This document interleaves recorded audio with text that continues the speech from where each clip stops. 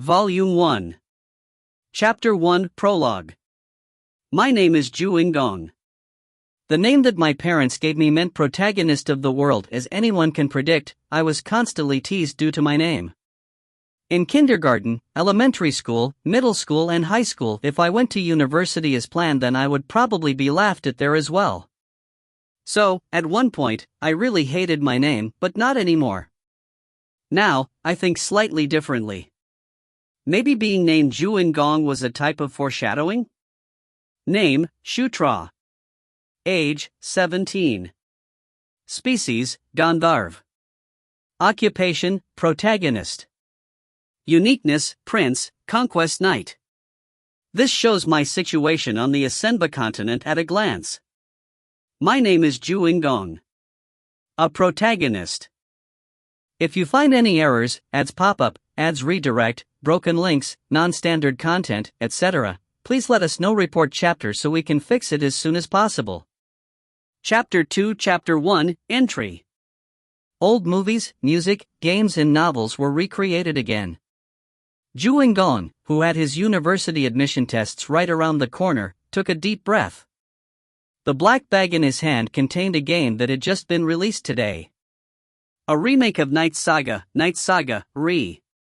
Knight Saga was Joo In-gong's favorite game.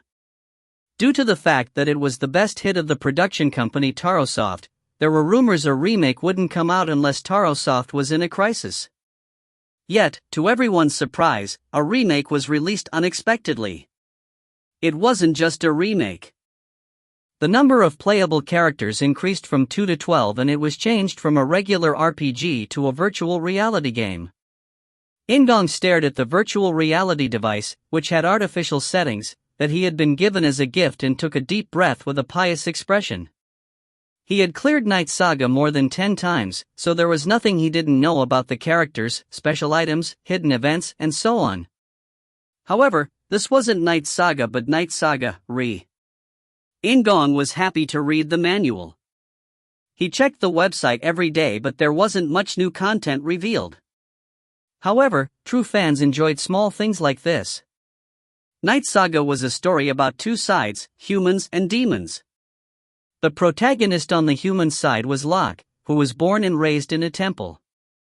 The main character on the side of the demons was Zephyr Ragnaros, the son of the Demon King. Either way, the progression of the game was similar. The main character traveled around the world leveling up, collecting items and gathering subordinates to achieve their purpose.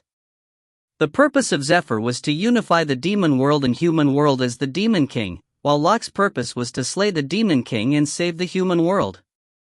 Yet, in Knight Saga, Re, the number of characters that could be played had increased significantly.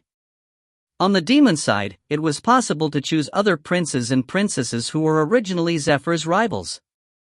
On the human side, it was possible to choose Locke's companies or rulers of other countries. After reviewing the newly added characters, In-gong gazed toward the virtual reality device that was reminiscent of a white tube.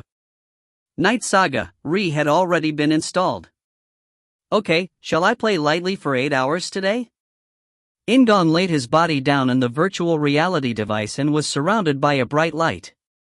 And the first thing he saw when he opened his eyes was a roof.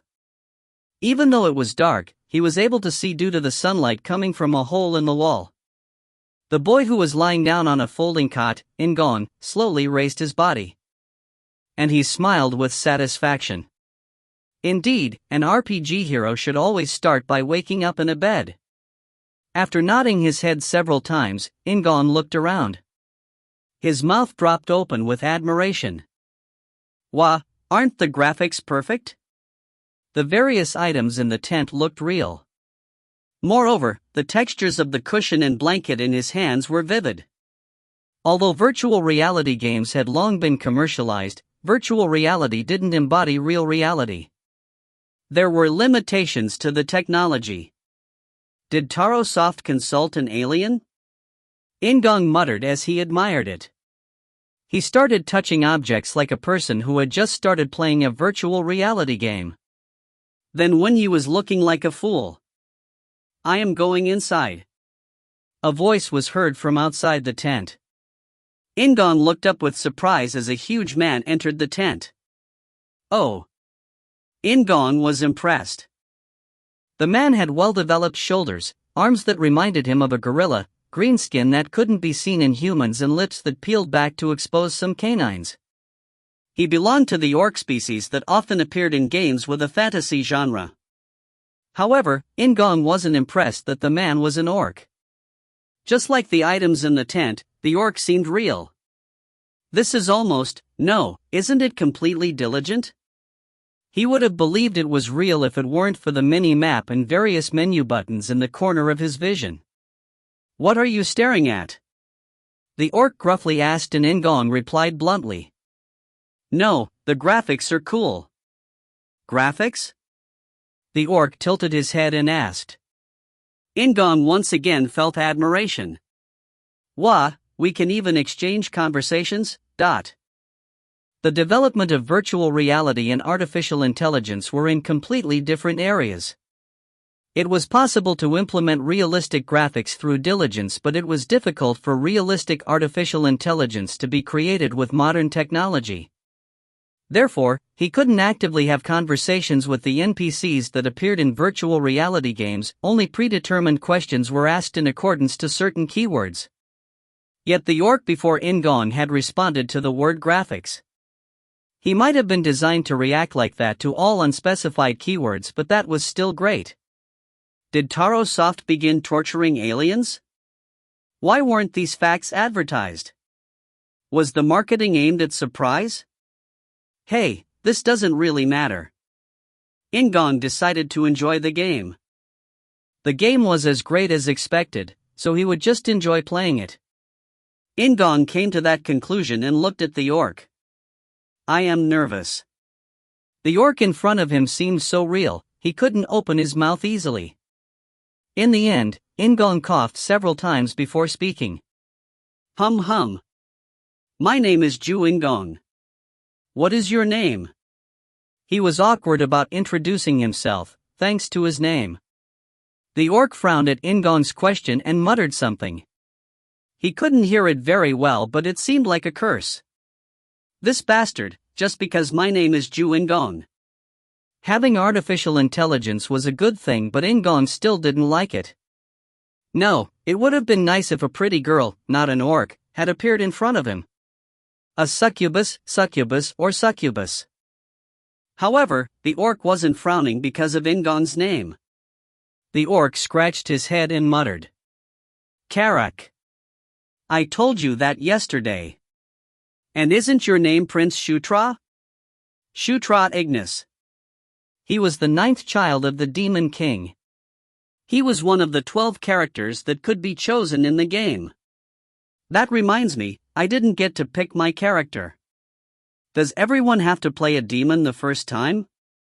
In-gong recalled the story of Knight Saga, that was originally from Knight Saga. He was a prince who was a bit weak and had no power. He was like Yen Baihu from the Three Kingdoms series. I will be waiting outside. The male orc, Karak, clicked his tongue and turned around. In-gong stared at the back of Karak's head. I didn't want to start with Shutra. He didn't have any dissatisfaction with Shutra himself. His style was just on the other side. Can I change the character? Knight Sage, was a remake, but it wasn't the same exact game as Knight Saga. There was no need to select a difficult character on the very first gameplay. Would Taro Soft really make the first gameplay a fixed character? There might be a bug, or it is my mistake. If it was a fixed character, it ought to have been either Zephyr Ragnaros or the Warrior Locke, who were the main characters. I will save and exit the game to search up some information. The game was just released today, but there should be information about the characters. Moreover, if it was really a bug, Taro Soft would have posted an emergency announcement. In-gong reached out and touched the menu button located in the corner of his vision. A white light then unfolded before him. Name, Shutra Ignus. Age, 14. Species, Gandharv. Occupation, protagonist. Uniqueness, Prince/Conquest Knight. Level 1. Strength 5. Intelligence 5. Agility 5. Talent 5. Persistence 5. Durability 5. Mental power 5. Magic power 5. Charm 5. As expected from the Yen Baihu of Knight Saga. All the stats are poor. An ordinary village person A would have 10 stat points, so his stats were poor considering his age. How could a prince be weaker than villager A? By the way, my occupation is a protagonist? Is this really a bug? In-gong frowned as he gazed at the buttons next to his status window. There was no save or load button. In-gong swallowed his saliva and gazed at the menu window again, but it was useless. Crazy, there is no button to end the game. In-gong urgently tried to call the menu of the virtual reality device itself, however, it didn't work. The system button for forced termination specific to the device wasn't shown. Calm down. Calm down, In-gong. In-gong took a deep breath and counted sheep in his head. There are two possibilities. First of all, he was trapped in a virtual reality. There was an incredibly deadly bug involved with Tarosoft software. From a practical point of view, this was the only possible answer. That possibility wasn't bad for In-gong. If that was the case, there was a chance he would be rescued. However, In-gong was concerned about other possibilities. This wasn't a game but reality. Just like a novel or comic book, he had entered the game world or a game-like world. It really sounded crazy. He couldn't say it despite playing many games. Yet, there was a reason for In-gong to believe it. It is too real. The surrounding sights could only be described as reality. The orc, Carrick, showed intelligent behavior. In-gong had said it before. No matter how much virtual reality games had developed, this level was unreasonable. Could he swallow his saliva and sweat in a game? In-gong thought it was just a game, but the graphics and artificial intelligence indicated that it might not be. He took one step forward and looked at himself. There was another more crucial reason. I'm not a Korean. He had a conversation with the orc without thinking, but now that In-gong thought about it, he hadn't been speaking Korean. It was a strange language that he shouldn't have understood. After covering his face with both hands, In-gong sighed and took off his pants. The reason wasn't to suddenly expose himself. In-gong took off his underwear and looked at his lower body. There isn't a mosaic. Knight Saga Re was a game for people 17 years and older, but the laws banned showing genitalia. However, his genitalia could clearly be seen.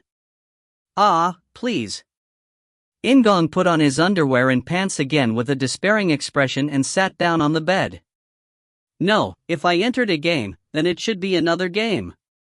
Eroge, damn. In-gong counted sheep again and tried to think positively. Yes, at least I'm not a monster character like an orc or ogre. Even if he was referred to as Yen Baihu of Knight Saga, he was still a prince. Someone born with a gold spoon. There were many positive aspects. The characters were introduced on the home page and Shutra was a handsome person.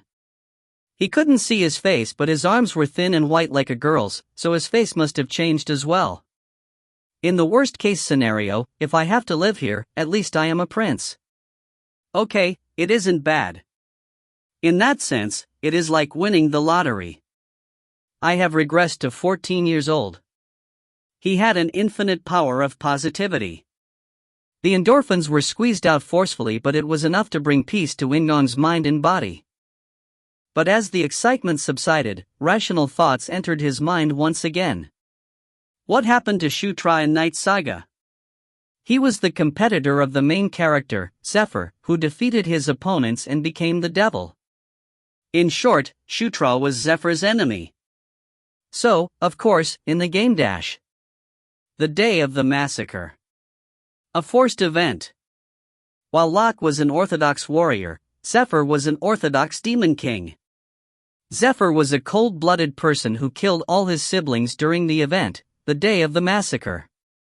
He was a madman who killed those on his side as well as his competitors.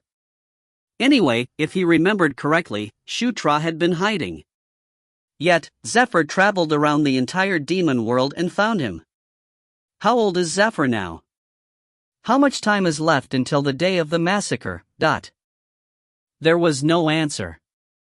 Right now, he had too little information. He didn't even know where this place was. Anaoshu?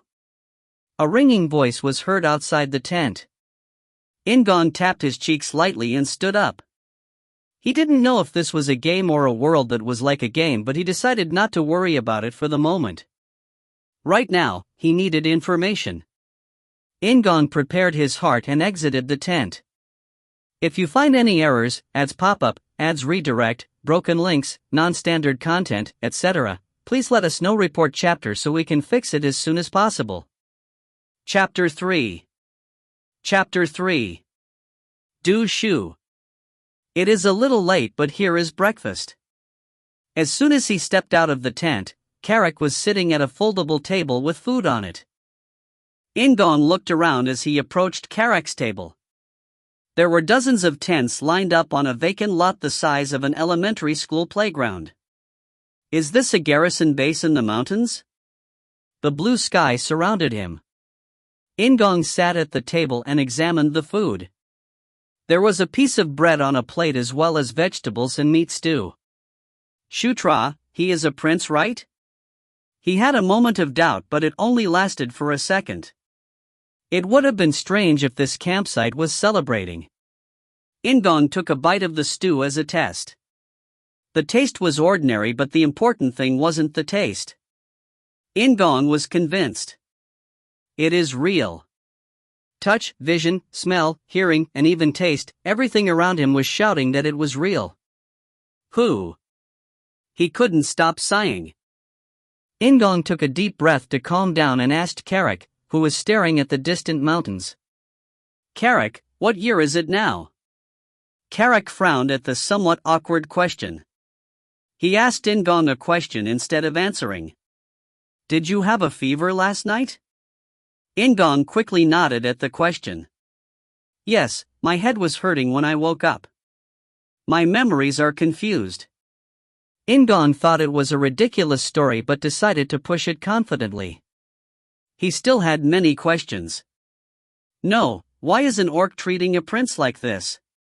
Even if he was a prince, Shutra was known as the Yenbaihu of Knight Saga. He had little power, weak magic power, no friends, no prospects, no subordinates, and no chance of becoming the heir. He was ignored. Even the country ignored him. Moreover, Carrick was an orc. Knight Saga's orcs were powerhouses and wouldn't follow a weak prince. Yet, this orc didn't ignore him. His character itself was just a little rough. In-gong couldn't ignore the relationship between Carrick and Shutra. Carrick frowned as he searched through his memories. Yes, it is currently year 512 and we are on the edge of the Jashuka Mountains. Prince, you came here for some practical experience. We just met yesterday. Practical experience? Is there a war going on right now? Carrick's expression changed at In-gong's question. Unlike before, he was looking at In-gong with seriously worried eyes. That fever, was it really serious? Just answer me. In-gong knew that he seemed strange. He was acting like a patient with amnesia. Luckily, orcs were simple, so Carrick continued talking after a moment. The Red Lightning Orc tribe is causing chaos in the area. They think they can get away with it because they are acting on the outskirts. Anyway, an army was sent to the center and another prince and princess came alone. I became in charge of prince. Then where is the other prince and princess? They were each given command of one unit. Prince Chris is in that area while Princess Caitlin is over there. Chris and Caitlin. The Demon King's 7th and 8th children. They were the children of the fourth queen, Elaine Moonlight, queen of the lycanthropes. They gave me a hard time when I was playing Zephyr. Their forces weren't that strong by themselves, but the lycanthropes were tricky to deal with. In particular, Chris and Caitlin were uniquely strong among the lycanthropes. They are still young. He didn't know their exact ages, but he was younger than Caitlin and Zephyr. Chris was only a few years older than Caitlin.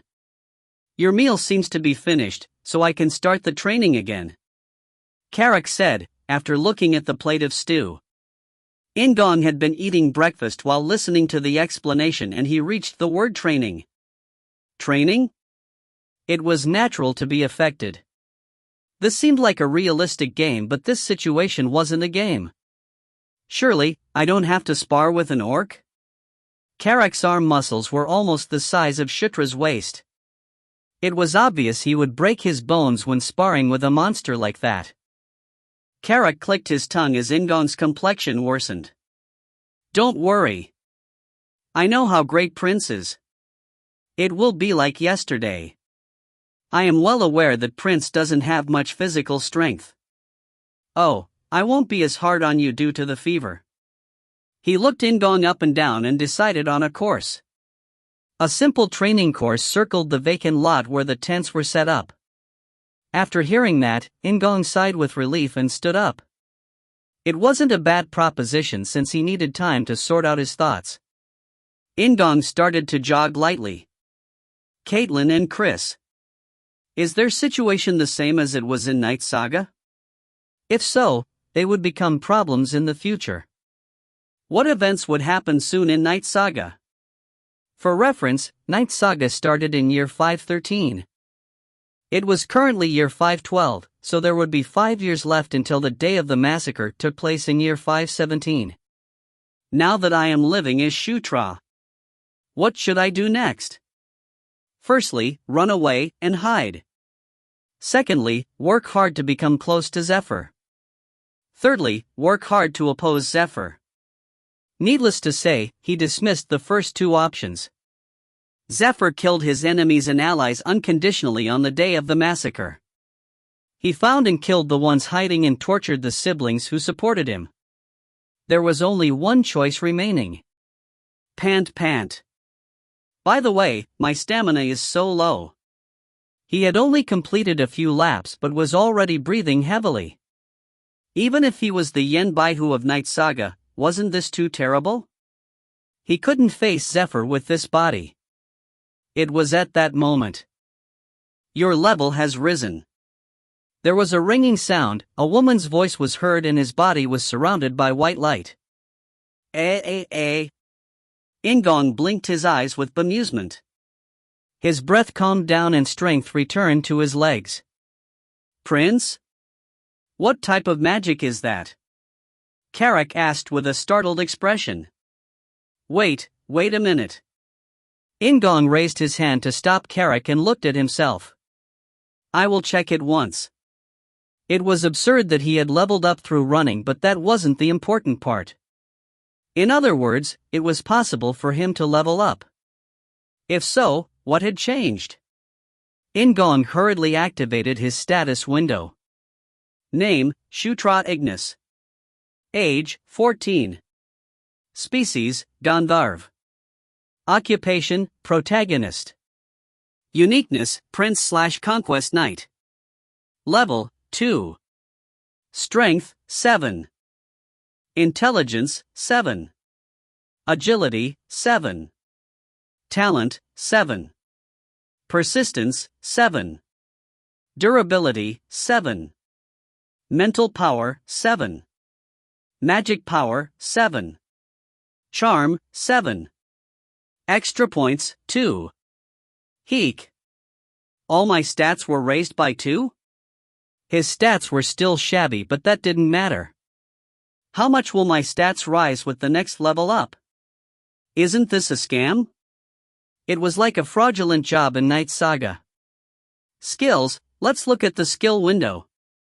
In-gong's hands trembled as he opened the skills window. Conquest LV-. Protagonist correction LV-1. They were skills that he didn't know. Moreover, the skill conquest was deactivated for some reason. If protagonist correction is what I think it is this right? It seemed like a passive skill, but unfortunately, there wasn't any explanation. And what is conquest? Ah, that reminds me. The uniqueness stated that he was a prince and conquest knight. Conquest was obviously a skill related with conquest knight. My level rose. It also seems like I can use skills. It wasn't just that. He hadn't thought about it, but features like the mini-map were still active. The finishing strike was the inventory feature. In-gong instantly picked something up. Store. He mumbled in reaction. The item in his hand disappeared and appeared in the inventory. Stone. A success. It worked. In-gong formed a fist and cheered. Prince? Carrick called out, but In-gong didn't pay attention to him. He wasn't just excited about the inventory feature. Shutra was definitely the worst prince, but what would happen if he kept leveling up? The mini-map and inventory features were also amazing. Depending on the way they were used, truly magical things could happen.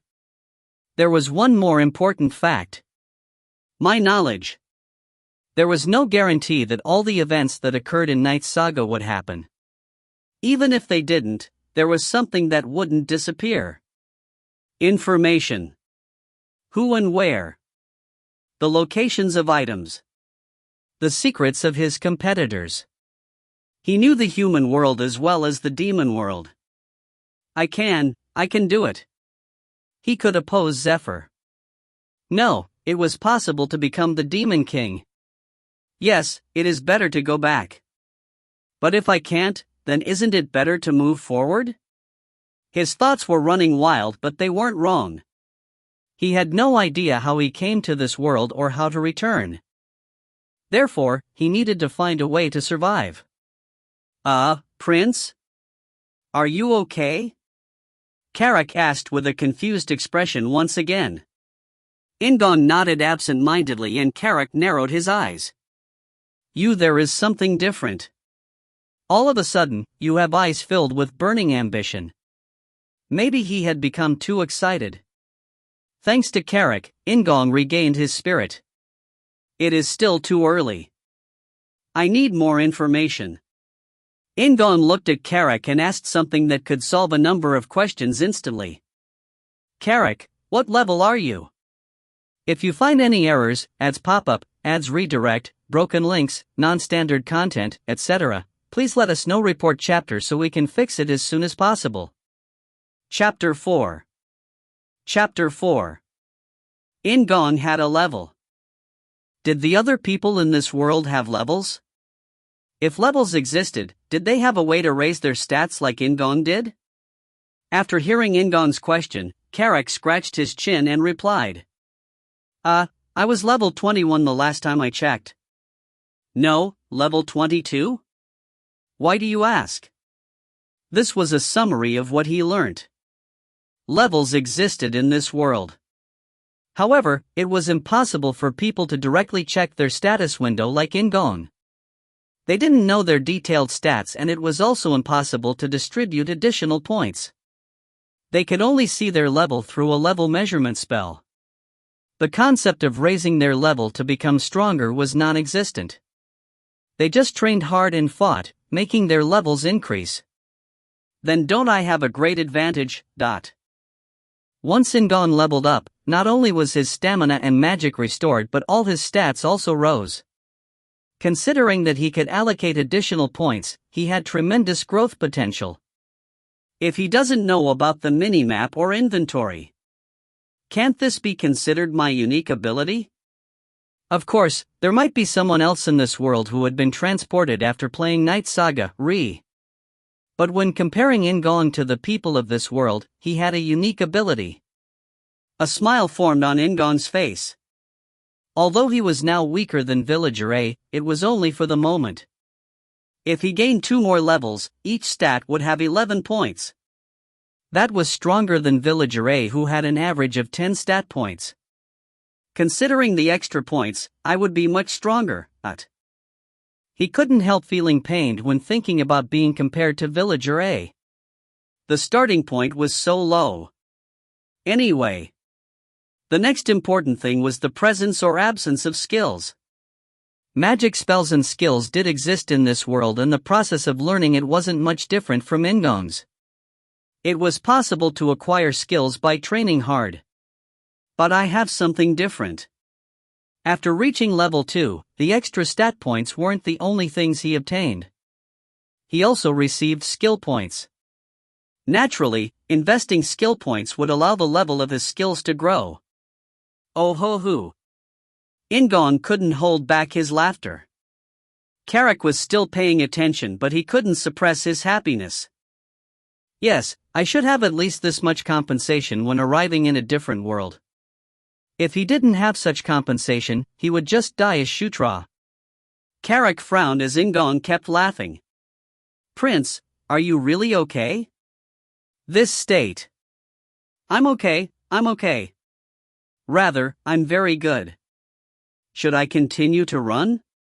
He wondered how many levels he could gain just by running. However, Carrick glanced at In-gong and shook his head. No. You seem a little strange, but you are more energetic than before. Carrick turned and guided In-gong to an open space. I heard that Prince can use a sword. Can you show me? He was given a wooden sword. It seemed like a toothpick in Carrick's hands, but it was heavy to In-gong. You want to see my swordsmanship? Just swing it a few times. I need to know what level you are at. It was quite a rude demand, but Carrick didn't seem to be insulting him. The running made it clear that Carrick was training him. I'm going crazy. In reality, In-gong had never learned kendo. At best, he would playfully spar with friends using a broom when it was cleaning time. In-gong grasped the wooden sword in a neutral position and took a deep breath. Then he swung the sword like a baseball bat. You have learned basic swordsmanship LV1. Ha! In-gong stood there looking at himself instead of swinging the wooden sword. He opened the skills window reflexively and invested his skill points without any hesitation. Basic swordsmanship LV2. There were no physical changes. However, In-gong recognized it instinctively. I have changed. No, I've learnt. He changed the way he held the sword. He increased the gap between his legs and for the first time, made a clear trajectory with the sword. Carrick made a sound. In-gong was enjoying it a little bit and asked. What is it? No, your movements are suddenly good. So, he tilted his head to the side. His face seemed like he had witnessed something incomprehensible. In-gong couldn't help grinning happily at Carrick's reaction. Okay, I really can do it. He could become stronger. He would move forward faster than anyone else. This fact was very important. In-gong couldn't do anything unless he was strong. Let's assume that modern people entered the game world of the Three Kingdoms. How would he become the ruler of one of the Three Kingdoms? Of course, he would collect talents. No matter what, he would try to secure Zhuge Liang and Liu Bei. If he had Zhuge Liang and Sima Yi under his command? Or a team consisting of Guan Yu and Zhang Liao? Zhang Fei and Su Chu would also be amazing. But there was one problem. It was meaningless if he didn't know where to find them. Didn't Liu Bei need Zhuge Liang in a remote village? Didn't Yan Baihu find Sun Tzu in a brothel? In-gong couldn't say anything. If he had Liu Bei or Zhuge Liang, he would be able to deal with his brother easily. The Yan Baihu of Knight Saga, Shutra, had to find some good people. Otherwise, he might suffer. Therefore, I have to be strong. I must also determine their locations. He was the youngest prince who didn't have strength or power. In-gong needed to utilize the information he had to create a position of strength. Your level has risen. He had kept swinging his sword while thinking. It seemed like he was growing rapidly. In-gong was one step closer to the stats of Villager A, so he wielded the sword again. His stamina was restored thanks to the level up and he kept wielding the sword for a while. Can I reach level 5 if I keep swinging for today and tomorrow? Carrick said that Shutra came here for practical experience. So he had to raise his level as high as possible before leaving. Come to think of it. The first encounter. Chris and Caitlin were in charge of different unit. Then was this something like a joint operation? Carrick, I was wondering something. What? Are there any plans to fight? I should have plans for a meeting with Chris and Caitlin. He thought that a meeting might be a little difficult. He wasn't In-gong but Shutra in this place. What if the two people hated him? Would it be surprising? No, could he change anything in the first place? Wasn't it only his outward appearance that was the same as Shutra? Something bad could happen. He could use the excuse of a fever with Carrick because he was an orc, but Chris and Caitlin were different. He needed to prepare before he met them. Carrick replied to In-gong's question. Of course there is a meeting. Don't you remember? No. Anyway, when is it? Surely, there wasn't a meeting every day, right? In-gong stared at Carrick who replied bluntly. Today. If you find any errors, ads pop-up, ads redirect, broken links, non-standard content, etc., please let us know. Report chapter so we can fix it as soon as possible. Chapter 5, Chapter 1, Entry Number 4. Chapter 5, Chapter 1, Entry Number 4. No, if it's so important, why didn't you tell me until now? You didn't ask and I thought you remembered. He didn't ask. Yes, he certainly didn't ask. Carrick's reaction was natural.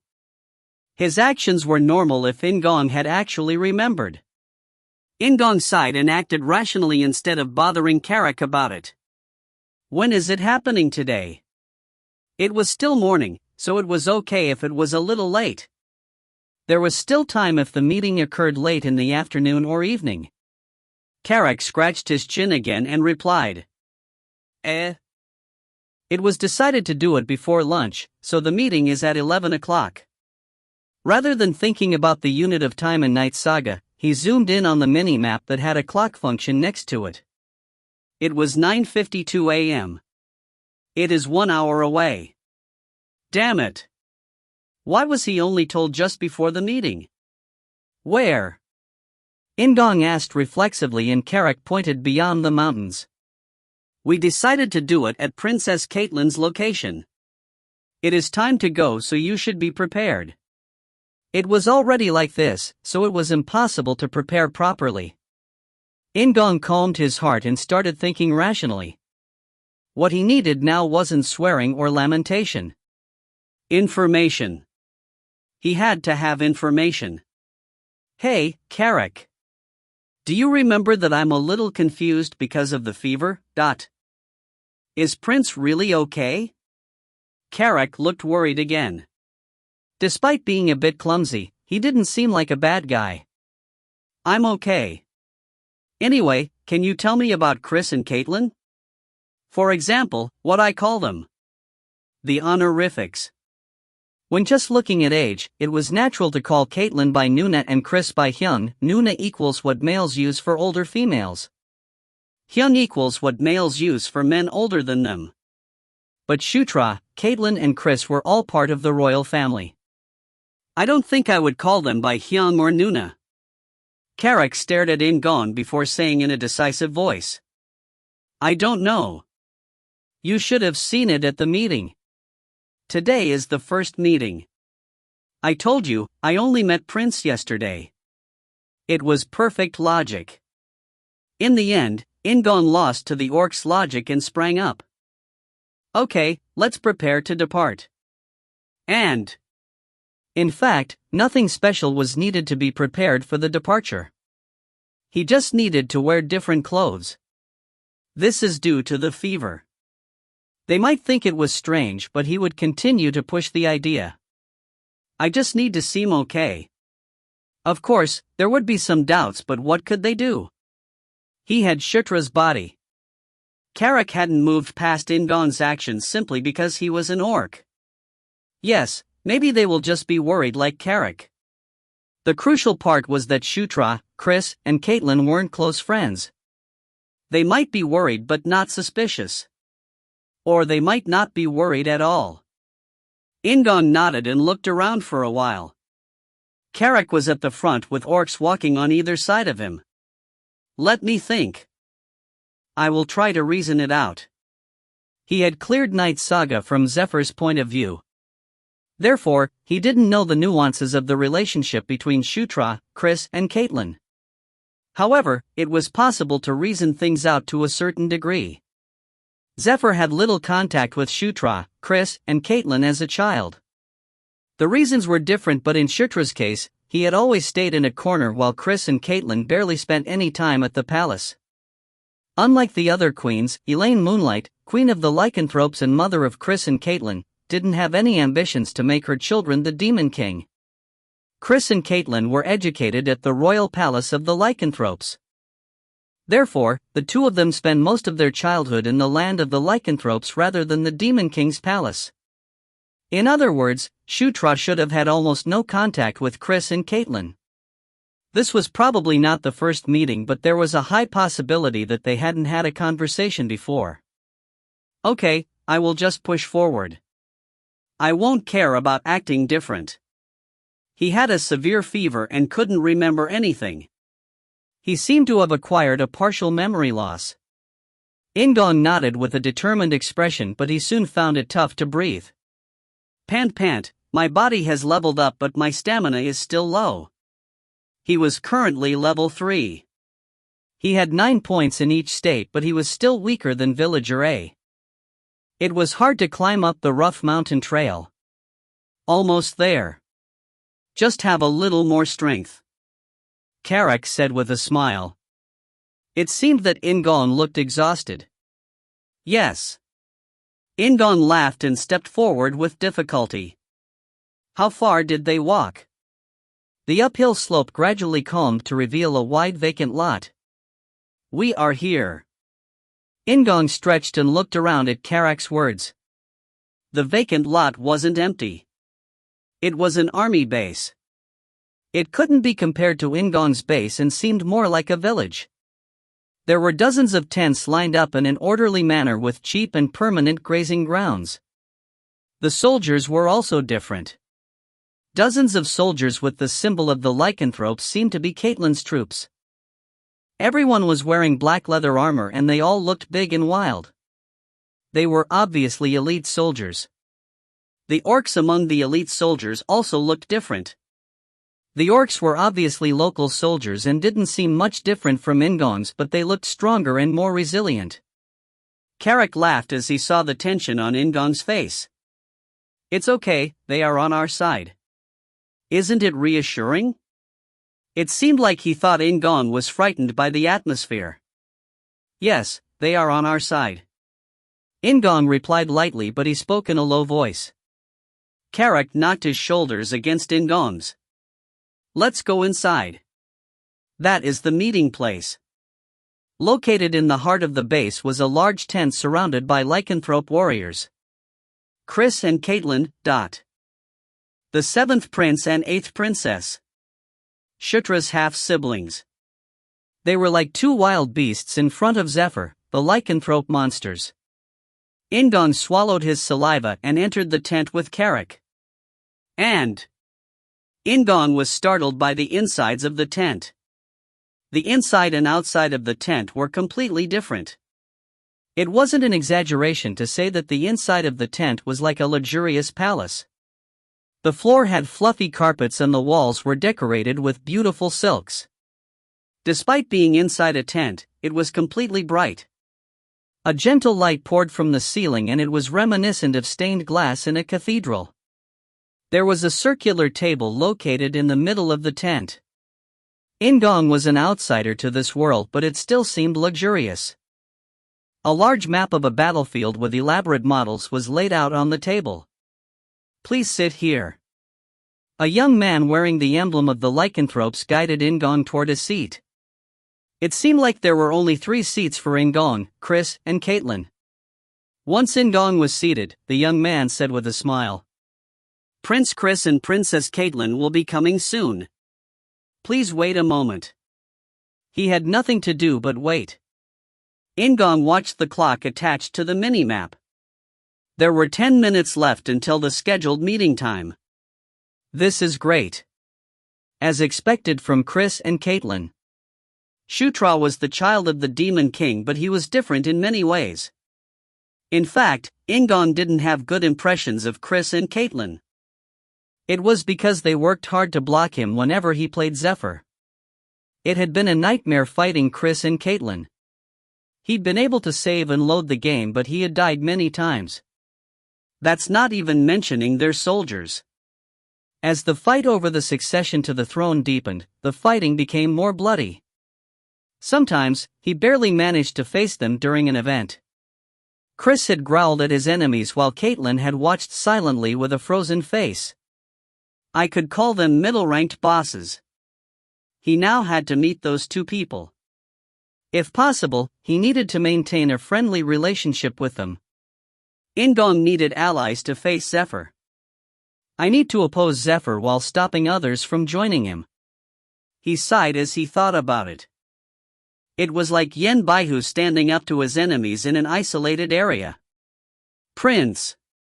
Karak's low voice snapped him out of it. He jumped with surprise and heard voices outside the tent.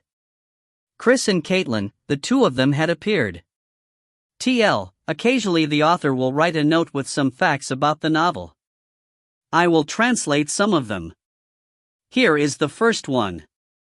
I will explain it again, but let's talk about something in advance. The children of the Demon King take their mother's surnames. They will only take the name of their father if they are confirmed as the next king or official heir to the king. If you find any errors, ads pop up, ads redirect, broken links, non-standard content, etc., please let us know. Report chapter so we can fix it as soon as possible. Chapter 6, Chapter 1, Entry Number 5.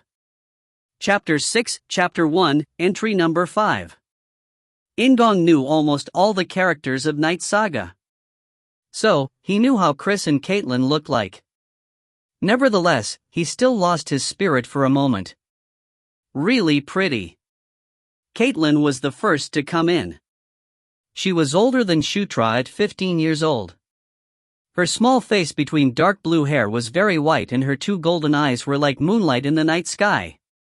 She wore leather armor that clung to her body as well as a blue cloak. She stared at In-gong with a cold smile on her face. They stared at each other for a few seconds. In-gong was trying to think of something to say when he heard the voice of salvation. Go in quickly. Don't block the way. Chris appeared behind Caitlin and carefully pushed her aside. Caitlin looked at Chris before sitting down and he just laughed. Just like Caitlin was pretty, Chris was handsome. He had golden hair that looked like a lion's mane, while his blue eyes were both playful and wild.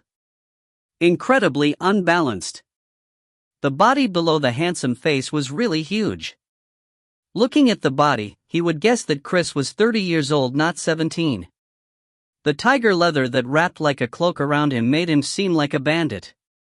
Once Chris was sitting down, a few people came in and stood behind Chris and Caitlin.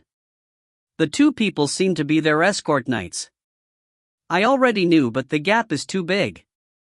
Shutra didn't have a proper escort knight.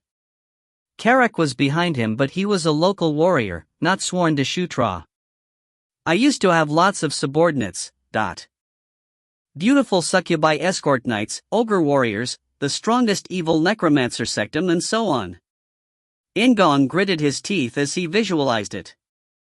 He would think of them all as enemies now. No, I will somehow take them away. I will make those kids listen to me. Of course, the trivial fact that he raised them in a game was ignored. Where are those kids now? Prince. Karak's low voice interrupted his thoughts. In-gong recovered his spirit and immediately sat straight. It has been a while. Caitlin spoke first. Her voice was a little hard and distant. Chris laughed again. It has been a long time, but isn't this the first time we are talking face to face?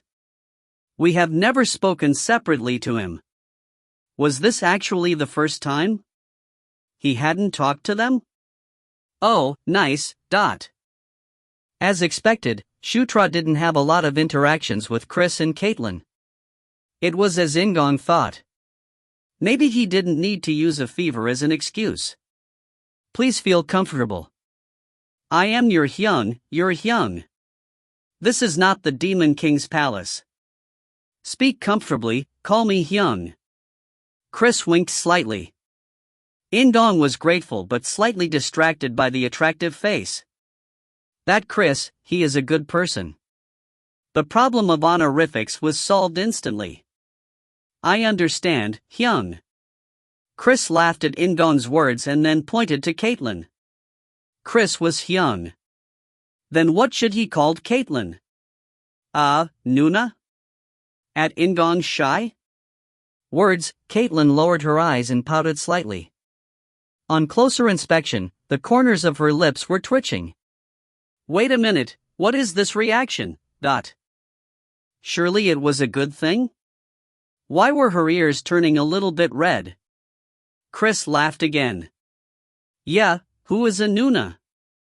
There is only a few months' difference between the both of you. Caitlin was embarrassed while In-gong was taken aback. Are they really Chris and Caitlin? Aren't they mad beasts? I will talk about the operation. Caitlin interrupted In-gong's thoughts. She stood up and pointed to the map of the battlefield spread out the table with her long fingers. Currently, I have identified the location of the Red Lightning Tribe. I will be here while Chris Appa will hit here. The blue models were allies while the red models were enemies. As he listened to Caitlin's explanations and watched the map, he heard the clear voice of a woman in his head.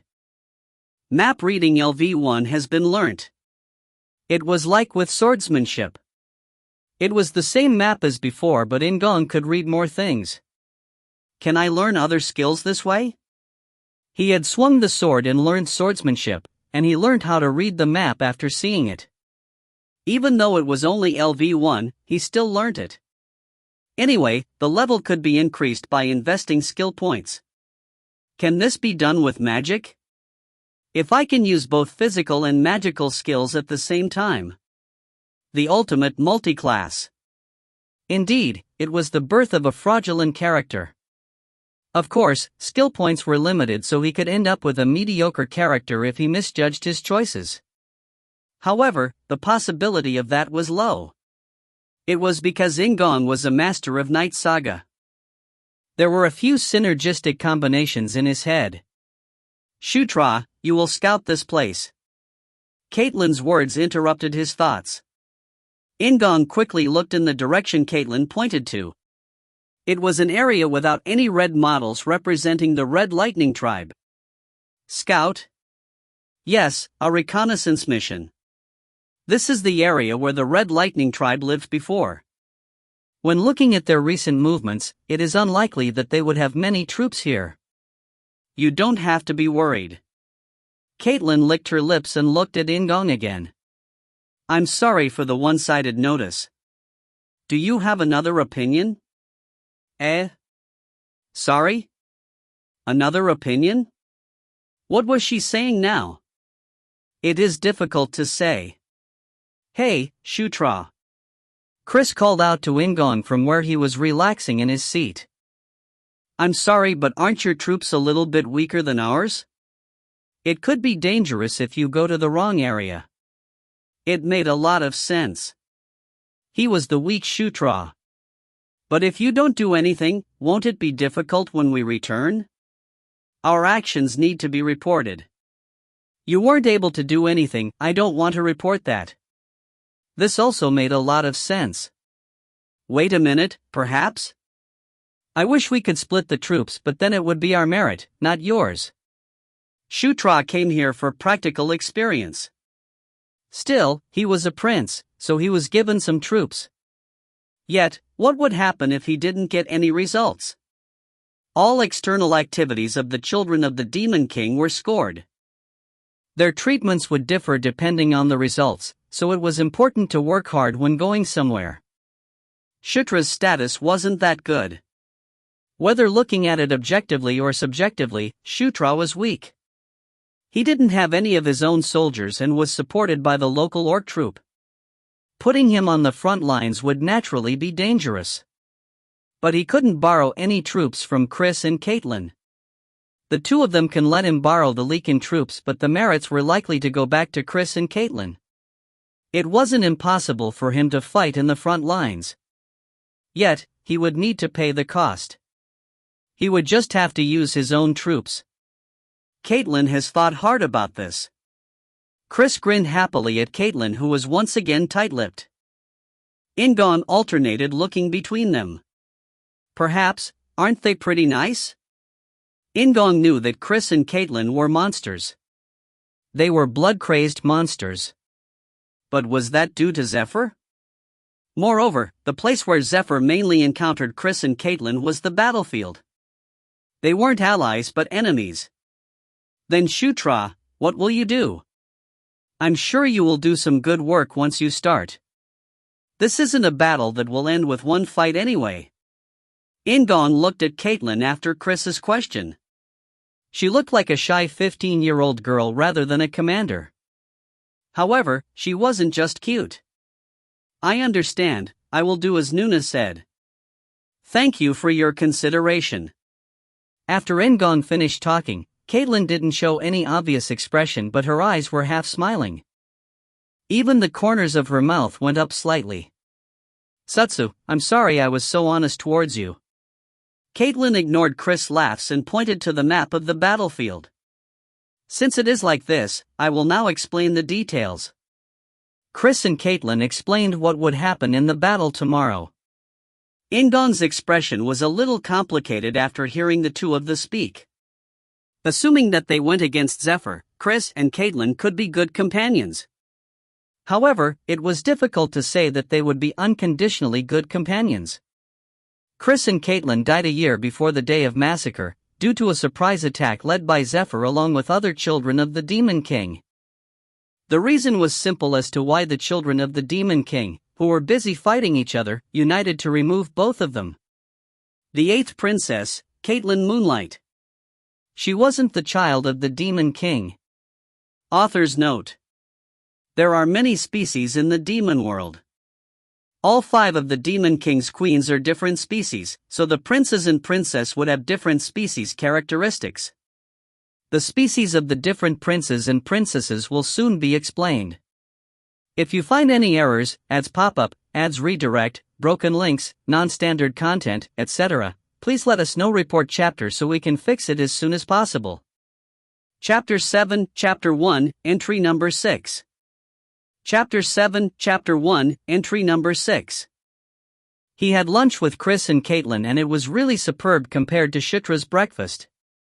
It seemed like they had brought their own chefs to the battlefield. After the things were finished, In-gong returned to his base with Carrick. Wasn't it Zephyr who uncovered it in the game? The secret of Caitlin's birth. She was the illegitimate child of the 4th queen, Elaine Moonlight, and Gallied, one of the 5 captains of the Demon King's palace. Zephyr was an orthodox member and didn't let this fact go. He incited his other siblings to unite together and raise troops to get rid of Caitlin, Chris, and Queen Elaine all at once. Caitlin, Chris, and the 4th Queen Elaine resisted, and as a result, both sides received heavy casualties. Chris, Caitlin, and the 4th Queen Elaine died. The lycanthropes became virtually extinct. The forces of the other siblings who competed with Zephyr were weakened. Zephyr, who stirred up the conflict, watched with his hands behind his back and received mild damage. After that battle, his power was firmly established. In other words, it would be good for In-gong if the Caitlin Purge event didn't happen. Or I can use it. In-gong frowned at his merciless thoughts. He had talked to Chris and Caitlin for a while and ate their rice. To be honest, he was more overwhelmed by Caitlin than Chris. Her face flicked before him. I don't know. It is still far away. Let's solve this situation first. It was still far away. It would happen in a few years, so he could think about it later. Whether I decide to use them or not, I need to raise my own power. The same conclusion from this morning emerged. He could only start doing things once he raised his strength. Carrick, please prepare a team for scouting. It will be enough if we eat and leave tomorrow morning, right? That is great. Carrick nodded with a bright face. He was quite satisfied with the meal received at Caitlin's base. Indeed, I acquired the gourmet skill. Gourmet LV1. It wasn't helpful in combat, so he wouldn't actively raise the skill level. What is good? Isn't it just developing the mouth? Then is it bad? They were futile worries. In-gong cleared his thoughts and once again said to Carrick, "Then I will take a break. Later on, let me fill my stomach with some cows for dinner." Understood. In-gong left Carrick and entered the tent. Now that he was alone, a sigh emerged without him knowing it. He had truly entered the game, or he had arrived at a different world that was just like the game. There was no explanation about why this happened. In-gong wondered why he had a game-like ability. His job was a protagonist while his uniqueness was a conquest knight. In-gong had these questions but decided to set them aside for the moment. I will train with the sword. From the time being, the most important thing was improving Shutra. He had to do that while gathering subordinates and investigating. In-gong took out the wooden sword. And the next morning, In-gong reached level 5. And will you be okay today? Carrick asked after eating breakfast and leaving the garrison. He was smiling but his eyes looked worried. Yes, I will be fine. He was a crude, oversized orc, but In-gong had become accustomed to it. Carrick shrugged at In-gong's answer. It seems like someone has changed overnight, although it is a good thing. Carrick had only known Shutra for 2 days. Instead of responding, In-gong looked over the soldiers. There was a total of 31 troops under In-gong, including Carrick. They were all orcs. They were local troops, led by Carrick, that were assigned to In-gong. Anyway, I want to continue training. In fact, In-gong spent all of last night leveling up. He had suddenly appeared in another world, so he couldn't sleep. However, he found it enjoyable swinging the sword and didn't look at the time. The result was visible. Moreover, he grew faster because he was low-leveled. He couldn't help feeling happy. It was like studying and seeing his rank rise significantly in a national high school. I want a sword. I want to level up. Fortunately, he had leveled up this morning, so he was in the best condition. He was able to swing the sword all night despite Shutra's low stamina because his stamina was restored when he leveled up. Ho, my name is Joo In-gong. I am 1.3 times stronger than Villager A. In-gong currently had an average of 13 stat points. He was stronger than an ordinary Villager A. He intentionally left his additional points and skill points alone. It would be more difficult to level up at higher levels, so he didn't want to waste the additional points just yet. I will save it for later. The same was true for his skill points. He could learn many skills if he concentrated. How do I learn magic or psychic abilities? Do I need a separate teacher? As he went through his troubles in his head, he arrived at the area that he was supposed to scout. The scouting area Caitlin assigned him was originally where the Red Lightning tribe used to live. It was an area that the Red Lightning tribe abandoned due to strategic reasons. It couldn't just be left alone. Yes, I can't come all the way here just to write a report on scouting. Caitlin said there wouldn't be a big threat, but he wasn't completely reassured. In-gong put aside his desire to level up and searched the surroundings vigilantly.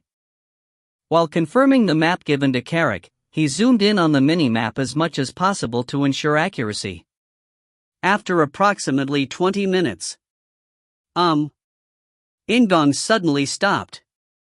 Carrick quickly stopped the soldiers and asked In-gong, "What is it? Is it too hard? Are your legs sore?" He seemed to be seen as quite a big weakling.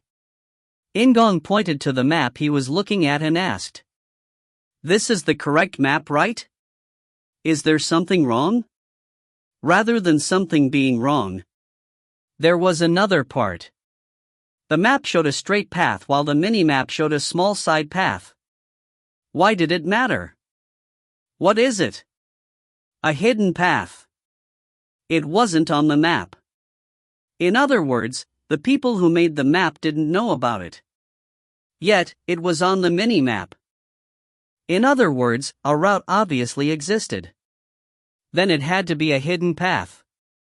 If this is a game, then it will be an event.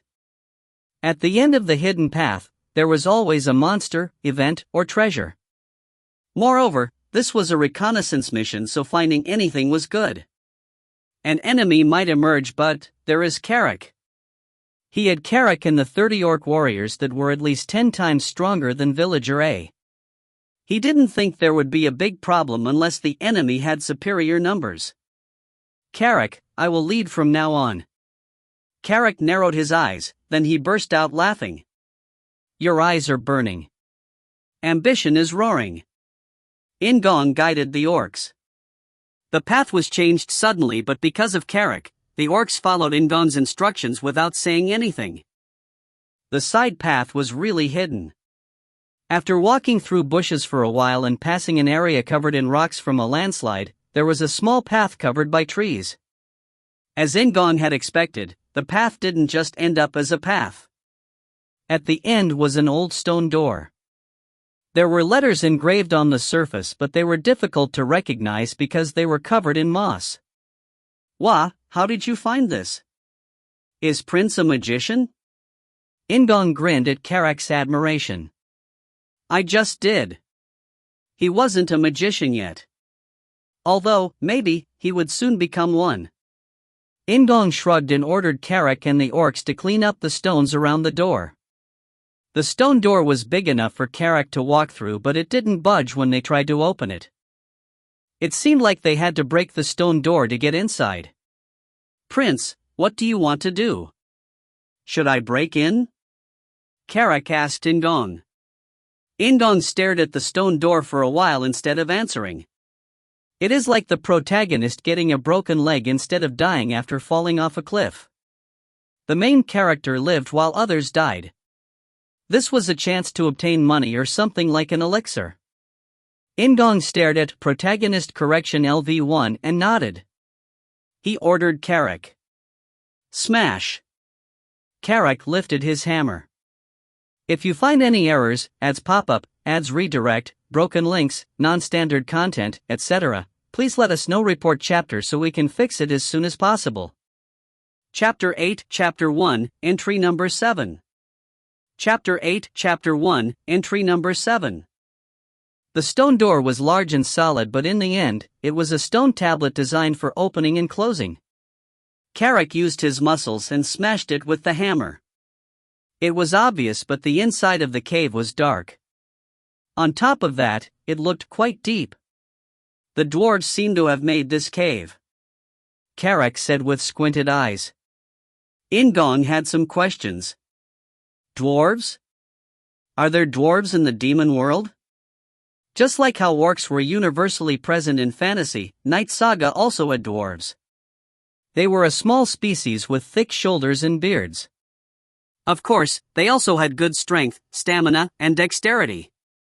He'd been able to meet quite a number of dwarves when playing the human Locke. Right now, there was a dwarf among Locke's companions. However, it was different when playing Zephyr. Dwarves didn't officially live in the demon world. Carrick was dumbfounded by In-gong's question. It seemed like he was surprised by something other than the question. Why? No, you don't remember your name, but you know about dwarves. In-gong glared at him and Carrick laughed awkwardly. I heard that they used to live here a long time ago. The Jashuka Mountains are slightly close to the human world. Did they move as a group? That's what I heard. Well, it was a few hundred years ago, so no one knows why. It made sense. In-gong nodded and Carrack continued. Well, I think this is a dwarf cave. After seeing the pieces on the door, does Prince think that it is impossible? Would orcs be able to punch through this cave? This place was the southern Jishuka Mountains. The cave required a large civil engineering work, not a simple labor force. The right skills were needed. Okay, let's go. Looking at the state of the door, it seemed like the Red Lightning orcs were unaware of its existence. It meant they were unlikely to meet orcs inside.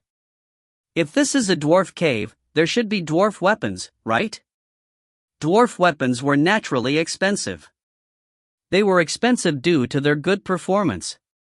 In-gong had used many dwarf weapons when playing Knight Saga.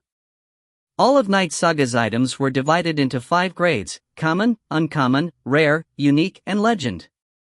It was roughly thought that every time the grade increased, the price would go higher by at least 10 times. Yes, they also play a role in winning a war.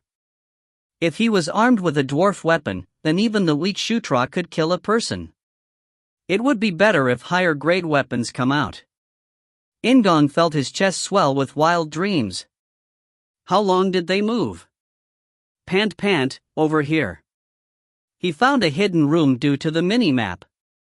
It was a room that was like an arsenal. However, there was one crucial problem.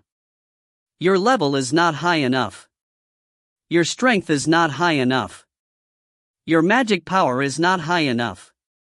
He kept on hearing similar messages when holding a weapon in his hand. They were too heavy for Shutra's thin arms. Some weapons also required a lot of magic power that Shutra didn't have. Of course, it was possible to swing them. However, it would be impossible to show the weapon's true performance. A weapon that couldn't be properly used would cause more harm than good. In-gong's fantastic dreams faded away. It was an inevitable result when he thought about it. Would a red hare be able to defeat a white tiger? Nobody could draw Excalibur until King Arthur pulled it out. In order to use a good weapon, one had to be a good person. Although I can try one thing. In-gong picked up a dwarf weapon and placed it into his inventory. If he held it and thought bag, then it would enter his inventory. In-gong placed all the weapons into his inventory one by one. Carrack stared at him from behind with wide eyes. Prince? In-gong grinned. It was natural to be surprised. A weapon disappeared once In-gong held it. However, In-gong wasn't shocked and just repeated the work silently. Takes the spoils. Later, it would be good if Carrack, no. Carrack, pick one right now and I will give weapons to the ones who show some merit. If an enemy appeared, Carrack would be the one taking the lead in a fight. Naturally, Carrack needed a good weapon. Of course, it wasn't the same for the other orcs fighting. Then should I swallow it quickly? It was normal for the protagonist to get more of the loot. However, In-gong was currently a prince. It didn't matter if Shutra's status was slightly different from Chris and Caitlin. Carrack's eyes shone as he picked a weapon, then went back to gawking at In-gong who was making the weapons disappear. Prince, are you really a magician? A prince should know a few magic spells. He was a prince of the demon world, not a magician. He needed to make Shutra grow. Anyway, In-gong continued to fill his inventory and managed to sweep up all the dwarf equipment in the arsenal. This is just the equipment. He hung a dagger that Shutra, who was slightly stronger than Villager, could use on the belt at his waist and wore a shirt made of thin chains. He tried to wear a helmet but he quickly gave up since it was too heavy. Prince, should we keep going? Carrack, who was holding a big axe, asked with a face half filled with joy and anxiety. The passage was really crowded due to the 31 big orcs. No, it felt really difficult to breathe. In-gong looked at the passage that was 4 to 5 meters wide and nodded. From the start, our mission was reconnaissance. Let's keep moving forward. Weapons and treasures could pop up again. In-gong activated the mini-map and took the lead with Carrick. After approximately an hour, as they walked through the long passage, there were a few more empty rooms but no treasures or weapons. In-gong scratched his chin and stared at the mini-map that seemed to go on forever. Isn't this cave too long? Aren't we just going through the mountain? It didn't matter if they were penetrating through the mountain. The important thing was the location of the exit. If it was the wrong place, they might end up in the area of the Red Lightning Tribe. Would that be bad? If they had the element of surprise, it might turn out well. Of course, In-gong didn't intend for the 31 orcs to jump in the middle of the enemy. He was just going to check where the exit led to. By the way, I want to learn magic. Learning a skill didn't seem that difficult after his experience with the swordsmanship and map reading skills. The problem was who would teach him. I should get a magician. He was a prince of the demon world but no one around him knew how to use magic. Can Chris and Caitlin use spells? They probably have many people who can use magic around them. Should I ask Caitlin to teach me? If he asked Zephyr to teach him magic, Zephyr would probably stab him with the sword. However, Chris and Caitlin were different. It was highly likely they would teach him. I would prefer Caitlin instead of Chris, but if they had the same value, he would prefer the one in the skirt. In-gong was visualizing Caitlin's pretty face when he saw something. There was still darkness in front of him that the torch couldn't reach, but the mini-map showed a stone door lying beyond the darkness. The exit. Once In-gong spoke, Carrick stopped in place and raised his hand. The trained orcs stopped in place. Just like the entrance, the exit was likely to be sealed. Should they break the exit and check the situation, or return? In-gong folded his arms and thought for a while. It was at that moment. A loud sound was heard in the darkness. Light came leaking from the exit. Hurry! That mad witch is following us. Calm down, Kai-chin. I know of this passage despite never seeing it before. That witch won't be able to come after us. The voices of orcs could be heard and In-gong and Carrick stared at each other. There was a sound and the stone door collapsed. Their eyes had been accustomed to darkness when the light poured in. In-gong frowned. Many things were rushing through his head. Orcs had appeared at the exit. Kai-chin, a high-ranking member of the Red Lightning Tribe. Beyond the mountains. A crazy witch was chasing them. Caitlin. As In-gong expected, the cave was connected to the rear of the Red Lightning Tribe and today, Chris and Caitlin were attacking their camp. In other words, Kai-chin and the orcs were soldiers who ran away from the battlefield. The orcs on both sides were surprised. Carrick hesitated before he lifted his axe and his orcs also raised their weapons. In-gong turned his attention towards the mini-map. The mini-map showed the number of enemies. Prince! Retreat! Carrick shouted. In-gong heard it as something dug into his chest. Cough! Prince! An orc aimed a wolf-bone staff and cast something in In-gong's direction. In-gong collapsed to the ground while Carrick started attacking with a vengeance. The orcs followed him. Kohik, Kiak. In-gong staggered while falling to the ground. He was in too much pain. It was fortunate he was wearing the chainmail shirt. Magic? No, psychic powers? There wasn't a chant, but there was a possibility it was a psychic ability. However, now wasn't the time to be thinking about something like this. He heard screaming and shouting as the fighting started. Get up! I have to get up. In-gong got up. He zoomed in on the mini-map to check on the situation.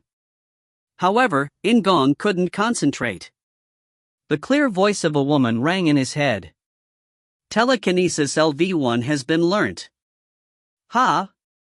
Telekinesis. In-gong looked down at his chest. If you find any errors, ads pop up, ads redirect, broken links, non-standard content, etc., please let us know. Report chapter so we can fix it as soon as possible. Chapter 9, Chapter 1, Entry Number 8. Chapter 9, Chapter 1, Entry Number 8. Telekinesis? Is it really telekinesis? No, did I really learn it? Knight Saga had several powers. There were those who, like warriors, acquired aura power to fight directly with their bodies. Magicians used the power of nature to cast magic. Unlike theoretical magic, mental power and psychic power were close to instinctual. The gods gave divine powers to their believers. People were born with the powers, but it was rare for someone to have psychic powers. Did I wake up a psychic power? Then can I wake up another power like aura? If I have divine power, can I awaken it? If it was as he thought, then it was truly a scam. Even Zephyr and Lot couldn't master all 4 powers. In-gong impulsively opened his skill window. Then he thought again because he didn't want to distribute his skill points too impulsively. No, I have to. Right now, it will be a big help if I put points into telekinesis. I must live. He was currently in battle. This wasn't the time to save his points. He needed to leave here alive to learn other powers. In-gong cleared his thoughts and looked up. The exit was much larger than the passage because it was located in a vacant lot. However, the dozens of big orcs made it seem narrow. Kwayak. Kuhang. Among them, Karak and Kai Chin were facing each other. The other orcs wielded their weapons and were busy dealing with the enemies in front of them. The orc that held a wolfbone staff and had hit In-gong with a psychic attack was fighting other orcs. We are being pushed. The mini-map showed that each side had similar numbers. However, a fight wasn't just about numbers. In-gong nervously swallowed his saliva and stared at Karak. He was having a tough confrontation with Kai Chin, a member of the Red Lightning tribe. Well done. As expected of Karak. It was worth giving that weapon to him. Cough. Kiak. Karak's orcs and the Red Lightning orcs screamed as they were killed. In-gong felt a sense of horror as he brandished his knife at a passerby and blood gushed out. Pant pant. In-gong started breathing heavily. Due to the telekinesis strike, In-gong was now on the edge of the battle. What should I do? Shouldn't I strike if I want some experience? It was unreasonable for In-gong to confront an orc. Although he was 1.3 times stronger than Villager A, an orc was many times stronger. Moreover, he had just learned swordsmanship, so a 1:1 melee confrontation was too much. However, he couldn't just watch. He was able to gain experience just by wielding a wooden sword. Therefore, taking part in an actual battle could make his level rise in a flash. I need to hold them off. How can I hold them off? He couldn't just lunge in and hit everything. Something else, something different. It had to be helpful. It wasn't in his nature to run away or hide from a fight. Should I increase the level of telekinesis? If he invested all his skill points, he could increase telekinesis to level 3. However, it was hard to know how much each level would cost. A lot of points are required for a skill like telekinesis. It might require more points after reaching level 2. He would be really upset if he didn't have enough to reach level 3. I can't just throw them all away on telekinesis. There was also basic swordsmanship. If basic swordsmanship reached level 4, it seemed possible. In-gong opened his skills window. However, unlike his original idea, he didn't touch basic swordsmanship. It was because he noticed something once again. Conquest LV-. An inactive skill. Conquest Knight was listed in the uniqueness section. He had never seen a Conquest Knight in Knight Saga before. What was a Conquest Knight? Furthermore, there was also a skill. Conquest. His heart started throbbing. He had never felt this before. It felt like something was surging in his chest. Punishment, obedience, governance. These words popped into his head. At that moment, everything before him became dark, and in the darkness, he saw a woman dressed in white. A woman with one red eye, one blue eye, long white hair and the adornment of a golden crown stared at In-gong. Do something. Hit him. The orc holding a wolf bone staff shouted loudly and pointed at In-gong. All the orcs, regardless if they were friend or foe, stared at In-gong with surprise. A pure white light was surrounding In-gong. Stop. Hit him. Watch the prince. Carrick was the last voice. Kaichin woke up from his amazement and aimed the hammer at Carrick. Prince? This was the first time the prince didn't listen when he was called. Carrick avoided the hammer desperately, and Kaichin then started running toward In-gong. Die. We must kill him. The son of the Demon King. A prince. Shutra wasn't weak, but Chris and Caitlin were incredibly strong. To Kaichin, who'd dealt with both of them, Shutra seemed like a terrible monster. Carrick chased after Kaichin. The orcs with opposing purposes flocked toward each other, one side to protect In-gong and the other to kill him. In-gong didn't notice any of the fuss. He was alone in a new world where only the woman in white could be seen. She said something, but he couldn't hear her voice. Darkness enveloped the woman, and the darkness covering In-gong's eyes soon faded away. Prince! Heek! Carrick shouted, and In-gong jumped back. Kaichin's battle hammer struck the place where In-gong had just been standing. Oh! Carrick struck Kaichin. A struggle between the two orcs occurred in front of In-gong. In-gong quickly grabbed the dwarf dagger. Instead of leaping forward recklessly, his instincts made him open the skill window.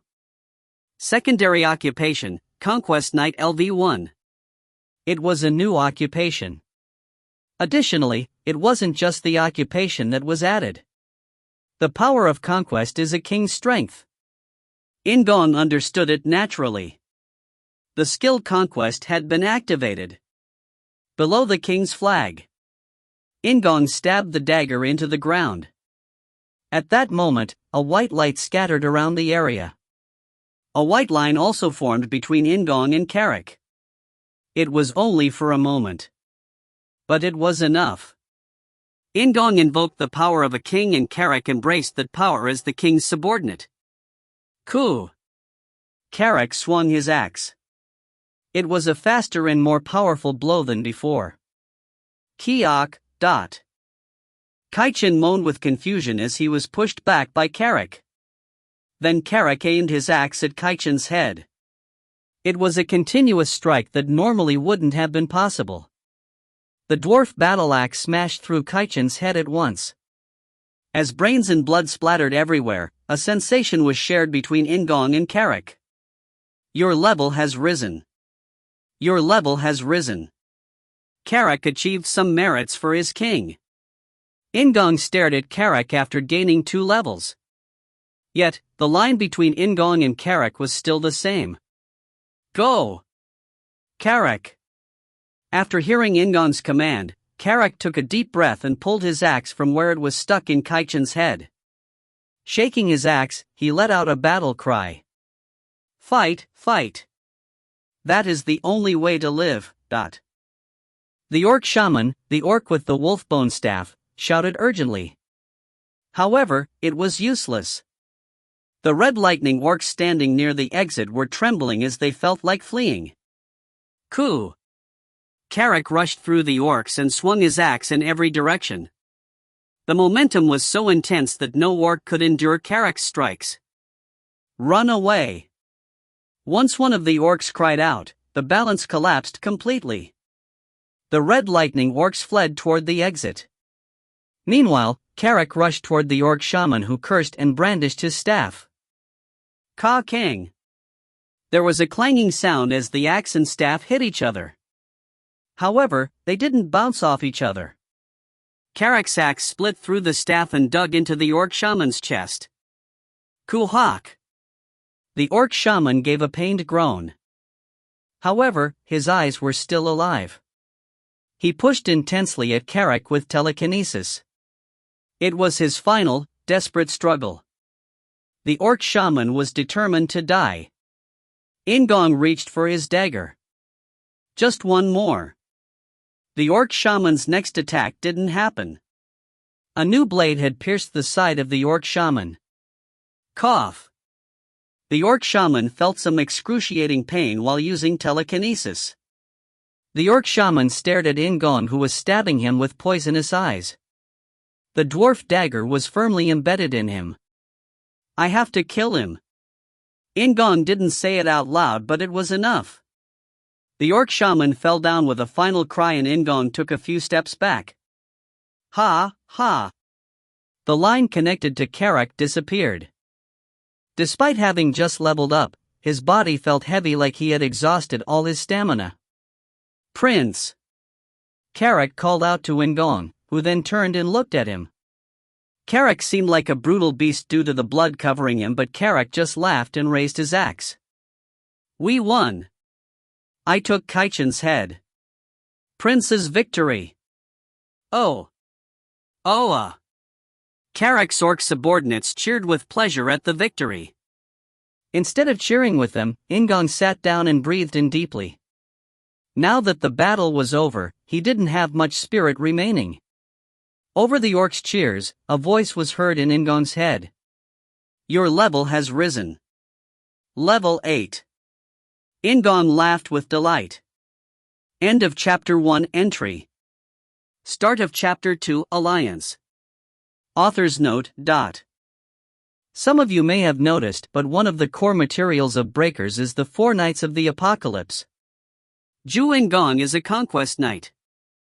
I know that some subcultures use pestilence, but I decided on conquest. If you find any errors, ads pop up, ads redirect, broken links, non-standard content, etc., please let us know. Report chapter so we can fix it as soon as possible. Chapter 10, Chapter 2, Alliance. Chapter 10, Chapter 2, Alliance. There were many species in the demon world. There were the Draconians, who inherited the essence of the great dragon species, the succubi and incubi, the vampires who lusted after blood and souls, the Sura, who could be called the strongest combat species, and the fallen fairies that were called dark elves. There would be no end if they were listed one by one. Even though there were as many species as grains of sand, some of them had specifically demonstrated their strength. The lycanthropes were a tough species. They were born with strong vitality and showed remarkable ability to resist time.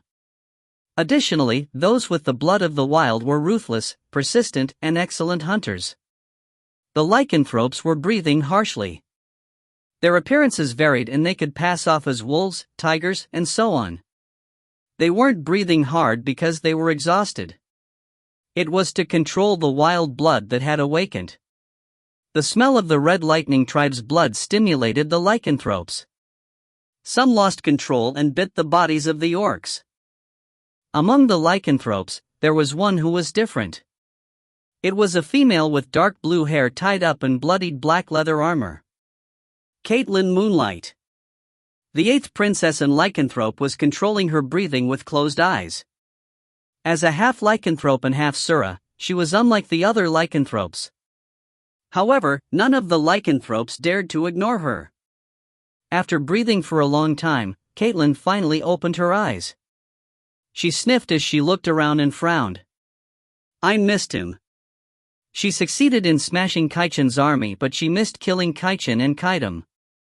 It can't be helped. It was a melee and they were cowards who didn't fight properly. Yes, it can't be helped. She tried to convince herself, but it didn't work. In the end, Caitlin kicked furiously at the ground. Princess. Caitlin turned around as someone called out to her. Syra. Caitlin's direct subordinate, the lycanthrope Syra, bowed. As a leopard lycanthrope, her golden hair was dyed red with the blood of enemies. Regardless, she was a stable subordinate. Are you hurt anywhere? Caitlin asked with a gentle smile. I'm fine, thank you for worrying. I have an urgent matter to report. Huh? Report? The battle was already over, so Caitlin didn't know what needed to be reported. Syra took one step closer to Caitlin. Kaichin is dead. Kaidam, who was with him, also died. It was good news, but Caitlin raised an eyebrow instead of feeling jubilant. Who caught him? They had run away just after the battle started. Were there soldiers tracking them after they left the battlefield? In response to Caitlin's question, Syra coughed with an uncomfortable expression and replied.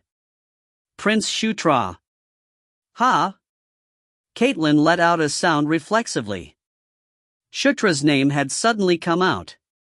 Syra understood Caitlin's heart, so she continued with an awkward smile. Prince Shutra caught Kaichin and Kaidam. He personally took down Kaidam. Caitlin just stared blankly instead of replying. Syra understood her master's confusion. I thought the same. However, it was true. The ninth prince Shutra Ignus. The weakest prince had caught Kaichin and Kaidam, and he achieved the best merits in today's battle. And he received rewards for catching the enemy. He had gained 3 levels and learnt the new skill, telekinesis. It was obviously a good thing. However, In-gong couldn't be comforted easily. What is it? That white woman he saw during the battle. She wore white clothes and had a golden crown on her head. One of her eyes was red and the other blue. The woman had been unrealistically beautiful. No, rather than being beautiful, she felt different. Anyway, it was clear that she wasn't an ordinary person. But who was she? She was someone who hadn't appeared in Knight Saga.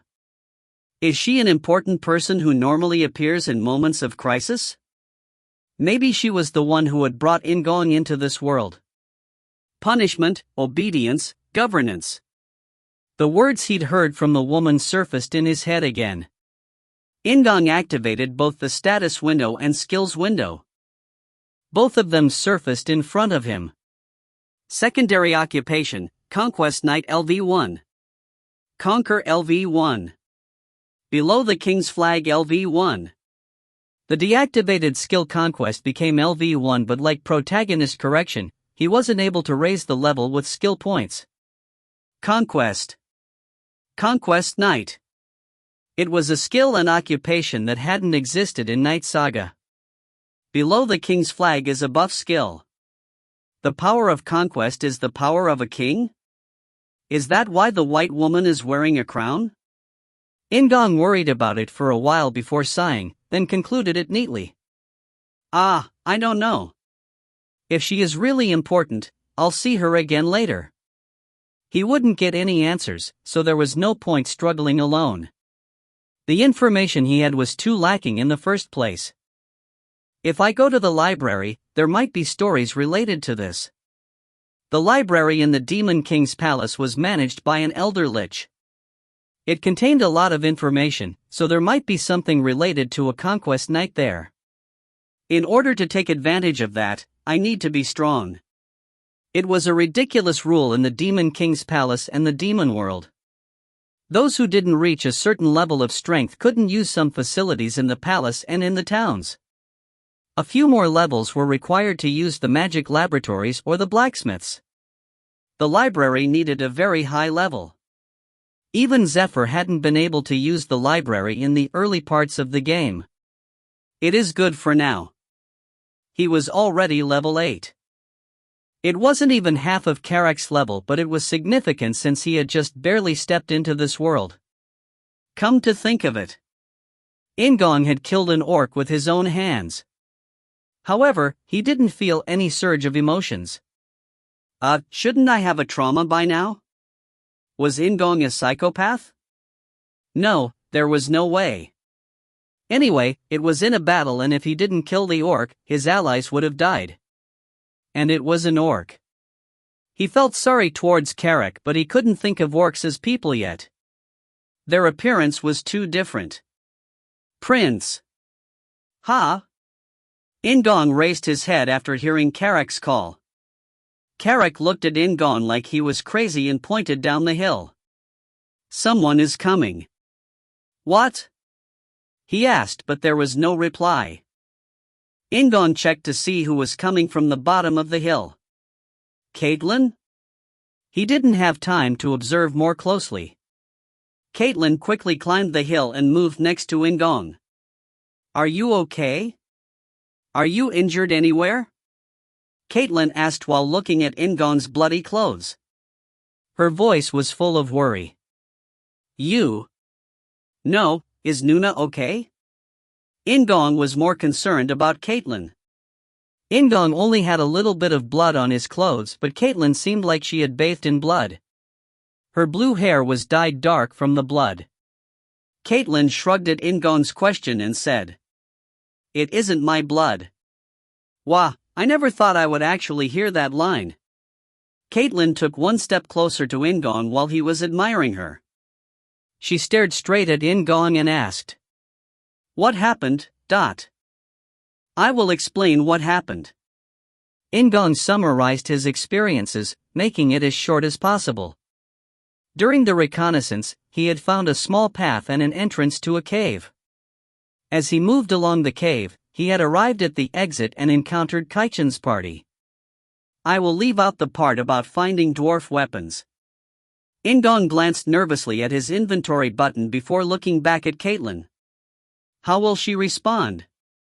Caitlin had been the confident one in yesterday's meeting. Maybe she had been kind to him because Shutra was too weak to be a threat. However, now Shutra Ignus had gotten the highest merit.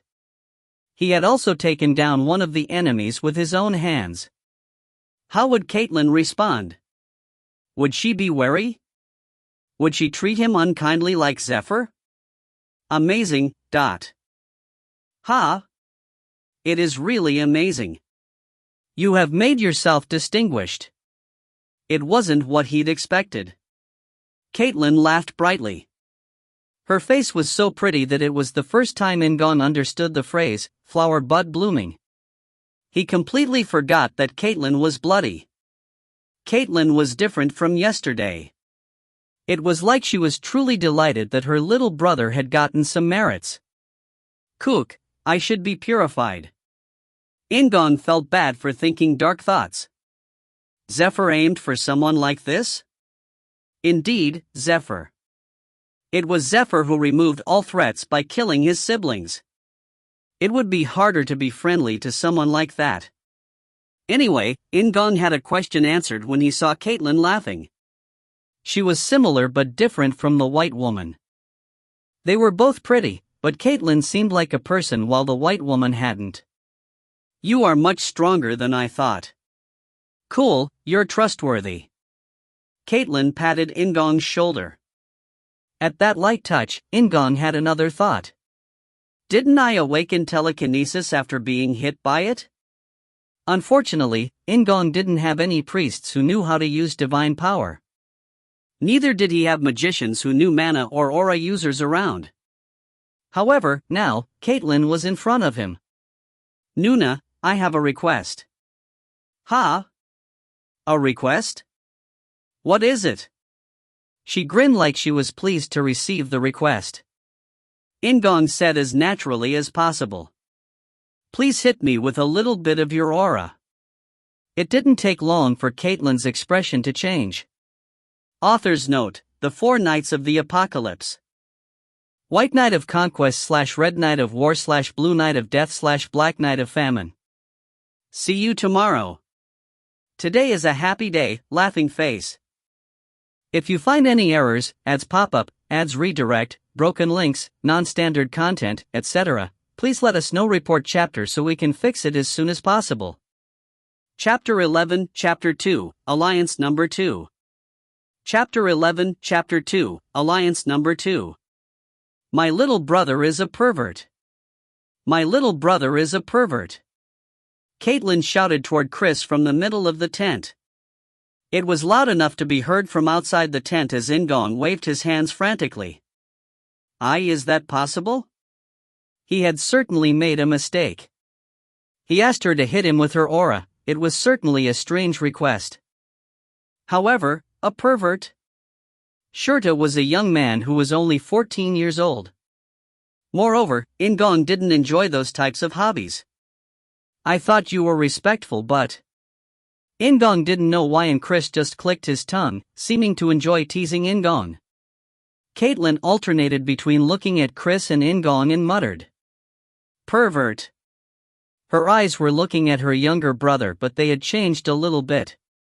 The misunderstanding seemed to have deepened during the time they washed up. In-gong groaned and opened his eyes wide. "I told you the reason why." Of course, he hadn't explained everything, but they didn't seem to believe in his innocence. Although Chris and Caitlin had heard quite a bit of the story, the two of them were still teasing him like this. He had always been interested in aura. So, he explained to Chris and Caitlin that he just wanted to feel the aura directly with his body. Chris wiped the teasing smirk from his face. He placed his arm around In-gong and said seriously, although it doesn't seem like an impossible story. I've never heard of someone awakening aura like that. Aura was life force. Therefore, all creatures living on the Asenba continent had the possibility of having a small or large aura. The most common way to awaken an aura was through training. If they repeated an action 1,000 times a day, there might be an moment. This was indeed the most universal and reasonable way to awaken it. Of course, there were individual differences between species. The lycanthropes were overflowing with vitality, so they were capable of awakening it easily. On the other hand, the orcs were a tough warrior species, but the odds of them awakening an aura was low. Caitlin and Chris had both awakened an aura despite being in the mid-teens. It was an amazing feat despite it being the racial characteristic of lycanthropes. They were talented but had to work very hard to achieve it. Shutra hadn't seen an aura before, so it wasn't unusual that he wanted to feel it. Caitlin and Chris thought about it with a serious expression before asking In-gong, "Is it possibly because you are a Gandharv?" Gandharv. Shutra's mother and the fifth queen was from the Ignus tribe. Gandharv had a great talent for sensing things. It didn't matter if it was the wind or a power flowing in the atmosphere. Chris thought it was a good story and stared at In-gong with curious eyes. In-gong laughed awkwardly and said, well, that might be the case. I just want to feel it for a little bit." "You want to feel?" Chris' eyes became a little bit mischievous. He squeezed In-gong's tired shoulders while Caitlin kept an eye on Chris. Chris chuckled at the expressions on his younger siblings' faces. "Okay, let me do it. I'll be polite." He raised a big fist filled with aura. It seemed like In-gong would die if he was hit by it. No. I would prefer Nuna rather than Hyung. In-gong frantically looked at Caitlin. Chris also glanced at Caitlin with joy-filled eyes and she sighed. "I understand. I will try it. Caitlin stood in front of In-gong and swept a glance over his body. It seemed like she was worrying about where to hit. How about your shoulder or your arm?" In-gong turned and showed her his shoulder. Despite leveling up, he still felt like it would be a hard and painful blow. Caitlin nodded with a grim expression and lifted her right hand. Unlike Chris, the blue aura around Caitlin's hand felt cold. "Should I do it now?" "Yes." In-gong was tense, but Caitlin was even more nervous. Rather than hitting In-gong, Caitlin touched his shoulder gently. "Is that it?" There was nothing. Nevertheless, it wasn't a simple contact. In-gong laughed to reassure Caitlin and said, "No, a little bit harder." "This much?" Caitlin hit In-gong's shoulder with the palm of her hand. He sensed something, but it was subtle. "A little bit more." At In-gong's shout, Caitlin turned toward Chris with a restless expression.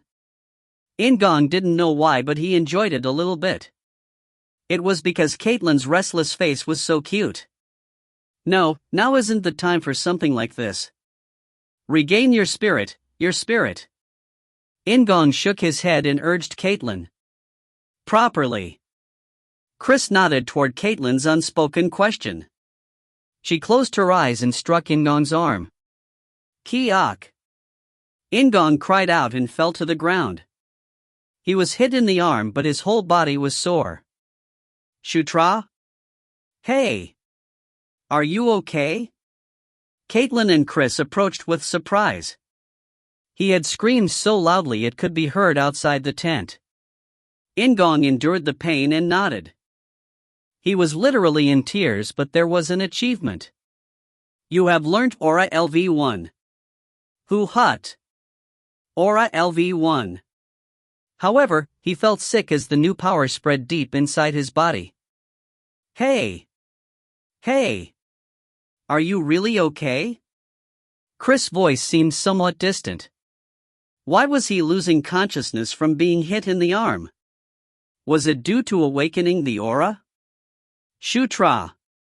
In-gong smiled with satisfaction as Caitlin's cries faded away.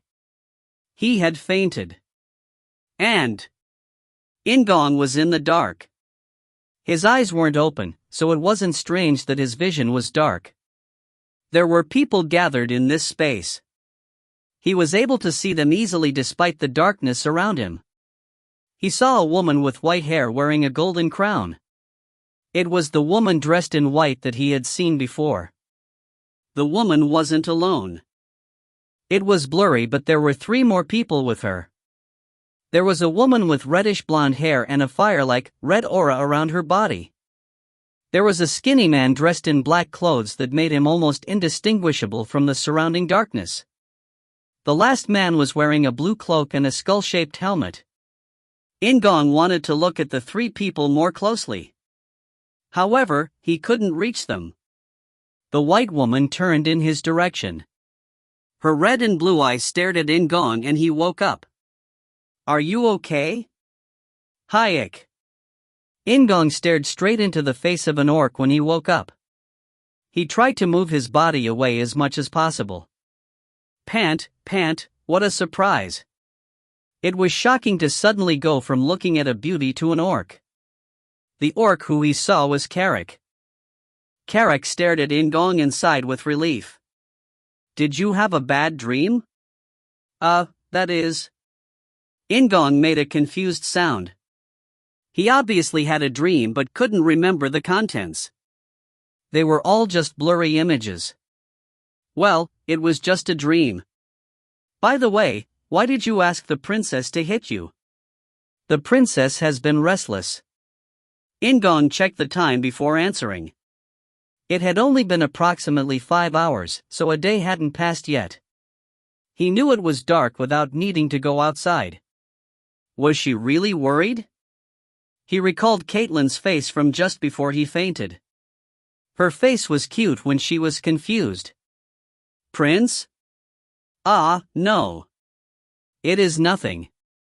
Now wasn't the time to be thinking about this. In-gong leaned against the wall in a sitting position. He ignored Carrick's suspicious gaze and held out his palms. Wait a minute. He closed his eyes and focused his senses. He was able to sense the new energy in his body without difficulty. Oh, I sense it. This was aura. It was only level 1, but he still had aura. In-gong's eyes shone while Carrick's eyes widened. I can feel something. Aura. I asked Caitlin Nuna to hit me with her aura so that I could feel it. Huh? Then you've awakened aura by feeling it? Carrick was dumbfounded. In-gong quickly dismissed it with his hands. No, that's not it. It is hard to explain. It really was difficult to explain. Carrick bit his lip, like he was thinking, before nodding. I understand. Anyway, I am glad that you are safe. Congratulations on awakening aura. Yes, you should also celebrate. Killing Kaichin is a big achievement. By the way, what about the reward for the merits? In the game, a prince who achieved great merit would receive compensation from the Demon King's palace. Things like getting an increase in monthly living expenses, receiving good items, or receiving permission to access various facilities in the Demon King's palace. Should I ask for Carrick? Carrick had originally been a local warrior. Yes, I shouldn't separate from him. That boat had already sailed after I gave him the axe. So be it. He might even give him another dwarf weapon later on. While In-gong was nodding to himself, Carrick stared at him with a strange look. He looked around for a while before saying in a cautious tone, "But that in fact, I wanted to ask you something." "What do you want to ask?" "Well, there was something strange when we were fighting. All of a sudden, power suddenly burst into my body? Besides, what is it?" "That. It is strange, but I felt loyalty toward Prince." The emotion was like a burning flame. Below the king's flag. A king could give power to his followers by drawing out hidden power from them. In-gong answered with a smile. "That's right. I enhanced your power." "Oh? Nevertheless, Prince is also a prince." "Yes, so serve me well." "I understand." Carrick grinned and nodded. He was happy, but his face still looked quite fierce. Should Carrick just be my subordinate? He fought well today. His first subordinate wasn't a beautiful succubus or dark elf, but beggars couldn't be choosers. By the way, can I hear about the progress of today's battle? I haven't heard from Caitlin or Chris. He wasn't able to hear any important news due to the conversation about Aura. Carrick nodded and explained with clenched fists. Prince Chris and Princess Caitlin have destroyed Kaichen's position. We killed Kaichin and Kaitam. It was a sweeping victory thanks to us. We succeeded in taking over a military headquarters. In-gong cocked his head for a moment after hearing the story. Wait a minute, military headquarters? Have you forgotten this as well? Carrick asked with wide eyes. In-gong frowned. Wasn't it only Chris, Caitlin and I who came to quell the Red Lightning tribe? That is impossible. The Red Lightning tribe isn't lacking troops. This made a lot of sense. Including Carrick, Shutra only had 31 troops. Caitlin had dozens more soldiers than Shutra. However, if they combined their troops with Chris, it would only reach up to 400. There was a military headquarters. Chris, Caitlin and In-gong didn't have enough troops to take it over. Who took the military headquarters? In-gong asked quickly. He felt an ominous premonition. Carrick scratched the back of his head and replied. General Vandal. The ogre Vandal that was the match of 100 warriors. He was the one closest to Zephyr. Author's note: these questions will come up sooner or later, so I will answer them in advance.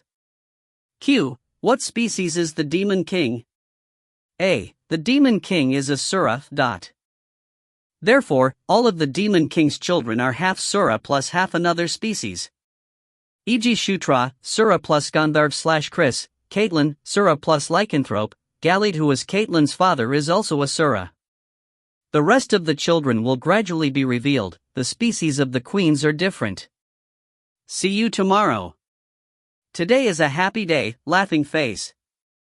If you find any errors, ads pop up, ads redirect, broken links, non-standard content, etc., please let us know. Report chapter so we can fix it as soon as possible. Chapter 12, Chapter 2, Alliance Number 3.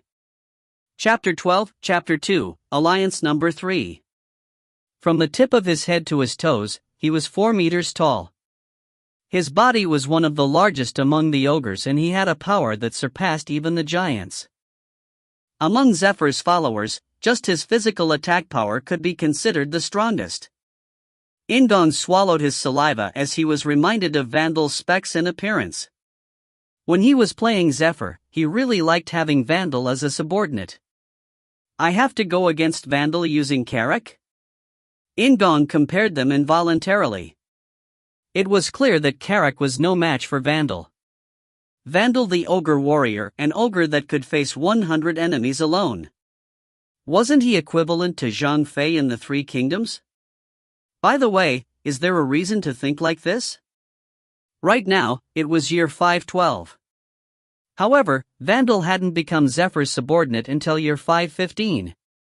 In other words, Vandal wasn't Zephyr's yet. Isn't this an opportunity? He could obtain Vandal as a subordinate. This meant more than getting his hands on Vandal. It meant that Zephyr's power would be weakened. In-gong swallowed with excitement involuntarily. As his increase in level caused a rise in intelligence, he started remembering more things. Vandal liked royal gifts. The female ogres that Vandal liked. Vandal's specialties. And the most important condition to obtaining Vandal. In-gong sighed for a long moment. Vandal's condition was to defeat him in a one-on-one fight. His desire to serve a strong ruler was one of his primary character traits. Just keep an eye on him. Anyway, Vandal wouldn't become Zephyr's subordinate until year 515. There was still enough time. Prince? Carrick called out to In-gong with an anxious expression. He had become excited, then sat all on his own, so it was natural for Carrick to be confused. I was wondering about General Vandal. How many troops does he have? Carrick replied sincerely to In-gong's question. He has a total of 3,000 people. While we hit the bottom, he knocked over the top of the Red Lightning tribe. In-gong pictured it in his head. The main army of the Red Lightning tribe was in a different place. Then we detoured around the enemy. Their battlefields were in different places. So he wouldn't need Vandal for a while. Yes, I will concentrate on Caitlin. Chris and Caitlin were more important than Vandal at the moment. I'm glad that you are okay. Rest well. Carrick laughed and got up to leave. In-gong nodded, then he suddenly reached out to grab the leaving Carrick. Carrick! What is it? Carrick asked, and In-gong rubbed his belly. I am hungry. Give me rice. He hadn't eaten anything since lunch. Carrick nodded and left. And once the next morning arrived, In-gong was facing Caitlin. As expected, he ended up meeting with the two people. Don't do that again. Caitlin's face was hard. It was almost as cold as the time Zephyr caught Caitlin. Chris just laughed and said, You shocked Caitlin yesterday. Don't you know I would have been beaten to death if you died? Appa. Caitlin glared at him and Chris shut his mouth. However, his eyes were still full of playfulness. It was especially obvious when he looked between In-gong and Caitlin. Fortunately, even though she had a cold face like she had when facing Zephyr, Caitlin's eyes were worried. In-gong was pleasantly surprised and held back his laughter. I'm okay, and thanks to that, didn't I awaken? After In-gong's words, the two people didn't respond immediately. Caitlin blinked at his words while Chris got up blankly from his seat. Perhaps? Chris didn't say anything else. He walked in front of In-gong and placed a big hand on In-gong's wrist. A red aura covered Chris' hands. At that moment, In-gong felt the aura inside his body reacting. This child, did you really? Chris was shocked. His eyes showed that he couldn't believe it. Did you really just awaken aura? He muttered again like it was absurd. In-gong thought it was quite funny and answered with a small smile. No, feeling aura directly was important. He felt it. It was right that he awakened after being hit, but he couldn't possibly say it directly like that. Oh my god. What is this guy? Was he someone who hid his claws? Shutra's nickname was Prince of Scraps. Shutra was a sickly prince who was less skilled than an ordinary villager. However, at present, he just woke up aura with his own power. Moreover, he did it after experiencing a real aura once. Shutra, can you activate your aura? I will help you. Caitlin regained herself and said to In-gong. There was a little bit of excitement in her voice. Activate my aura? Is she talking about the aura system? It didn't end after awakening aura. Feeling aura was just the first step. In fact, this was no different from before aura was awakened.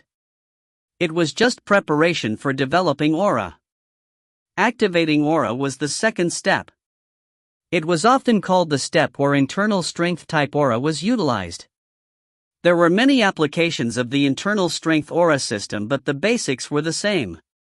It was to make the circulation of aura in the body faster and stronger. The use of internal strength aura greatly improved physical abilities. Caitlin's slender arms were capable of a lot of force thanks to internal strength aura. The third step was to externally release aura. Aura would literally drain out of the body. Once this stage was reached, weapons could be covered with aura or it could be shot out like energy. It was commonly referred to as an aura blade in games and manga. Finally, the last step was the embodiment of aura. The power of the soul would be symbolized through aura. This was the ultimate stage of aura, and humans called it the heavenly sword. Anyhow, In-gong was merely at the first step of awakening aura. Yet, she wanted him to try and activate it now? Hey, that is too hard. How was he supposed to activate aura when he just got it yesterday? He would have to be a genius to do that. Chris shook his head like it was ridiculous, but Caitlin was unmovable. Just try it once. Then she grasped In-gong's hand lightly.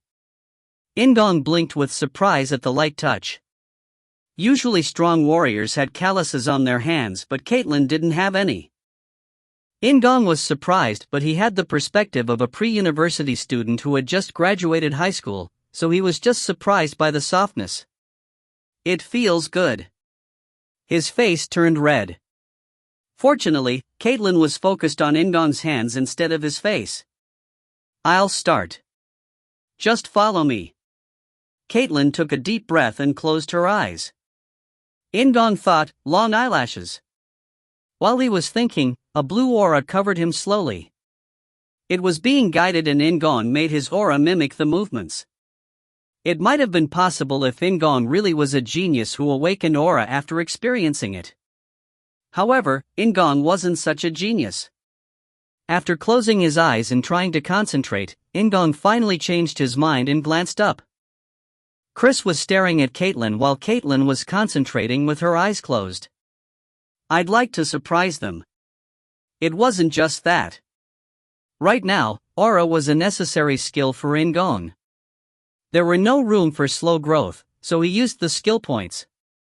Aura LV2. In-gong used the system to increase the level of aura. At that moment, Caitlin opened her eyes. She noticed something about In-gong. In-gong's aura was active. He followed Caitlin and started his own lively movements. Caitlin was startled and her mouth dropped open. It was evident that she wanted to praise him, but that wasn't the end of her surprise. It still isn't enough to be used in battle. I would be a fool to close my eyes now. He used his remaining skill points. Aura LV3. A pale white light glowed from where Caitlin and In-gong's hands were joined. Caitlin's face froze while Chris' eyes widened from where he was watching on the sidelines. Genius? Wasn't he a person who had just awakened aura yesterday? Now, he had reached the basics of release? Of course, In-gong hadn't completely mastered internal strength aura despite reaching the third step. The second and third steps were virtually parallel steps. Moreover, In-gong was only at the basics for both stages. However, even that was abnormal. Despite the racial characteristics of a lycanthrope, a good teacher and abundant talent, even Chris needed a year to reach this stage. Amazing! Caitlin declared. She stared at In-gong with sparkling eyes and laughed brightly. Really amazing, Cook, I feel cleansed. Her sunny smile stabbed at In-gong's conscience. In-gong sneaked a peek at Chris. He was so shocked that it was like he lost his soul. Should I feel sorry? However, it was a good thing. In-gong looked back towards Caitlin and a manly smile appeared. Author's note: there will be more about aura later. Comment 1. If several people ask a question, then I will reply. Charm is separate from appearance. So, what is it? A person might be attracted to both a person that is handsome and a person that is ordinary but nice. That is a type of charm. Comment 2. I will describe it again in the story, but a number of skill points are required to increase the level of a skill. In particular, aura and telekinesis, which are base skills, require many points. Comments, recommendations, feedback, and appreciation strengthen me. If you find any errors, ads pop up, ads redirect, broken links, non-standard content, etc., please let us know. Report chapter so we can fix it as soon as possible. Chapter 13, Chapter 2, Alliance Number 4. Chapter 13, Chapter 2, Alliance Number 4. In-gong hadn't increased aura just to surprise Chris and Caitlin. Right now, aura had more uses than telekinesis. Aura had the effect of raising his overall physical abilities. It wasn't comparable to natural athletic exercise, but it was halfway there. Even having low experience in the technique was enough to give him an excellent physical performance. It was the same for fighting. Without this technique, a faster and stronger person was likely to win. Telekinesis takes practice. Moreover, it was difficult to exert a threatening power from the beginning. He didn't want to throw it away, but he wouldn't invest resources in it yet. In-gong had been saving the additional stat points and skill points since his first level up. There were two reasons for this. Firstly, he didn't know what ability would be most efficient to invest points in. Secondly, there were many requirements if the next level was a high level. Therefore, it would be more efficient to gather the points and use them when needed. It was a common idea for a gamer.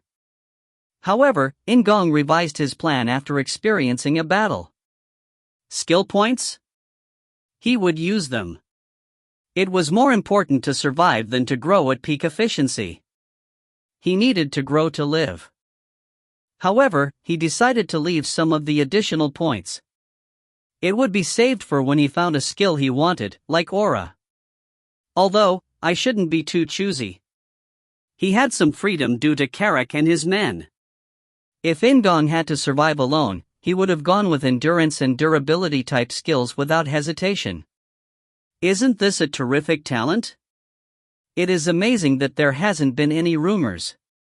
Chris spoke in a voice mixed with admiration, and his eyes were shining with a strong curiosity. Sometimes, talent may bloom late. Caitlin said from next to him. In-gong didn't know why, but she had a proud expression. It was like she was thinking, my brother is so good. But I am also Chris' younger brother. In-gong laughed while gazing at Chris. Chris was overflowing with interest and kept on nodding. A waste. Really a waste. I want to be your teacher. There were a number of responses that could come out when facing something like this, but there were two big ones. One was jealousy, while the other was a favorable impression.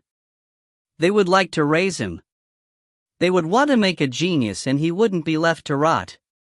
Fortunately, both Caitlin and Chris seem to be the latter type. However, it will be hard. The relationship between the children of the queens and concubines were fairly complicated. Chris and Caitlin being friendly with In-gong was an entirely different matter from becoming his subordinates. Additionally, this involved teaching him aura. Many people couldn't compete with the lycanthropes due to aura, so this was a sensitive thing to do.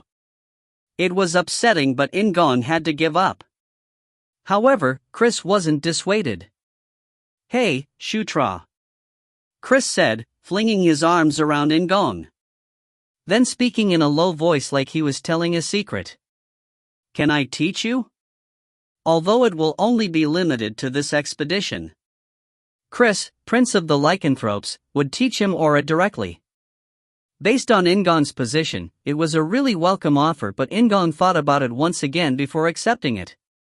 Right now, what should I do? The children of the Demon King didn't just fight each other. Of course, there were alliances called factions. There were many factors in determining a faction, but the biggest part was the relationship between mothers. Whether the children liked each other or not, the children whose mothers were in a good relationship or alliance belonged to the same faction. On the other hand, no matter how much the children got along, those with mothers who hated each other would always be enemies. It was like Romeo and Juliet. Knight Saga began in year 513, which was 1 year from now.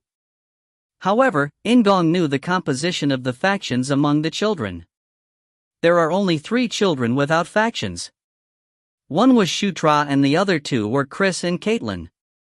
Chris and Caitlin always played with each other. Meanwhile, Shutra was always alone because none of the factions wanted him. If I think of it in another manner, can't I secure Chris and Caitlin for my faction? His mother's family was weak, but In-gong had talent. His talent was brimming over.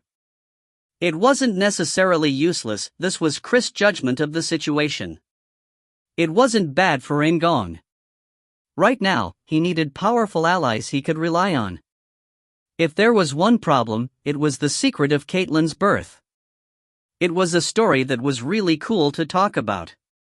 However, it was a big problem, he might get caught up in the children complaining about Chris and Caitlin. No. I won't let that happen. In-gong turned toward Caitlin. Nuna, what do you think? It is a good idea. Caitlin nodded with a serious expression. Chris said with a long face. It is better to learn from me than from Caitlin. When it comes to aura, I am better in terms of delicate handling. No, just learn from both of us. Caitlin, is that okay? Yes, it is okay. Nuna will teach you well. Caitlin responded quickly as she stared straight at In-gong. Her eyes were full of motivation. Thank you, I'll ask you to look after me well. Okay, then let's talk about work now. Chris grinned and headed towards the neglected battlefield map on the table. Chris explained the whole situation in a way that was easy to understand.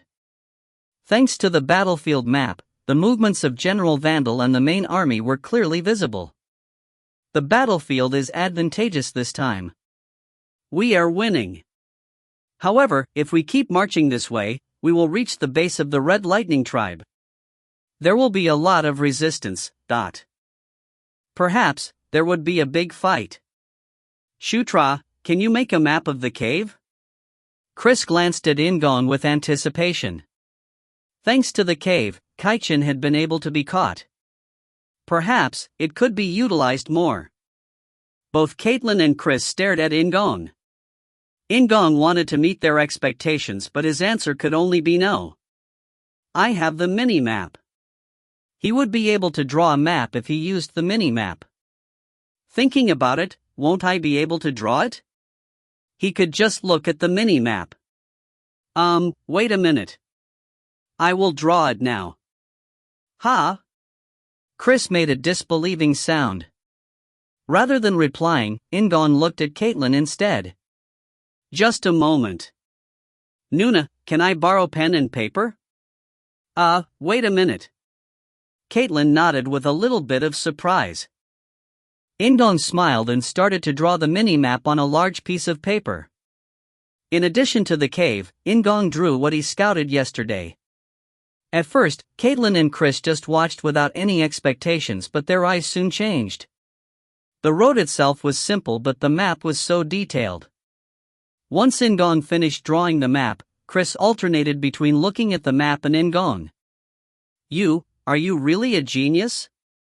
It is because the road is simple. In-gong answered bluntly. Rather than announcing the existence of the mini-map, it was better to pretend that he had a good head. Shutra has a good brain. Caitlin nodded with admiration. This time, there was a little bit of envy mixed in. In-gong just laughed and pointed to the map. Anyway, I only explored up to here, but... The last time, he had just moved forward and hadn't paid much attention to the minimap. However, he now noticed a path leading to another place. Considering the passage in the mountain and the direction it was taking, it was likely that it would continue close to the Red Lightning Tribe's camp. This cave, I think we should explore it a little more properly, Chris declared, and In-gong nodded. Kaitam said it was the first time he used it. Kaichin hadn't known about the passage at all. Even within the Red Lightning Tribe, not many of them knew about the cave. Maybe Kaitam was the last one. Moreover, there was one important fact. They don't know that we have found the cave. So, they could take advantage of this. They could stab the enemy in the back. Chris smiled at In-gong. A lycanthrope's smile, it was the smile of a hunter. The Demon King has 5 queens plus several concubines. Among the 5 queens, there are 9 children born who are vying for the throne of the Demon King. The concubines act as members of the factions. That doesn't mean there are no opportunities for children of the concubines. The demon world is an area for the strong. I want to mention that the reason the Demon King has so many wives isn't because he is horny equals 3 equals, but for political reasons. See you tomorrow. Today is a happy day, laughing face.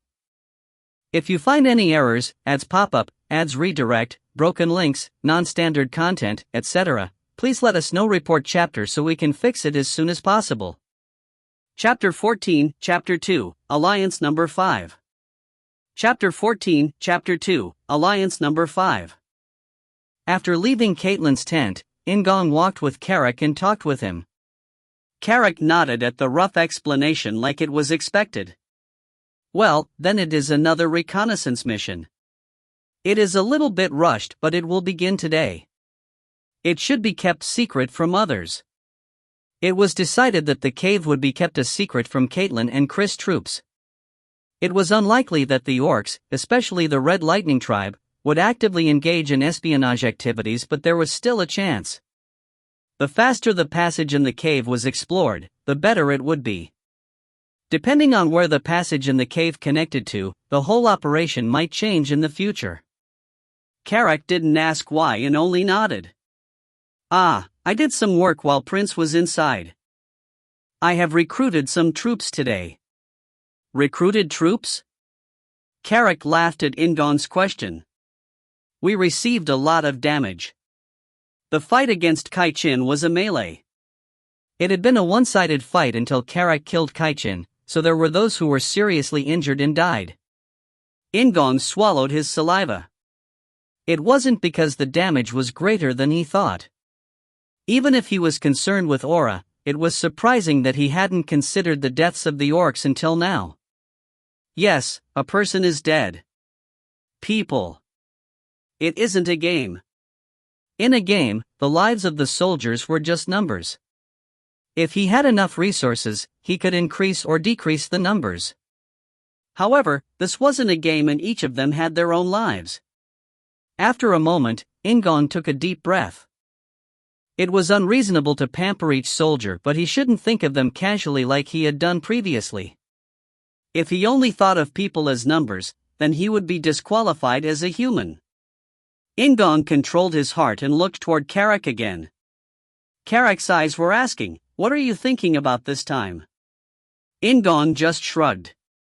So, are the recruits coming? Rather than that. Didn't we used to have 30 troops? This has been increased to 50 people. It will take time for them to reach our base, so the numbers will be supplemented from Prince Chris' camp. Oh? The troops had almost been doubled? It is due to Prince's merits, Carrick said pleasantly. In fact, In-gong was quite familiar with this situation. Achievements would be rewarded. That was the basic formula of Knight Saga. In-gong had distinguished himself by killing Kaichin and Kaitam as well as finding the cave. It was natural for rewards to be received. In the first place, Shutra only received 30 orcs because he had no merits in the past. Despite all of them being children of the Demon King, Chris and Caitlin received 2 times more orcs than Shutra and even had their lycanthropes. The reason was simple. Chris and Caitlin had distinguished themselves as children of the Demon King. Well, I will build up my merits from now on. It was the power of infinite positivity and he would make it so. In-gong formed a tight fist to express his resolve and asked Carrick. Then did Carrick receive anything separate? Although it was In-gong's merit, Carrick was technically the one who killed Kaichin. Carrick laughed and tapped on his chest at In-gong's question. I got a reward. And I received it from Prince. Carrick proudly lifted the dwarf axe that In-gong gave him. I'm glad you like it. I still have the items I packed for later. Should I bring out an armor? He had decided to carry on with Carrick, so he should invest in him. It would be better for In-gong if Carrick became stronger. After having a chat with Carrick and returning to the base, In-gong headed toward the cave with his newly joined forces. And the road to the cave was smooth. In the first place, it was close to Shutra's base. It was also under Chris and Caitlin's sphere of influence, thanks to Kaichin's defeat. A prince normally rides separately on a horse. Just like last time, In-gong walked next to Carrick. Usually in games and movies, soldiers walked while nobility were on horseback. That reminds me of something. Chris and Caitlin also seem to be walking around. Is it because they are lycanthropes? He used to ride on horses when playing Zephyr. It wasn't an ordinary horse but a phantom steed that could fly in the sky. I will use it later. In-gong, who had been thinking about the past, suddenly stopped walking. There were 2 people in black robes standing in the middle of the road. Caitlin Nuna? Shush. Caitlin raised a finger to her lips and gestured for In-gong to come closer. In-gong approached Caitlin while Carrick stayed behind. He saw that the other person standing there was Caitlin's aide, Syra, who he had already met at the meeting. In-gong nodded in response to Syra's greeting bow and asked Caitlin. What is happening all of a sudden? Why are you wearing robes? Normally, she wore a blue cloak but at present, she was completely covered by a robe. Caitlin spoke in a low voice. I will secretly follow you on this reconnaissance mission. It is in case something serious happens. He could understand what was going on but he didn't know why she was joining in secret. In-gong scratched his head and asked. So, you joined unofficially? Although she joined In-gong's reconnaissance mission, it was a secret to the outside world. In other words, she wasn't here. Caitlin nodded. Yes. I will only move if it becomes really dangerous. This is because they should be Shutra's merits. In-gong now approximately understood the situation. They still didn't know how much the Red Lightning tribe knew about the cave. So, Caitlin was accompanying him in case there was danger. However, if Caitlin was involved, the merits of the reconnaissance mission might become hers. So, she joined unofficially. It is true that it is a burden. I am a victim of results-focused education. It was reasonable to say that treatment was different depending on merits, but it was a huge burden for young children. Then that means she wants to give me a push? It could be interpreted in several different ways. 1. She wanted to make Shutra more useful by increasing his merits. 2. She wanted to make sure that she became friendlier with Shutra.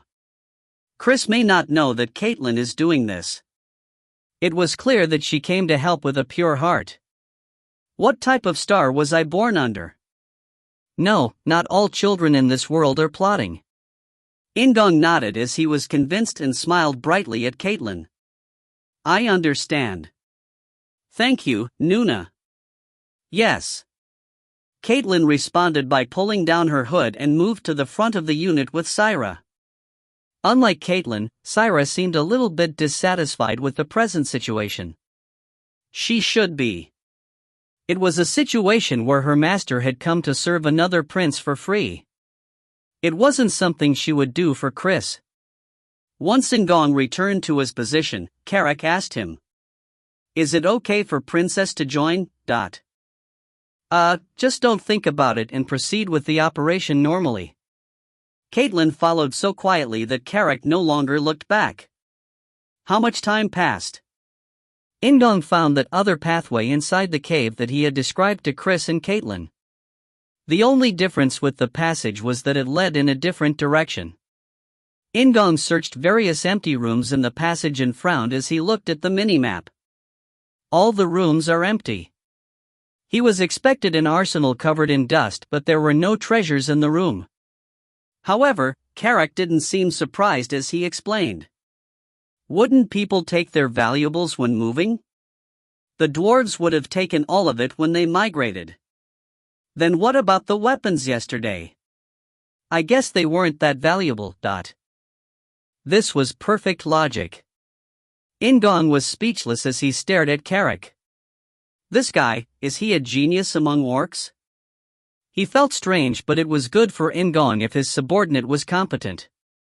In-gong was convinced of this and looked behind him. Caitlin was almost invisible in the cave due to the dark robe she was wearing. Next time, should I ask her to beat me with magic? It was a sudden thought, but when thinking about Caitlin and aura, he was suddenly reminded of magic and divine power. Will she call me a pervert again if I ask her to help me with magic the same way she did aura? In-gong laughed bitterly as he was reminded of Caitlin's reaction, then he tilted his head. What will happen if I'm hit by magic? Would it awaken? Will I be able to learn magic at all? He wanted to experiment. After returning from the reconnaissance mission, he would ask Caitlin to hit him with whatever magic she had. Cool. Magic. In-gong had a lively smile at the thought of being hit by Caitlin. Then In-gong looked up with a frown and Carrick had the same reaction. Prince. Carrick raised his axe and said in a low voice. In-gong nodded. The mini-map was showing red dots that meant enemies. If you find any errors, ads pop up, ads redirect, broken links, non-standard content, etc., please let us know. Report chapter so we can fix it as soon as possible. Chapter 15, Chapter 2, Alliance Number 6. Chapter 15, Chapter 2, Alliance Number 6. In-gong's parties was currently located at a place where two passages joined to create a space. He had seen it a few times and it was often a type of living space or room. The ceiling was high and the space was wide enough to accommodate all 50 orcs. The monsters seemed to pour out of the passages connected to the room and the mini-map quickly became red. While everyone was pulling out their weapons, In-gong, who was looking around, suddenly shouted loudly. Rock spiders! Close your eyes. At In-gong's shout, Carrick and most of the orcs covered their eyes. Some of them couldn't react because it was so sudden, but he couldn't wait. Instead of shouting again, In-gong closed his eyes tightly and threw something. There was the sound of glass breaking as light filled the room. In-gong immediately opened his eyes and screamed. Open your eyes and attack. Be careful of their paralysis poison. He frowned due to the glare but was able to see in front of him. There were gray spiders the size of humans all over the place. Rock spiders. They were monsters that often appeared in places like dungeons and caves. Dozens of them always gathered at once and they had a strong paralysis poison, so it was hard to fight them. However, that only applied when it was a frontal attack. They had a fatal weakness and it was light. They lived in the darkness, so if they were exposed to light, they couldn't move or would faint. It is worth preparing this. He hadn't encountered any monsters in the last cave reconnaissance, but he had prepared supplies for fighting in caves just in case. It is better to get things when you can. Of course, there were no such items containing flash magic in Shutra's base. Everything he prepared was what Chris had received. There had been no guarantee he would meet any monsters in the cave, but after the rock spiders came out, he was glad he'd prepared things.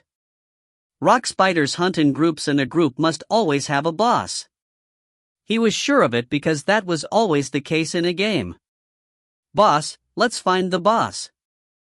The rock spider boss was 2 to 3 times the size of an ordinary rock spider. In-gong confirmed the presence of the largest dot in the passage on the minimap. Indeed, there was a fairly large red dot among the small ones. Carrack. Follow me. The boss, dot. Instead of pulling out a sword, he picked up a torch the orcs had dropped nearby. The biggest weakness of the rock spider was light and the next one was fire. I understand. Carrack cried out loudly. He did the opposite of In-gong's order and ran in front of In-gong instead of behind. The ends justified the means if it allowed them to find the boss. Carrack wielded his large axe at the rock spiders. In-gong ran along Carrack's path and took out something again. One more time. Close your eyes. He wanted to place the rock spider boss in a stunned state. Rather than gazing at the big, wriggling legs, In-gong closed his eyes and threw a bottle that had a flash effect. The light seemed more intense to In-gong because it exploded in a narrow passage. Of course, In-gong couldn't see with his eyes closed. In-gong counted up to 3 before happily opening his eyes. It is more like a king crab than a spider. The rock spider, that was much bigger than a human, was stunned and had its stomach exposed. Without even needing a command from In-gong, Carrack rushed forward and swung his axe. Ka-kang! Once the axe collided with the stomach, it sounded like metal being hit. Carrack was confused by the hard shell that was beyond imagination. However, In-gong lifted his torch. Carrack! It is weak to fire. However, the torch broke once the rock spider boss was hit with it. What was this? Carrack's axe bounced off the shell? The torch broke when it was hit? Should I try aura? When he thought about it, he had to try it. In-gong concentrated and activated aura. It was at that moment. Shutra! Your sword! Caitlin's voice was heard from the rear. Whether it was magic or Caitlin's voice, In-gong quickly jumped back and pulled the sword hanging from his waist. Burning blade! Sparks flew as Caitlin shouted. It was clearly magic that gave a fire attribute. Oh! Magic, magic! Then can I learn Burning Blade? In-gong imagined the scene of Caitlin aiming a knife of fire at him and quickly shook his head. I can't be hit with a fire sword. In-gong stabbed the stomach of the rock spider boss with the sword. In-gong was sweating as he demonstrated the strength of Aura LV3. The shell was weakened by Carrack's axe and the sparks, so In-gong's sword dug into the rock spider boss stomach. Oratia, dot. In-gong moved his sword and disemboweled it. As Carrack's axe struck its bared body, the legs of the rock spider boss twitched. Wah! Awesome! In-gong swung his sword vigorously and struck the head of the rock spider boss with his sword. Keek! The movements of the rock spider boss legs became more bizarre and disturbing. Carrack grabbed the legs while In-gong pulled out the sword lodged in its head. Shutra! A little bit more. Caitlin ran to his side and cheered him on instead of attacking the rock spider boss. It seemed like she intended to let In-gong catch it by himself. Yes. Nuna. Having someone cheer him on from the sidelines gave him more strength. He swung his sword again at the rock spider boss head. There were no screams this time. The wriggling legs stopped moving. It was a sight that convinced In-gong the boss was dead. Your level has risen. Even though Carrack had helped him, In-gong's strikes were the most significant. Moreover, the rock spiders weren't monsters that he could catch, originally. It was natural to receive a lot of experience. Oh, level 9. In-gong was delighted and tried to check his status window and skill window. However, Caitlin was a little bit faster. Shutra? Are you okay? Both worry and surprise could be seen on her face. In-gong understood why after a moment. It was due to the light generated from his level up. Ah, yes. I'm okay. that the light is similar to a blessing. It sometimes happens. Isn't that right, Carrick? Yes. I've seen it a few times. Carrick agreed with his words, but it was still a problem. What was the blessing? Why did these lights occur and what were the effects? There weren't just one or two things that he had to deal with. Thankfully, Caitlin said one word that resolved everything. Gandharv? Yes, Gandharv. In fact, Gandharv didn't have this characteristic, but he used it as an excuse. Among the many species, Gandharv was a minority. And In-gong no, Shutra was a mix of Sura and Gandharv. It was a result of that. Thank you for the magic assistance. It was great. Her assistance was really helpful and timely. Caitlin shook her head with a bright expression. It is thanks to Shutra. I just used the magic that Shutra said. Ha? Haven't you fought rock spiders before?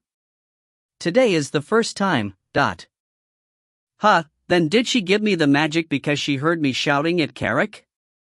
Although it was somewhat obvious, he couldn't help but feel admiration for the actions. Have you fought these guys before? To be honest, I was a little surprised. Caitlin repeated the question at In-gong. I just read about it before in a book.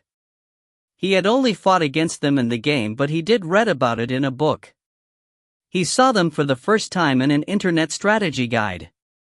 When looking at it broadly, it was correct that he'd read it in a book. Nuna, let's talk about this later. I need to sort out my troops. Yes. Caitlin nodded and placed the hood back over her head. The flames disappeared from his sword and In-gong headed back to the main party with Carrick. If you find any errors, ads pop up, ads redirect, broken links, non-standard content, etc., please let us know. Report chapter so we can fix it as soon as possible. Chapter 16, Chapter 2, Alliance Number 7. Chapter 16, Chapter 2, Alliance Number 7. The orcs rested around the perimeter while In-gong, Caitlin, Carrick and Syra gathered in a circle in the middle. It might be too early to judge, but the Red Lightning tribe doesn't seem to be using this passage. After hearing Carrick's words, In-gong asked, is it because a lot of monsters came out? Yes, if they use it, there wouldn't be many rock spiders. The rock spiders had poured out from every direction in the cave. Orcs weren't small worms, so it was hard to imagine the rock spiders leaving them alone. By the way, is Carrick really a genius among the orcs? In-gong stared at Carrick with admiration while Syra, who had been watching quietly, spoke up. Isn't it possible that the Red Lightning tribe are controlling the monsters? That is a possibility, so we should stay on guard. Syra displayed caution despite how young she looked and sounded. In-gong was confused because he hadn't thought about that, so he asked Carrick. Carrick, is there anyone who has that ability in the Red Lightning tribe? Was there an occupation with the ability to control monsters? Carrick immediately responded to In-gong's question like there was no need to think. How can I know that? It was reasonable that Carrick wouldn't know about the enemy. In-gong stared at Carrick with a sour expression before shifting his gaze to Syra. However, Caitlin was the one who spoke instead of Syra. The possibility is low. If they had such abilities, they would be controlling the monsters in the battlefield, instead of the cave. Isn't that right, Syra? Yes, Caitlin. Based on her reply, it seemed like she had already thought that way. No, then why did she ask me about it? A quarrel? Or is it to keep me in check? She wants to keep me in check? However, it gave him a chance to review a possibility he hadn't thought about before. In-gong calmed down his excitement and said to everyone, well, okay. Then let's check this location for a while. Carrick, give me the bag. Understood. Carrick handed him a small bag tied to his back. In-gong placed his hand in the bag, activated his inventory and pulled out blank paper, a map and writing instruments. It is too complicated to explain the inventory to Caitlin. He might explain it someday, but not right now. Huh? Those things were inside the bag? Yes, that's right. In-gong lied and spread out the map while Carrick stayed silent. It was a large map showing the mountain and swamp where the cave was located. The scale of this map and the mini-map. When he focused, the cave couldn't be seen with the naked eye. In-gong drew the mountain on a blank piece of paper. It didn't take a long time because the map was laid out next to it. Caitlin watched In-gong and asked, "Are you trying to draw the map?" "Yes, if I draw a map of the cave and the mountain, then we can tell where our current location is." Caitlin nodded at In-gong's words, but Syra and Carrick made a strange sound. "Prince, haven't you walked with me so far?" "Yes, that's right." Carrick watched as In-gong drew lines slowly. It was a lot easier than the last time he drew a map in front of Caitlin and Chris due to the map reading skill. At first, Syra stared blankly, but then her eyes gradually turned to disbelief.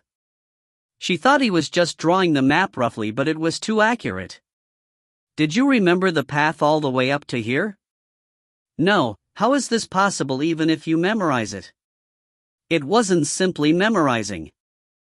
That fact that the passage coincided with the shape of the mountain meant that he knew the exact direction and length of the passage. Was this possible for a person?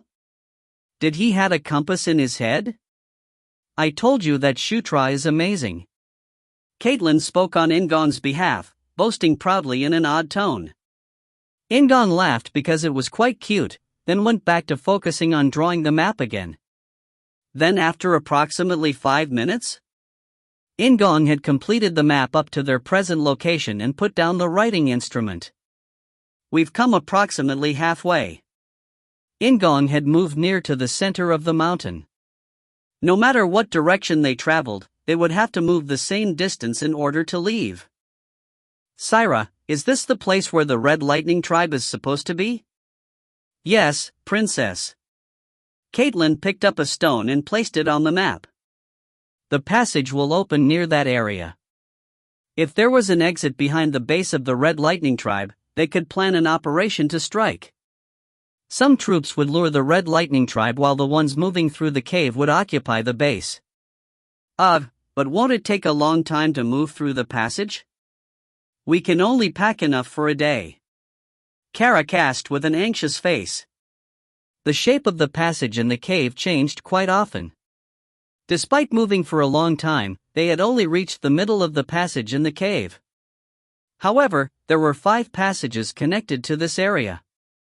It was unknown how many days it would take to go through this cave. "Well, once Caitlin Nuna finds the passage linked with the cave, we can return. So, there is no need to worry."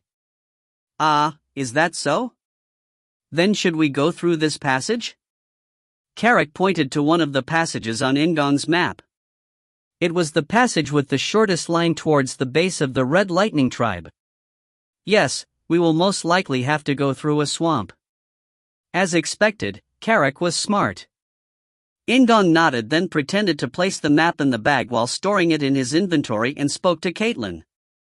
"Then Nuna, we should depart. We can rest somewhere else."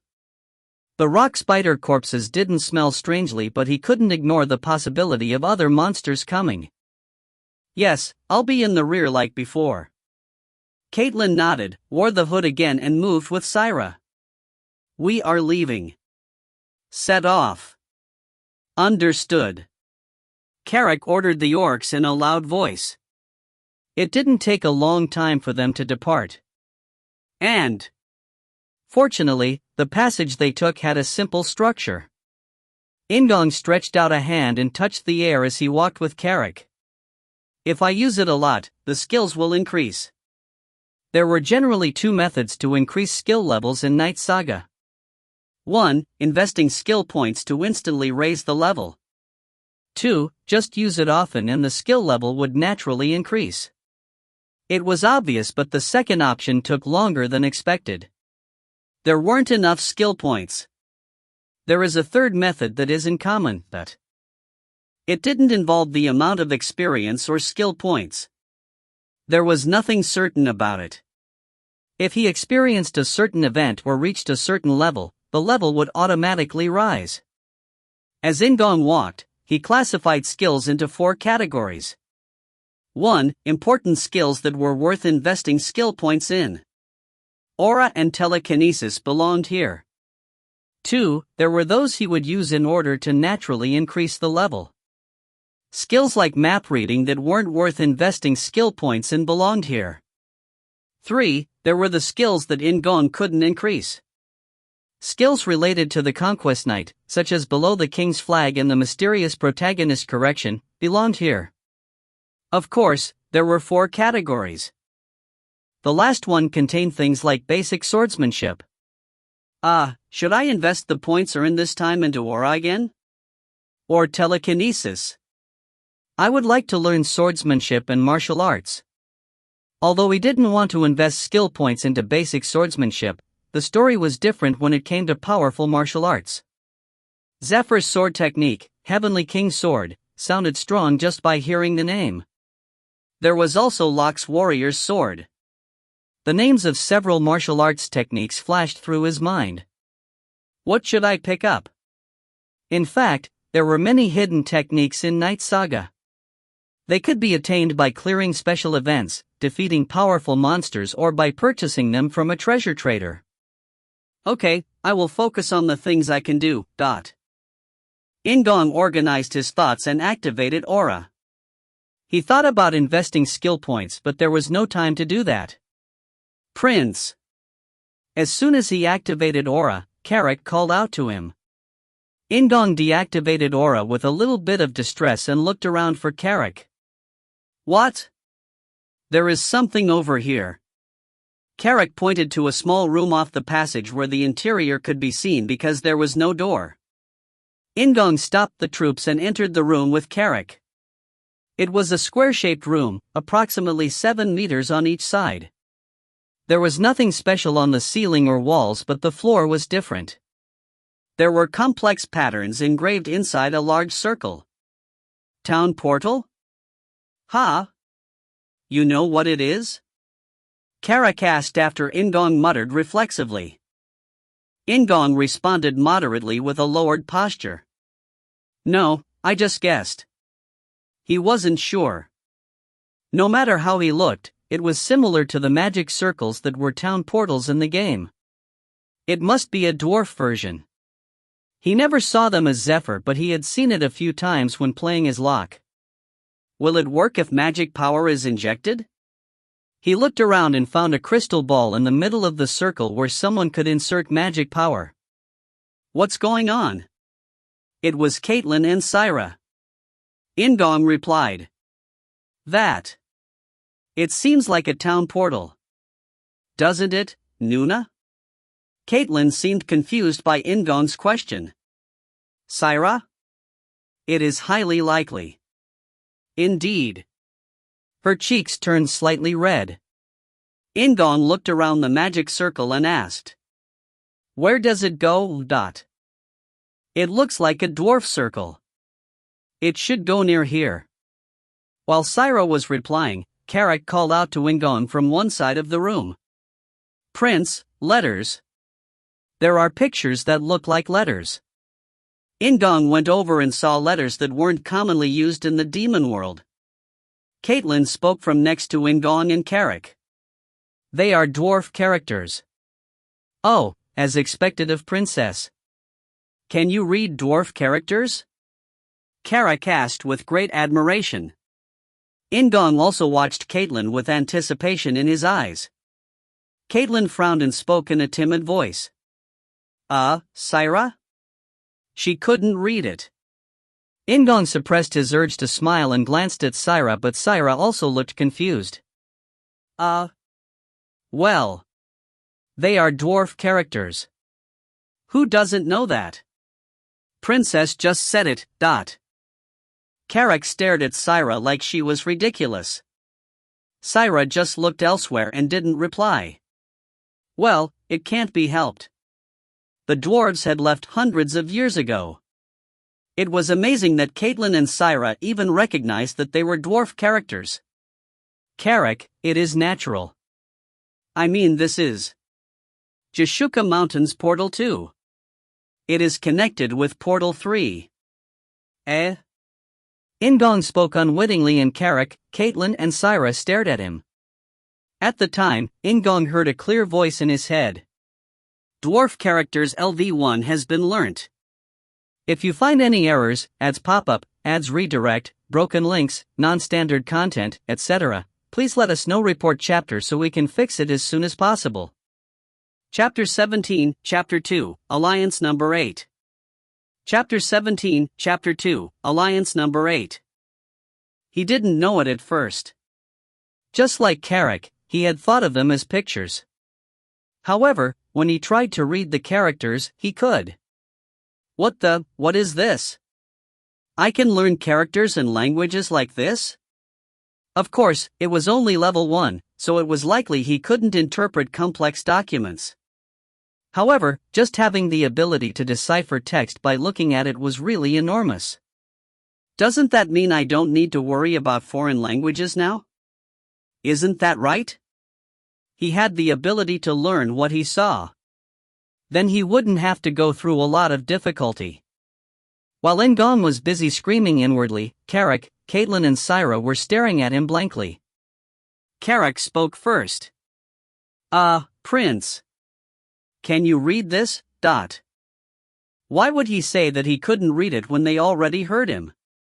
Anyhow, In-gong returned to reality thanks to Carrick and nodded. Yes. Just a little bit. Amazing. Caitlin, her golden eyes shone like a morning star. Moreover, it wasn't just Caitlin. I am impressed by Prince Shutra's broad knowledge. Syra was also clearly impressed. What the? Is it that rare for someone to know dwarf characters? The dwarves still lived, so it wasn't an ancient language. I just need to say that I took a book and taught myself. Carrick switched the topic while In-gong was thinking. Then Prince, what does this say? Caitlin and Syra's eyes turned back to the writing. Thanks to Carrick, their somewhat uncomfortable gazes shifted from In-gong to the characters. Wait a minute. It was only level 1, so his reading comprehension wasn't that fast. There were some words that had cryptic meanings. Is this explaining how to use it? In-gong read it 3 times before pointing to a character that had a metal plate protruding from below it. Nuna, can you insert a little bit of magic power here? My magic power is clumsy. He didn't know how to use it at all. However, he couldn't ask her to hit him with magic power at this time. Understood. Caitlin nodded and inserted magic power into the metal plate. A blue light then shone between the engraved characters and a 3D hologram consisting of blue lines appeared in front of In-gong. Jashuka Mountain Range. Like Carrick said, it was a 3D hologram with a bird's eye view of the Jashuka Mountains. In-gong read the letters that appeared with the bird's eye view and pointed to different areas. We are here. The Portal 3 is over here. Portal 3 was in another mountain, but there was something strange about the response. Syra's face turned excited. Does that mean there is a dwarf cave there? Why? In-gong was surprised by Syra's words and Carrick, who was familiar with In-gong, quickly said. Prince, in front of that mountain is the Red Lightning Tribe's main force. This mountain is right behind them. In-gong was able to understand now. Syra asked again. Prince, is this still working despite being degraded? Perhaps? In-gong looked at the letters that came up near the bird's eye view. The letters showed that the portal was lacking magic power but no other problems. Only magic power was required to operate the portal. It meant the passage to the rear of the Red Lightning Tribe could be used. Princess. Syra called out to Caitlin. Her voice and eyes were mixed with various emotions. Caitlin sent Syra a stern look and shook her head slowly. She then placed her hand on In-gong's shoulders and declared. Shutra, this is your merit. I'm not officially here. Syra sighed, but Caitlin never looked back. In-gong was able to guess the reason why she was sad. The strategic value of the dwarf portal was very significant. It was evident that a huge reward would be given to the first discoverer. However, Caitlin had declared she wasn't here and kept her promise. Nuna, it is your merit. You would have reached here even if I wasn't present. You also figured out its usage.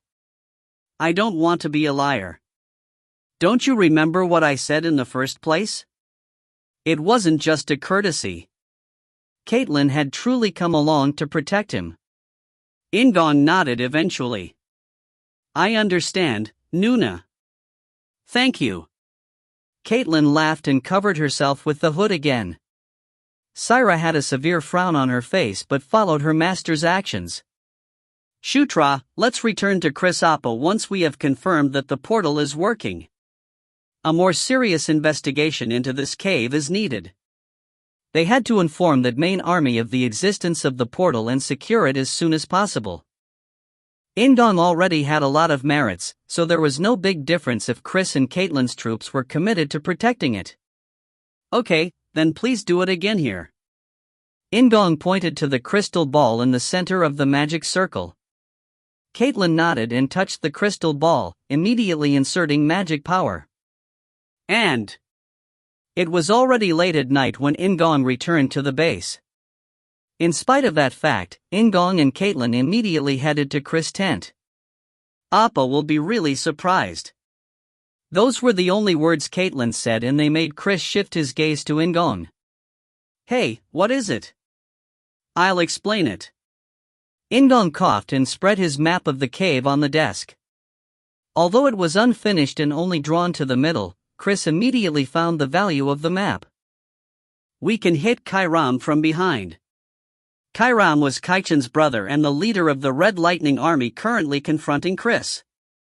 Chris looked at Caitlin with surprise. Caitlin slowly smiled and shook her head. What? Is there something else? There is. Caitlin remained silent again. This time, Chris looked at In-gong and In-gong explained everything that happened in the cave. Chris was surprised by the talk about the portal. He was confused about the part where In-gong could read dwarf characters and became expressionless after hearing that the portal was connected to the back of the Red Lightning tribe. Appa? Caitlin asked cautiously as Chris' reaction was different from what she had expected. Chris just stared at In-gong. What is your identity? This time, In-gong was the one who panicked. Did he realize something strange about Shutra? While In-gong was licking his lips and wondering about what to say, Chris suddenly burst into laughter. He spread his arms wide and embraced In-gong. Wow, this is a blessing. A blessing.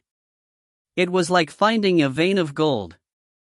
Caitlin sighed with relief after seeing Chris' excitement, and In-gong was the same. Okay. The dwarves did something this cute in the Jashuka Mountains? We will use it a lot. It wasn't just this battle. The use of these passages and portals could completely change the value of the Jashuka Mountains. He is different from Caitlin. It wasn't simply because he was 2 years older. Chris was real royalty. He was an ambitious person and thought about more than what was in front of him. He had faced Chris and Caitlin when playing Zephyr, but their natures were different. Caitlin was a powerful warrior and Chris was the king of the lycanthropes. In-gong realized that Chris wasn't as pure as Caitlin. His eyes sought In-gong's value. Shutra, what do you want? What do I want? Yes, your wish. You will be rewarded by the Demon King's palace for your merits, but I also want to give you a prize as your brother and captain. Chris, Caitlin and In-gong were children of the Demon King, but Chris was the one in charge of the troops. It wasn't strange for Chris to say that he would give a reward. But In-gong took a deep breath. In-gong might be mistaken, but Chris was probably trying to grab hold of In-gong right now. It was different from when Chris said that he would teach Aura. Come into my faction. Join me.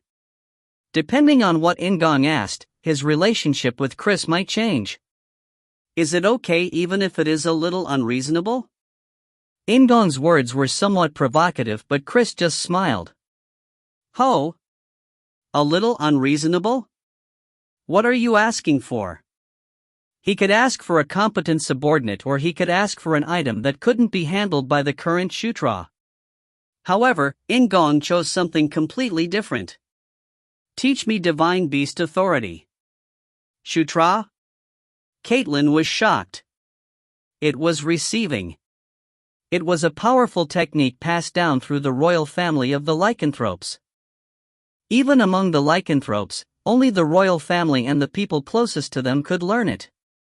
Therefore, it was a very symbolic technique. How could they teach such a technique to In-gong? Anyway, I have to go forward with Chris and Caitlin. There were 3 major factions in the Demon King's palace. First Prince Baikal Ragnaros faction, second Prince Zephyr Ragnaros faction, and fourth Princess Anastasia Nikrian's faction. Of course, he couldn't enter Zephyr's faction. Baikal's faction was impossible because the Gandharv were enemies with his mother's family. The only possible one was Anastasia's faction, but it wasn't an exaggeration to say that she was a woman as bad as Zephyr. I'd rather create my own faction, Dot. In that sense, Chris and Caitlin were quite decent selections. Caitlin's birth secret could be called their biggest weakness. It would be good if he could somehow control that part. Furthermore, today, Caitlin's attitude in the dwarf cave had moved In-gong's heart. Caitlin was a reliable person. It wasn't only because of the symbolism that In-gong chose divine beast authority. I can get subordinates later. Weapons are too good for my current level and ability. However, techniques were different.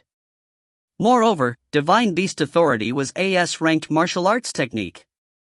Inside Knight Saga, SS-ranked martial arts and sword techniques were undisputedly recognized. S-ranked techniques were virtually top class, and Zephyr's Heavenly King sword was in this category. That alone gave it value. Chris stared at In-gong seriously before laughing. He shrugged slightly and said, Divine beast authority. Yes, it isn't too bad. Up to a certain level, it is easy to disguise it as beast authority. Beast authority, it was a martial arts technique that lycanthropes learned if they entered the army. In-gong knew what it meant to be taught the divine beast authority. From the outset, it was something that he had never learnt. As of now, I can't teach past the vision section. Is that still okay? It is okay. He could find clues to learn it later. Even if he didn't know, he could learn it by increasing the skill level. The important thing was to learn Divine Beast Authority LV1. Okay, this is interesting. Interesting. Just like Aura, Caitlin, and I will teach you. Chris glanced towards Caitlin while speaking, and she nodded with a somewhat ambiguous expression. It seemed like she was somewhat confused. Shutra. Chris reached out like he wanted to shake hands with In-gong. There was a mischievous smile on his face, but his eyes contained a different light. In addition to Caitlin, can I also think about you as my younger sibling? The words were quite meaningful. In-gong breathed out once and grabbed Chris' hand. He shook it lightly. Of course. Then a clear voice rang in his head. An alliance with Chris Moonlight/Caitlin Moonlight has been formed. Alliance status, an ordinary alliance. In-gong grinned as he grabbed the hands in front of him. If you find any errors, ads pop-up, ads redirect, broken links, non-standard content, etc., please let us know. Report chapter so we can fix it as soon as possible. Chapter 18, Chapter 3, Rescue. Chapter 18, Chapter 3, Rescue. Name, Shutra Ignus. Age, 14. Species, Gandharv. Occupation, Protagonist. Secondary occupation, Conquest Knight LV1. Uniqueness, Prince/Conquest Knight. Level, 9. Strength, 21. Intelligence, 21. Agility, 21. Talent, 21. Persistence, 21. Durability, 21. Mental power, 21. Magic power, 21. Charm, 17. Extra points, 14. HRMM. In-gong nodded slowly as he observed the status window floating in the air. There was only one stat that stood out just based on the difference in numbers. Charm, dot. In Knight Saga, charm had been different from appearance. Appearance meant the extent in which a person was called handsome or pretty, while charm meant how much a person liked the character. It could refer to someone who gave off a good feeling for no reason, a person who looked strangely handsome despite being ordinary, or a person who was beautiful but poisonous. In contrast, there were the handsome or pretty people who repulsed anyone who came near them. Shutra's appearance was 7 out of 10 points, so he was really handsome. Moreover, now that his charm was higher than Villager A, there was no damage to his good looks. The thing In-gong focused on was that his charm was lower than the other stats. The extent to which my stats have risen has changed, dot. At first, every level up caused his stats to rise by 2. However, now charm only rose by 1. Of course, the reason is obvious.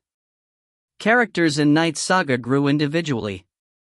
At first, a character wouldn't rise well in the early stages. However, they would start showing peculiar abilities once their levels got higher. Genius characters such as Locke and Zephyr showed good growth from beginning to end. Even so, all of his stats rose by 2 except for charm, so his overall growth rate was better than Locke and Zephyr.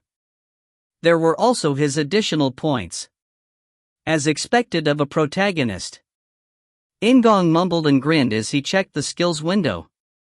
He hadn't distributed the skill points gained from reaching level 9, so there weren't many changes. Kohuhu, this is the result of my hard work. He returned to his tent after forming an alliance with Caitlin and Chris, but he didn't go to sleep straight away. He spent 3 hours gaining experience. He wrote dwarf characters on a blank piece of paper while practicing telekinesis with his other hand. Additionally, he memorized vocabulary. He didn't just memorize the dwarf characters but fit the dwarf characters to his favorite song lyrics. His skill level improved considerably due to the translations and repetitive writing. However, the level was still low. If he repeated it for 6 more hours, it could reach level 2. Telekinesis training was simpler. He practiced moving small things he placed on his desk. Telekinesis shook the object instead of moving it because it was still too weak, but at least it worked. Yes, I should make telekinesis reach level 2 through hard work. A lot of hard work is required to become an all-rounder. It won't always be good. However, he still wanted to learn magic. Recovery magic was indispensable, so he couldn't forget about it. It is better than nothing, even if I only learn it to LV1. After having these thoughts, In-gong looked at the skills that had no change. Conquest, below the King's Flag, and Protagonist Correction. They were still LV1, so the proficiency hadn't changed, but In-gong didn't mind. He hadn't experimented with them yet. I am anticipating level 10. Apart from skill points distribution and hard work with general skills, there was one other way for skill levels to increase. In most cases, the skill level rose automatically when the character level reached a certain number. Level 10, wasn't it always a meaningful level? It had been the same for Knight Saga. When Zephyr and Locke reached level 10, their unique skills Descendant of Darkness and Chosen rose by 1 level. Either Conquest or Protagonist Correction will rise in level. I'll bet on it. I will. Isn't that right? In-gong muttered and closed the status window. He wanted to go hunting to level up straight away, but he had a lot of work to do today and tomorrow. Prince, I am coming in. He heard Carrick's voice from where he was waiting outside the tent. Come in, Dot. It was early in the morning, but Carrick was fully armed. He held a round shield that he didn't usually have and asked In-gong. "What are you doing?" "Just training my body." "Are we leaving now?" "Prince understands, so you need to move quickly." "This time, Prince Chris will accompany us." The operation was to quickly secure and confirm information. They had to check if the dwarf portal really worked and to secure the rear of the Red Lightning tribe as quickly as possible. If all the work was done today, they could attack tomorrow or the day after. "Okay, let's go." Despite it being early in the morning, In-gong responded with delight and left the tent. And Caitlin's base was quite busy. Chris and Caitlin greeted In-gong at the entrance to the base, with Caitlin's lycanthrope warriors lined up behind them. "Shutra." Caitlin welcomed In-gong with pleasure. The two people felt strangely more intimate due to the creation of the alliance last night.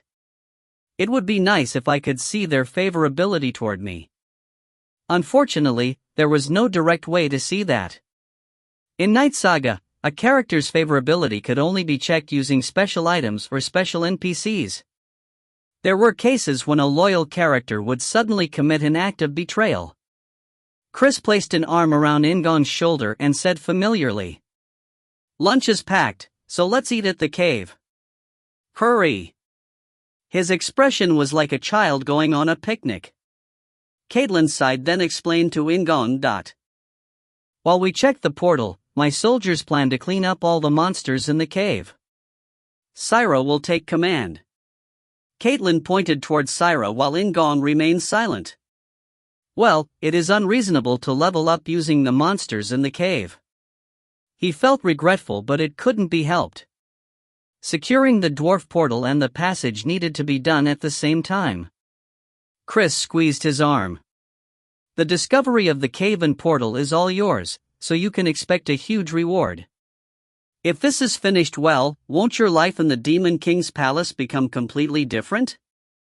The eyes of the other Demon King's children will also change." His Hyung expressed a subtle sense of hostility when he said the words Demon King's children. "Rewards are nice, but I don't want to stand out." It was the same as attracting Zephyr's attention. Even so, there was nothing he could do if Shutra kept remaining weak. He had to take some risks. "Well, I was already at the very bottom, so maybe this might be a good thing?" It was highly likely he would be talked about. Furthermore, he shouldn't be afraid to be noticed from the start. He didn't form an alliance with Chris and Caitlin for the sake of hiding. While In-gong's thoughts became a little dark, Chris tapped on In-gong's back. He seemed to be misunderstanding In-gong's thoughts. "Hey, don't worry. You will soon be taught Divine Beast Authority.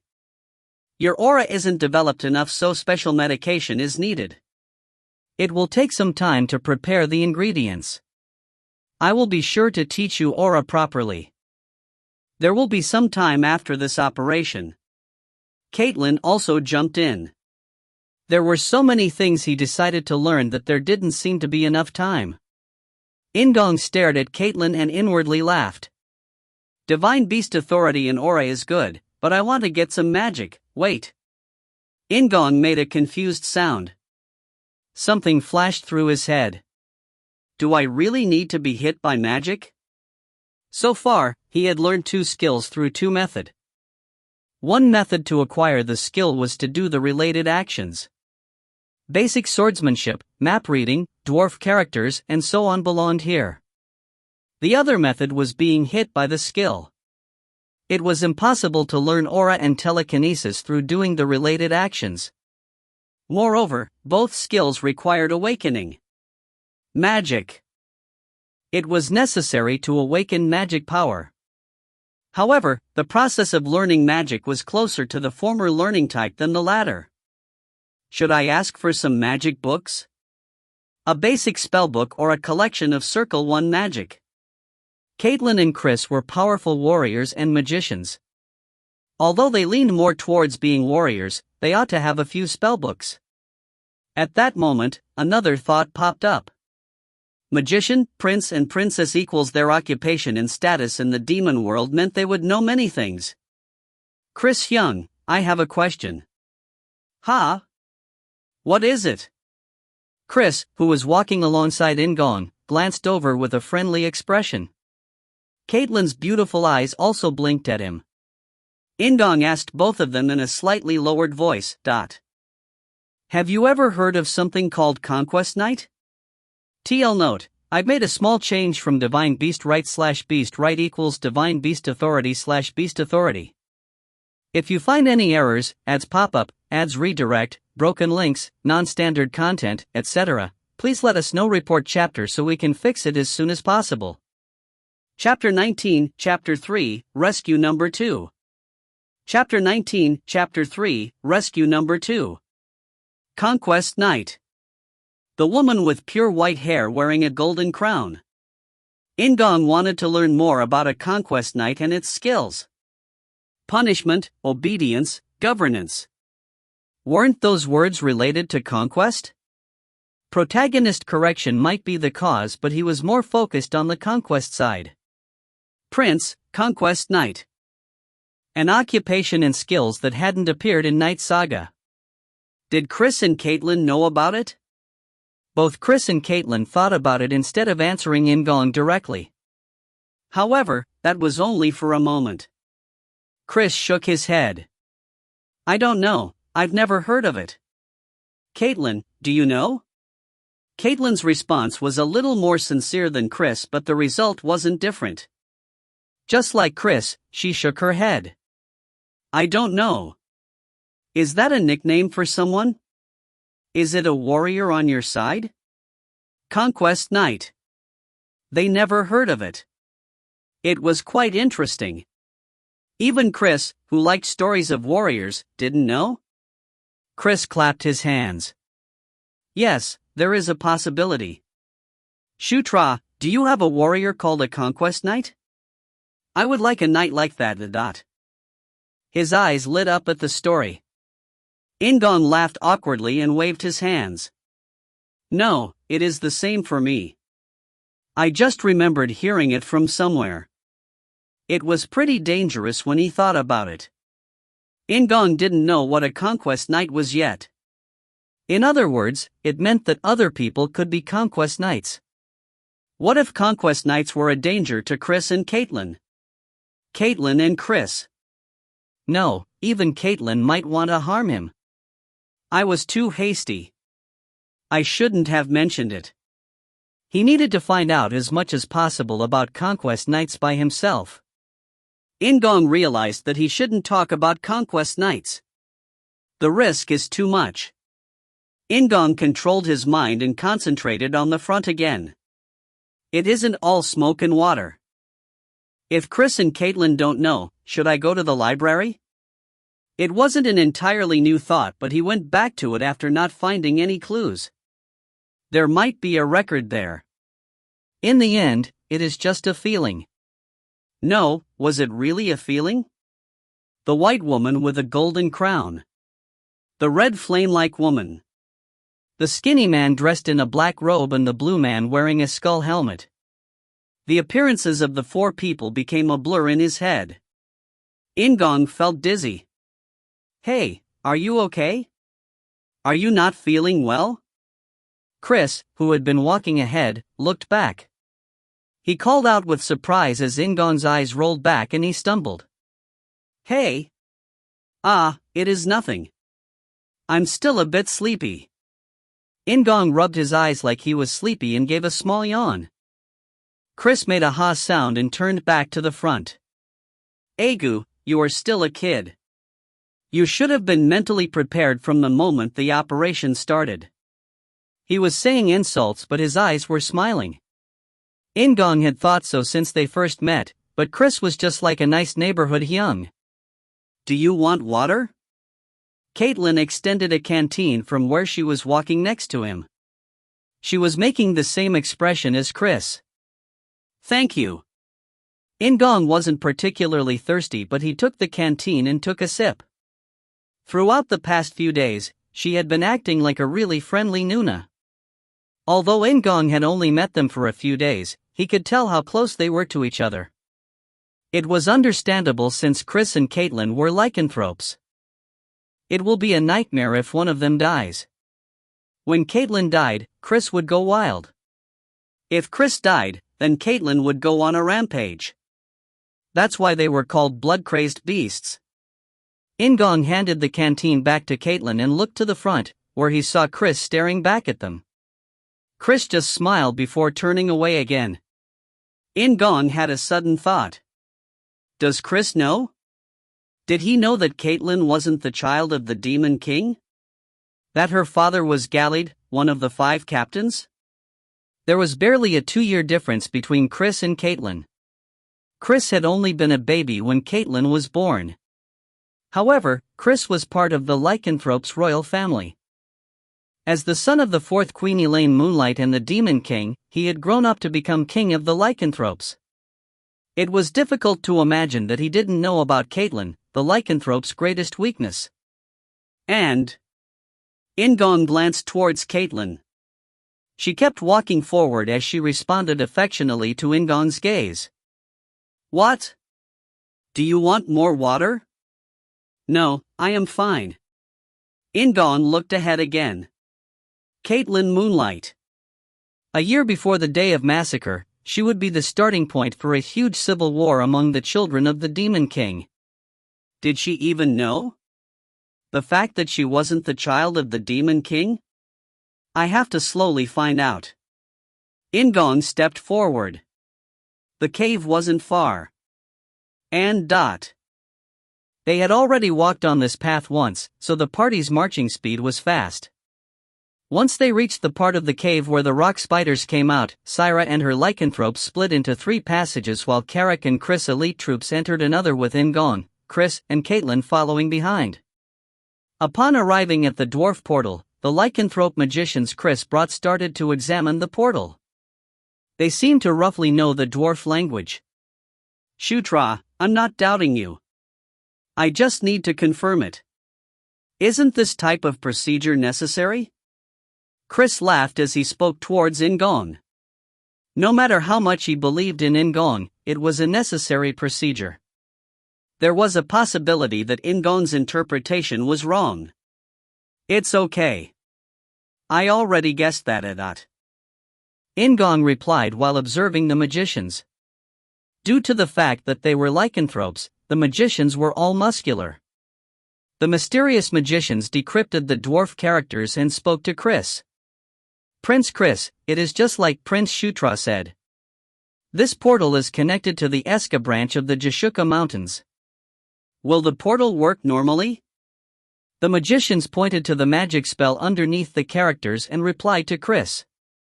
It seems to work. Dwarven goods are unbeatable. Dwarf-made objects were masterpieces in the demon world. Chris nodded and looked at In-gong and Caitlin. Okay, let's move. Moving through the portal was simple. Once the magician inserted magic power into the circle, a blue and round gate appeared. After passing through it, they arrived in front of the other portal. How is it? It isn't anything special, right? Caitlin laughed and patted his shoulder. In-gong nodded with surprise. Yes, it wasn't anything special. He had been worried about what would happen once he entered the blue gate, but he didn't feel anything. Isn't this called a space jump? It was space movement, not a space jump. At first glance, it seemed the same. However, there was a big difference.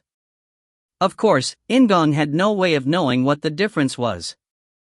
He didn't know much about it. Stay alert. The passages haven't been secured yet. Don't forget that we still don't know where the passage exit leads to. Chris started to explore the passage ahead with the lycanthropes.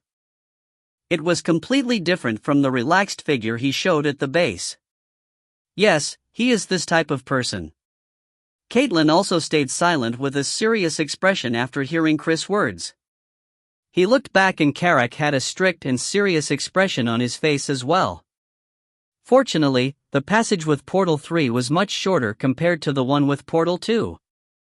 In-gong used the mini-map and found a door that Carrick cracked open. Phew, I feel better now. Fresh air flooded in from the open door. It was a windy area. A mountain slope? Okay, let's examine it. Chris muttered and gave a signal. The lycanthropes immediately left the cave at a swift pace. We are going. Be careful. This time, Chris moved in the front, followed by In-gong, Caitlin, and Carrick. Chris covered up the entrance of the cave with rocks, dead tree branches and grass so that it was almost invisible. Okay, this looks good, Chris said while looking down the mountain. Without realizing it, In-gong exclaimed with admiration. Wow! The Red Lightning tribe was spread out under the mountain. If he included the non-combatants, there were more than 5,000 people, so it was incomparable to Caitlin's base. The food warehouses are a priority when attacking from the rear. While Vandal strikes from the front, a unit will infiltrate the rear to burn the food warehouses, Chris said while pointing to a corner. His voice sounded quite sinister. However, Caitlin, who was looking at the entire base, shook her head. It is strange. There aren't that many troops, . Come to think of it? It wasn't night yet, but there were very few orcs at the base. Chris, Caitlin and In-gong looked into the distance. Their mouths dropped open at the same time. At the plains in front of the base, two different armies were clashing. If you find any errors, ads pop up, ads redirect, broken links, non-standard content, etc., please let us know. Report chapter so we can fix it as soon as possible. Chapter 20, Chapter 3, Rescue Number 3. Chapter 20, Chapter 3, Rescue Number 3. There was fighting. It was clear a fight was taking place, but it was too far away to find out more. There was a wide plain in front of the Red Lightning tribe's base with the Jashuka Mountains acting as a barrier in the rear. A battle was taking place in one corner of the plain. I can't see it. What about both of you? He looked on either side of him and asked. He knew the answer without both of them saying anything. Even though it was so far away, the combat scene was visible to them. Prince, I can't see it either. Carrick's answer was meaningless. Caitlin spoke while still observing the battlefield. Shutra, focus your aura on your eyes. Aura was life force used to strengthen the body, but focusing aura on the eyes? Heek, it is real. I can see it. Once aura was gathered to his eyes, he could see further and more accurately. Things that had looked like dots started to gradually take shape to In-gong. Orcs, what? They aren't orcs or ogres? Not only the skin color but also the clothing was completely different from orcs and ogres. Orcs and ogres generally favored less clothing due to their large size. However, the people fighting now wore black or purple clothes and were slim. Ugh, is this my limit? He tried to focus his aura a little bit more, but nothing really changed. From the start, the distance had simply been too far. Chris and Caitlin's expressions showed they also couldn't get clear answers. Chris, who seemed to be using a lot of power on his eyes, frowned and muttered. They aren't General Vandal's forces. In the first place, there was no battle plan today. The size of the troops fighting is also too small. Of course, not all battles went as scheduled. However, this wasn't General Vandal's base but the front of the Red Lightning tribe. There was no reason for there to be a fight outside of the schedule. They weren't General Vandal's troops but a third army. As Chris had said, the scale was too small. There seemed to be only approximately 100 people. The conflict had turned into a one-sided fight as the difference in troops was too large. It is too reckless. They are going to be wiped out. Caitlin shouted. In-gong also saw it. They had to flee now while the siege net wasn't complete. However, the movements of the troop was strange. Rather than try to escape, they were rushing desperately through the orcs. What the? Was something important taken from them? Retreating, Chris said. The movements of the troop changed when the fiercest fighting at the forefront collapsed. It seemed like the commander who led the reckless battle had fallen. The retreat of the unidentified army was swift.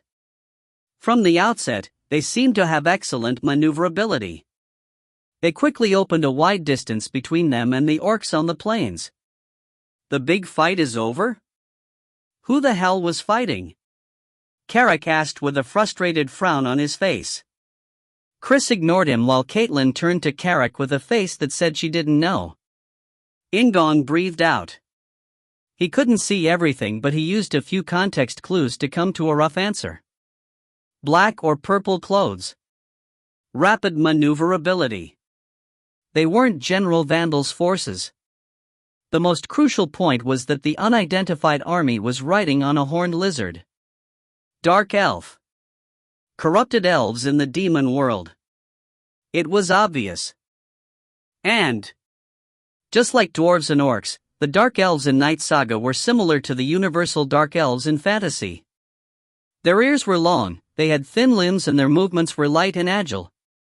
Their skin color was brown or copper, reminiscent of a South American beauty. Both male and female dark elves enjoyed wearing exposed clothes, and the dark elves resided in the great forest that could be called the demon world's Amazon. They were corrupted but still elves.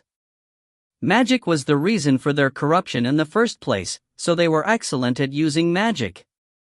They rode on lizards called Dracos that also lived in the great forest. In terms of endurance, they were inferior to horses. However, their instant speed was tremendous, and they had tactical value in swamps. Why did the dark elves come here? There was a colossal distance between the great forest and Shutra Mountains. Of course, the dark elves didn't always stay in the great forest, but it didn't make sense for them to jump into the Shutra Mountains so fiercely. Prince? Have you figured something out? Carrick recognized when In-gong was thinking and asked urgently. Chris and Caitlin then looked at In-gong with anticipation. What is it? Have you found something? A light shone in Chris and Caitlin's eyes. It was like they were preparing to shout out, "Great!" In-gong scratched his head and muttered. I'm not sure, but they seem like dark elves. Does Hyung and Nuna see what they are riding on? There are horns on their heads, and don't they move really fast? Carrick was still confused, but Chris and Caitlin were different. The two of them shouted almost simultaneously. Draco! No further explanation was needed. Of course, Carrick required it, but no one was kind enough to explain it to him. I almost missed the obvious. Those creatures are Dracos. It is my first time seeing them. Chris and Caitlin said separately. Carrick's eyes widened as he finally grasped the situation. Dracos? Then they are dark elves? It is just a possibility. The battle was too far away, so I only guessed. In fact, In-gong had never actually seen the Dracos. They were too far away, so I just guessed based on the horns on the head. In fact, there were many animals with horns on their heads in the demon world. If it hadn't been for their explosive speed when retreating, In-gong would never have thought of a Draco. It is hard but rewarding to ride them. Of course, that had been a story in the game. Yes, let's return immediately. We need to get in touch with General Vandal to figure out the situation. He had originally intended to inform Vandal of the existence of the dwarf portal and to discuss plans, but now, something more urgent had occurred. Chris spoke to In-gong and Caitlin, then blew a little horn hanging by his throat. It made a special sound that only lycanthropes could hear. Let's go. Chris moved ahead of them with the lycanthropes. After returning to Portal 2, they headed towards Chris' base instead of Caitlin's. It was his first time visiting Chris' base, but the basic form wasn't much different from Caitlin's base. The big difference was that Chris had twice the number of troops compared to Caitlin. Contact General Vandal. It is urgent. Chris ordered as soon as they arrived at the tents. He had contacted them in advance, so magic tools were already installed in the tent. The lycanthrope magicians injected magic power, and light started gathering on a circular silver tray that was erected vertically. Oh, video communication? In-gong was filled with expectation. After 1 or 2 minutes, the shape of a person appeared in the midst of the light. Prince Chris. The owner of the voice was a fierce-looking ogre. There were a few long scars on the red skin of his angular face. It is nice to see him. It felt great to see a subordinate he used to have in the game. However, that was only In-gong. Vandal only looked at Chris and Chris talked straight away instead of introducing In-gong and Caitlin. General Vandal, there was a small battle in front of the Red Lightning tribe approximately an hour ago. It doesn't seem to be the general's army, so do you have any ideas? I do. How did Prince know about it? Vandal responded curtly. If Carrick was a genius? Among orcs, Vandal was a genius among ogres. His words were short, but his brain wasn't comparable to an ordinary ogre. I saw it with my own eyes. I will tell you the story. Chris concisely explained about the dwarf cave and portal. In the meantime, Caitlin Zappa also stated that In-gong was the one who discovered it. Indeed. Vandal nodded with a serious expression. Caitlin stepped forward and spoke. General Vandal, it is now your turn. Tell us what you know. The ones that Prince and Princess witnessed, they are dark elves.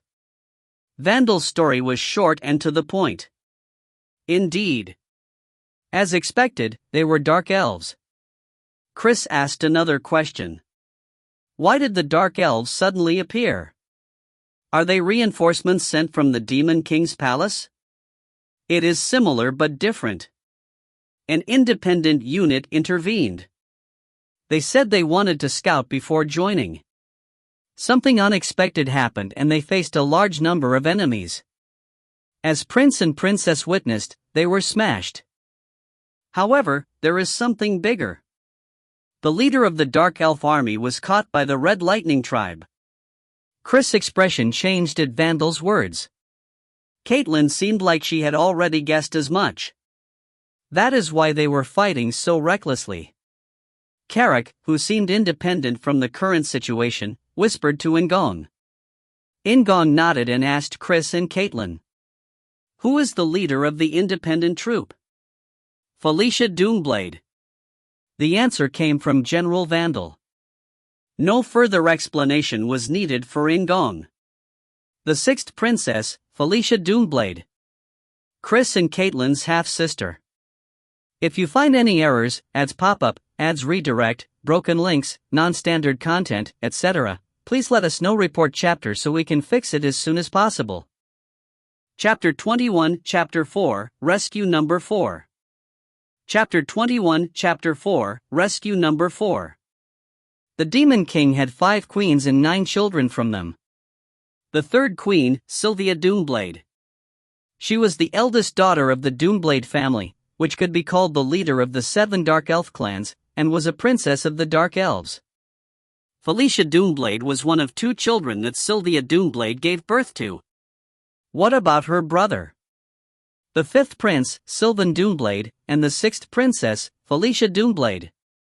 In-gong examined his memories of both of them. In the game, they belonged to the faction of the 4th princess, Anastasia Nekrian, a longtime rival of Zephyr. So, he always considered them as enemies. Still, it is better than Chris and Caitlin, but he had a lot more chances to meet the 2 people when he played at the Demon King's palace. Haughty, pretty, selfish, just a princess. That was his impression of Felicia. Her brother Sylvan Doomblade was more of an enemy to Zephyr than her. He is certainly a fighter. Just like Chris and Caitlin, Sylvan gave off an intense impression because he was a fierce enemy. Sylvan was considered the biggest player in the day of Massacre. Anyway, Felicia is here. Why did Felicia suddenly appear? Was she trying to intercept the merits? It isn't likely. The children of the Demon King didn't move only on missions. Those who were over 18 years old could travel independently to manage various things, but Felicia was only turning 18 this year. Perhaps, she is performing another mission in the area? The conversation between Vandal and Chris continued while In-gong was making such a reasoning. Chris frowned. Does the Red Lightning tribe know that she is Felicia? I don't know. She might have said it or kept her mouth shut. Or maybe the orcs figured it out. There was a huge gap between thinking of Felicia as a dark elf officer and a princess. It was obvious that her treatment would vary depending on what they thought she was. Maybe she is already dead. She could be used as political ransom, however, her captors were the aggressive orcs. Moreover, there were considerable differences between the way the human world and the demon world fought. So, what is the castle's policy? Save her if possible. There are to be no negotiations? If they call out first, I will try to talk about it. However, I don't think they will initiate contact. Indeed. Chris laughed bitterly while In-gong nodded. This wasn't just a story created by the ogre, Vandal. The common law in the demon world was that the strong ruled. There was no reason to desperately rescue a princess captured by the enemy. Well, that is only the common law of the Demon King's palace. The Dark Elves didn't think of retreating despite risking death. No, was it because they thought this was their only chance to save her? Either way, the fact remained that the Demon King's palace wouldn't care about rescuing a prince or princess. I will gather more information from this side, Vandal soon said.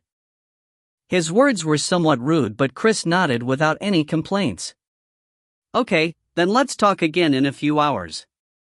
Chris gestured and the magicians in charge of the communication magic left the tent. In-gong glanced to Carrick and ordered. Carrick, you should leave as well. I understand. Call me if necessary. Now, there were only 3 people left in the tent, In-gong, Chris, and Caitlin.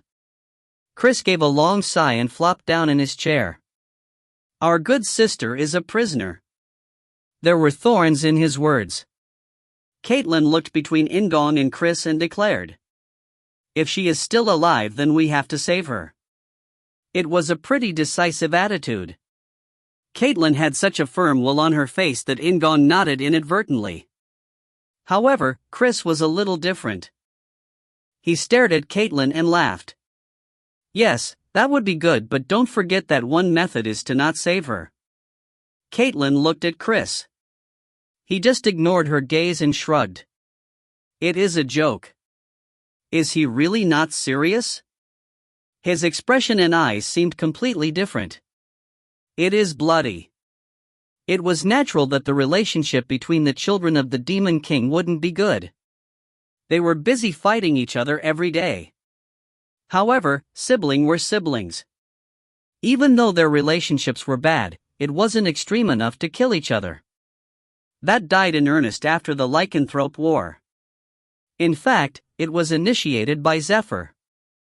Zephyr was the one who created such a sense of crisis that they had to act. However, Chris just implied that it didn't matter if Felicia died. Did something happen between the two of them? He didn't know the specifics, but it seemed bad. If Chris and Caitlin survived, then it is likely that they would be the ones handling Sylvan and Felicia. Will he really let her die? Moreover, would Felicia actually die? Right now, it was year 512. In the beginning of Knight Saga, year 513, Felicia was still alive. No, I can't be sure. There was no guarantee that it would go like it had in the game. Right now, the relationship between Shutra, Chris, and Caitlin hadn't changed anything drastically. We should save her. No, we have to save Uni. Honorific used by females towards older females. Caitlin stared straight at Chris and declared. Just like how Chris seemed serious, Caitlin was also sincere. As expected. While In-gong remained silent, Chris sighed and nodded. Well, yes. We have to at least give it a try. Caitlin's eyes shook, but she didn't say anything more. In-gong, who was sandwiched between them, asked. Is there a method? Currently, it was unknown if Felicia was alive or not. If the Red Lightning tribe had kidnapped her, they didn't know where she was imprisoned. Chris shrugged and replied, "Well, it isn't good to drag out the time. General Vandal will probably have a method." Chris rose from his seat and pointed to the battlefield map spread on the table.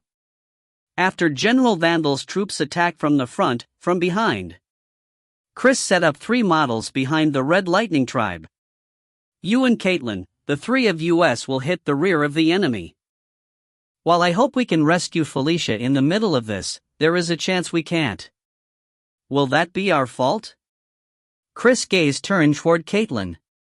She tightened her lips and said, "If you rescue Felicia Uni, it will be a really big merit." "Yes, that is true. She will also be indebted to me." "Well, isn't this pretty good?" Chris nodded with a sly smile. Caitlin was at a loss for words while In-gong didn't say anything. Would he have treated Shutra like this if he didn't like me? He didn't know about Caitlin, but Chris seemed to be like that. Chris, who was laughing alone, knocked on the table. "Hopefully, we can proceed early in the morning. Then, we should go to our separate bases and rest. General Vandal and I will discuss the details. Appa should rest too." "Yes, Dot." Caitlin looked reluctantly at Chris one more time before leaving the tent with In-gong. And it was evening when Chris called In-gong and Caitlin again. The operation is simple. Chris laid some models on the battlefield map. He was able to tell with one glance what the models meant. The 3 of us are half-character miniature models. The models were quite well made. Chris then started to talk. "While General Vandal lures the Red Lightning tribe, we will strike them in the back. It is really simple." It was almost the same story he heard during the day. While In-gong stared at the map, Chris coughed and added, "I will move into the center of the base and make as much fuss as possible. Then Caitlin and Shutra will lead their respective troops to break in and carry out the mission." The 3 models scattered in different directions. In-gong asked, "The mission, are you referring to the rescue of Felicia Nuna? Burn the food warehouses and save Felicia in the middle if you find her. If it gets dangerous, leave. It wasn't a rescue mission but a destructive one. Appa. I've done everything I can. Is there anything else we can do?" Caitlin made a disgusted expression at Chris' words but didn't say anything. No, he could send spies to check the location of the prisoner. Well, that is only if there is enough time. In-gong thought inwardly as he continued to listen to Chris' explanation. Various matters about the operation needed to be discussed, including signals between the units. "Okay, go back and relax. We will start at midnight. Let's do it right." "Yes, I'll try to get to level 10 this time." In-gong nodded and left the tent. Time passed quickly. Along with Carrick and his 50 orcs, Chris and Caitlin's units passed through the dwarf portal and stood on the mountain overlooking the Red Lightning tribe. "Heh, they would never think we were behind them." Carrick murmured in a small voice like he found it hilarious. Nearly 400 troops were hiding. However, the night was so deep and the moon barely was shining, so In-gong couldn't see everyone. In-gong nodded as he stared in front of him. He stood in the cold night air and gazed into the distance. "It is starting." A low roar was heard from the front as soon as he spoke. The ground shook as Vandal's troops rushed forward and there was the sound of various musical instruments, such as horns and drums. There was a frenzy at the Red Lightning base below. Shouting and horns sounded at the same time as soldiers poured out of the tents. In-gong gazed in the direction where Chris was hiding. Chris made a signal to wait as soon as In-gong turned to look at him. "Now. Wait. We have to wait until enough troops have left." In-gong explained to Carrick and calmed his heart. He had experienced combat several times but his heartbeat got faster because this was the first time he would be in such a big battle. Some time passed. Chris and the lycanthropes started moving down. It was a really fast pace. In-gong kept waiting. There needed to be a time difference with Chris' troops. This time In-gong was leading 50 orcs and an additional 30 orcs given by Chris. There was a total of 80 orcs. As the lycanthropes roared, there was another big fuss at the base of the Red Lightning tribe. Now was the time. Charge! Charge! Along with In-gong, Carrick shouted loudly and the orcs ran down the mountain. The shouting was over after they reached the enemy's location. Thanks to internal strength, In-gong was able to keep up with the orcs. In-gong peered around while running and saw Caitlin, who was deliberately coinciding her speed to match In-gong's troops. Just like Chris did, Caitlin looked back at In-gong. Caitlin laughed and In-gong grinned back. The base was right in front of him. In-gong kept an eye on both the minimap and the area in front of him as he raised his sword. Author's note, that in response to the half-sister in yesterday's chapter, I just used the term as a way of indicating that Felicia is a child of the Demon King. Equals 3 equals. All children of the Demon King are half-siblings. Caitlin is officially a child of the Demon King, so she has a half-sibling relationship with the other children. Since there is a possibility of unnecessary confusion due to an inaccuracy of the expression, I will correct it if I can think of an appropriate sentence. A child of the Demon King, or maybe just Chris' half-sister. Felicia will surely appear in the next chapter. See you tomorrow. Today is a happy day, laughing face. If you find any errors, ads pop up, ads redirect, broken links, non-standard content, etc., please let us know. Report chapter so we can fix it as soon as possible. Chapter 22, Chapter 3, Rescue Number 5. Chapter 22, Chapter 3, Rescue Number 5. The base of the Red Lightning tribe was a crucible of turmoil. Flames were everywhere and the screaming, crying, roaring and shouting mixed together to create a terrible sound. Just standing still caused his head to become dizzy, but there was no time to stop. In-gong gazed at the minimized minimap and commanded. Go to the left. Run straight to the food warehouses. Since General Vandal had hit the front, there were few troops left in the base. Moreover, Chris had rushed forward and made a lot of fuss, so the remaining forces had flocked to Chris. Even though it wasn't deserted, it was close to it. Oh! Die! The orcs were fighting while rushing forward and the sight of blood filled his eyes. Carrick was showing an incredible display once again.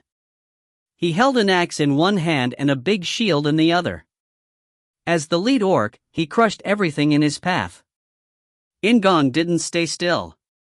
He wasn't fighting side by side with Carrick, but he played a big role from behind Carrick.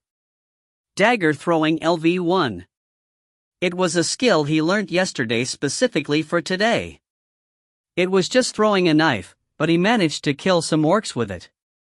Carrick dealt most of the damage, but he still received a decent amount of experience. Should I learn proper archery?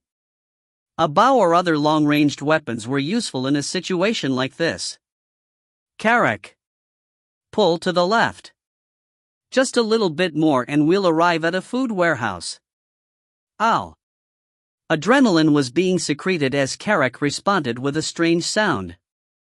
In-gong fingered his dagger and glanced around. It wasn't because In-gong was worried about Caitlin. Okay, the operation. Ah, right. Felicia. In-gong searched around but didn't see any signs of Felicia. If she is locked up, won't she die because of this? Flames were sweeping all over the place. If she was trapped in a confined space, she might suffocate and die. Does he really have no idea? It was Chris who rushed forward and caused the fire first. Instead of setting the fire, In-gong commanded Carrick. Find Felicia. Huh? What are you saying? Carrick retorted with agitation. In-gong could see tents and timber buildings, but it was too crowded. No, just rush it. If the enemies knew Felicia's value, they would try to get her out. Yes, let's not think about it. In-gong felt a little sorry for Felicia, but he couldn't make a difference. Instead, he focused on the mini-map while rushing forward with Carrick. In-gong perceived Felicia as a neutral NPC, so she should appear as a blue or purple dot on the map. Even Chris and Caitlin, who he killed as Zephyr, were now solid allies. Perhaps Felicia and Sylvan could become like them. Yes, there are no unconditional enemies. Of course, Zephyr was an exception. Prince! The food warehouses!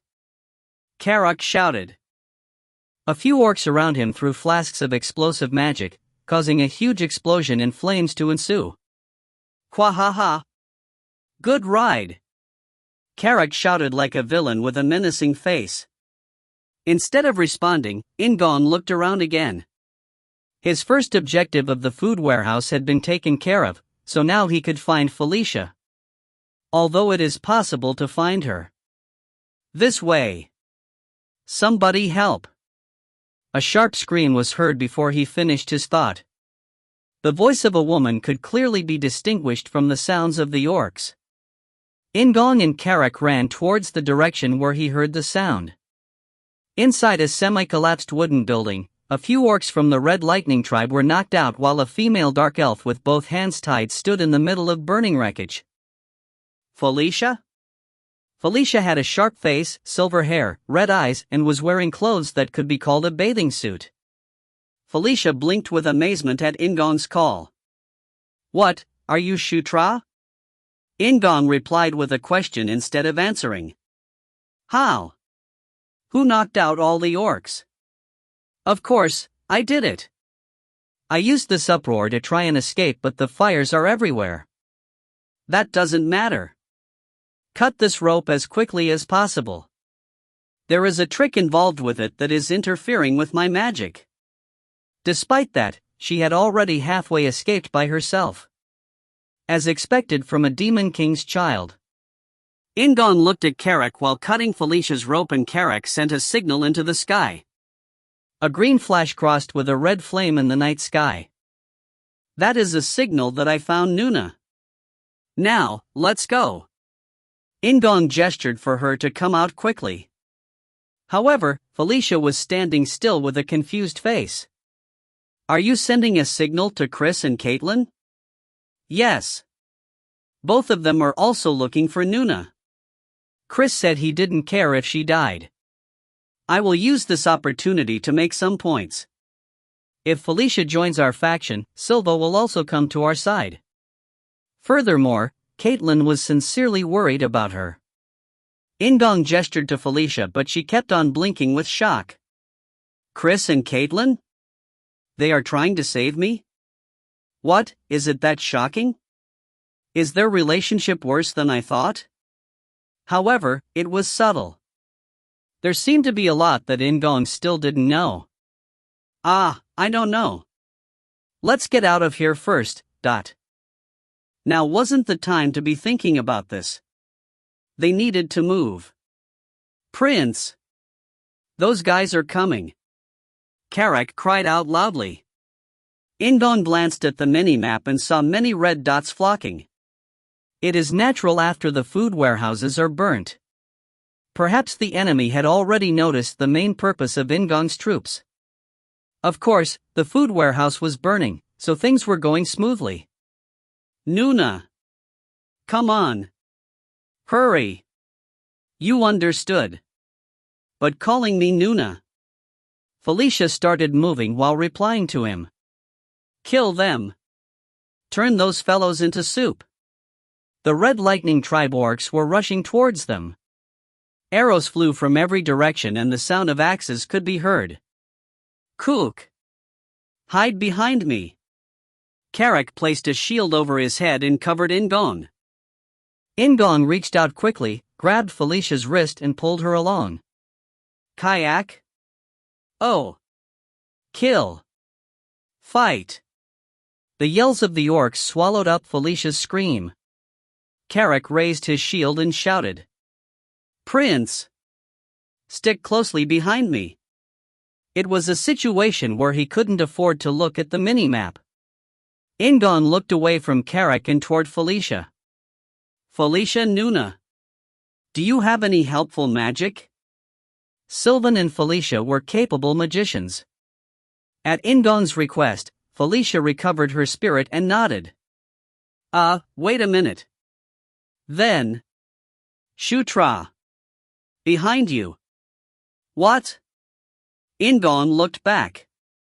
While the orcs of the Red Lightning tribe were rushing forward, a flame arrow was flying towards him. Magic? There was no room to think, so In-gong acted according to instinct. He hugged Felicia to protect her and received the flame arrow. Damn. This isn't Caitlin. It was already too late to regret it. There was terrible pain that couldn't even be imagined. Shutra. Felicia was the one who screamed with aghast instead of In-gong.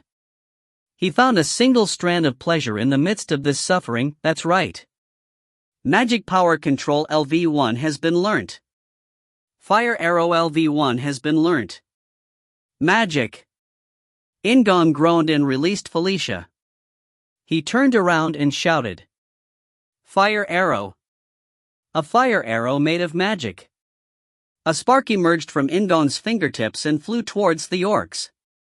If you find any errors, ads pop-up, ads redirect, broken links, non-standard content, etc., please let us know. Report chapter so we can fix it as soon as possible. Chapter 23, Chapter 3, Rescue Number 6. Chapter 23, Chapter 3, Rescue Number 6. The fire arrow broke through the darkness. Of course, everything in its path didn't turn into ashes. He had just learned fire arrow, so it was only LV1. However, this was the first time In-gong was using magic. He felt bliss despite the pain. Oh, it is real. Real magic. Prince. Are you okay? Carrick shouted without looking his way. In-gong opened his mouth to answer, but only a strange sound emerged from his mouth. Hocha. In-gong moved his body reflexively. This time it was toward Felicia, and the reason was simple. I have to do this. Magic was heading towards them again. It wasn't a fire arrow like earlier, but an ice arrow. Kuhik. Unlike the fire arrow that exploded against In-gong's back, the ice arrow pierced through him. The clear voice rang in his head, but this time the pain was so great he couldn't feel any joy. Ice arrow LV1 has been learnt. Stamina has decreased. You are in a very dangerous state. He couldn't see the stamina gauge, but there would be a red light coming from it if he could. Ugh. As In-gong groaned and collapsed, Felicia quickly reached out and grabbed him. Shutra. Prince.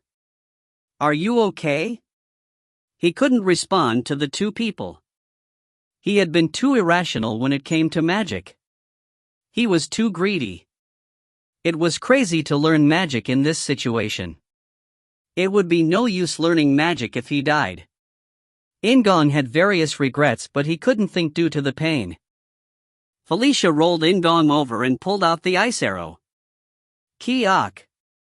Stay still. Felicia half screamed as she touched In-gong's wound with trembling hands. No further attacks reached In-gong due to the fierce defense of his orcs. Crazy. Why did someone so weak do something like this? And when did you learn magic? In-gong was suffering, but Felicia was very surprised. Felicia's eyes darted over In-gong's body with an incredulous expression. Shutra protected me?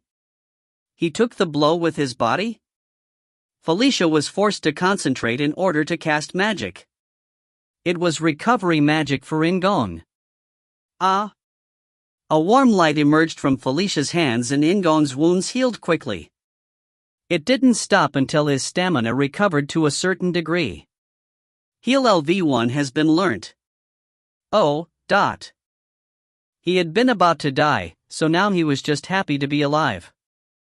Felicia didn't realize In-gong's joy and laid her hands on him again. Hey!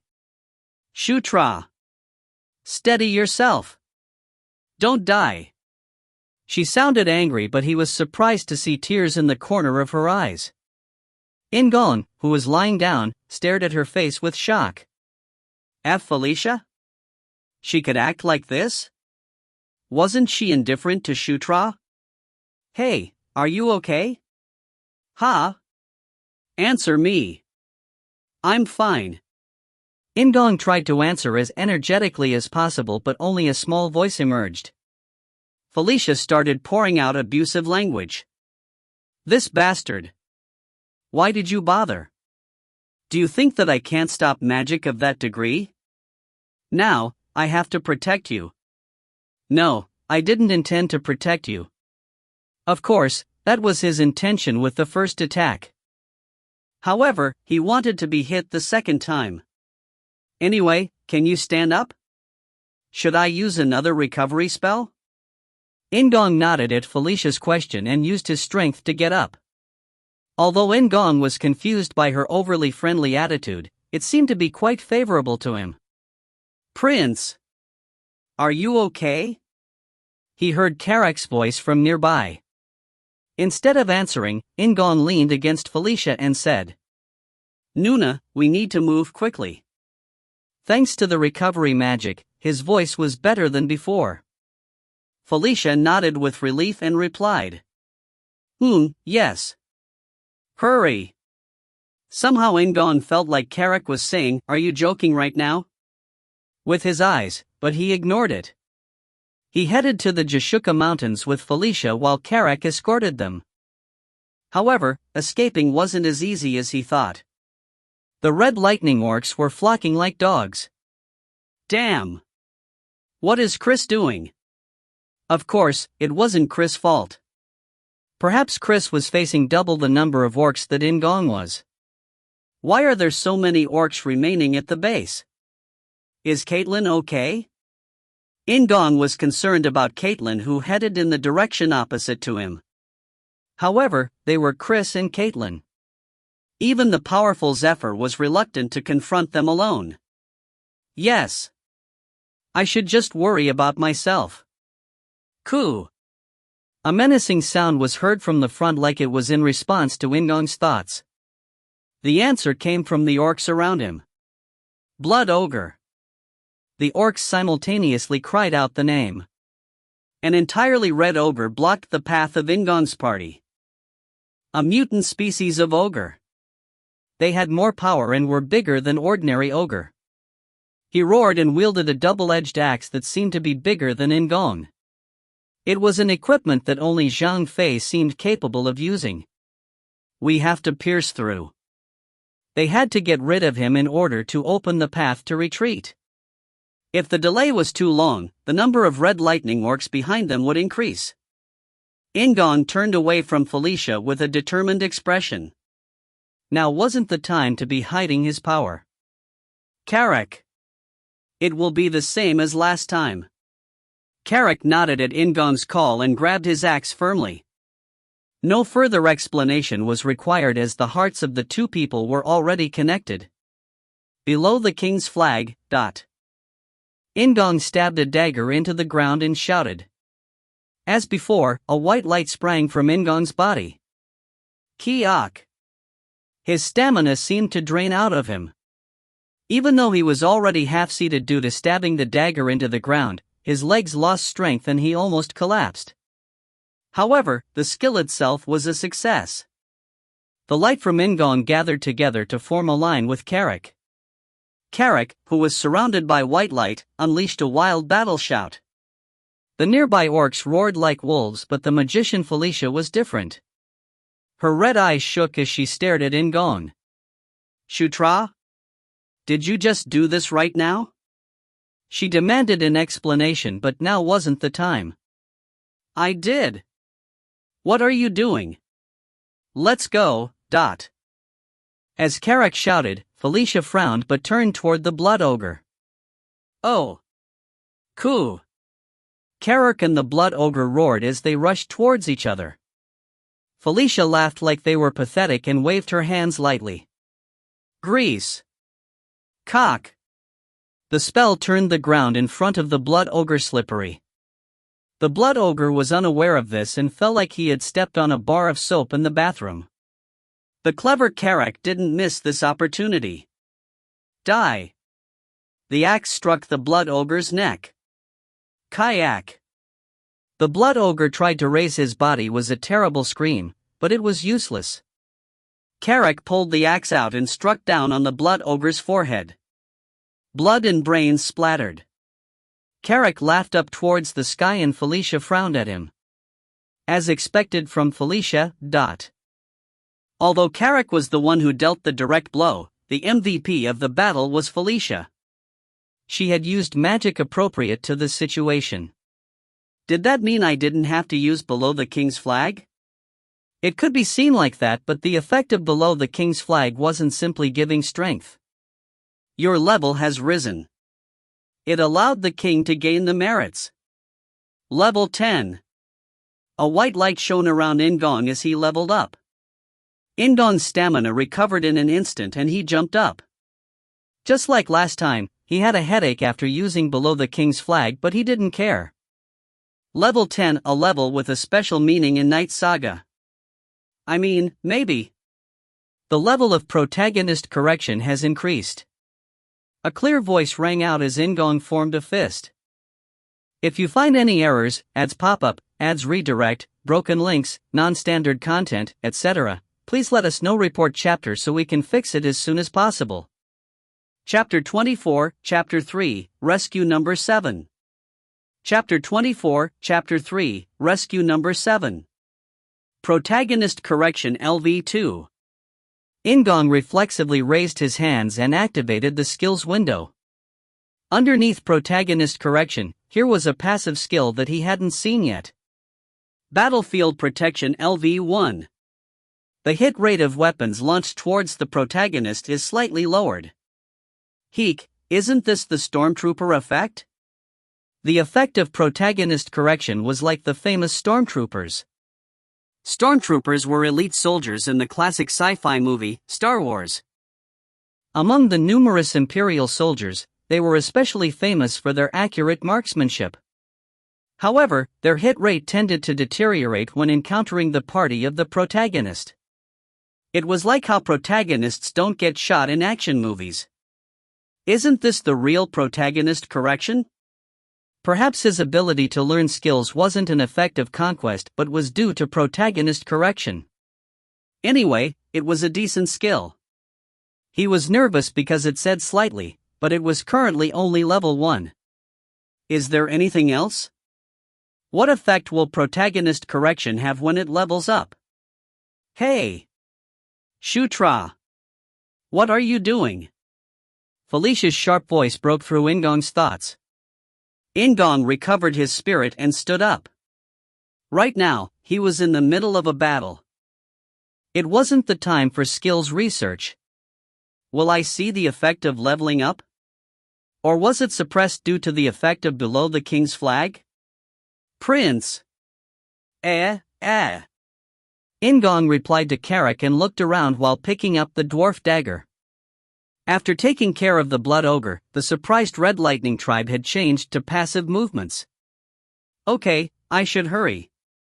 The mini-map was still full of enemies. After a short time, the enemies started flocking in this direction again. Let's go!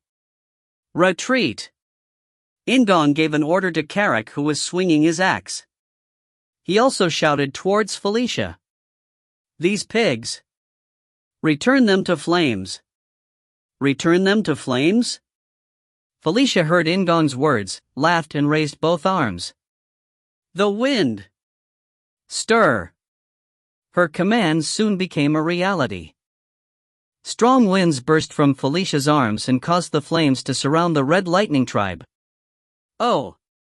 It wasn't magic. In-gong was sure because he awakened magic power. A spirit. It must be a spirit. The Dark Elves were elves who had been corrupted. On the Asenba continent, there were few species born with a higher spirit affinity than elves, and Felicia was a princess of the Dark Elves. She was a gifted spirit master before being an excellent magician. But how does it happen? Just like the wind. Heek. In-gong shook his head. It was a long shot. Spirit techniques are likely to be similar to an aura or psychic powers. I might not be able to awaken it like magic power. In fact, the area of magic still wasn't clear. Several more clinical experiments were needed to determine the exact mechanisms. But I need to be hit by a spirit technique to find out. He would investigate spirit techniques later. Prince. A flare. This time it was Carrick who interrupted In-gong's thoughts. In-gong, who was running beside Carrick, stared up at the sky and checked the signal. It was a yellow flash. A command to retreat. Chris was ordering a total retreat. What is going on? Is Chris in danger? He suddenly thought of Caitlin.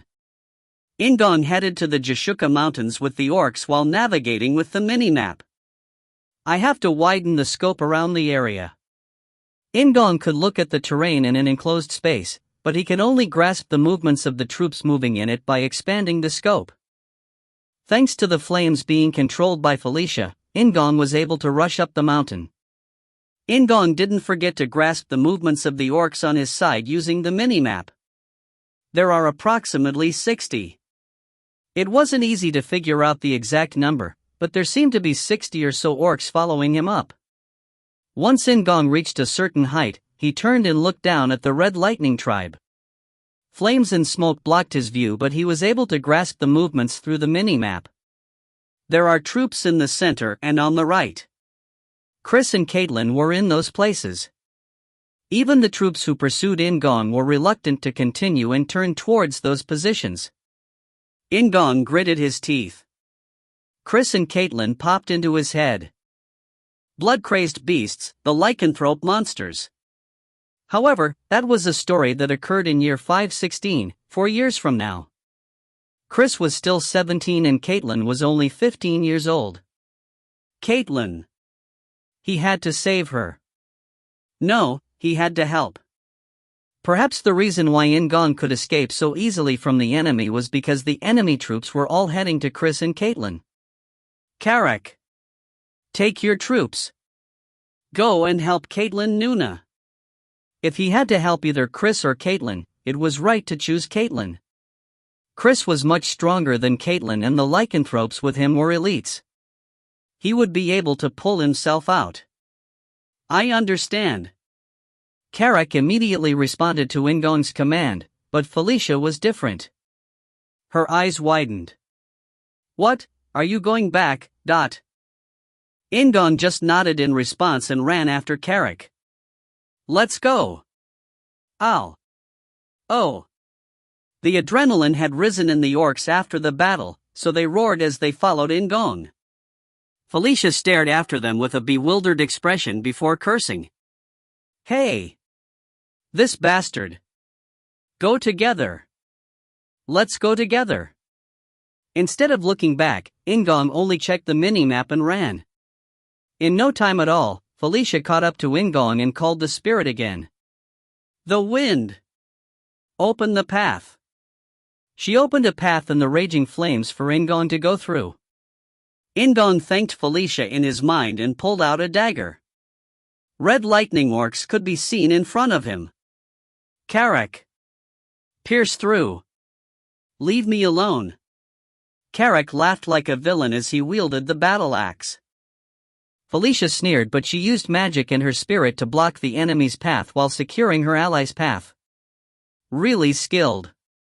In-gong was worried for Caitlin, but his eyes were forced to go to the person next to him. Felicia didn't use any attack magic. She used fire and wind in an appropriate manner to control the battlefield. This was magic and this was a magician.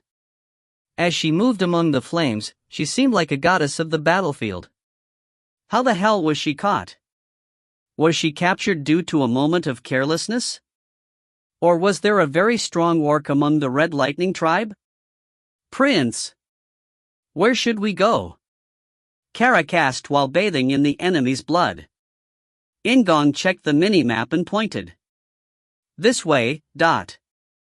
Due to the flames, it was impossible to determine where his allies were. Therefore, he could only guess based on the movements of the enemies. I'm glad it is a melee. The enemies were running around in a confused state. If it wasn't a melee but a proper frontal battle, he would have suffered serious damage from bows and magic. Nuna! Move those flames there! In-gong said while pointing to a giant blaze that was burning something unknown. Considering the circumstances, it was highly likely that Caitlin and her lycanthropes were beyond there. Piercing through was the shortest route. This is my command. Felicia shouted nervously as her hands moved. Tornado! A massive amount of mana was launched. The small winds that emerged from Felicia's fingertips became huge. It got rid of everything in its path, including the flames. Thank you. Nuna is the best. In-gong cheered while Felicia huffed with frustration. However, she seemed fairly happy as he could see a small smile on her face. Let's go. Karak.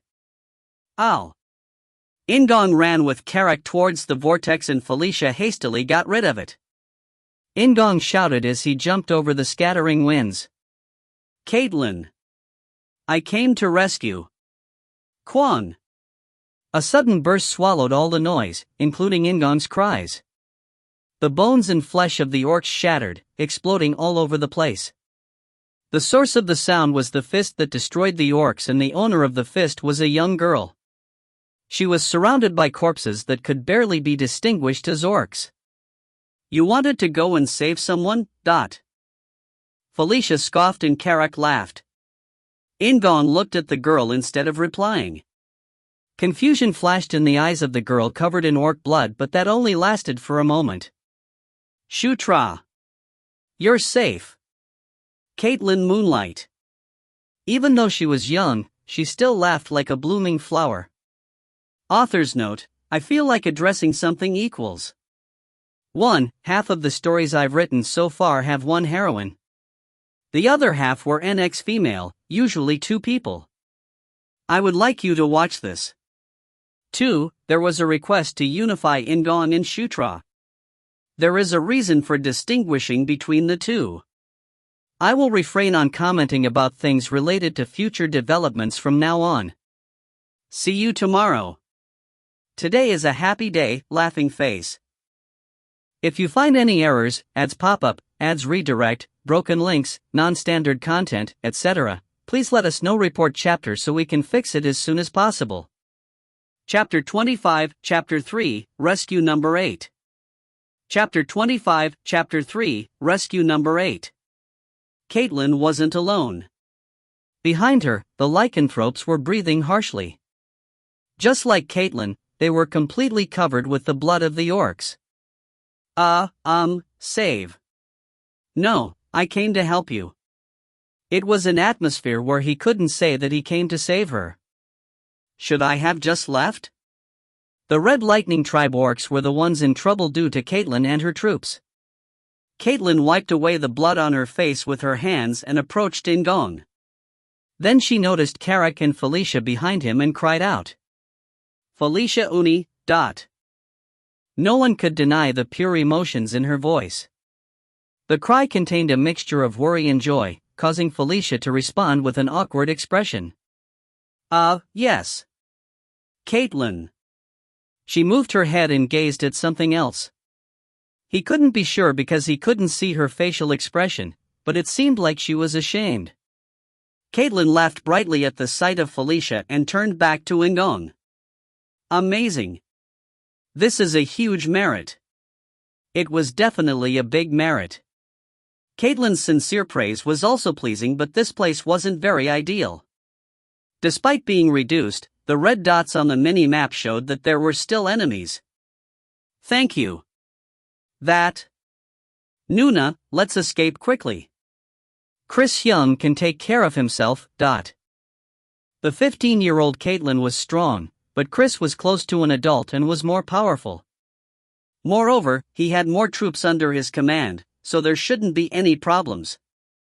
Caitlin gazed in the direction where Chris was supposed to be and nodded. Yes, Appa is strong, she said with conviction, and after a long breath, she fixed her expression. Her expression was serious and somewhat cold again, just like the first time he saw her. Shutra, lead the way. We will take the rear. Understood. After In-gong's reply, he immediately started running towards the Jashuka Mountains with Carrick and the orcs. Felicia's lips tightened and she ran towards the rear with the lycanthropes instead of with In-gong. This was to secure their path of retreat by controlling the flames. Isn't she kind of sincere? She snapped whenever he asked her to do something, but grudgingly did it, so it was a little bit cute. Fortunately, there was no threat on the way back. Part of it was due to Felicia controlling the flames, but the number of orcs in the base also seemed to be greatly reduced. Won't we be going over the mountains at this rate? Once they started climbing the mountain, Felicia joined In-gong again and asked. It was a natural question for Felicia to ask since she didn't know about the existence of the cave. There is a secret passage. We just need to go a little further. Carrick raised his hand and pointed to the middle of the mountain when he answered. Felicia frowned but didn't ask any more questions. After a few minutes, Felicia entered the secret passage and admired the portal. Dwarf characters? The cave and portal in the Jashuka Mountains were made by dwarves? Her eyes shone as she asked Caitlin. Perhaps her curiosity as a magician was triggered. Caitlin laughed and replied. Shutra is the one who found this cave. Shutra? Felicia looked at In-gong with a frown and Caitlin also stared at him. It was enjoyable to have two beautiful women staring at him, but Felicia's gaze was a little burdensome. In-gong shrugged and replied. Let's talk after we go back. Yes, we should return. The operation is a success. Naturally, it was Chris who spoke. In-gong, who was surprised by Chris' sudden appearance, habitually zoomed in on the minimap. Chris then laughed and hugged In-gong's shoulders. Appa. Yes, Caitlin. I'm glad to know that you're okay. Although he had the blood of orcs all over his body, he didn't seem to care. Chris looked at the only uncomfortable face over In-gong's shoulder. It has been a while, Felicia Noonan. More formal version of Nuna. His voice and expression was completely different from when he talked to Caitlin and In-gong. In-gong swallowed his saliva involuntarily as Felicia looked up. Whether it was a blessing or misfortune, Felicia maintained a calm attitude in front of Chris. It has been a while. Felicia replied briefly and Chris gave a bloody smile like he found Felicia's reaction interesting. In-gong intervened the two people. Chris Hyung, what about General Vandal? In fact, he was quite curious about this. Depending on the result of the battle, the war itself could end. It will take a while, so let's go back and talk. Also, Shutra, can you block the other side of the dwarf portal? In-gong stuttered at Chris' sudden question. It is possible. He'd read that there was such a function. It was an emergency function for when the enemy seized a portal. The conversation flowed naturally, but there was a person who felt goosebumps. Felicia glanced at Caitlin with confusion and Caitlin smiled while replying. Shutra can read dwarf characters. He is also the one who figured out how to use the portal. Her expression indicated that she wanted to say amazing. Afterwards, Felicia looked even more disturbed as she watched In-gong explain to Chris. And hurry, Hyung. It took more time than he thought for more than 400 troops to pass through the portal. In-gong waited until the last person was through and blocked the portal, then Syra approached. We have organized a place to rest. Come this way. They seem to have cleaned up all the monsters and taken control of the cave. Syra showed them to a small room decorated like the tent. Thank you, Syra. Please step back.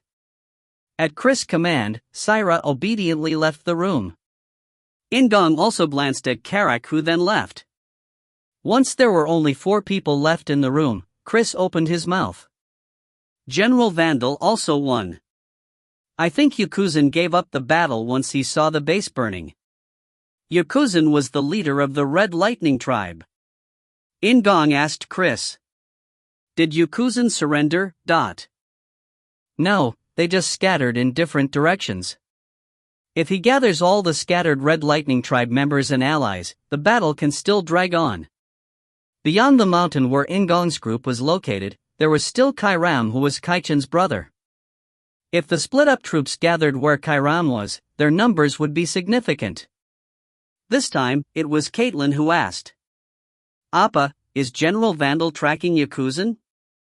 Perhaps. Well, it was just mere chance that he hadn't caught Yakuzan straight away. Chris had been fighting at the base of the Red Lightning tribe the whole time. Therefore, he wouldn't have been able to see the battle between General Vandal and Yakuzan's army, but he seemed pretty convinced the enemy was cornered. Anyway, the Red Lightning tribe was hit hard by this operation. Yakuzan's authority has cracked and you managed to rescue Felicia Noonim. No matter what anyone else says, the one with the highest achievements in this mission is you, Shutra. Chris tapped In-gong's shoulders while Caitlin stared at him with shining eyes. In-gong worried about how to answer for a moment before finally laughing. Thank you, it is also thanks to both of you. He didn't know if it was due to the atmosphere, but the temperature of the room seemed quite warm. As always, Chris laughed and knocked against In-gong's shoulder before his expression changed. His cold gaze was directed at Felicia, not In-gong. Okay, now it is Noonim's turn. Felicia frowned while Caitlin stared into her eyes. Chris asked with a smile. Why did you come here? Don't you already know? I want to hear it. Chris was smiling, but his eyes were completely different. In-gong swallowed his saliva. Yes, this is the real Chris. The beast, a predator hunting his prey. Felicia bit her lip and sighed. She shrugged slightly and said, I heard news of the battle while studying relics nearby. I came to help but went down the wrong path and ran into them. Do you need any further explanation? Her words were just as expected. Perhaps, Chris also knew he wouldn't hear anything else.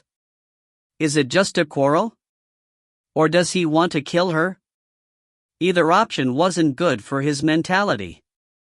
Moreover, the person was Felicia, not Zephyr. He would prefer drawing her to his side, rather than hurting her feelings. Hey, isn't it time to get some rest? Isn't everybody tired? In-gong interrupted naturally and Chris nodded. Yes, that's right. Noonim can have this room. People will soon arrive with things to allow you to wash up. Bah! Felicia snorted but didn't express any dissatisfaction. No, it seemed like she wanted to wash up as quickly as possible. Then we will leave. Have a good night's sleep, Noona. In-gong hastily said goodbye to Felicia and tried to leave the room with Chris and Caitlin. It was at that moment. Excuse me. Huh? He turned back at the call and saw Felicia, who was looking away. She looked down and said in a very small voice, I want to thank all 3 of you. I'm alive thanks to you. Eh? Chris turned back. Caitlin blinked and smiled brightly while In-gong also laughed. Felicia squinted at all 3 of them before turning away. I don't know, I'm going to rest. Leave now. Her back didn't show anything, but he could see her embarrassment from how red her ears turned. In-gong refrained from laughing and followed Chris and Caitlin out. She is still cute. She is fine even when making a mistake. Chris said with a laugh as soon as they left the room. Caitlin smiled again and turned to In-gong. It is a good thing. Thank you, Shutra. It is all thanks to you. Their actions towards Felicia seemed to tell a story. What was the relationship between Chris, Caitlin, and Felicia? It seems pretty good just looking at Caitlin and Felicia. Is the problem with Chris? He didn't have an answer right now. Instead of worrying about it, In-gong scratched his cheek and responded to Caitlin. It is the result of fighting together. All the merits are ours. It might have seemed like flattery, but Caitlin nodded instead of laughing. Chris placed an arm over In-gong's shoulder. Come, let's wash and take a break before going to sleep. Tomorrow is likely to be quite busy. Chris glanced at In-gong. It was a gaze that seemed to be testing In-gong. He isn't talking about Yakuzan. If they were taking care of Yakuzan, there would be no reason to travel back through the portal. Then there was only one reason remaining. Are you talking about Kairam? Yes, what reason do we have for allowing them to join Yakuzan? Kaichen's older brother, Kairam, it was his troops that were beyond the mountains and they were likely unaware of what had happened to the Red Lightning Tribe's base. The reason they weren't attacking now was because the soldiers were exhausted from today's fight. I am looking forward to your actions, Shutra. Chris tapped In-gong before going his own way and it was the same for Caitlin. In-gong was left alone with Carrick. Prince's room is over there. I will prepare a bath. Carrick was always the same. In-gong couldn't help laughing. What is it? No, it's just. I am strangely relieved. In-gong replied and started stretching. It had been a hard day. He had gained a level, built up his merits and learned magic. I also found a new alliance candidate. In-gong glanced at the room Felicia was in and nodded. Then, he followed Carrick's footsteps. If you find any errors, ads pop up, ads redirect, broken links, non-standard content, etc., please let us know. Report chapter so we can fix it as soon as possible. Chapter 26, Chapter 4, Awakening. Chapter 26, Chapter 4, Awakening. Having a bath after a battle was fantastic, like taking a sip of water in a desert. Hoa, I can rest a little bit now. He just washed in hot water and could feel all the exhaustion draining away. Well, it might be due to the effect of leveling up. He reached level 10 and all the stamina had recovered. Although I still have some mental fatigue. It is good. In-gong dried his head with the towel and threw his body onto the cot. I should do some skill research instead of going to sleep. He activated the skills window and moved his hands through the air as he saw that the number of skills had increased significantly. In-gong examined the magic-based skills. Magic Power Control LV1. Fire Arrow LV1. Ice Arrow LV1. Heal LV1. It looks good. He felt a bit of resentment due to the pain he felt when learning it. Don't I have aura, magic and psychic power? If he obtained divine power and spirit power techniques, a truly universal character would be born. However, my magic and psychic powers are still weak. The only one worth using right away is aura. In-gong touched his newly acquired skill points with his fingertips. Should he choose aura again or distribute a few points to the other side? The hidden card is the psychic power. Among the three powers, In-gong had already revealed magic and aura power. Caitlin and Chris knew about In-gong's aura, while Felicia found out about magic. I would like to conceal the psychic power. It would be a trump card that opponents wouldn't be able to predict. Having a secret is a strong force in itself. In-gong nodded as he muttered and started to practice telekinesis. Rather than pushing it all at once, he pushed it forward little by little. He had many skills, so he needed to practice them when there was a chance. Sooner or later, Chris and Caitlin will be teaching me aura and divine beast right, so I should save my skill points. It would benefit me to invest them in divine beast right. In-gong organized his thoughts and looked at the other side. There were skills that caught his eyes. He'd been unable to raise the level for these. Protagonist Correction LV2. What was the effect of leveling up? Surely, it didn't just end with the skill Battlefield Protection? No, there must be something more. For example, if he increased the skill level of aura, the attack power would increase. It would also be followed by a variety of effects. It was clear that something else must have changed with protagonist correction. Maybe my stats will be a little higher every time I level up? Or, perhaps, something else relating to a protagonist? Then, this is also an event. In-gong laughed at the thought, an event within an event. It was at that moment. Shutra. Ha, dot. The voice of a female was heard from beyond the door. In-gong was certain that it was Felicia's voice.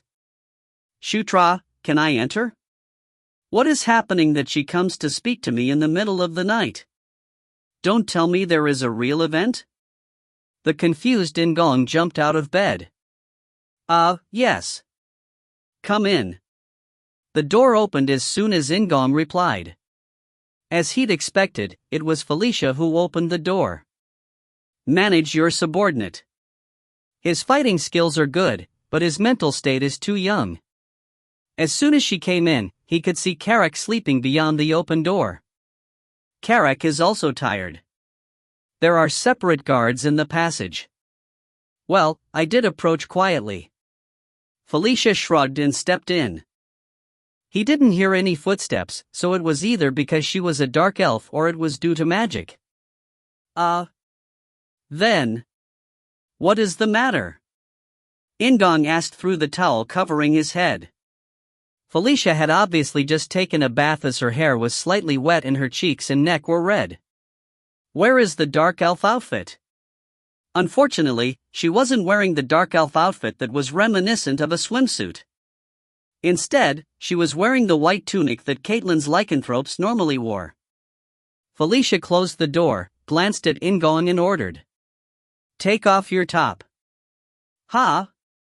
In-gong was bewildered. Take it off, she had suddenly ordered him to take something off. As In-gong's gaze filled with surprise and anticipation, Felicia sat down next to In-gong. Take off your top.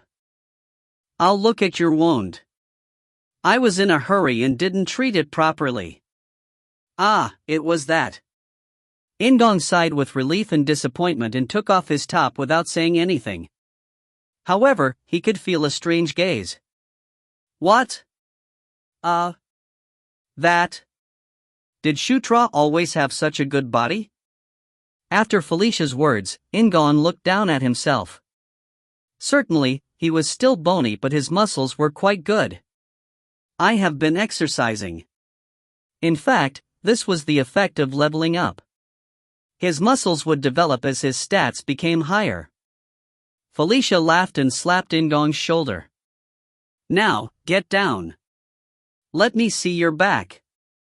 In-gong flinched involuntarily at the words but laid down, revealing his back to Felicia.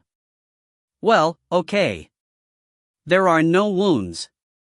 I think that the recovery magic was good, but there was no more pain. It was due to the recovery magic that Felicia had previously used on him. It might have been her best recovery magic. Anyway, this is an opportunity. It was a perfect opportunity to gain some recovery magic and he absolutely couldn't miss it. Nuna, can't you give me another recovery spell just in case? I already used massive heal on you. Aren't there no wounds? It seems like there is an abnormal state.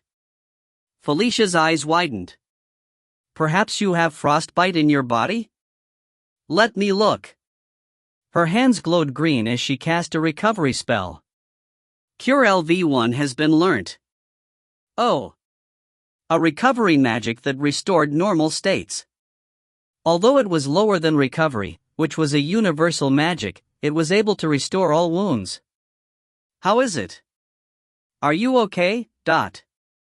Then Nuna, do you have any poison healing magic? What? I don't think the ice arrow had poison in it. It was irrational but he couldn't give up. In-gong frowned and said. No, when I was fighting the orcs. Were you hit somewhere?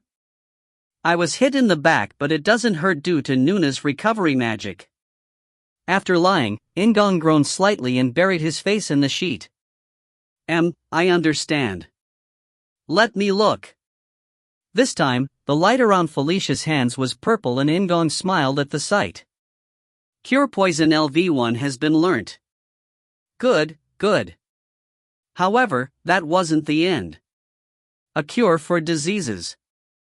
Shutra? Felicia's voice was somewhat cold. However, In-gong decided to push once more. Please. Wait. This time there was a yellow light. Cure disease LV1 has been learnt. He had learnt 3 new recovery magics quickly. All 3 of them were invincible and useful spells. Is it impossible for anything else? He wanted to learn more, such as magic that removed curses, but it would seem strange to demand anything else. Anyway, she will just grumble if I ask for anything more.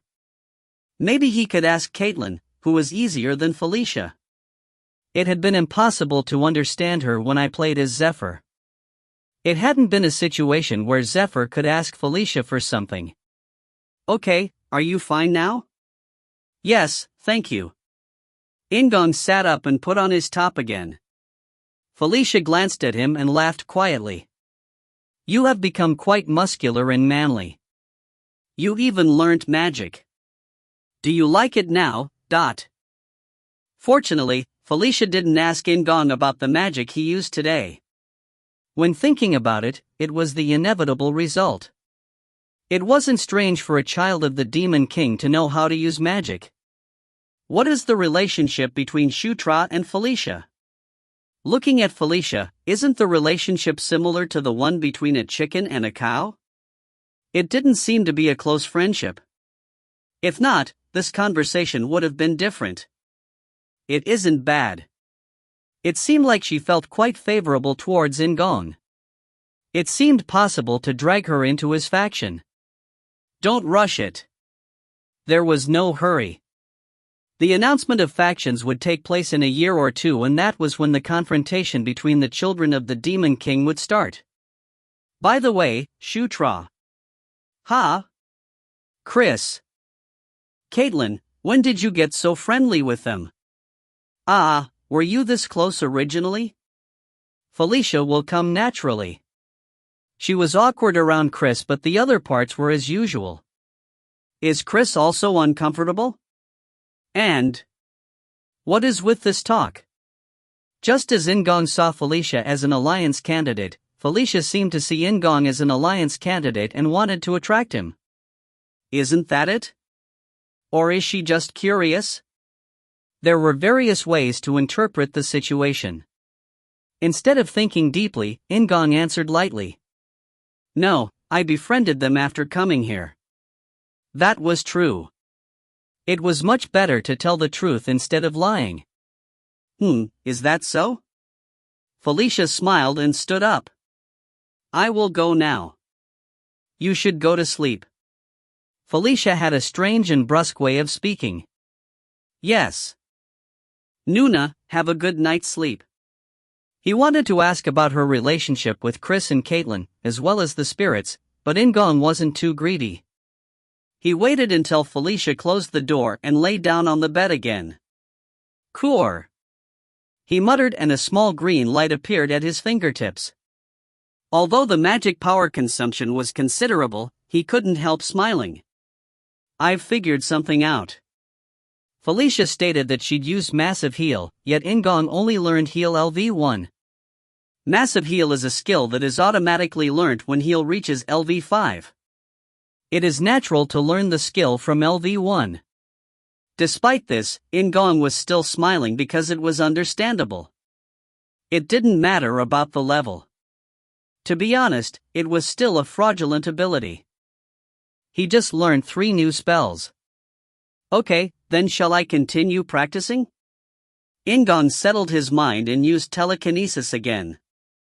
If you find any errors, ads pop-up, ads redirect, broken links, non-standard content, etc., please let us know. Report chapter so we can fix it as soon as possible. Chapter 27, Chapter 4, Awakening Number 2. Chapter 27, Chapter 4, Awakening Number 2. Kai Ram is moving.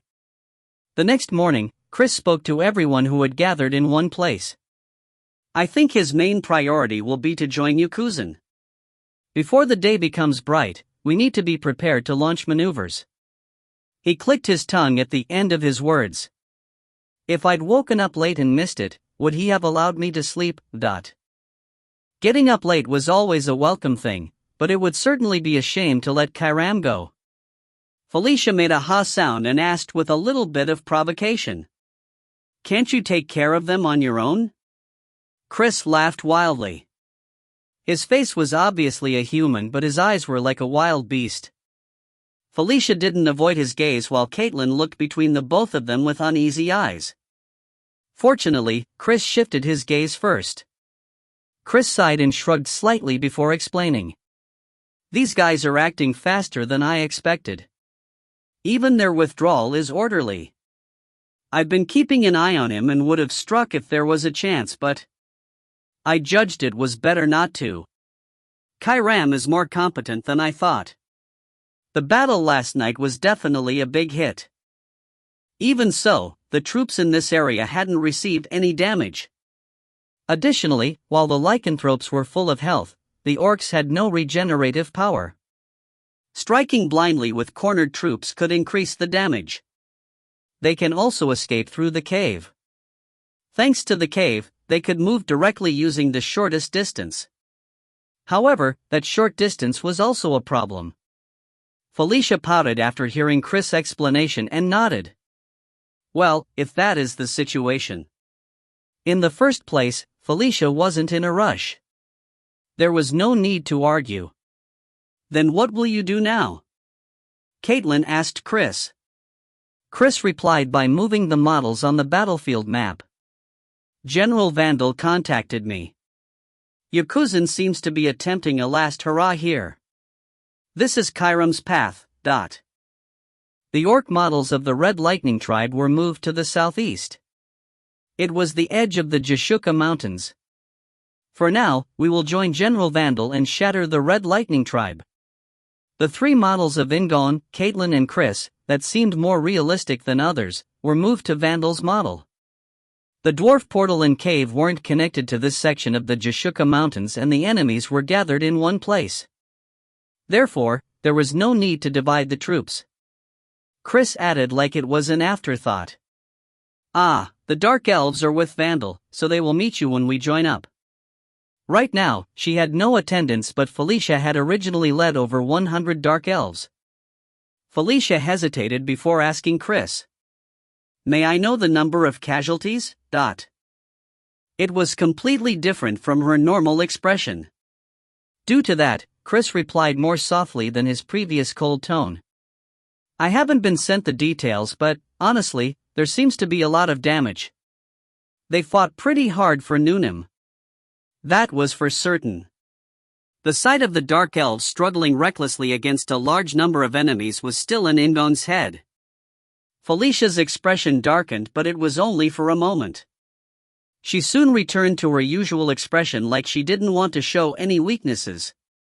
Chris' face became strangely relieved and he said to In-gong, Caitlin and Felicia. I'm going to do some miscellaneous things that are required. In the meantime, Caitlin should start teaching Shutra Aura and Beast Authority. Yes, I understand. Caitlin responded positively. In-gong had been looking forward to this, so his expression brightened.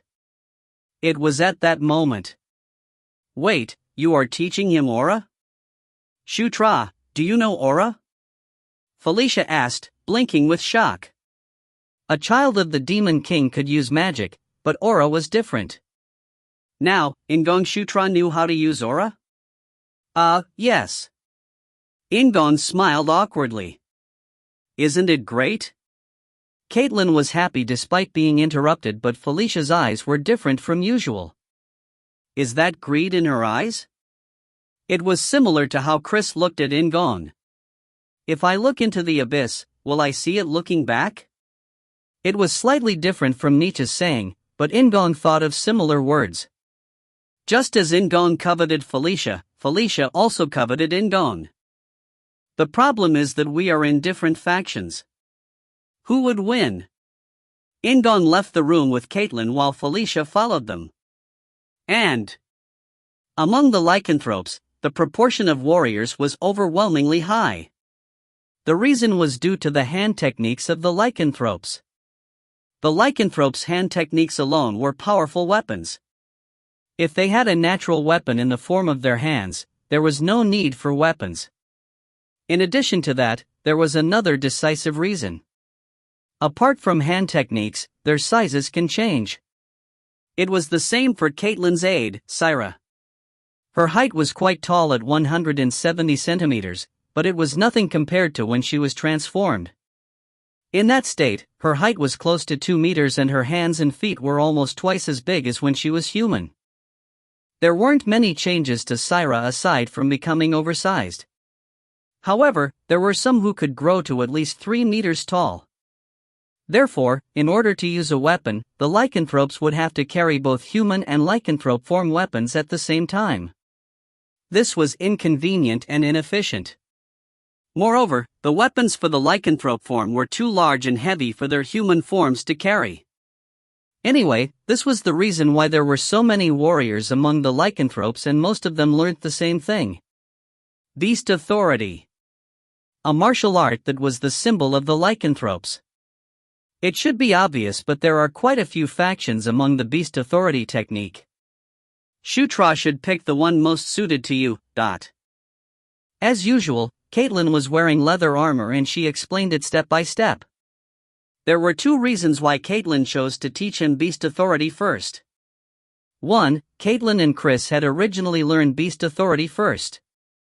The 4th Queen Elaine Moonlight was a werewolf, so those with her blood naturally learned the werewolf faction of Beast Authority. 2. Beast Authority was used as a base for Divine Beast Authority. The royal family of the lycanthropes were primarily composed of werewolves. If he wanted to learn Divine Beast Authority, it was natural to learn Beast Authority first. In-gong knew the situation and nodded. Caitlin continued. Beast Authority uses both external force aura and internal strength aura. Today, I will teach you basic aura management using internal strength aura. Beast Authority wasn't simply something that used the toughness of the body. Through the unique aura management method, the performance of the physical body and the destructive power of the technique would be enhanced. Is this like a martial art in a novel? Thinking about it, he felt it was pretty similar. It was possible to think of aura management as a type of technique. Does Felicia Uni want to learn? Uni can learn it as well. Caitlin suddenly asked Felicia, who was sitting in a corner. Both In-gong and Felicia were confused by her question. Huh? Ah. No, I'm fine. I'll just watch. Felicia laughed awkwardly and waved her hands. It was definitely softer than the way she treated Chris. It is ironic. Basically, the children of the Demon King weren't nice to each other unless they were from the same family or in the same faction. He also didn't know the reason why Chris and Felicia were growling at each other. However, Caitlin wanted to get along with her half-siblings. That sentiment was especially true in regards to In-gong. By the way, Caitlin isn't a child of the Demon King. Did Caitlin truly not know that she wasn't the child of the Demon King? Now, Shutra, follow the way I induce my aura. Caitlin approached while he was thinking. In-gong locked hands with Caitlin and nodded. Caitlin said again. Close your eyes and find your aura. I'll start. Caitlin's blue aura started to guide In-gong white aura. Aura. Life force, it was close to the power of the soul and it became the power of the soul once it reached the limit. Passive skill, protagonist body LV1 has been learnt. Ha! In-gong naturally flinched while moving his aura. W what? Protagonist body. In-gong opened his eyes and hurriedly activated the skills window. Author's note. Comment 1, I received a question. Shutra's name comes from Dhrutarashtra, one of the 4 guardian kings in Buddhism. Leader of the Gandharv. See you tomorrow. Today is a happy day, laughing face. If you find any errors, ads pop up, ads redirect, broken links, non-standard content, etc., please let us know. Report chapter so we can fix it as soon as possible. Chapter 28, Chapter 4, Awakening Number 3. Chapter 28, Chapter 4, Awakening Number 3. Just like below, the king's flag was under the conquest skill, protagonist body was directly below protagonist correction. Protagonist body LV1. LV1, when learning skills, the body's efficiency will increase greatly. LV2, LV3, LV4, LV5. If the skill reached the next level, he would be able to see new features. Indeed, a protagonist. He didn't have the body of a demon but the body of a protagonist. Moreover, the effect was truly like a protagonist's, even though the skill was only level 1. This isn't an effect of protagonist corrections level rising. It seemed like acquiring beast authority had activated the skill. If I keep increasing the level, will it be better than Zephyr's bodyguard or Locke's blood of a warrior? Both were passive skills that used magic and divine power respectively. Beast authority LV1 has been learnt. Thus far, nothing significant had changed. He learned basic swordsmanship by swinging a sword once. The speed of how fast he could train was the key. Shutra, pay attention, Caitlin said as she applied a little bit of pressure to his hands. She still had her eyes closed, but she was making a solemn expression. In-gong closed his eyes again and focused on Caitlin's aura. After going around the circuit 5 times, Caitlin slowly loosened her hands. Follow the route I just taught you. I will now teach you the 8 basic movements of beast authority. Pay attention to my breathing. Caitlin moved back a few steps and slowly moved her limbs. Her movements were very slow because it was a display for In-gong. In-gong wasn't well versed in martial arts, but he had some degree of awareness about Caitlin's demonstration in front of him. She needed to have a certain degree of mastery in the martial art technique in order to demonstrate it slowly like this. Caitlin demonstrated 3 of the basic movements before looking at In-gong. You don't have to do everything. Just try these 3 first. In-gong moved his hands and feet in a manner similar to Caitlin's. Since beast authority was already LV1, there wasn't much difficulty in following the basic movements.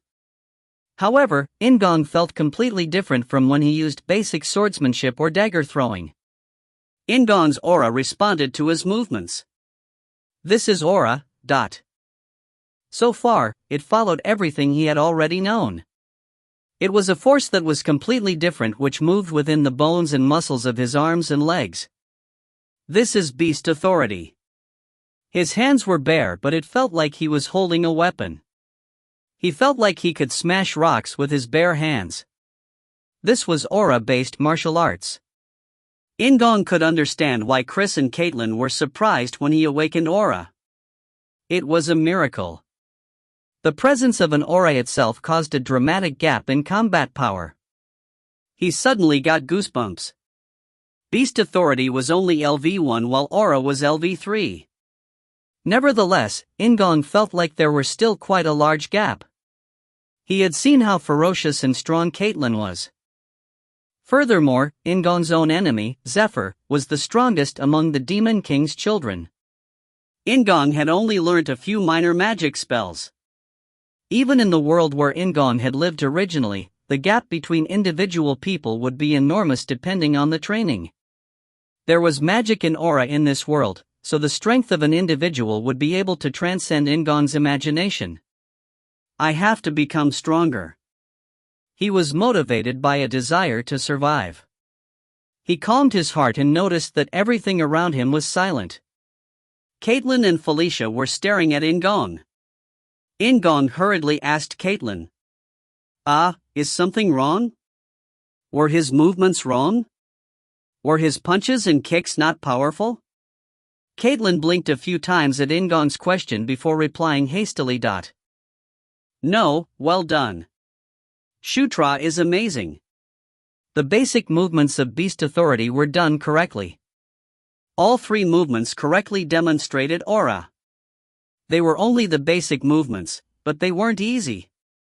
You are Shutra, right? A voice was heard from behind him. In-gong looked around and saw Felicia's face full of confusion and doubt. She didn't know how to use aura, but she wasn't ignorant about it. Her brother Sylvan had an incredibly strong aura. Looking at it objectively, In-gong was at an ordinary level. He just followed the basic movements that Caitlin did. However, it was learnt immediately afterwards, and the person doing it was Shutra. No, that is a bias. Didn't I see him fight yesterday? Learning aura is separate from martial arts. Felicia regained her stability. When she thought about it properly, it wasn't a big deal. Shutra was also a child of the Demon King. He was old enough to show his skills. Felicia Nuna? No, I'm just a little surprised. Continue. Felicia sat back down in the corner with a little bit of embarrassment. Well, shall we continue? Caitlin asked awkwardly, and In-gong nodded. Felicia also looked awkward due to the disturbance. Everyone felt slightly awkward for a different reason. Prince! We are starting. The rough voice blew away the awkwardness, and In-gong smiled widely at the owner of the voice. Why are you looking like that? It wasn't just In-gong but Caitlin and Felicia as well. In-gong laughed at Karak's words. It's just great to see you, Karak was full of doubts, but he was an exemplary orc and didn't ask any questions.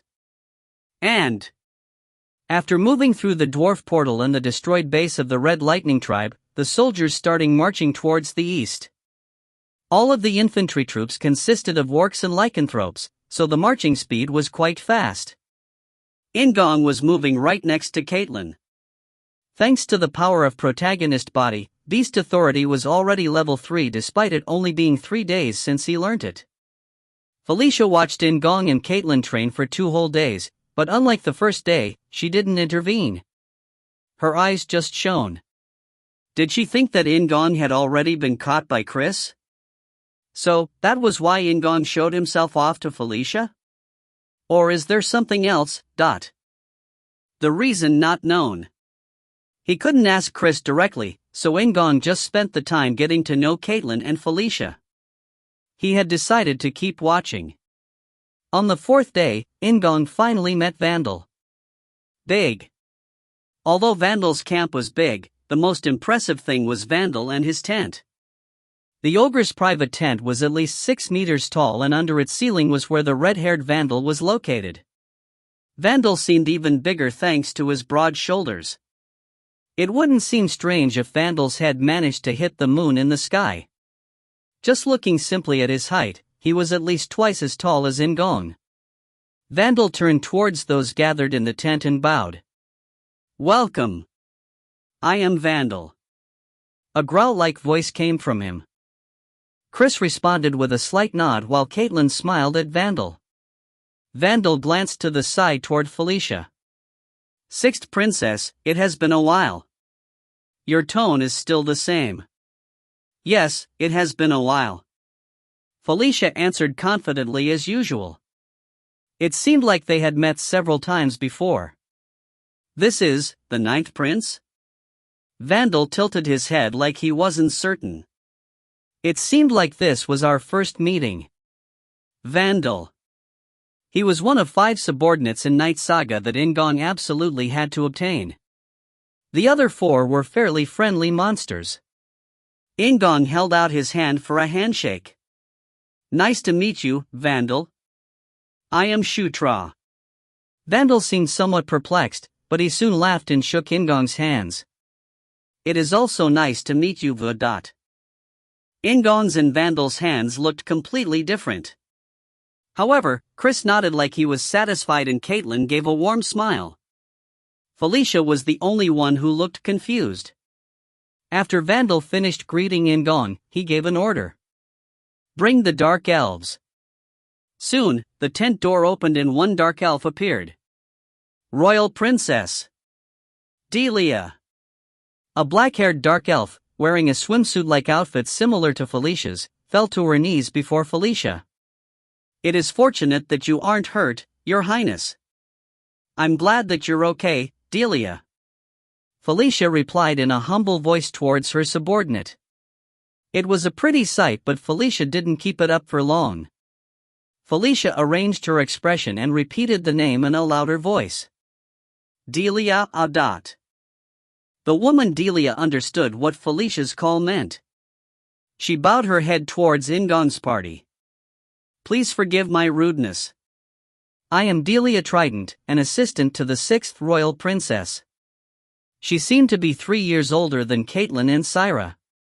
Chris replied on behalf of the party. "I forgive you." Then he turned his gaze towards Felicia, who then clasped Delia's shoulder lightly and said, "Collect the troops. There are things to do." "I understand, Your Highness." Delia wiped her tears before stepping back. Vandal watched quietly and spoke as soon as the tent door closed. "Then I will talk about it straight away." Like the other things in the tent, the battlefield map on the table was also great. Fortunately, the table itself was ordinary. Rather than Vandal's huge body moving, a soldier moved the orc models on the battlefield instead. As described earlier by Chris, the Red Lightning tribe were at the edge of the Jashuka Mountains. In the southeastern area where the Red Lightning tribe was, there was a huge swamp. Once that swamp was crossed, it would be the human world. Their numbers are estimated to be approximately 3,000 to 5,000. There will be more if we add the women, but that is approximately the number of people that can fight. Have the troops joined together? Vandal frowned at Chris' question. "They are gathered here and here. It would be nice if we could defeat each one, but the size of the troops is too ambiguous. They can break up and scatter."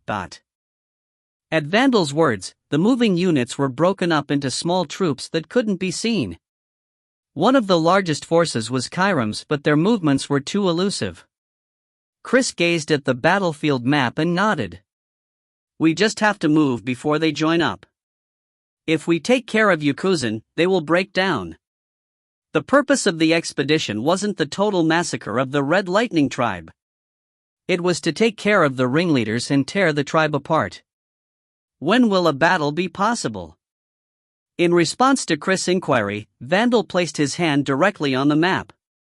"We can move tomorrow morning." Vandal's rough hands pushed the models of the Red Lightning tribe.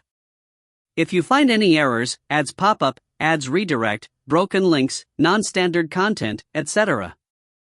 please let us know. Report chapter so we can fix it as soon as possible." Chapter 29, Chapter 4, Awakening Number 4. Chapter 29, Chapter 4, Awakening Number 4. Chapter 29, Chapter 4, Awakening Number 4. "Don't train today and go to bed early," Carrick said as they returned to the tent after finishing the meeting with Vandal and having dinner. In the last 3 days, he had been training hard in the tent through the night. Tomorrow, he would be going out to the battlefield, so he wouldn't worry about growing today. In-gong understood his meaning and nodded. I understand. What are you, my nanny? Isn't it similar?" Carrick responded naturally and In-gong couldn't refute it. When he thought about it, it did seem similar. As expected of Carrick, he is a logical orc. This was all because he was worried about In-gong. In-gong raised a finger and said, "Today, I will only do one basic set." A basic set consisted of doing the Beast Authority's basic movements 3 times, aura training 30 times, moving objects with telekinesis 50 times and casting magic spells 10 times. Of course, Carrick only knew that he was training basic skills and aura circulation. Carrick's expression was serious, but he nodded. "I understand, as long as it is only one set." Yes. Carrick left the tent and In-gong started circulating his aura. "Rather than stopping, I want to do it even more diligently. If I studied like this, would I have made it into Seoul National University?" In fact, he was forced to work hard.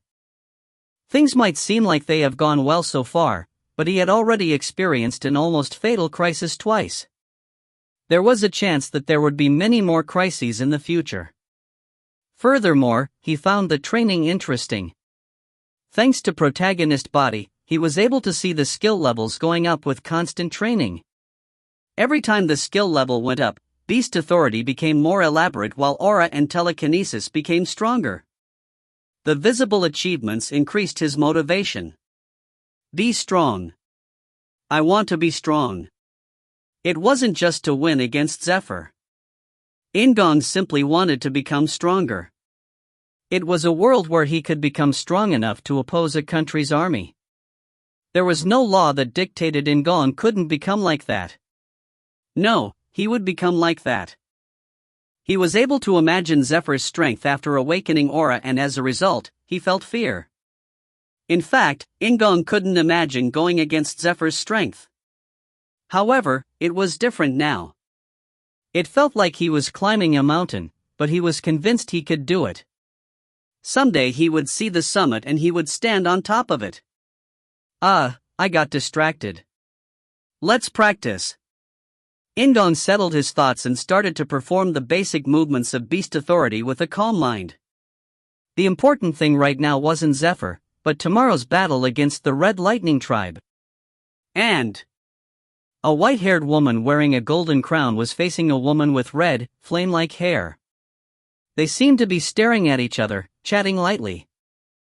In-gong looked at the two people and the two hazy people became a bit clearer. In-gong could see the clothes they were wearing. The white woman wore clothes reminiscent of a priest's garments. It was similar to the Pope's outfit he saw on the internet. The red woman was wearing armor. The light red armor was worn over dark red tights. Conquest in war. As soon as those two words entered his mind, the white woman and the red woman turned toward In-gong. Prince! Wake up!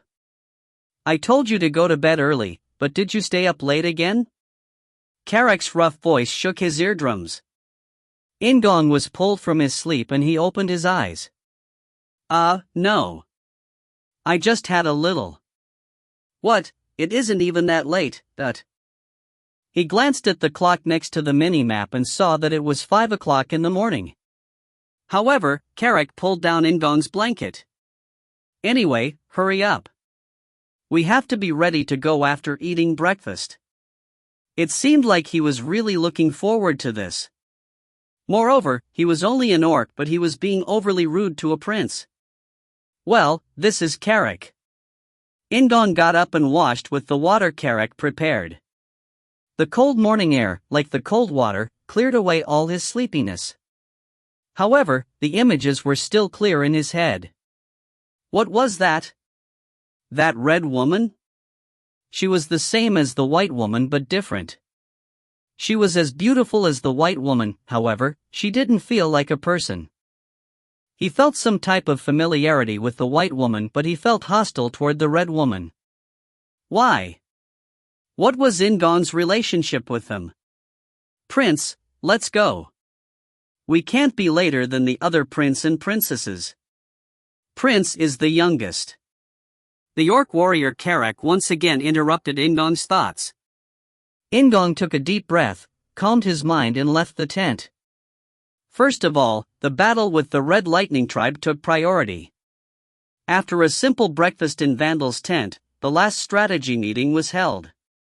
The formation and arrangement of each unit was somewhat complicated, but the basic operation itself was simple. A rotation formation in a direct confrontation between two sides. Vandal's troops would be in the center, while Chris and Caitlin would lead lycanthropes on the right side. Felicia and the Dark Elves would be in the rear to take advantage of their mobility. In-gong and the Orc unit would be located to the left side. There was an instant reaction once the expedition started marching. They were ready for battle because they had already guessed it would occur here. It felt like hours had passed. Once he recovered his spirit, he was standing in the middle of a battlefield where thousands of people were gathered. Are you nervous? Karek asked from beside In-gong as he watched the green wave of the Red Lightning Tribe. In-gong was riding a giant wolf instead of a horse, but Carrick was so tall that they were a similar height. You. Of course, I am nervous. Carrick laughed, but In-gong didn't laugh along. Thanks to the familiar voice, his nerves eased a little bit. It was different from when he struck the main base of the Red Lightning tribe. In Romance of the Three Kingdoms, hundreds of thousands of soldiers would come out only to have several thousand survive.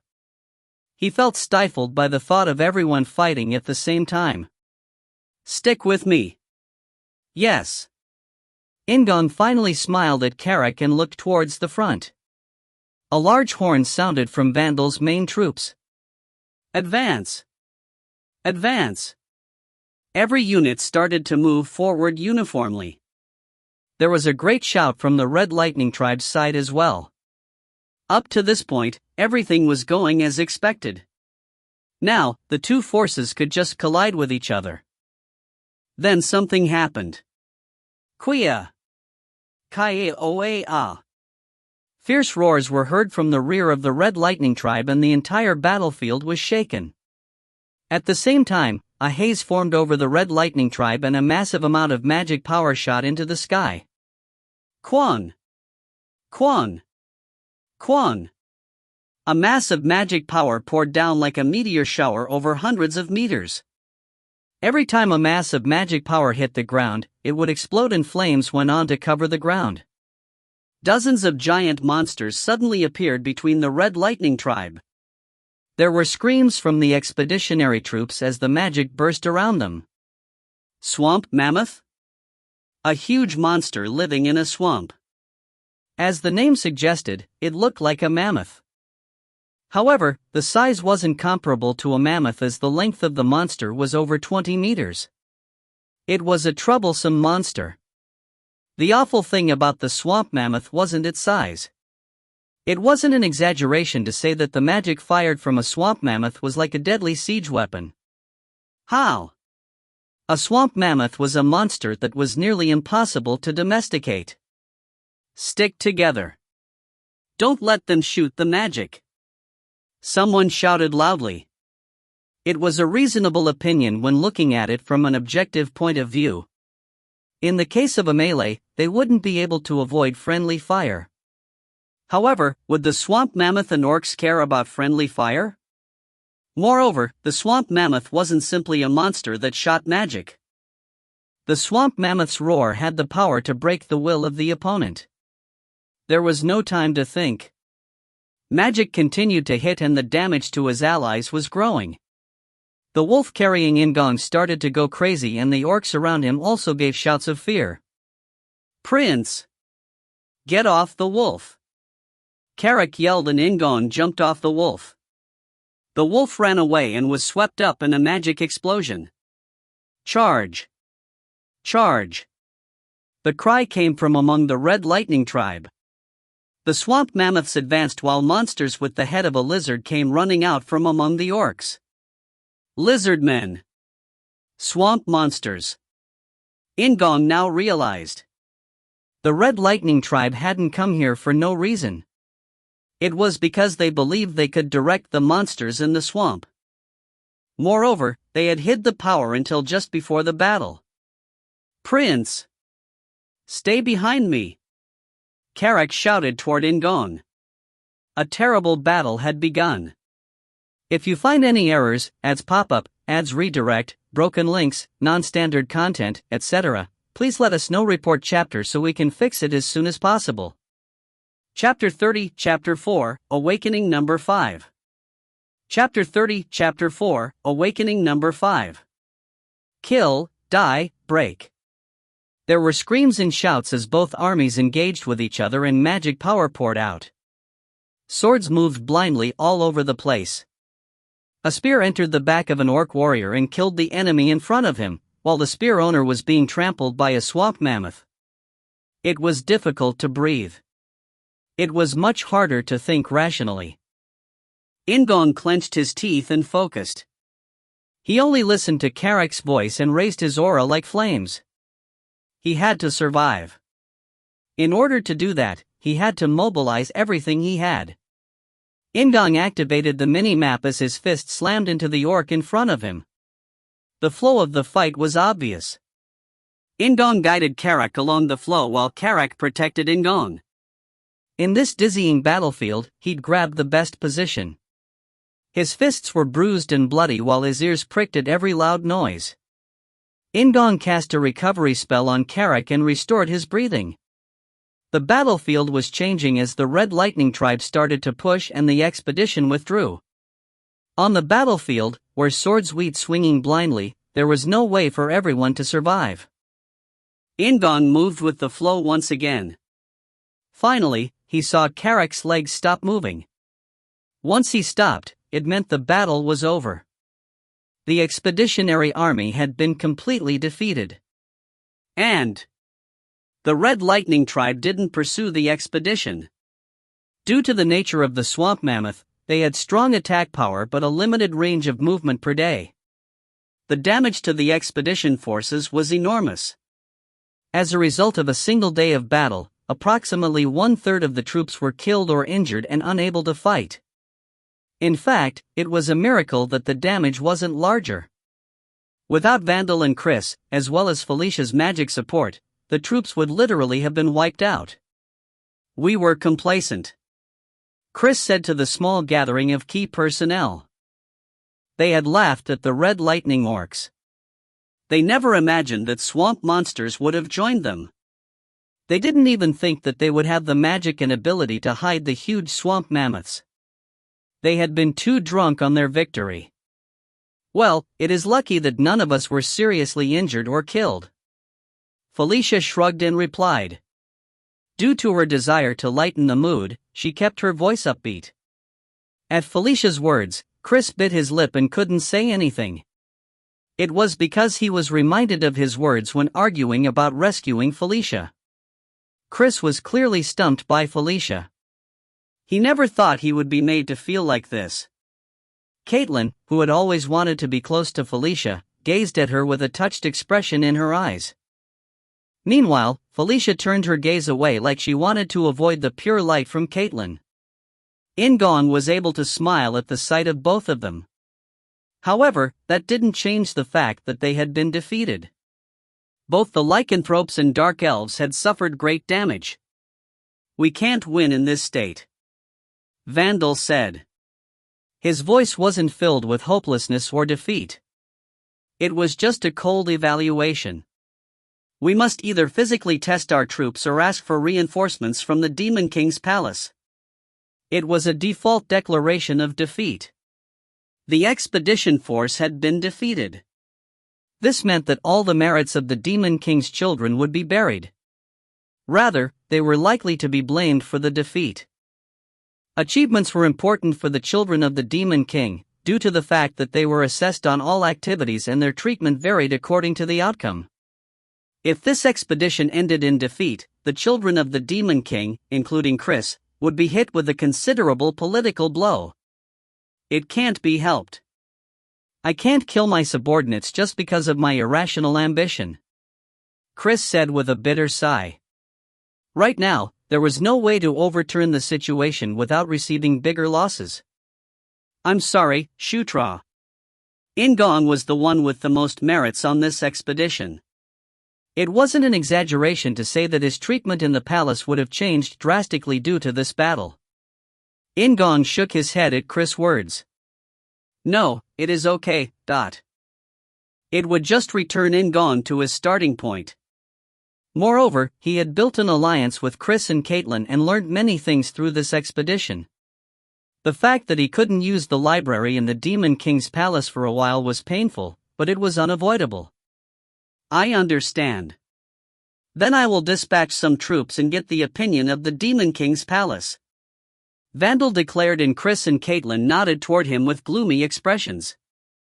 It was at that moment. Excuse me, I have an idea. Felicia raised her small hand. She sounded a little unsure. Speak up, Sixth Princess. Tell me directly. At Vandal's request, Felicia coughed lightly. Everyone, especially Chris, was looking at her. The reason I came here in the first place was to explore some ruins.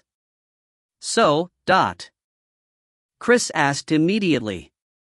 Felicia removed the models on the battlefield map and pointed to the edge of the Shutra Mountains. Originally, my destination was here at the edge of the Shutra Mountains. I was doing research on the lair of the Enkidu that was here 1,500 years ago. In the first place, Felicia's achievements had not been based on combat. Her specialties were in non-combat areas such as research and exploration. Enkidu used many methods to protect his treasures. The theory that the swamp mammoth is a combat chimera made by Enkidu is widespread in the academic world. It is the reason why the swamp mammoths only exist in this area, when there are many swamps in the demon world. Felicia's slender fingers moved gently over the map of the entire Shutra Mountains. The dwarves who lived in the Shutra Mountains are also among Enkidu's treasure keepers. Enkidu made weapons for the dwarves to protect his treasures. After speaking, Felicia pulled out a piece of parchment from a small bag. Thunder Light Anvil. The yellow parchment depicted an octagonal altar surrounded by 8 dwarf stone statues with large bases. Not only can it be used to control the chimera, it is also a weapon capable of destruction. I came here to look for it.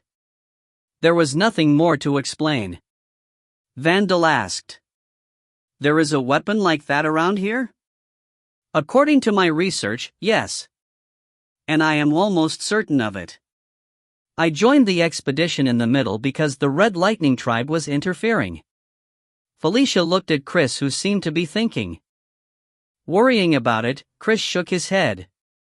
It is too much. We can't hang the fate of everyone on a sudden treasure hunt. He wasn't ignoring Felicia. Chris just needed a little more incentive. There is the Thunder Light Anvil.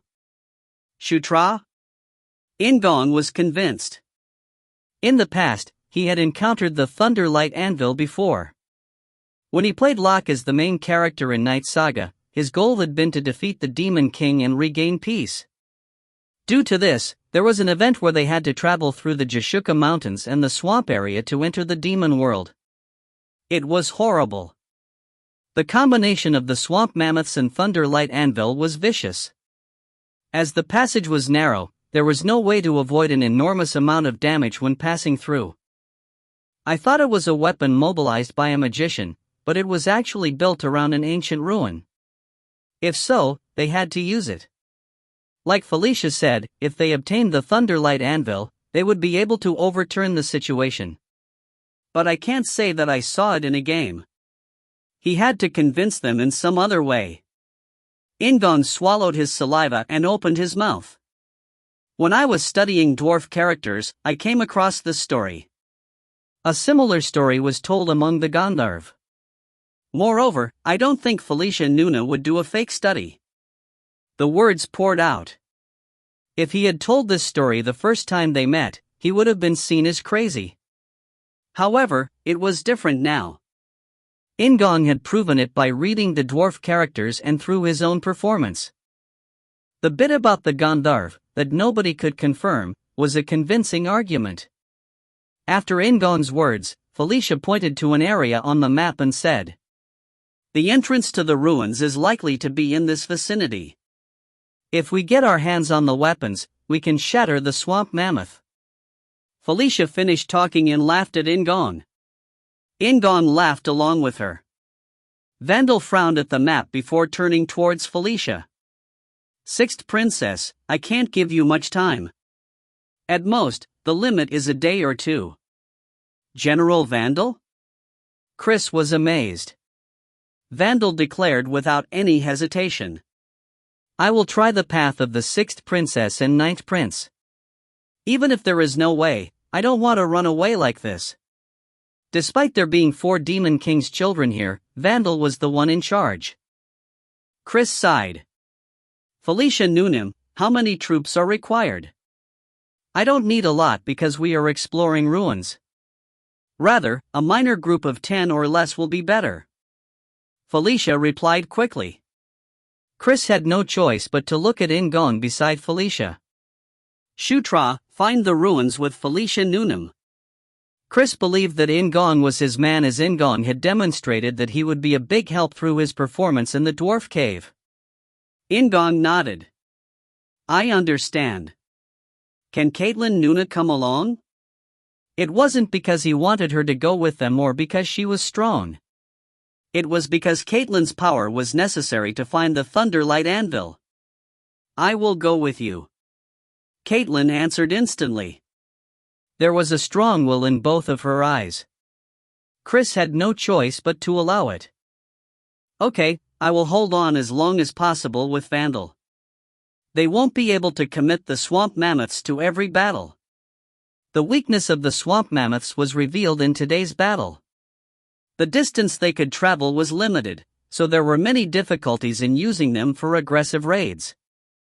Vandal asked Felicia. There isn't a lot of time. Can you start right now? But do you want to go? Felicia shrugged and turned towards In-gong, who responded. I have to go. Everyone's gaze moved to a point on the map. TL note, just a small edit to the last chapter. Dozens of monsters appeared rather than thousands.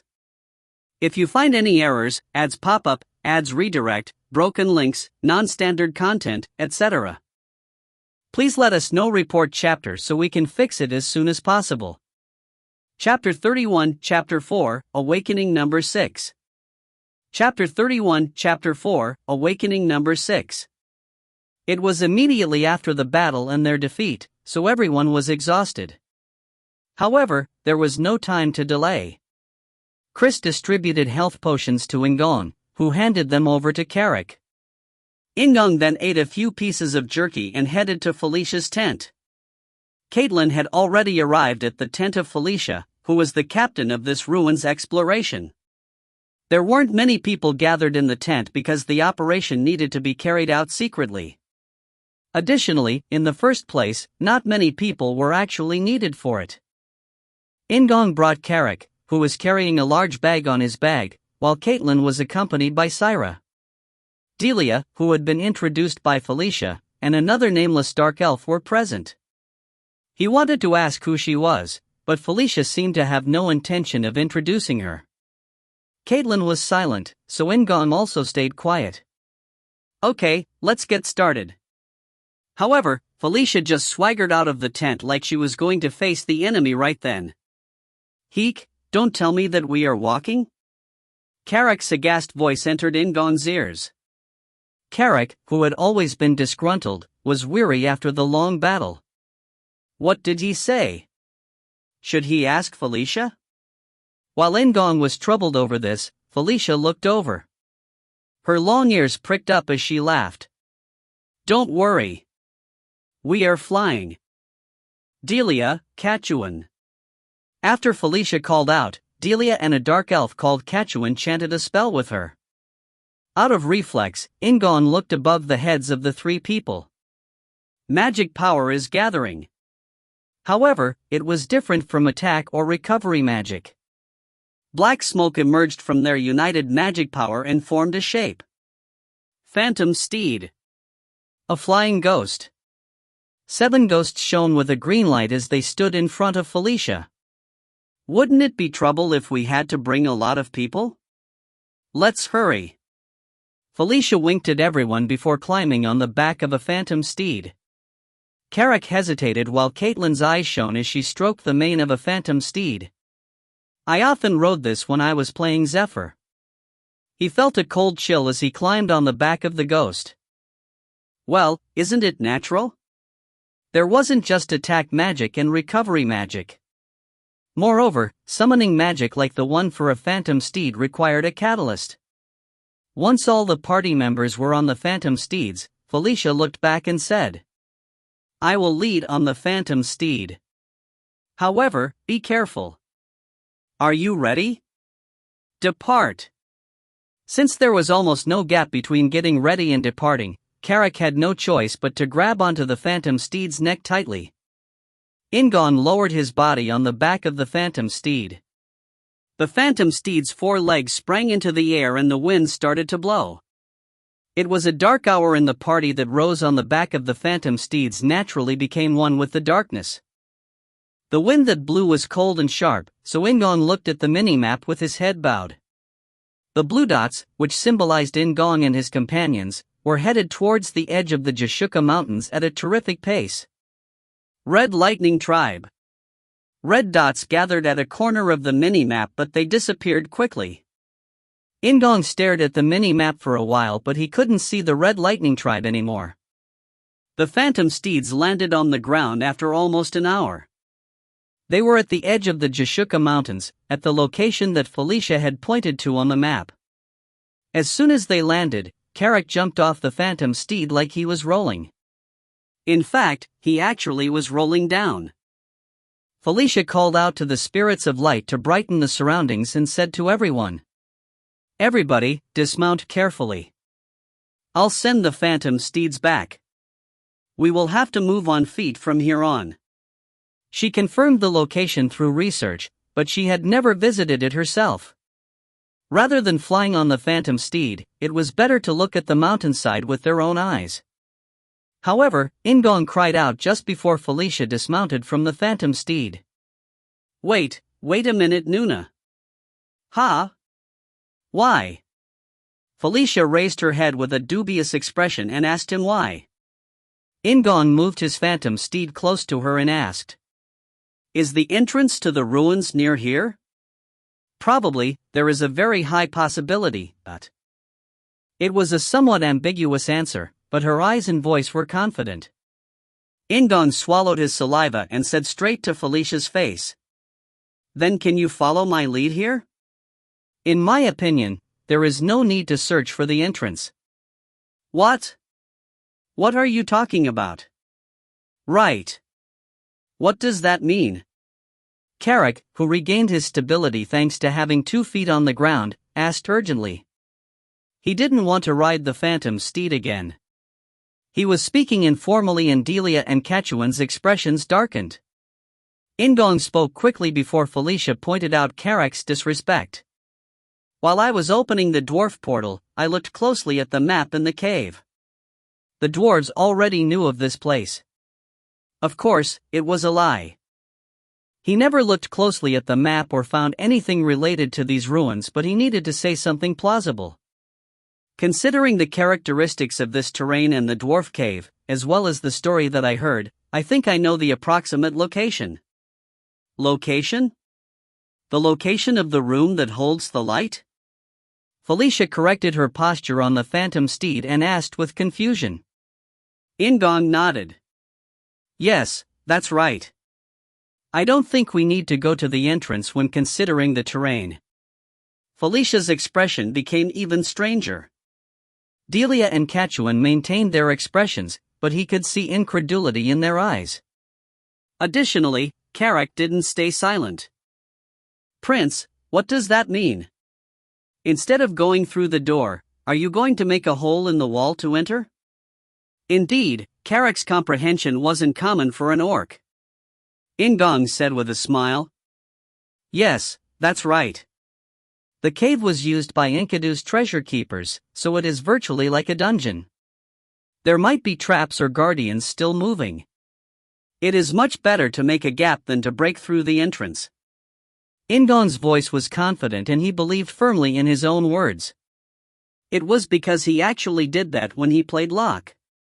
The event to destroy the Thunderlight Anvil had been a necessary event to take over the demon world. After playing Locke 5 times, he remembered clearly where and how to break through. However, he couldn't tell everyone that he knew about it from a game. That's why In-gong was forced to think up reasons to explain it. Felicia stared at In-gong. Her eyebrows raised like she was worried and she opened her mouth. No matter how much sense it makes. It is possible. Shutra can tell." Caitlin interrupted Felicia's words. She placed her hands on her waist and spoke firmly to the surprised Felicia. "Shutra's ability to grasp the terrain is really amazing. So, Shutra will be able to do it. Isn't that right, Syra?" She was perplexed by Caitlin's sudden call, but she nodded quickly. It was because In-gong had already proven his skill. It wasn't simply memorization. Yes, that's right. I believe in him. Caitlin looked at Felicia with a look that said, "Do you hear me?" In-gong said determinedly, "Felicia Nuna, trust me once." Although he didn't intend to do so, he had a pleading expression on his face. For the first time, he seemed to be benefiting from Shutra's good looks. Felicia looked between In-gong and Caitlin and sighed. "Okay, I will try it once. Where do you think we should go?" "Thank you, just wait." In-gong jumped down from the phantom steed, picked up a branch and started drawing a map on the ground. His map reading skill had reached level 2. So it wasn't just a scribble on the ground. "Our position is here and this is where we need to go." Caitlin, Syra and Carrick nodded as In-gong pointed to their position, but Felicia was skeptical. However, Felicia knew how to keep her word. Since she had already decided to believe him, she prepared for the phantom steeds to leave instead of talking any longer. "Give me the directions. I will drive the phantom steeds." "I understand, thank you, Nuna." In-gong laughed and Felicia eventually said, "I must be crazy." Felicia mumbled as she controlled the phantom steeds and flew back up into the sky.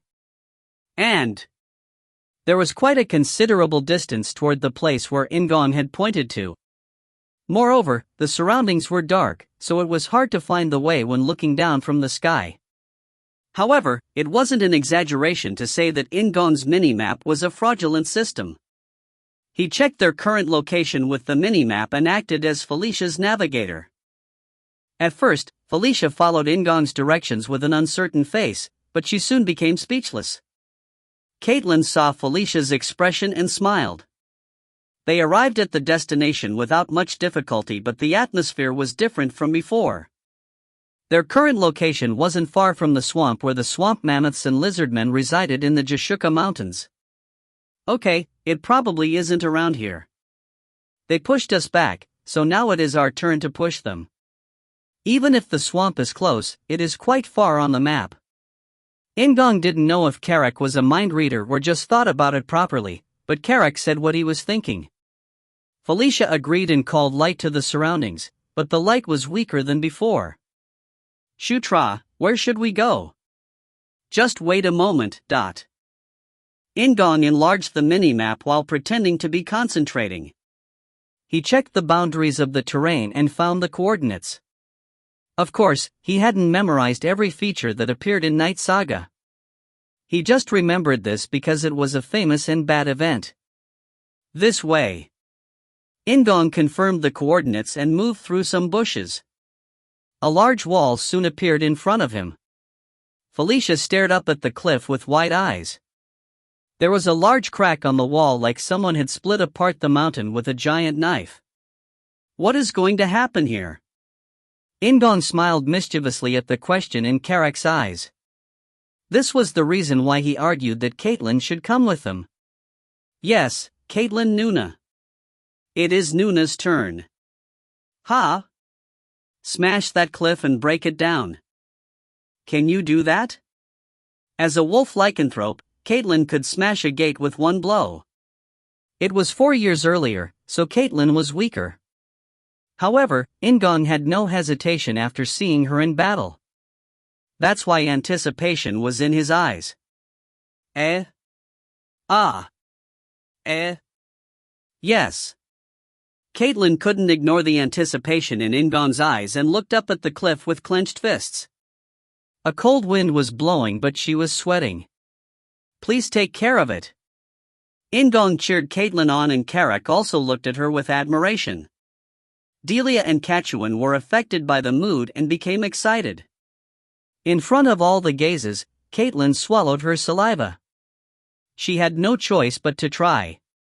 At that moment, Felicia clapped In-gong's back. "Hey, do you think that Caitlin is a siege weapon? How can she smash it with a punch?" Smash it?" In-gong made a confused expression. Felicia stared incredulously at In-gong while Caitlin bowed her head with a gloomy expression. Sorry. She was sad that she couldn't meet her younger brother's expectations. Felicia sighed and stepped forward. Get out of the way. This Noonim will demonstrate her skills. Felicia clapped her hands and two different spirits appeared in front of the cliff. If you find any errors, ads pop up, ads redirect, broken links, non-standard content, etc., please let us know. Report chapter so we can fix it as soon as possible. Chapter 32, Chapter 4, Awakening Number 7. Chapter 32, Chapter 4, Awakening Number 7. One was water and the other was wind. From Felicia's right hand, green wind rose to form a beautiful woman. Felicia commanded the laughing wind spirit, who turned into wind and dug into the cracks of the cliff. After 1 or 2 minutes. Okay, that should be enough. Felicia muttered and the wind sprang out of the crack. The wind spirit waited in place as Felicia commanded a blue water spirit to emerge from her left hand. The crack is enough. Can you do it? The water spirit nodded. The water spirit moved away from Felicia and plunged into the same crack the wind spirit had. Soon, the inside of the crack was filled with water. Freeze. This time it was magic, not a spirit. The water that filled the crack froze instantly and the crack started widening due to the expanding ice. In spite of the ice, cracking sounds could be heard. In-gong now knew what Felicia was doing. Indeed, a magician. Felicia waved her hands and the ice melted. The water spirit returned to Felicia in the form of a woman and she took out some flasks from her pocket. One last blast. Explosions are common when exploring ruins. She murmured playfully as she placed the flasks, then turned back to In-gong's group. Bang! A real explosion swallowed up Felicia's words. An enormous amount of dust rose as the cliff crumbled. However, the water and wind spirits took care of it. This is a shoddy method. Perfect workmanship would require a longer time. Felicia winked at In-gong and Caitlin, who started clapping. Oh! There is a hole. It is huge. Karak exclaimed loudly as he clapped along with In-gong. There was a huge hole that was approximately 2 meters in diameter. Crazy. Is this real? Felicia, who seemed to be enjoying the applause, shrugged. Delia and Kachuan's expressions weren't much different. I told you. It is right here. In-gong smiled at Caitlin, who nodded like she believed him. Let me check it quickly. Felicia summoned her light spirit and entered the hole. Then she let out a cry of confusion. Oh, my God. It was real. There was a large room inside the hole where dwarf characters were carved on the walls. And In-gong entered the hole after Felicia and looked around. It was a large space dozens of meters wide, with the walls and ceiling resembling what he had seen in the game. There was only one thing different. Prince, what is this dome? Karak looked at the large metal dome in the middle of the room and asked. The only thing different from In-gong's memories was this dome. There are dwarf statues around the sphere and the anvil is inside it. He hadn't seen a cover when he was playing as Locke and had destroyed the anvil. Felicia touched the surface of the dome gently. It is like the last safeguard. The 1,000-light anvil must be inside the dome. She started tapping on the dome. It didn't seem easy to disassemble. Aren't there any dungeon guardians? Caitlin asked as she looked at the walls. Felicia was the one who replied. This is the innermost room. When exploring ruins, the most powerful guardian is usually found in front of the most important room. The most important room often looks plain. It was similar to the relationship between a large lock and a treasure chest. The treasure chest couldn't be opened due to the lock. Then we have to break this dome? Karak asked with wide eyes. Delia and Kachuan looked grim while Felicia replied. No, we can't mess with it. If we do it wrong, the anvil inside can break. They had to find a normal method to release the dome. Then Katuan, who was interpreting the dwarf statues and characters engraved on the wall, called out to Felicia. Royal Princess. Katuan stood before the dwarf statues surrounding the dome. They were the same size as actual dwarves and filled with holes. Felicia sighed. Yes, maybe these guys are the cause. 3 of them were holding real metal swords, but the remaining 6 were bare despite their arms being in the right posture. Do we have to give them swords? Felicia alternated between looking at the dwarf characters and stone statues and nodded. Perhaps. I think we need to give them dwarf swords. Despite answering, a little bit of bitterness was mixed in her voice. There was no choice. They suddenly needed 6 dwarf swords. Then should we go back? There is no need to break through the dungeon so we can spare the time. Felicia sighed as she spoke. In-gong frowned at her words and he realized one thing. I have some. The dwarf swords. It wasn't just one, but dozens of them. In-gong activated the inventory window that he had forgotten about for a few days. The weapons he secured on the first day from the dwarf cave were kept very well. No, wait a minute. Everyone's gaze went towards In-gong reflexively. In-gong couldn't just pull out a dwarf sword from his inventory, so he approached Carrick. Carrick, put down that bag for a while. Huh? The bag I am carrying? Yes, the bag. Carrick nodded and put down the bag. Carrick knew that there were no weapons in the bag because it contained a lot of dry food and water. However, In-gong stuck his hand deep in the bag and pulled out a short dwarf sword. Shutra? Caitlin asked In-gong with amazement, but the one who was most surprised was Carrick. Huck, when did you put that in? Did you pack a sword? Instead of replying, In-gong put his hands back in the bag and pulled out another dwarf sword. There was a total of 6. Carrick was the one who had carried the bag here, yet it seemed like he was seeing a ghost. In-gong said naturally. I prepared the weapons found in the dwarf cave just in case. I put them in when you weren't there. I wouldn't be able to carry all 6 swords. Despite In-gong's explanation, Carrick thought it was strange. However, he was an orc and soon accepted the reality. In fact, it was a rather strange story. It was rare for someone to carry 6 spare swords. However, the joy and excitement of solving the problem outweighed the doubts. This is good. Let's install them. Felicia, who had the expression of a ruins explorer, picked up a sword. Delia, Katuan, In-gong, Caitlin and Syra all placed a sword in the hands of the dwarf statues. There was a noise as the swords were absorbed into the holes. It happened the moment everything was equipped. There was a mechanical sound and the whole room vibrated. In-gong jumped, but Felicia wasn't affected at all. She told everyone in a small voice. Calm down and step back. The device is starting. Felicia's words were true.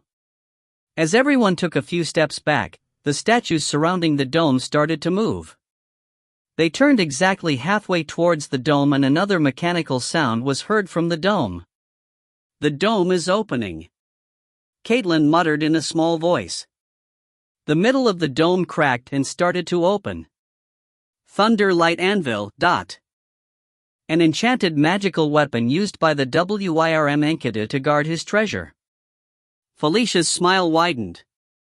As the dome opened, a huge black thunderbolt, symbolizing magic power, appeared in front of them and shone with a blue light. And the anvil was really huge.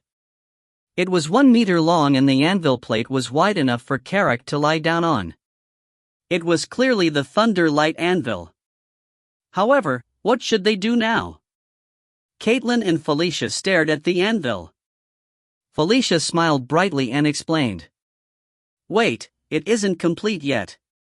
A final procedure is needed to operate the anvil. According to the records, there were at least 3 magic spells built into the Thunder Light Anvil. They couldn't just act without considering the magic. Felicia approached the anvil carefully and interpreted the letters engraved on the surface.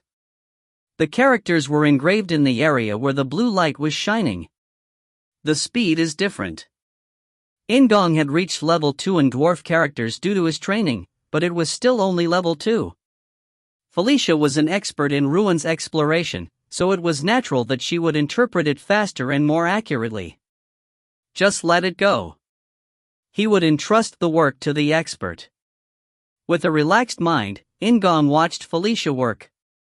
However, Felicia was on her knees before the anvil and was sweating while interpreting the characters.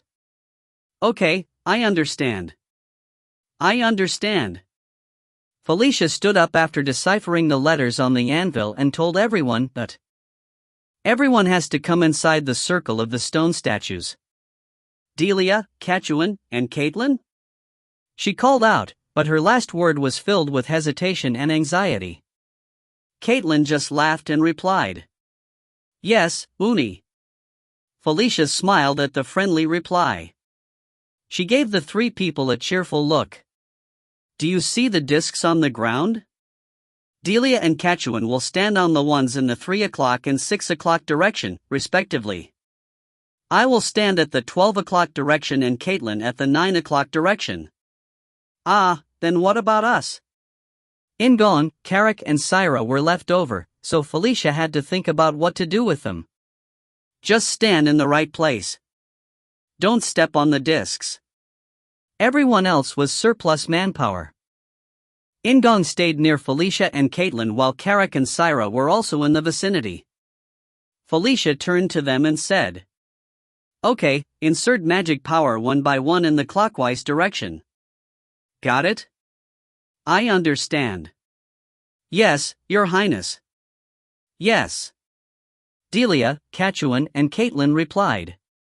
Felicia breathed out like she was trying to relax and injected magic power into the plate.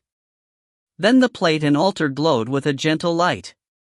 The signs were good, so everyone acted quickly. Delia, Kachuan, and then Caitlin poured in their magic power, causing a bright light as well as a mechanical sound. Oh, the altar is rising.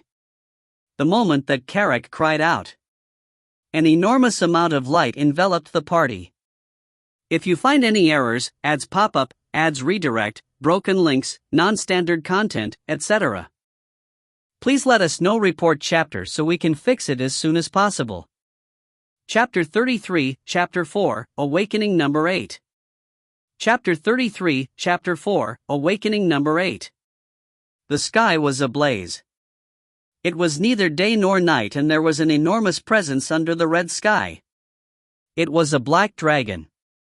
Instead of scales, steel and rocks covered its body.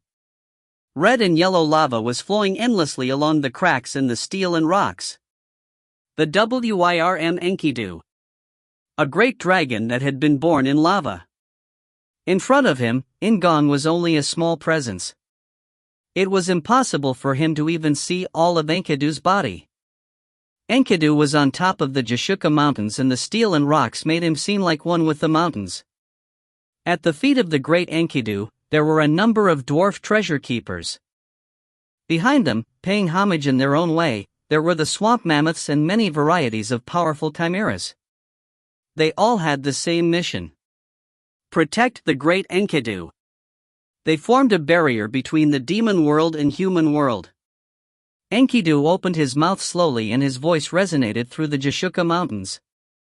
The sound was so loud that In-gong reflexively blocked his ears. Then out of nowhere, he was swept away by lava. Heek! In-gong sat up and almost vomited. His whole body was drenched in sweat like he had fallen into water.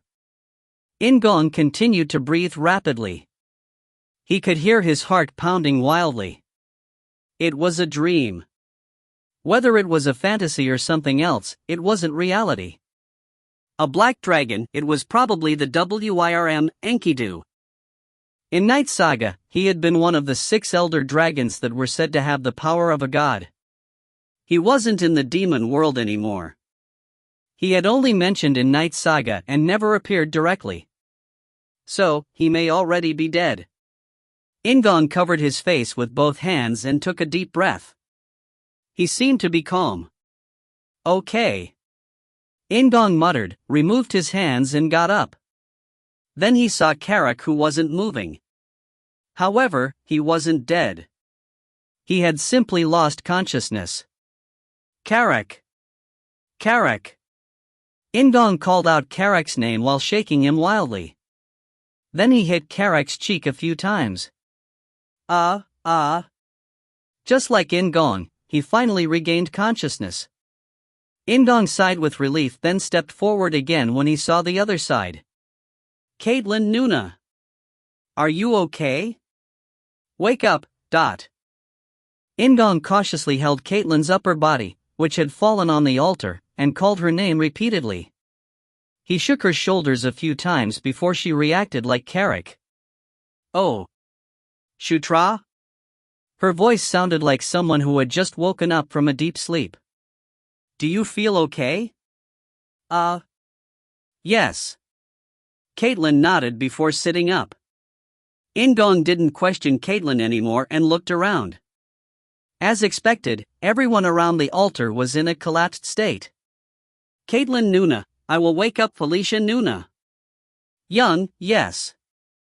Caitlin responded while pressing her hand to her temple like she was dizzy. In-gong stepped over Carrick's legs and approached Felicia. Nuna, Felicia Nuna. He knew it wasn't a dangerous condition after experiencing it twice already. Therefore, In-gong just lightly tapped Felicia's cheek. Her response was much faster than Caitlin's. Heek. Felicia sat up and took a deep breath. Just like In-gong, she was covered in sweat. Are you okay? I'm okay. Yes. There is something I need to check. I have to check it. At first, she sounded sleepy, but her voice and eyes became clear by the end. Felicia grabbed In-gong's arm and asked. Shutra, did you see Enkidu? A huge black dragon covered in lava? I saw him. After In-gong replied, Felicia turned and asked Caitlin, who was waking Syra up. Caitlin, you? I saw him. Me too. The last to answer was Carrick. Felicia made a bright expression and shook her fist. Okay, no problem. It is the same as the records. I was a little surprised because it was more abrupt than I expected, but it is just the procedure. Now, I just need to use the anvil. It was like Felicia was talking to herself, not anyone else. Felicia got up slowly from where she was sitting. In-gong turned to Felicia and asked. Then, is it all over now? Yes, I can control the anvil. Don't you believe in Nuna? Felicia replied playfully as she stood up using her recovered strength. In the meantime, Caitlin and Carrick had woken up Syra, Delia and Kachuan. When In-gong asked, all three of them had seen Enkidu. Felicia walked over to the anvil and placed both hands on it. Everybody hold on to something. I will be using the anvil now. In-gong grabbed the dwarf statue nearby, while the others also held onto a dwarf statue or a portion of the altar. After confirming that everyone was in place, Felicia poured magic power directly into the anvil. At this time, not only the anvil, but the whole room started shaking. The altar rose up slowly as the ceiling split apart and light poured in. Light? Perhaps? Syra frowned at the sudden sunlight and exclaimed. It was late at night when the party had entered the room. Even if the ceiling split open, it should be moonlight streaming in, not sunlight.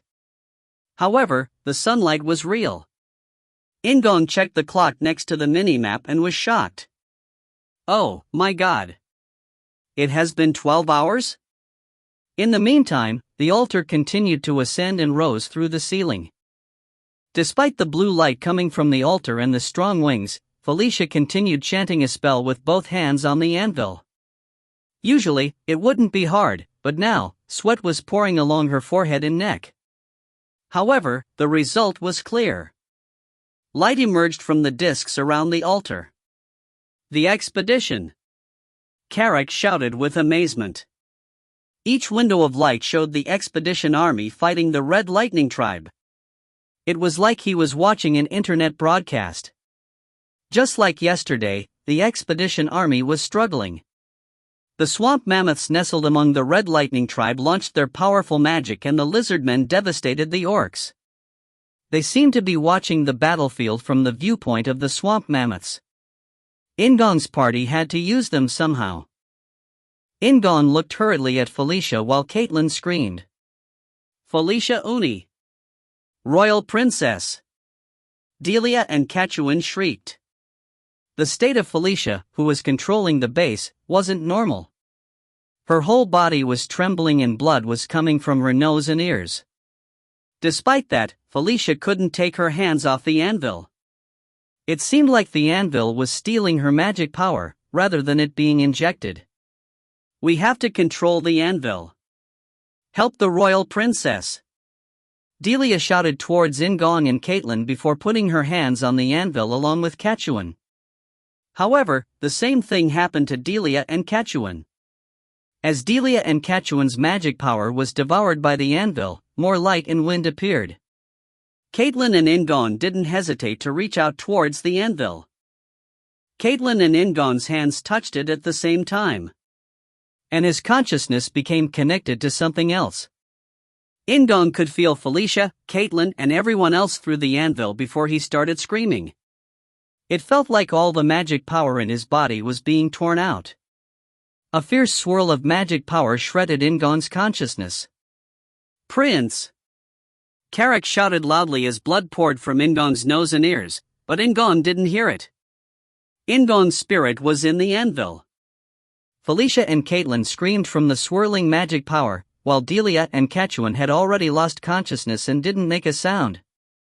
The magic power of the WIRM Enkidu. His test to see if there were any unauthorized people. It was overwhelming. It was a huge force that couldn't be resisted. So, it was natural that Felicia couldn't control it alone. However, In-gong wasn't broken. Despite being torn by the swirl of magic power, he roared and took one step forward. It was because a voice he heard from the depths of his soul sustained him. The golden-crowned female with white hair. Her one red eye and one blue eye shone as she spoke. Conquest! In-gong roared once again. Despite the pained screams of Caitlin and Felicia, they hadn't collapsed. In-gong gathered their magic power and willpower, and poured them into the center of the whirlpool. Conquest! It was the right to rule. The power of a king to conquer and subjugate. The swirl of magic power scattered at once. Enkidu's magic power released In-gong from the altar. Prince! Prince! He heard Carrick's voice. In-gong's eyes opened and he saw Caitlin and Felicia gasping. Delia and Catuan were still unconscious. Felicia leaned against the anvil and stood up. She hadn't lost consciousness, so she knew what In-gong had done. With a bitter smile, she chanted the last spell.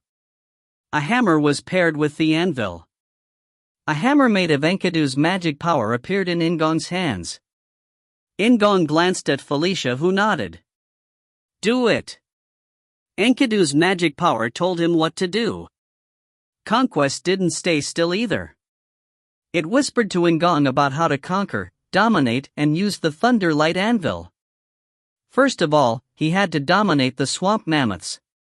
In-gong struck the anvil with a hammer made of magic power. If you find any errors, ads pop up, ads redirect, broken links, non-standard content, etc., please let us know. Report chapter so we can fix it as soon as possible. Chapter 34, Chapter 5, Entry. Chapter 34, Chapter 5, Entry. The hammer hit the anvil. The Thunderlight Anvil, that had been sleeping for thousands of years, woke up with a loud roar. There was a surge of magic power. The wave roared through the atmosphere and woke up the servants of the great Enkidu that had been sleeping for many years. They opened their eyes and obeyed. The trivial magic of the orc shamans that had been deceiving the eyes and ears of the swamp mammoths didn't last. The swamp mammoths were released from the delusions and obeyed the right command. The first one who noticed was Vandal. He wielded metal bars in both hands and smashed them against an orc's bones. Vandal recognized it. He wasn't a magician, but he sensed it instinctively. At this moment, the flow of the battlefield was changing. There was no logic or rationale to it. Vandal just felt it and acted without hesitation. Ararararai. The ogre's unique battle cry caught the attention of everyone in the vicinity. Vandal, who had been acting as a barrier to protect his allies, became a tank. He trampled on the orcs of the Red Lightning tribe and rushed. Ararararai. Ararararai. Vandal's ogre warriors acted in the same manner. The ogre warriors rushing forward destroyed the entire formation of the expedition army, but they didn't hesitate to run after Vandal. The Red Lightning tribe warriors at the front were confused by the sudden rush. However, Yukuzen smiled from where he was observing in the rear. Vandal's charge was like a fleeting moment. Due to the broken formation, the damage to the expedition would only become larger. However, Yukuzen's judgment was wrong. The swamp mammoths started trampling on the Red Lightning tribe instead of the expedition army. A few of them rolled over on the ground and crushed dozens of orcs. Confusion spread like wildfire. There was a crack in the formation of the Red Lightning tribe. Vandal plunged in through the gap and the explosive rush of the ogre warriors split the battlefield in half. Now, even the soldiers felt it. Chris, whose body was tired and bloody, looked up towards the sky and shouted. The prince and princesses did it. It was enough. Chris, who grasped the situation, smiled like a demon. He gave a signal to the lycanthropes. Bushabario. More than 100 lycanthropes roared in unison and a magic blessing appeared over the heads of the expedition army. It was magic contained in the Thunder Light Spear. The magic spread through the swamp mammoths and aroused the strength of courage of the expedition army. The orcs belonging to the expedition force forgot their fatigue, suffering, and fear. It was the exact opposite situation for the Red Lightning tribe as a curse of confusion spread over them. Fear grabbed onto their feet and the unbearable sense of defeat made them unable to extend their weapons. The chiefs yelled at them, but it was no use. An army that had lost its enthusiasm was just a set of individuals. The confused and frightened Red Lightning tribe panicked and crumbled. We must flee. A shaman standing next to Yukuzen cried out urgently. As a magician, he could read the flow of mana from the swamp mammoths. This situation absolutely wasn't a coincidence. It was something that someone created. This battle couldn't be won. The situation was so confusing that even a retreat couldn't be done properly. The only thing left was the annihilation of the Red Lightning tribe. So, they had to give up. They had to run away, even at the expense of this battle. Tribe Chief must live. If Tribe Chief survives, we can stand up again. Yukuzen understood what the shaman was saying. He knew that fleeing was the best choice, but he also knew that he couldn't. He turned and looked at the center of the battlefield. The orcs of the Red Lightning tribe were being trampled on. Yukuzen dash. The bodies of the shamans shook involuntarily at the thunderous shout. Yukuzen stared straight into Vandal's face. There were still more than 100 warriors between Vandal and Yukuzen, but that was meaningless. It seems like it is up to here. Yukuzen laughed hysterically. The chief of the Red Lightning tribe raised the great iron sword that had been his lifetime companion. Tribe Chief? Yukuzen didn't respond to the call of the shaman. Vandal laughed wildly as he kept narrowing the distance. And it is over. In-gong said with a sigh. He could see the battlefield through the eyes of the swamp mammoths thanks to the anvil. Vandal had killed Yukuzen, the leader of the Red Lightning tribe. Kairam and a few chiefs of the Red Lightning tribe still lived, but they couldn't become Yukuzen. Yukuzen's death broke the heart of the Red Lightning tribe. The orcs gave up fighting and either escaped or surrendered. The lizard men, who had entered the battle as mercenaries in the first place, left early and traces of them couldn't be seen on the battlefield. In-gong put the hammer down as Chris, who was bathed in the blood of the orcs, shouted with victory. His gaze moved naturally to the two people leaning on the anvil. "We won." Felicia laughed despite her nosebleed. Caitlin, whose cheek was pressed against the anvil, spoke with a blank expression. "We won."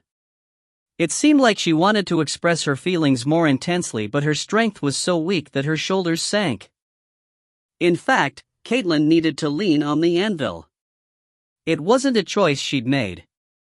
Felicia was in a better condition and she spoke after wiping the blood off her face. "Shutra, put the swamp mammoths to sleep for now." Currently, Shutra was the only one who could use the Thunder Light Anvil to control the swamp mammoths. They had caused trouble to the expedition army, so it was a good idea to put them to sleep for now. However, In-gong didn't raise the hammer again. "I already did it. That was the last command that I gave." "Okay, then I will be able to sleep for the next few hours." "Huh?" Instead of answering, Felicia turned her gaze toward Caitlin. She tried to grab Caitlin's shoulder, but her shoulders were shaking and she couldn't even lift it. "It is too much. We'll speak later. Good night." Felicia spoke to Caitlin, who was behind her, before falling unconscious. Caitlin glanced from Felicia toward In-gong. "Sorry." Caitlin said one word before closing her eyes as well. "I'm sorry." In-gong remained silent. Now that the tension was released, the fatigue overcame him and he found it hard to keep his eyes open. "I should stretch out." The moment that In-gong thought so, "Your level has risen. Your level has risen." "Huh?" In-gong made a surprised sound as he leveled up. White light shone around him and his stamina and strength, that had been exhausted by the Thunder Light Anvil, quickly recovered. Is this the achievement experience? There were occasions in Knight Saga when finding artifacts or achievements would give experience. Well, at first I leveled up just by running. The anvil was an artifact belonging to Enkidu, one of the 6 elder dragons, so it was natural to get a lot of experience. He had gained 1 level during the battle they had lost, so In-gong was now level 13. However, this wasn't the end. The level of conquest has risen. "What?" In-gong cried out unintentionally and hastily activated his skills window. The level really had increased. Conquest LV2. Below the King's Flag LV2. The King's Knights LV1. The level of below the King's Flag also rose. What is the effect? Is the effect stronger? Maybe the number of people I can buff has increased. He wanted to try it out right now. However, there was something more important than that. The King's Knights LV1. There was also a skill. It wasn't a passive skill like the skills related to protagonist correction. It was an active skill like below the King's Flag. Just by the name. Is it a summoning skill? He briefly saw knights in shining armor flashing in front of him. After the brief delusion, In-gong sighed and leaned against the anvil. Thanks to the level-up effect, both his physical strength and magic power had been restored. However, the mental fatigue still remained. It felt like when he had used below the King's Flag. Punishment, obedience, governance. It was the golden-crowned female with white hair. This time he didn't simply see her. It was just for a moment, but they shared senses. It was probably the influence of Conquest's level. Who was she? Was she In-gong's power of conquest itself? His head, that had become lighter due to the level-up effect, started becoming heavy again. His eyes could barely stay open any longer and he was on the verge of collapsing. This was his limit. In-gong's body slumped slightly and he turned to look at Karak. "Karak. Prince. Did you see? We won." Carrick exclaimed as he stared up at the windows of light showing the image of the expedition army. In-gong sat down in front of the anvil. Please. And he fainted. He was knocked out fast enough to be called a skill. Heek? Prince? Prince? The confused Carrick rushed over to In-gong, but he had already fainted. Syra approached Carrick and said, Warrior Carrick, I will take care of the princesses. You should deal with the prince and the dark elves, but... Delia and Katuan were also collapsed around the anvil. Carrick and Syra were the only ones who hadn't fainted. Understood. Carrick answered quickly and hugged In-gong. And... The white-haired woman was smiling softly. Her red and blue eyes stared at In-gong as she whispered, Conquest Knight, you are my dash. She kept speaking, but her voice was out of reach. The white woman licked her lips and smiled again. It wasn't the time yet. Darkness twisted around the white woman. Oh, Prince. Have you regained consciousness? As soon as he opened his eyes, he heard Carrick's voice above him. Just like most people, In-gong sat up and rubbed his eyes. Carrick. Drink some water. Carrick extended a canteen filled with cold water. He took a sip and asked. My sisters, ... They are next to each other. Carrick grinned and pointed to an area. Caitlin and Felicia were lying side by side. Did I wake up first? He thought that Caitlin, the most physically superior, would be the first to wake up. Ah, the level up effect. It was probably because his level had gone up. In-gong's body had been restored, so it was normal for him to wake up first. It has only been 2 hours. In-gong looked away from the mini-map and towards Caitlin and Felicia. Syra was sitting next to them and she said to him, The princesses seem to be tired. They need to take a break for a while. The dark elves are in a similar state. Still, there doesn't seem to be any risk to their lives. Carrick pointed to the dark elves lying on In-gong's left side. Just like Carrick said, their lives weren't at risk, but they were making pained expressions. Anyway, no one had died. The mission had been completed successfully. You have obtained a decisive victory. Congratulations. Syra recognized In-gong's merits. Carrick glanced at him and imitated her words. Congratulations. Thank you. It is also thanks to Caitlin Nuna and Felicia Nuna. Syra smiled at his reply. She seemed more agreeable after hearing his words about Caitlin. In-gong then spoke to Carrick. It was also thanks to you. Ho ho, you know it already. Carrick laughed. Delia and Katuan would have frowned at Carrick's rudeness, but Syra was already accustomed to orcs. She spoke in a slightly more friendly tone than before. It seems like more time is required for the princesses to wake up. Prince should take a break as well. Caitlin and Felicia seemed like they would be unconscious for 3 or 4 more hours, so In-gong nodded. Yes, yes. Wait a minute. Huh? Instead of answering, In-gong looked around. The light from the Thunderlight Anvil had disappeared and there was a door beyond it. This place is a ruin. It was a ruin related to the WYRM, Enkidu. When he had arrived here while playing the game, he had skipped the intermediate process, so there was no change in the room. Exploring the ruins. It wasn't easy. There were various traps and powerful guardians. But what if I am the ruler? The dungeon was originally intended to defend the anvil and In-gong controlled the anvil. Carrick, carry the bag and follow me. Ha? Prince? In-gong didn't reply to Carrick and got up. He was looking at the door beyond the altar. If you find any errors, ads pop-up, ads redirect, broken links, non-standard content, etc., please let us know. Report chapter so we can fix it as soon as possible. Chapter 35, Chapter 5, Entry Number 2. Chapter 35, Chapter 5, Entry Number 2. Ruins were discovered in Knight Saga for a reason. Reporting useful ruins to the Demon King's palace would help someone to gain publicity and the appropriate rewards. The most important thing for the Demon King's children was that it was a system that allowed them to gain achievements. Of course, depending on the type and nature of the ruins, privatization could sometimes be beneficial. However, the privatization of ruins was accompanied by considerable risks. If the Demon King's palace discovered it, not only would a great deal of achievements be removed, but penalties such as fines and imprisonment would be received. I've experienced it before in the game.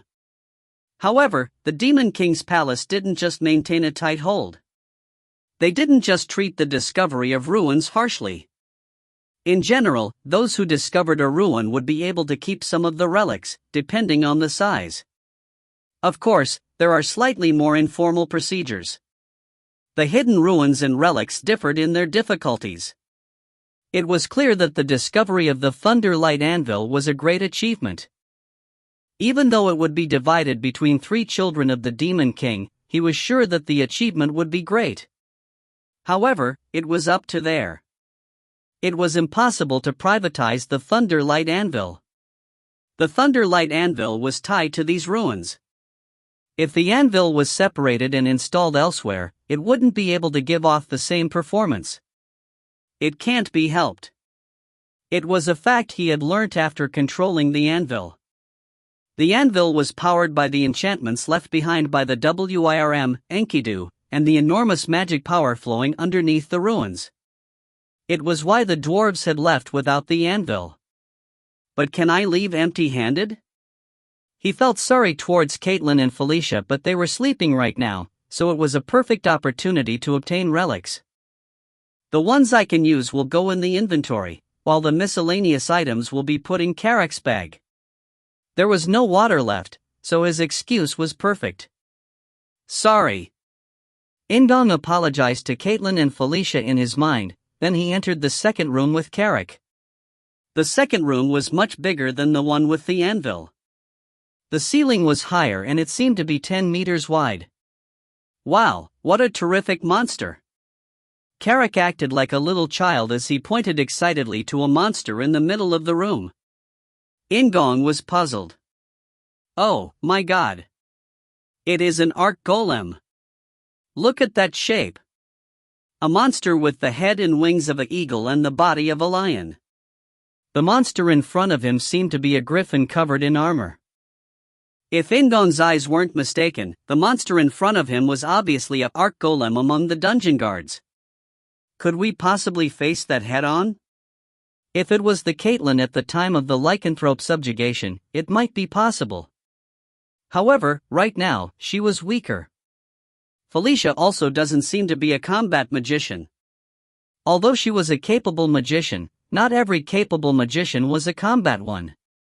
The magic that Felicia had shown on this expedition had mainly been indirect magic, such as supporting allies or changing the environment of the battlefield. Karak asked In-gong a question while staring at the arc golem which stood still a statue. Prince, it won't move, right? It won't suddenly get up and attack us, right? It's okay, I am in charge of this ruin now, thought. It was okay since he had the acknowledgement of the Thunderlight Anvil. In the eyes of the arc golem, In-gong and Karak were treasure keepers. In-gong examined the room instead of the arc golem and said, "We need to find a warehouse or arsenal. This is basically a fortress, so it is unlikely to have a treasure trove. Additionally, it was highly likely that the arsenal or warehouse was connected to this room or the next room. This was the safest place in the ruins." Karak nodded at In-gong's words. "I'm sure that the anvil in that room is the best treasure. The purpose of this ruin was to defend the Thunderlight Anvil." As always, Karak's understanding was quick. There were no passages in the room with the arc golem, so In-gong moved to the next room. This time, it was a room with many doors. I think there was some remodeling done. It was quite different from the dungeon he remembered from when he played Lock. Well, I was busy destroying it at the time. After he had destroyed the anvil, the mountain had collapsed and buried the dungeon. Carrick, I'll investigate this side, so take the doors on the opposite side. Understow. Ooh. Look at this. As soon as In-gong spoke, Carrick shouted loudly after opening the nearest door. Once In-gong approached, he saw a room full of weapons and armor. Perhaps Carrick is the protagonist? In-gong laughed inwardly as he entered the armory with Carrick. The item that greatly impressed Carrick was the large armor in the middle of the armory. Prince, isn't this really cool? It looks really robust. Even In-gong was forced to admire the remarkable armor. The chestplate was decorated with stylish dragons while dragon wings were attached to the shoulders like decorations. It was obviously a magic armor because he could feel the magic power coming from it. Is it for an orc mercenary? No matter how he looked at it, the size showed it wasn't for a dwarf. It seemed like only someone Carrick's size would be able to fit into it. It is likely a mass production item. It was a mass production item made by Enkidu's treasure keepers. It couldn't be compared to the armor that Carrick was wearing now. In-gong looked up and down and examined the armor using the authority of the anvil's ruler. There weren't any curses or harmful magic. Carrick, do you want it? Carrick's eyes shone at In-gong's proposal. He was speechless before finally opening his mouth. Really? I can really have this? Yeah, it is too big for me anyway. Furthermore, Carrick was his precious subordinate number 1. Carrick becoming stronger was like In-gong being stronger. Thank you. I really thank you, Prince. Carrick immediately rushed over to the armor and tried it on. In-gong looked at the scene with a warm gaze before turning his attention elsewhere. There were strangely empty places at various points in the armory. When the treasure keepers left the dungeon, the dwarves had taken the dwarf equipment.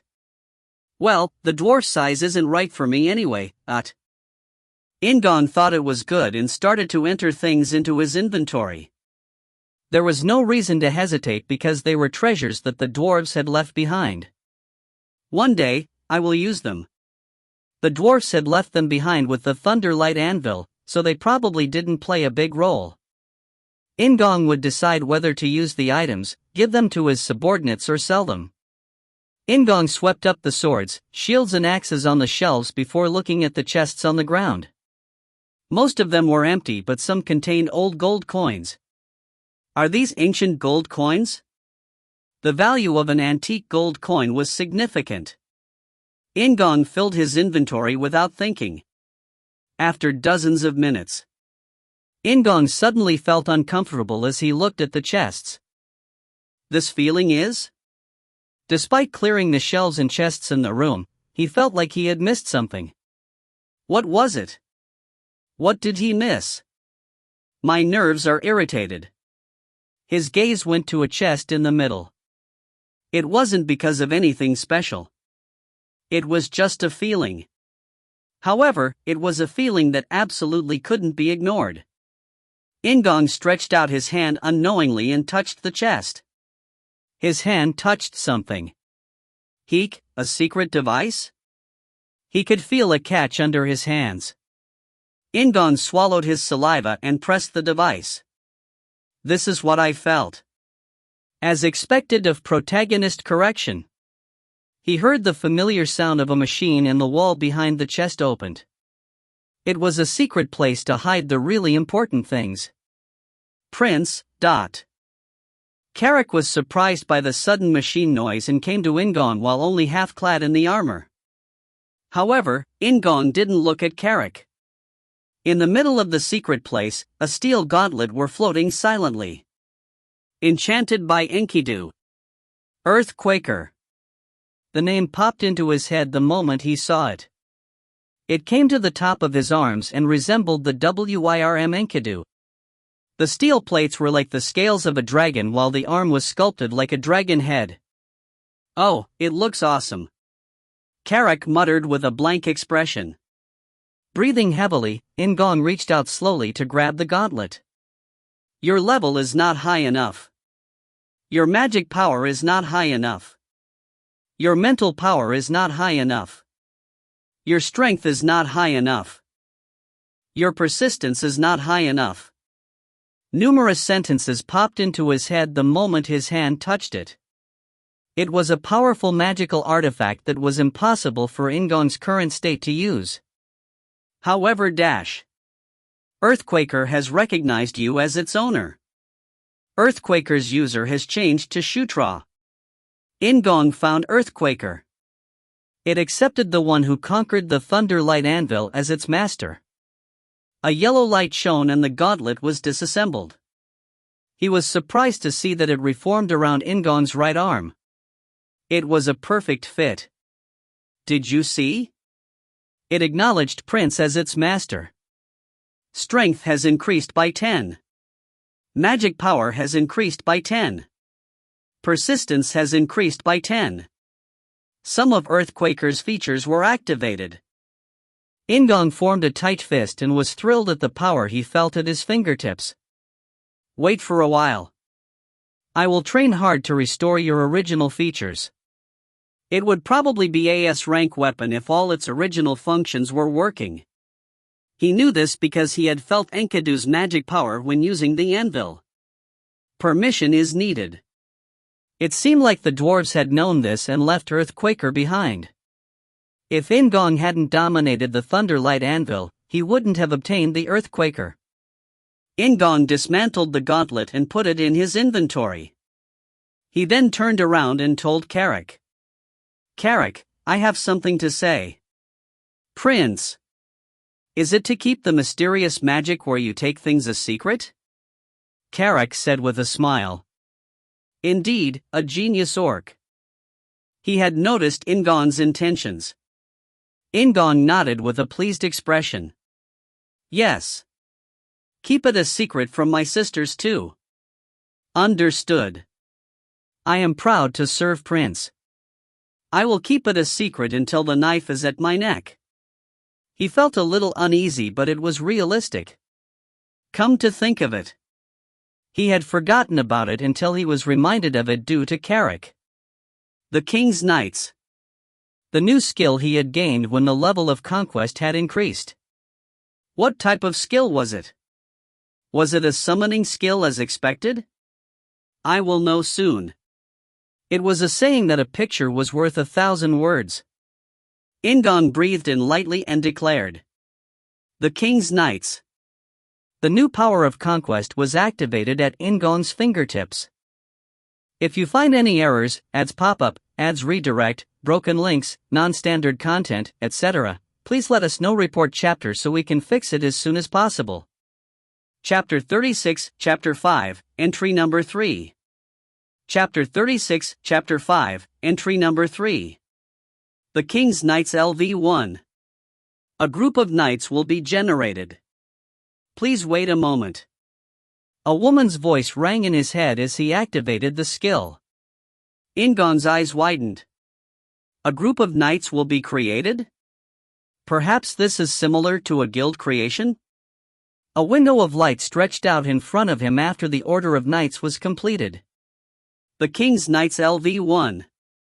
Knight Leader. Knight Personnel, 0/2. Knight Skills LV1. Knight's Protection LV1, Health of the Knights will increase by 5%. Nurtured Knights. Special Skill. Call LV1, you can summon the leader of the Knights. Once every 3 days. Oh. It was similar to an online game guild. No, it was much better. The knight skill isn't a problem. The members of the group of knights would have their health increased by 5%. It was definitely a good option. It was still level 1, so the effect would definitely get better. There was a possibility that new options would be added. However, there was something else that caught In-gong's eye. The Nurtured Knights. There wasn't a detailed explanation, but he could guess by the name. Nurturing the Knights. He could make them stronger. Call is also amazing. It could only be used once every 3 days, but there was unlimited potential in being able to call the leader of the knights. If the number increases when it levels up, I might be able to summon general-level knights. In-gong's excitement grew as his imagination spread. However, Carrick couldn't see the window of light and he thought In-gong was crazy. In-gong caught the gaze of his impudent subordinate number 1. He then coughed and turned to face Carrick. "Carrick, there is something I want to suggest." "What is it?" Carrick asked with wide eyes. In-gong felt strangely shy and spoke after a little bit. Would you like to keep moving forward with me?" Are you asking me to be your direct subordinate? Just like those women called Syra and Delia?" "That's right. If you want to, I will ask Chris Young if I can keep you." In fact, it was possible if he just asked Chris. In-gong had built up quite a lot of merits, so he could do as he wanted. However, In-gong wanted to respect Carrick's will as much as possible. It was a relationship that needed to be maintained in the future. Although, what will happen if he refuses? In-gong stared at Carrick with uneasy eyes. Carrick scratched his chin and replied, "Well, okay. I like Prince as well." It was fortunate that he agreed. In-gong laughed and told Carrick, "Okay, then fall to your knees. A simple ceremony is needed." In order to use the King's Knight's skill properly, it was necessary to appoint a knight. Just like when he took control of the Thunderlight Anvil, the method popped into his head. Carrick fell to his knees in front of In-gong without any complaints. In-gong took out a dwarf sword from the inventory. How can I rebel against Prince?" Carrick leaned back as In-gong suddenly pulled out a short sword. In-gong clicked his tongue and approached Carrick. "Don't worry. I am going to make you a knight. Just stay calm and cool." I will trust you." Carrick was as gentle as a sheep. He kneeled down, but he wasn't that much shorter than In-gong. In-gong raised the sword to each shoulder and said, "The mighty orc warrior Carrick, I appoint you as my knight." It was a simple ceremony, but the effect was obvious. As soon as he finished speaking, a white light wrapped around Carrick's body. Oh! It was a little different from below the king's flag. The light was much larger and brighter. The King's Knights LV1. Knight Leader, Carrick. Knight Personnel, 1/2. Knight's Personal Information. Carrick LV24, Rank, Soldier. Nurtured Knights. Carrick LV24, Rank, Soldier. There was only one person, so appointing him to a position wasn't necessary. In-gong smiled happily at the Nurtured Knights section. Is this achievement experience? If a certain amount of achievements were consumed, a person's stats could be raised or new skills could be obtained. Indeed, it was called a King's Reward.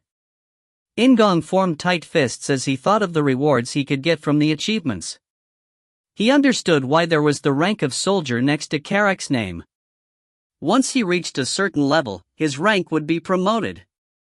As far as chess was concerned, the pieces could be promoted through special rules, such as a pawn being upgraded to a queen or knight. Good, very good. The most powerful orc he had seen in Knight Saga was the Orc Emperor, the pinnacle of all orcs. In-gong pictured Carrick standing side by side with the Orc Emperor. "Excuse me, Prince. Is everything all right?" Carrick's voice pulled In-gong back to reality. In-gong closed all the skill windows and nodded. "Yes, for now. It is a strange feeling. I was enveloped in a white light and could only think of my loyalty to Prince." "That's great. The words weren't bad. I should increase the personnel in the group of knights quickly. Knights are preferred." In-gong was reminded of Caitlin for a moment but quickly shook his head. The position would be like Syra and Delia. In fact, the most attractive one is Vandal. He had obtained Vandal when playing Zephyr. Something he wanted to put his hands on Vandal again. Yes, someday. In-gong's resolution hardened after obtaining Carrick. Thanks to discovering the armory straight away, not much time had passed. Caitlin and Felicia would be sleeping for a while, so it was now time to look around the dungeon. Let's go to the next room. Carrick followed In-gong without saying anything. And unfortunately, he didn't find anything good in the other rooms. Moreover, he needed to leave a share for Caitlin and Felicia, so In-gong only took a few dwarf weapons and armor, as well as Earthquaker. Will it be more expensive after thousands of years? Of course, that was under the premise that they weren't damaged. Once In-gong and Carrick returned, Syra, who had been looking after Felicia and Caitlin, got up. You've come back? I was worried.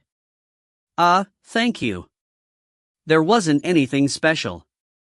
Syra's reaction was a little surprising, but he always welcomed it from a beauty. Wait, she was worried about something else? Syra's gaze was directed towards the dwarf armor that Carrick was wearing.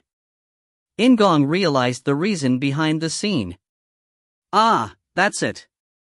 Caitlin was part of the group that discovered this ruin. In other words, some of the finds inside the ruin belong to Caitlin. If I take too much, Caitlin will lose her share. He felt a little bit of regret, but he also felt good. Syra was truly loyal to Caitlin. I wish for Carrick to be the same. Following that thought, In-gong's gaze moved to Carrick's almost empty bag. There was nothing surprising.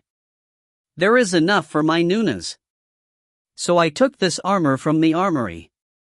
You found the armory? Syra's face became animated. In-gong grinned and nodded. Yes, there were many things. Due to In-gong's conscience, he didn't collect all the equipment in the armory. He left 30% of the total amount. It is a small prick. However, now wasn't the time to be brazen. In-gong knocked on the armor that Carrick was wearing and said, "This armor will be part of my share in the official distribution. I will give it to Carrick." You will give it to Carrick? Yes, he is my #1 subordinate. After In-gong's words, Syra stared at Carrick with a little bit of envy. Carrick just accepted Syra's glance with a smile. Anyway, how is the situation with the two of them? Their stamina is depleted, so they need to rest a little bit longer. We will stay here today and leave early tomorrow morning. Anyway, the Red Lightning tribe was already in a state of collapse. There was no reason for fugitives to run here, so it was a safe place. Okay, let's do so. The fight is already won, so there is no need to overdo it. Chris would be worried, but it was unavoidable. He already knows that we have succeeded.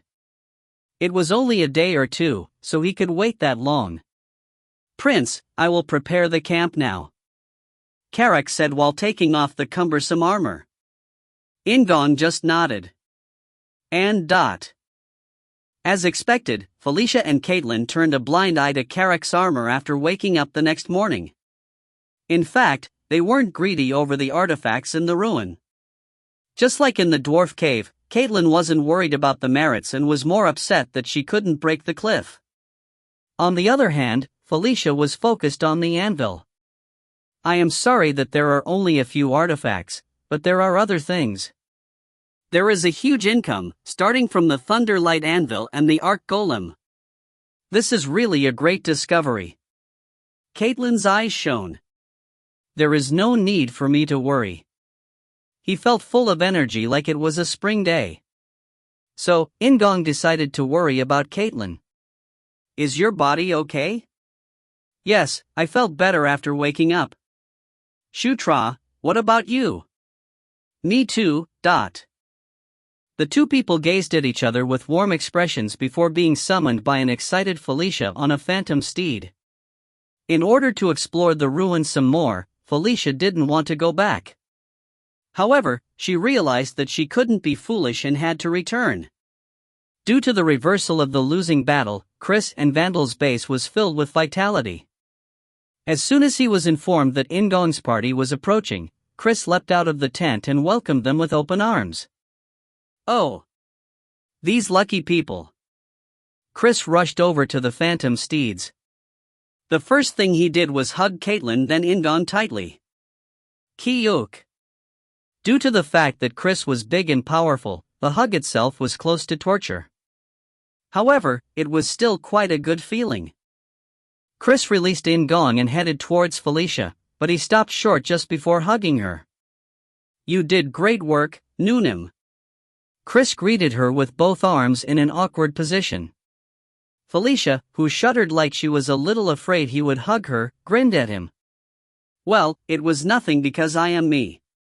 She lifted her chin with the arrogance of a princess, but her words weren't over yet. Shutra and Caitlin helped me a lot. Although her voice was smaller than before, she definitely mentioned them. Her ears are red. In-gong just smiled while Caitlin alternated between looking at Chris and Felicia. It is good to see Prince and the princesses. Vandal simply summarized the situation and Felicia nodded in response. Chris laughed and spoke to In-gong and Caitlin. Take a break. I will take care of all the chores. What chores? Wasn't the Red Lightning tribe swept up?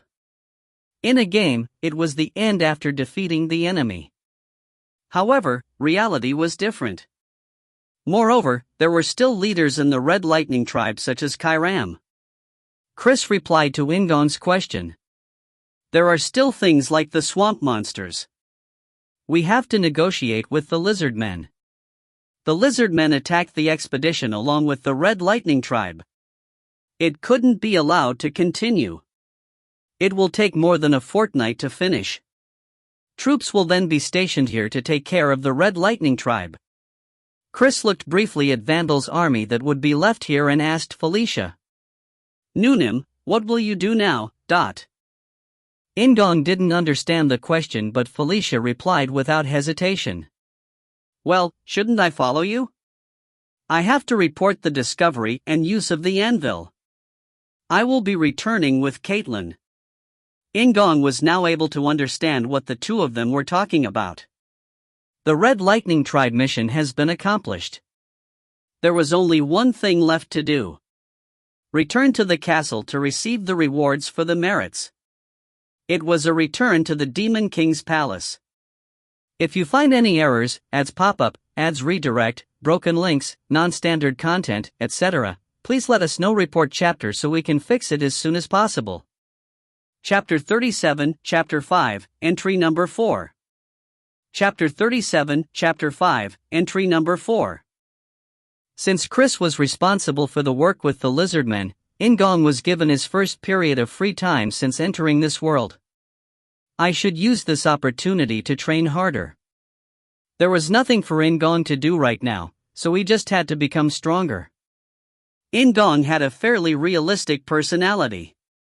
He didn't know if he had entered a game world or a world similar to a game. So, what was important? The reason why he entered this world? Survey the people in this world? Explore the world similar to playing a game? It was all wrong. The most important thing was to survive. If he died, then everything else would be for nothing. He couldn't do anything unless he lived. Fortunately, In-gong's method for survival was pretty simple. Become strong. The strong wouldn't die easily. If he got stronger, his position would be reinforced. There was a lot of work he had to do. In-gong had built up tremendous merits in the battle against the Red Lightning tribe. Due to the merits, In-gong would be able to put his hand on more strength. There were different means to become strong, and In-gong wanted to be stronger than everyone else. I need to make a plan. Until now, he had become stronger in a fairly random manner. He learned many things, but he didn't feel like an all-rounder. The basic things are aura and beast authority. In-gong confirmed his course. It was due to the S-rank Divine Beast Authority but also Earthquaker. An S-rank martial art and S-rank hand weapon meeting each other was almost like destiny. My hidden card is Telekinesis. Although Telekinesis was still weak, he had a clear image of how to use it. Instead of directly attacking the enemy, he was going to use telekinesis for other purposes. Unfortunately, magic will have to become secondary. Among the skills learnt, magic was the most numerous. The problem was that they were all level 1. Even having many low-level spells is enough to become a magician. He would just have a little bit of recovery magic and secondary magic. The magic could be sometimes used to strike the enemy. That should be enough.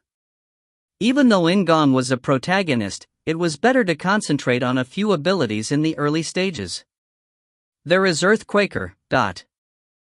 In-gong looked around, and after confirming there was no one in the tent, he activated the inventory. Earthquaker was at the top of the inventory that contained dozens of objects. Does it have a built-in ability? With S-rank armor and weapons, special things were often built into them. The mighty sword that Locke used had a built-in warrior's field that bombarded a wide range with aura. When he played Zephyr, he liked picking Dragon Slayer and Dying Sleep, which had Dragon Strike and Curse of Death built in. He had never found Earthquaker in Knight Saga, so he didn't know what type of special weapon it was. However, there was a possibility it would have a built-in technology. Controlling the special skill. Earthquaker can overcome a completely different level or ability. In-gong nodded quietly and closed his inventory window. He would have started practicing straight away, but he had one more thing to think about. Returning to the Demon King's palace. The fight against the Red Lightning Tribe was, in a way, simple.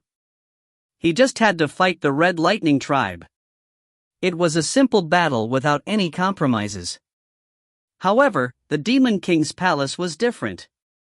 There are 3 factions in the Demon King's castle. In-gong placed a cup of water, a dagger, and a kettle on the table. The cup of water represented the eldest son of the Demon King, first Prince Baikal Ragnaros. The dagger was the second and worst prince, second Prince Zephyr Ragnaros. The kettle was the 4th Princess Anastasia Nikrian. Baikal and Zephyr were brothers, but they each led different factions. In a historical drama, it would be a fight between the elder son, with a legitimate claim, and the powerful second son. However, it had been somewhat different in Knight Saga. The order of birth had been meaningless in the war to become the Demon King's successor. It was a structure where a pile of accomplishments were built and those who were more capable would stand at the top. Baikal and Zephyr had been equally capable. While they received the support of their mother's family, they had been proud that they had been able to stand alone above the other princes and princesses. Dragon blood, they were draconians that inherited the blood of a great dragon species. They had been the strongest among the families of the 5 queens. Of the 2, I prefer Baikal. To distinguish between the 2 of them, Baikal was a dove and Zephyr was a hawk. Since he was the oldest son, Baikal had treated the other children of the Demon King as siblings rather than enemies.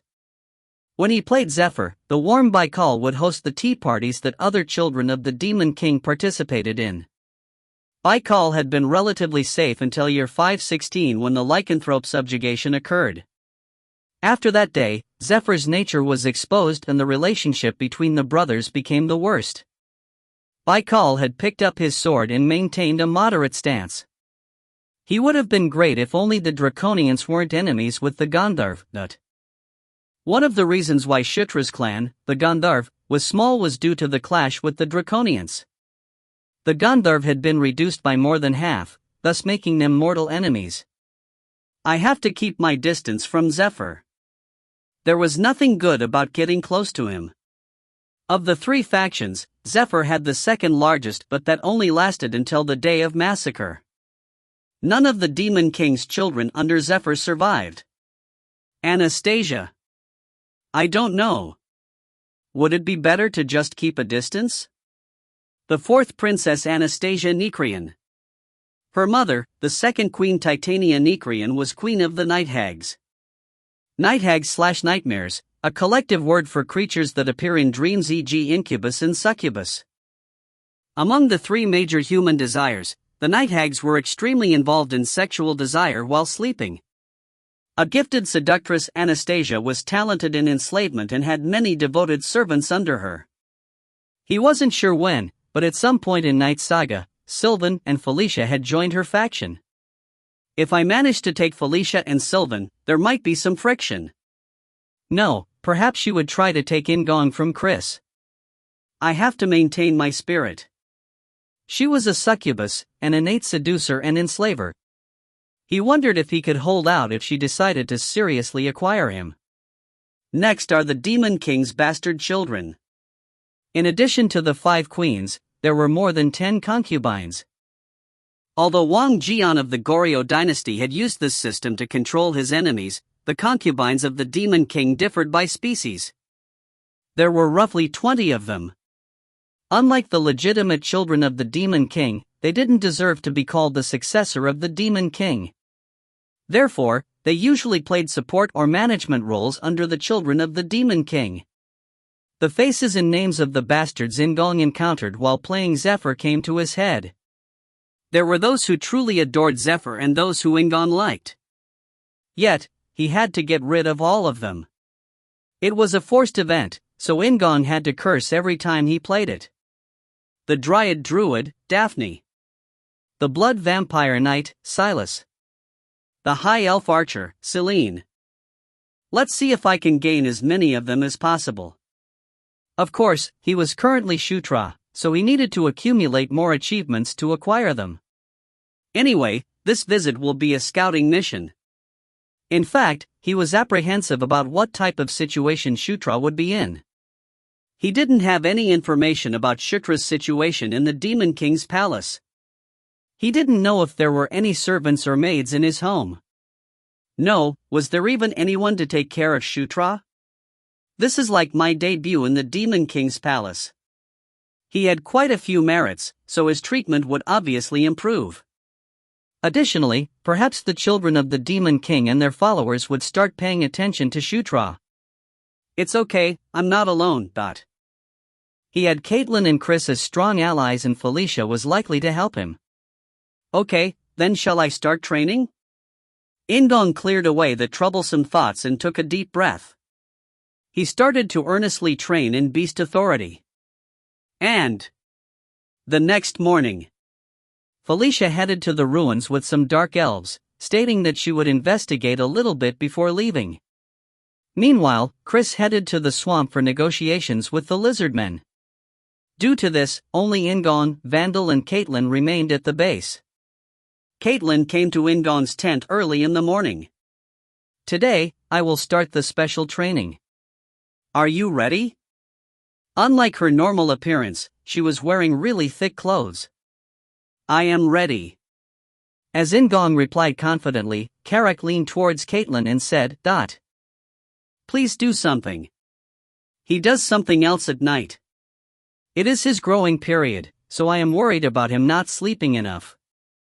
He was more like In-gong's nanny than his knight.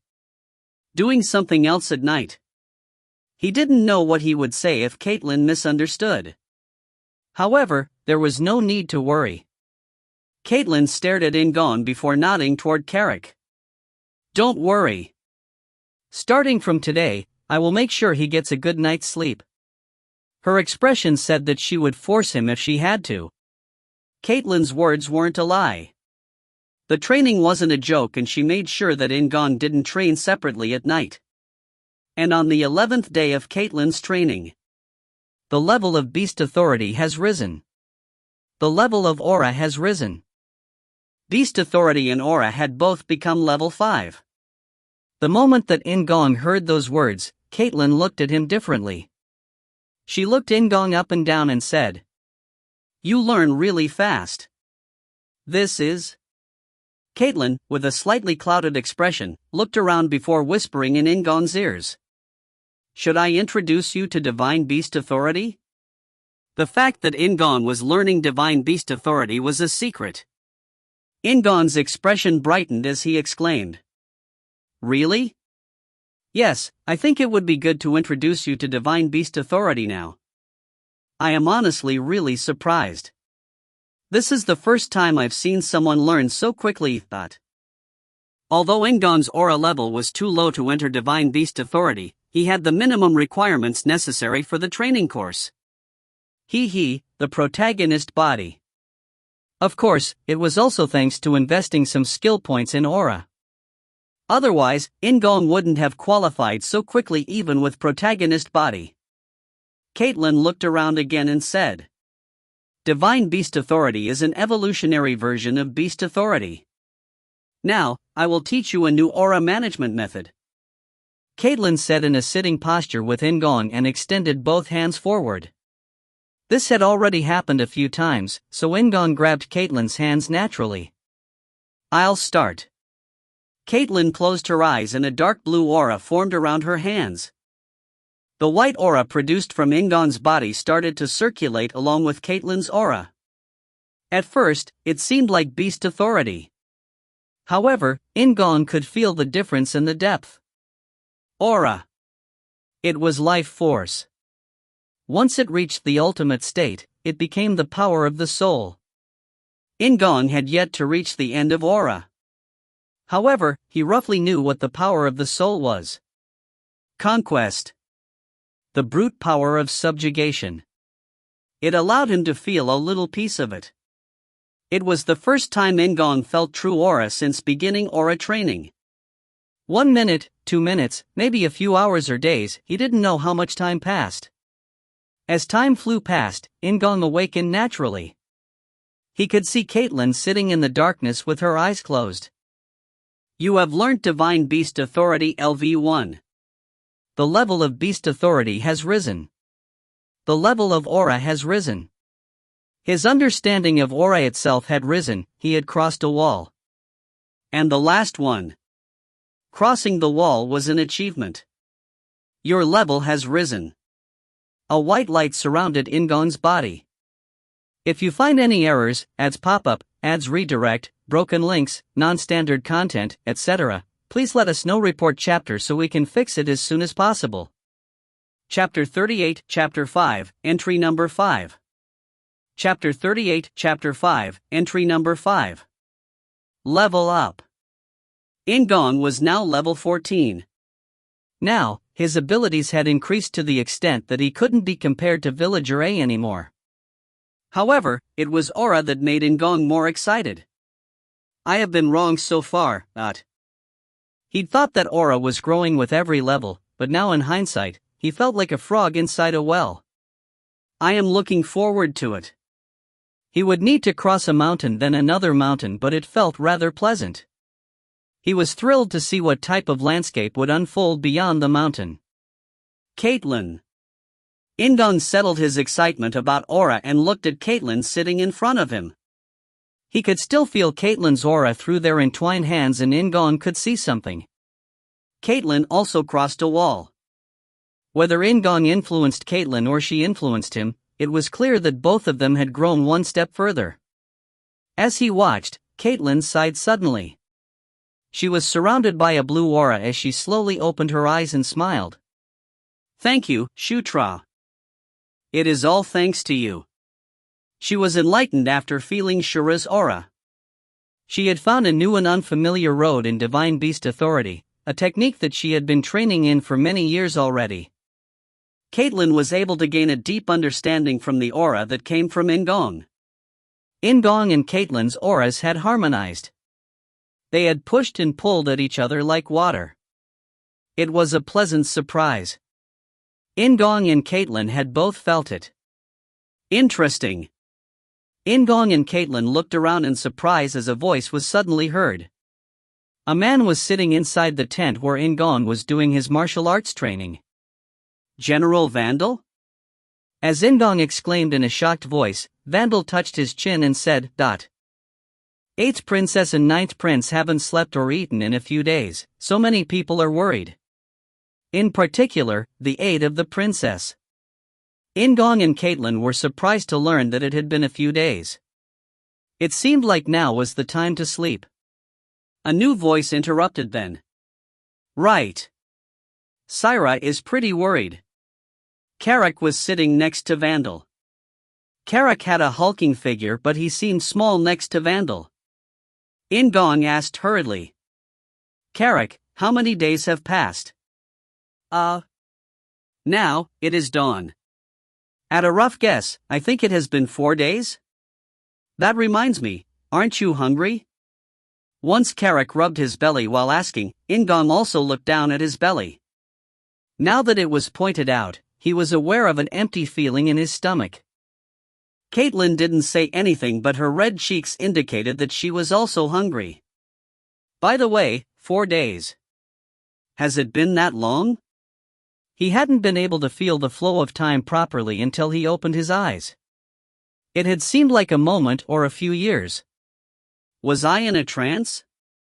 It was a fairly fresh feeling. Anyway, it has passed. I am hungry. Give me something to eat. Prepare some for Nuna as well. He glanced at Caitlin and saw her smile slightly. Caitlin was definitely hungry. It was at that moment. Vandal, who they had forgotten about due to the sudden switch in topic, spoke again. Let's eat together. I am also hungry. Then I will get some food. As a competent subordinate, Carrick read the atmosphere and rose from his seat. Vandal spoke again. Both of you are strong. You have crossed one wall. Congratulations. As a blood ogre, an ogre variant, the strong Vandal was also a master of aura. Caitlin smiled at the heartfelt praise. Thank you, Vandal. Ninth Prince and Eighth Princess, I will have high expectations of you in the future. Both of them showed dazzlingly fast growth. In particular, In-gong's growth was astonishing. It was difficult for In-gong to miss the admiration in Vandal's eyes. Once again, Vandal was Vandal. That reminds me, he saw the level up effect.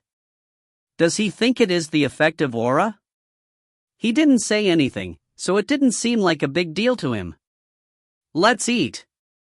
At that moment, Carrick rejoined them with 2 large food baskets. As if that wasn't enough, Syrah appeared behind Carrick with a basket in both hands. Whether it was because he hadn't eaten for 4 days or because he was starving, he didn't stop eating once food entered his mouth. Caitlin seemed self-conscious at first, but after seeing Vandal and Carrick eating quickly, she started to eat comfortably without worrying about the situation. Everybody focused on eating for a while. An hour and a half later, the food baskets were empty and they faced each other with relaxed expressions. Both of you seem healthy, so I will be leaving. I'll see you later. Vandal stood up first. Caitlin's posture became more relaxed and she said, Appa will be back in a day or 2. Unfortunately, I can only give you this much special training. You should review what you have learned slowly over the rest of the year. The fact that Caitlin was teaching In-gong Divine Beast Authority was even kept a secret from Syrah. Therefore, Caitlin lowered her voice. I will try to find some extra time later. Caitlin was telling him to hide Divine Beast Authority and In-gong nodded with a pleased expression. I understand, thank you. Although it was the result of a political deal with Chris, he had received so many things from Caitlin that it was difficult to be calculative, especially in regards to her hospitality. I'm glad that I met Chris and Caitlin first. If those 2 people hadn't been in Knight Saga, he might have died. That reminds me. Something probably popped into his mind. In-gong cautiously asked Caitlin, who was still looking at him warmly. Caitlin Nuna. Can I ask you something? What is it? You don't have to answer if it is difficult to talk about. What is it? Please speak. There was something he had been curious about. Carrick was eating fruit as dessert, but he started to look at In-gong curiously.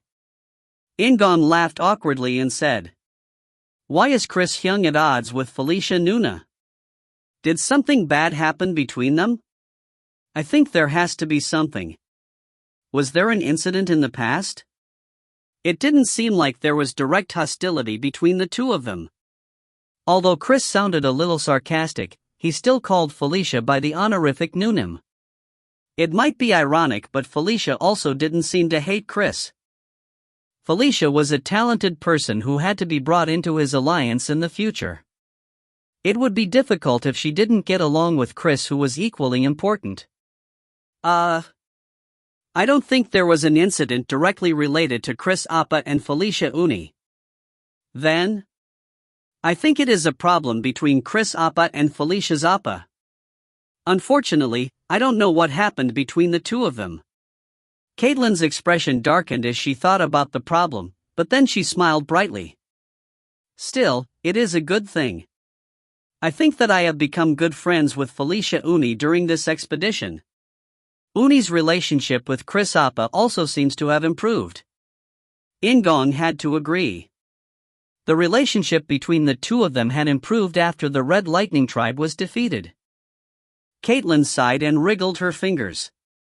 I want to be close to my other brothers and sisters, but my mother and Chris Appa don't like me going to the Demon King's palace.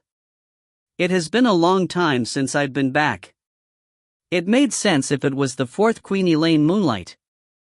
However, she said that Chris was also nervous about it. Does Chris know that Caitlin isn't the child of the Demon King? The nature of the lycanthropes meant it was possible that Chris was already king of the lycanthropes. It was likely that Queen Elaine had told him her secret so that he could protect Caitlin. Then I will be leaving now. Shutra, have a good night's sleep, Caitlin said while getting up. In-gong also stood up and replied. Yes, Nuna should sleep well also. Thank you for the last few days. It might have been a few days, but it only felt like minutes. Good night. Carrick also got up and bowed to Syra, who said goodbye back. During the last fortnight, In-gong and Caitlin had been training together, so they were forced to become friendly with each other. Once Caitlin and Syra left the tent, In-gong lay down. Carrick shook his head, and while removing the food baskets, he said, At least lie down on the bed. And you should wash up first. Yes, it has been a few days. I don't know what I did. Well, rest well. I will check up on Prince once in a while. Carrick smiled as he left the tent with the food baskets. In-gong closed his eyes instead of following Carrick's nagging and fell into a deep sleep. Chris returned the afternoon after In-gong finished his special training with Caitlin. His face was bright, so it seemed like his negotiations with the lizardmen had gone well. Felicia returned to the base in the evening of the same day Chris returned. Unlike Chris, her face was upset, but they couldn't delay any longer. The princes and princesses are impressive.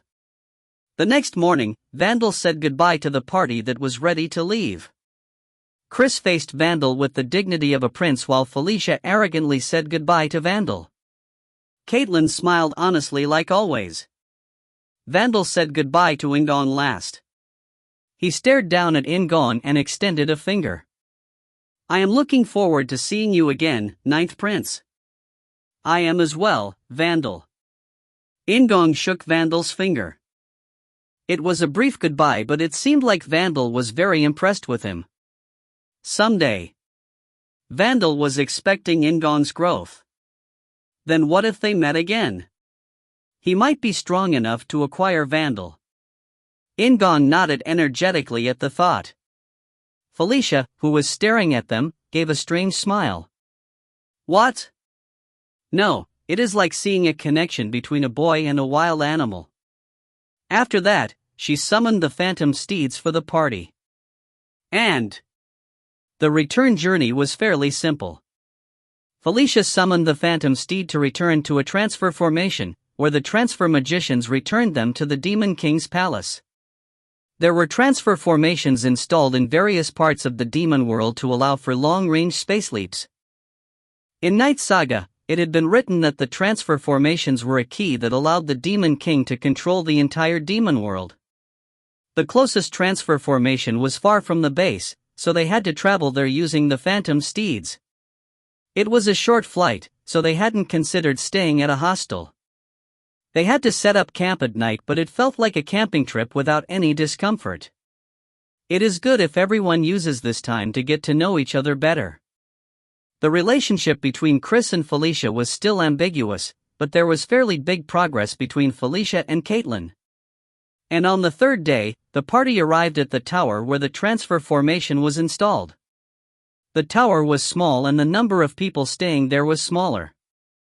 As 4 children of the Demon King appeared at once, the tower's manager became frantic, but Chris handled him. Felicia stepped forward and directly manipulated the transfer formation. Aren't both of them strangely excited? Chris was slightly more subtle, but Felicia's emotion was obvious. As first she didn't want to go back, but now she wanted to return as soon as possible. Thanks to Chris and Felicia, In-gong's party only stayed at the tower for 20 minutes. He prepared his mind for moving through the transfer formation. In-gong closed his eyes reflexively when moving through the transfer formation. Unlike the dwarf portal, he felt the movements clearly. It was like experiencing a roller coaster ride. It was big. The tower that they moved to was much bigger and filled with gorgeous decorations. The biggest difference was the number of people gathered in front of the binary formation. Felicia Uni. Noonim, I have been waiting for you. You're still beautiful, Felicia. Boys and girls in the mid-teens and mid-20s flocked to Felicia like the fan club of an idol. Hung, you came here again. Felicia scoffed, but her ears and cheeks were red. Are they her subordinates? It seemed like 3 or 4 of them were children of the concubines while the rest were subordinates. Your Highness, Prince Chris. Caitlin, it has been a long time. There were fewer people compared to Felicia, but some still came to Caitlin and Chris. Is there no one? In-gong didn't have anyone come to greet him at the transfer formation. Most of them weren't looking at In-gong, but a few people smiled at him. It is easy to understand. He roughly knew what type of treatment Shutra received here. Okay, things will change from now on. In-gong took a deep breath and straightened his posture. This was a house, a battlefield, and a place of conflict. He had arrived at the Demon King's palace. Author's note, just to recap. 1. The reaction/effect with the people who saw In-gong level up. 1. Caitlin claimed to be a Gandharv blessing. 2. Carrick it is just magic. 3. Felicia whether she saw it or not is uncertain. Since Felicia never mentioned anything, In-gong guessed that she didn't see it. 4. Vandal no other reaction. 2. There are rules about what In-gong can put into the inventory. This will be revealed through future developments. See you tomorrow. Today is a happy day, laughing face. If you find any errors, ads pop up, ads redirect, broken links, non-standard content, etc., please let us know. Report chapter so we can fix it as soon as possible. Chapter 39, Chapter 6, Encounter. Chapter 39, Chapter 6, Encounter.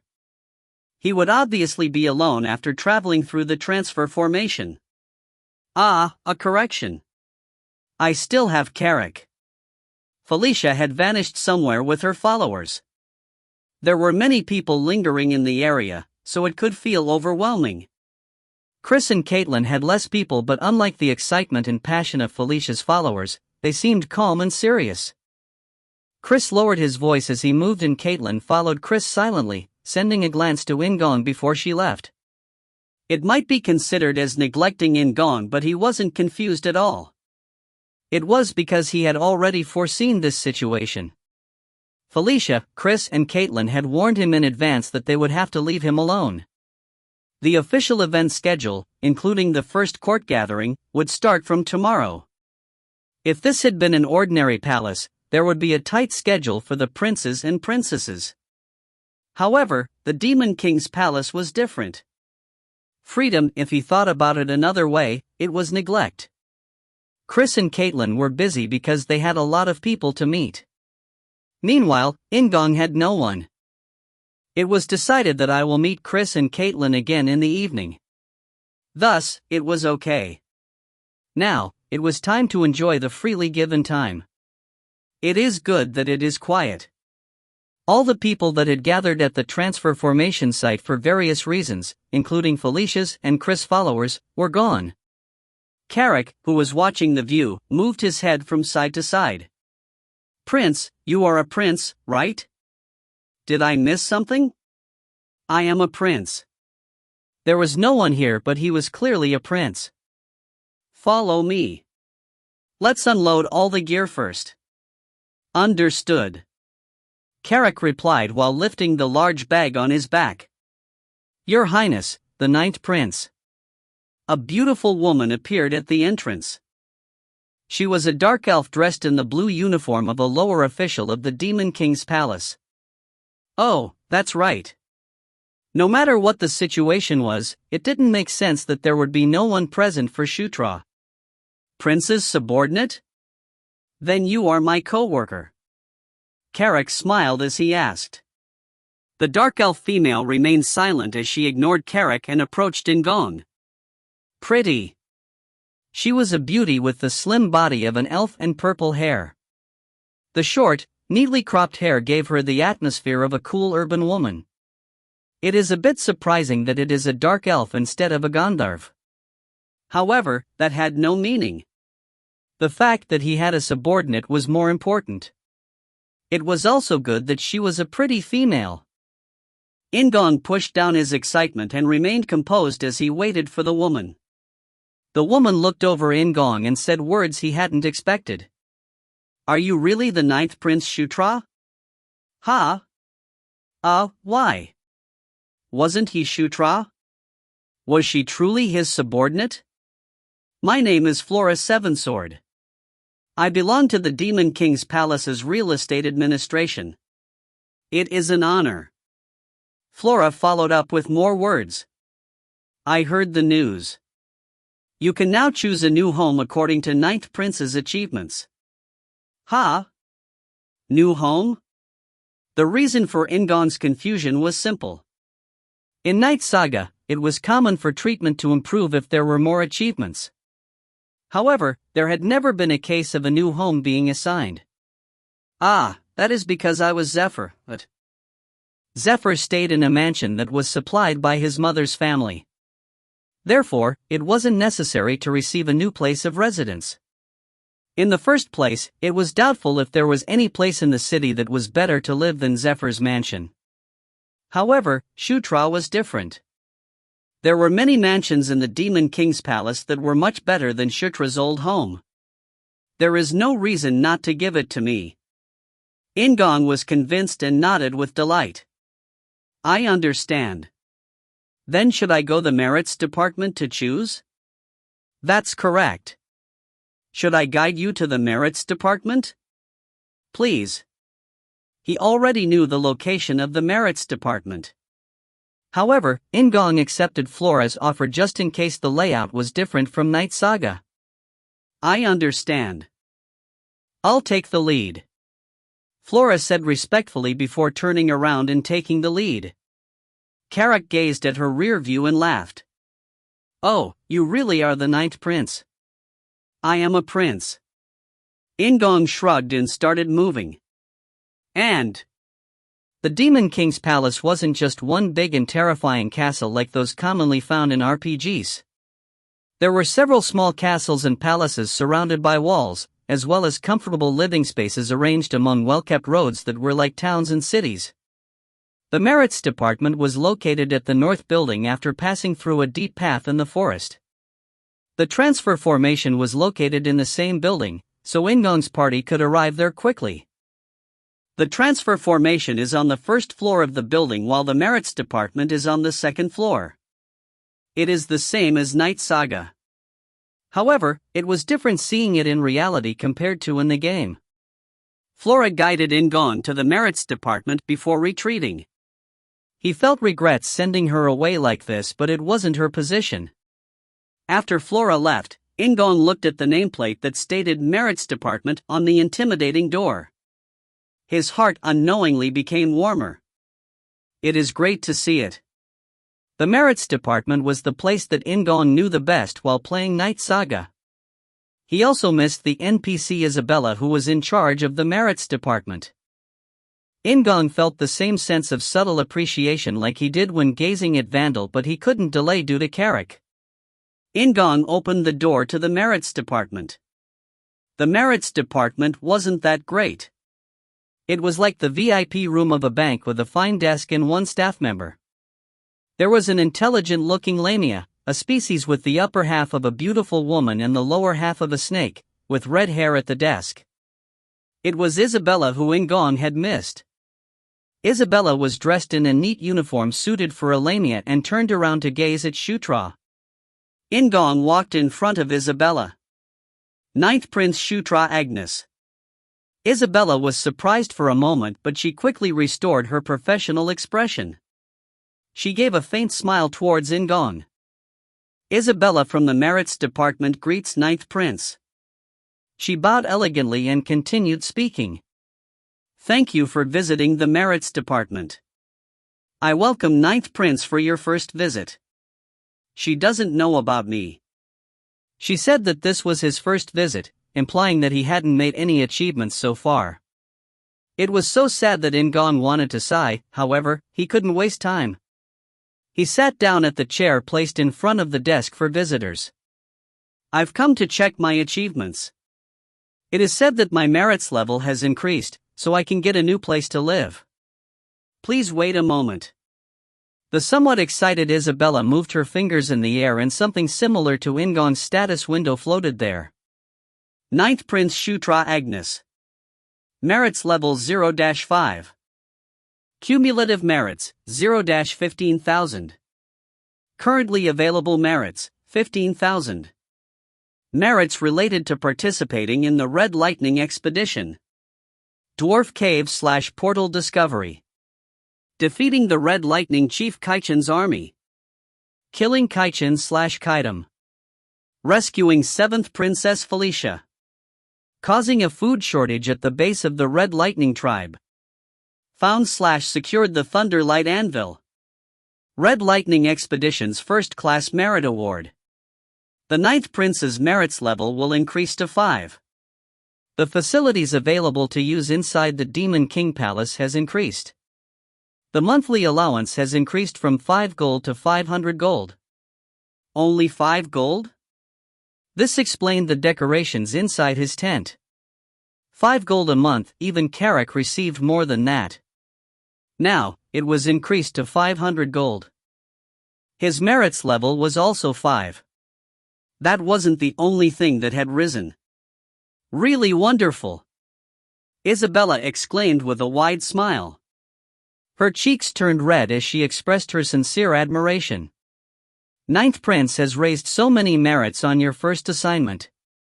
It is shameful, but I thought there might have been an error when I first received news of Prince's merits. This is really great. It was just as good as listening to Caitlin's praise. In-gong smiled and said in a relaxed voice. Thank you, Isabella. Then can you tell me what new homes are available? I understand. Please wait a moment. Isabella answered again as her fingers moved. This time, light gushed up from the floor to form a large map. It was so precise that it seemed like a 3D image. It is possible to select one of 3 available mansions. There is no difference in the performance because all 3 are Grade 2 mansions. As Isabella came out from the desk and stood in front of the map, a blue light flowed in 3 parts of the map. Within the Demon King's Palace, the building rating didn't simply mean the building and the surrounding area. It included how much magic power could be supplied, additional facilities that could be installed and so on. In-gong thought hard as he stared at the map. It was interesting that the location of the 3 mansions were extremely different. They were located at the east, west, and south directions respectively. I would prefer to be near Chris, Caitlin, or Felicia. Caitlin's home was in the east of the Demon King's Palace while Felicia lived in the west. Due to this, In-gong automatically eliminated the home in the south and examined the different conditions. I want to stay as far away from Zephyr and Anastasia as possible. In the end, the only one left was the mansion in the east. In-gong raised his head and gazed at Isabella. Over there. I understand. I will contact the real estate department to register this place as the home of Ninth Prince. Isabella then asked an additional question. How would you like the compensation for your achievements? Do you want to receive it here? The reason for this question was because In-gong went from level 0 to level 5 instantly. Even if he only took one per level, the amount would be huge. The compensation isn't necessarily items or money. When he had played Zephyr, he received rights such as a griffin or hippogriff for compensation. Please deliver it to the new address. Is that possible? Of course. I will handle it in the manner that you indicated. Isabella was just as blunt in reality as she had been in Knight Saga. Then Ninth Prince, I will ask one last thing. Do you intend to use your merit values? Carrick was confused by the mention of merit values, but In-gong understood immediately. The role of the merits department wasn't merely to appreciate the achievements. As the merit level rose, treatment would improve. However, this wasn't the end. The princes and princess could use the merit value to buy necessary things at the stores. Even if the merit values were consumed, their merit level wouldn't be decreased. Therefore, they could use merit values to purchase things when necessary. In-gong thought about it for a moment before making a decision. I'll hire additional employees. Can you show me the list? I understand. Please wait a moment. Isabella returned to her desk and her fingers moved quickly. Carrick approached In-gong and asked in a small voice. Employees? Are you talking about someone like a gardener? Yes, that is one example of an employee. If they were simply gardeners or servants, he wouldn't have to waste the merit value. In-gong wanted someone to manage the mansion when he wasn't there. This is the list of employees who can move to Ninth Prince's mansion, As Isabella's fingers moved, a field of light filled with people's names appeared. Once In-gong placed his finger on a name, the face and a simple profile were displayed separately. Ugh, I want someone to manage the mansion, so should I hire a professional butler? While playing Zephyr, there was a butler attached to the mansion, so he didn't need to hire one.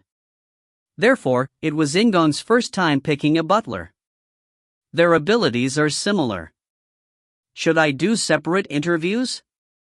In-gong contemplated the list one by one. Oh, Prince. This person. Isn't it the one from earlier? Carrick's thick finger was pointing to the bottom of the list.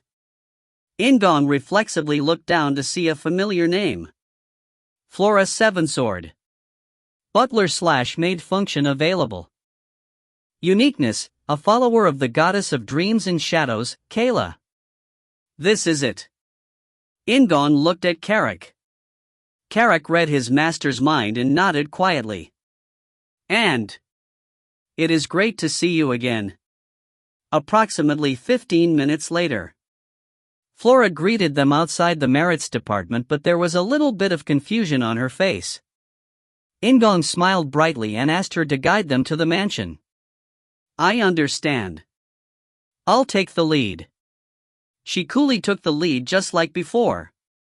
In-gong said goodbye to Isabella and left the merits department. Carrick came out along with In-gong and chuckled at In-gong. What?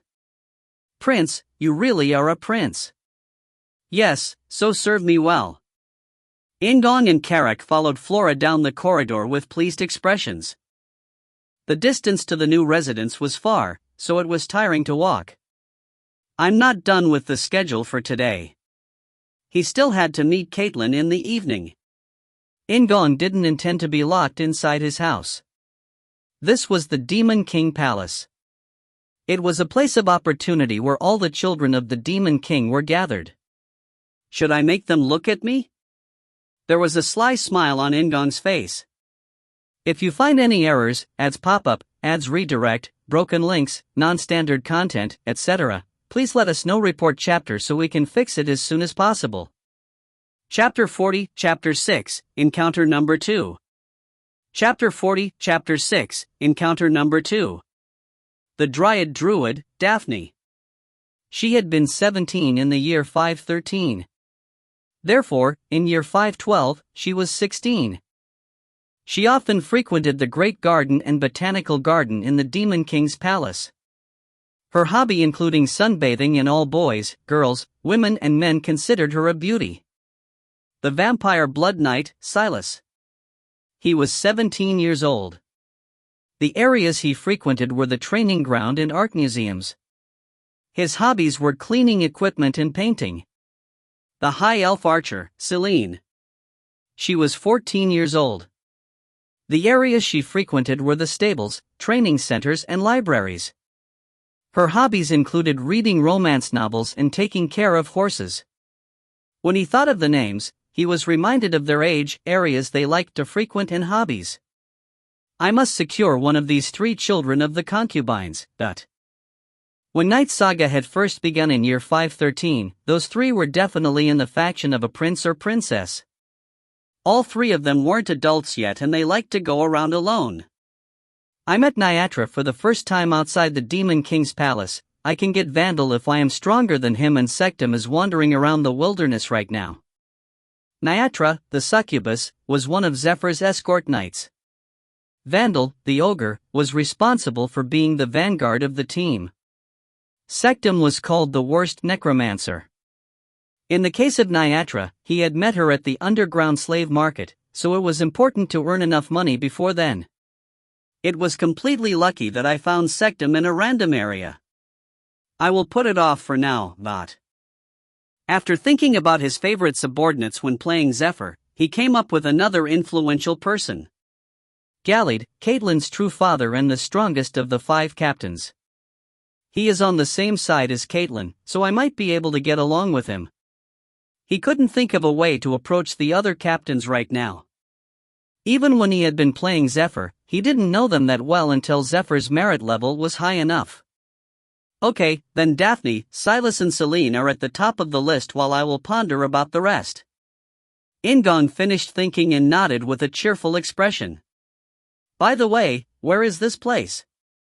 We are here. Just as In-gong was about to check the mini-map, Flora's voice stopped him. Carrick, who was following behind her, let out a cry of admiration. Oh! A picturesque house was literally right in front of him. A stone wall surrounded the entire mansion and inside was a spacious garden with a cozy-looking 2-story mansion. The mansions located on the east side went for practicality rather than glamour. The soft ivy-colored walls and red roof gave it a calm feeling. The mansion would be his residence in the future, so In-gong was rather excited. Once he entered the grounds of the mansion, he saw things that had previously been blocked by the stone walls. On one side of the garden, there were items that seemed to be sent from the merits department for his achievements, and a group of people was standing next to it. Ninth Prince, welcome back. Out of the group that seemed a little less than 10 people, one person stepped forward and greeted In-gong. It was a middle-aged man who gave off a somewhat relaxed impression. I received word that you were moving residences, so I packed up quickly. In-gong had never seen the face before, but In-gong could guess his identity. The people who serve Shutra. When he looked closely, the 9 people didn't belong to the same group. 6 of them originally belonged to this mansion and the rest were people who used to serve Shutra. Did they get the message that I was coming back?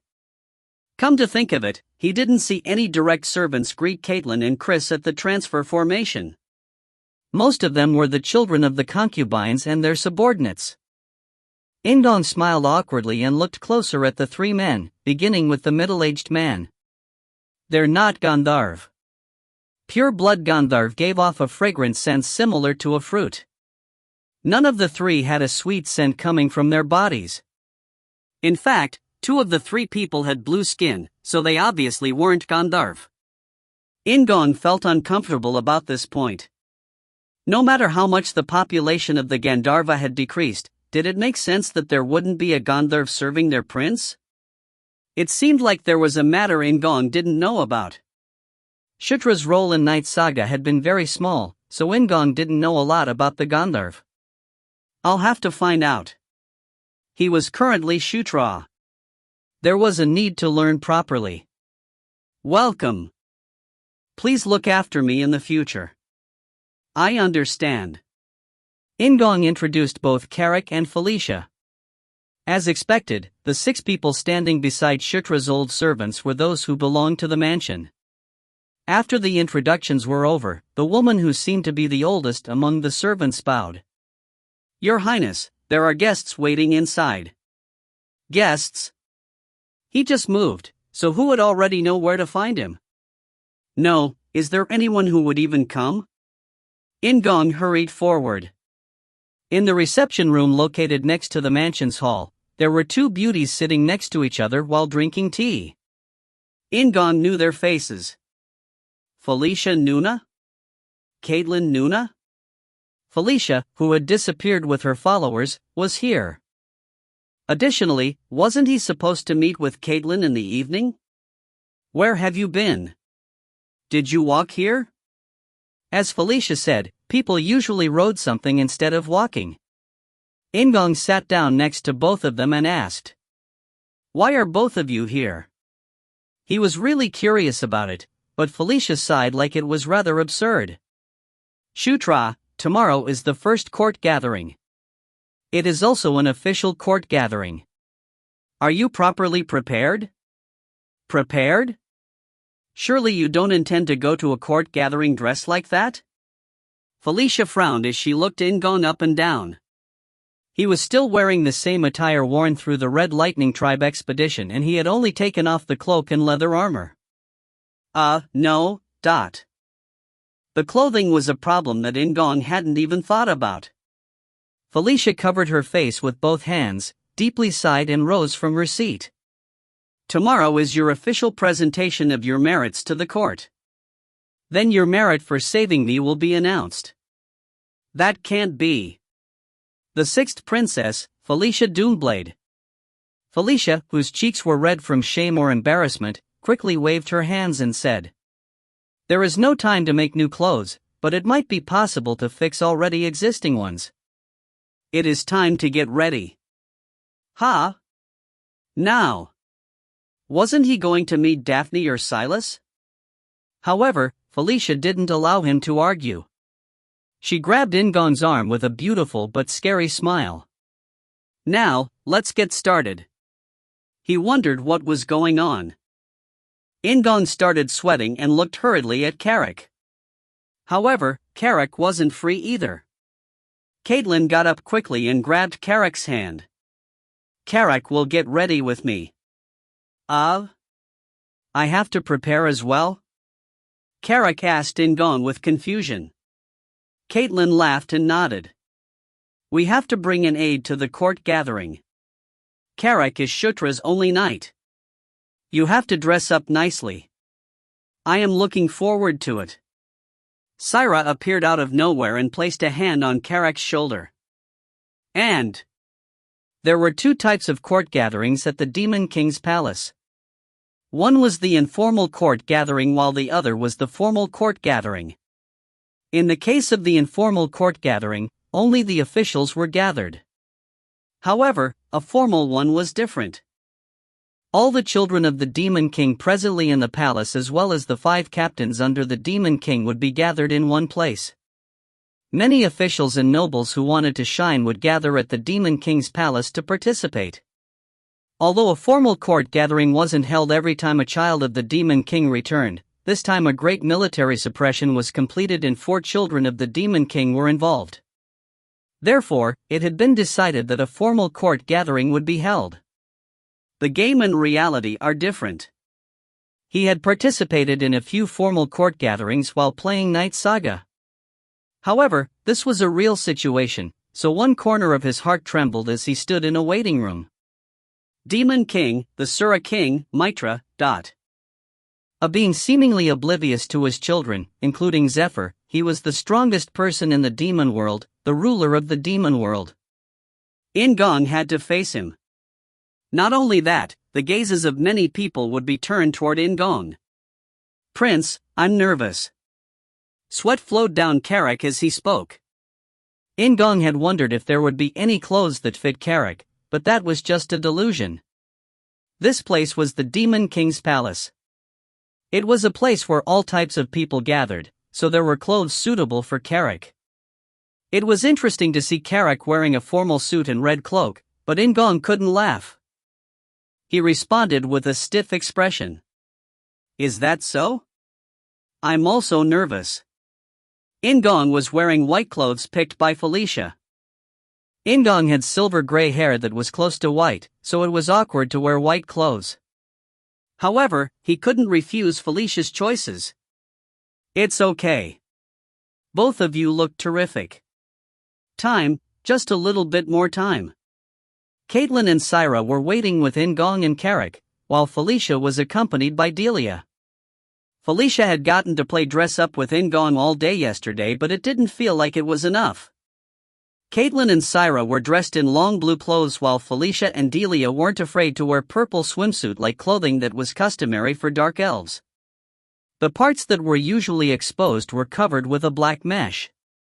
Felicia was highly exposed while Caitlin gave off the opposite impression. Both of them looked good.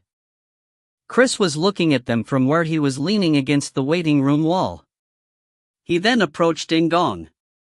Chris was wearing dark blue clothes instead of his usual bandit-like clothing. Shutra, this is your first court gathering. And I assure you, you are today's hero. Chris and Caitlin had achieved merits many times. Felicia also succeeded in ruins excavation several times.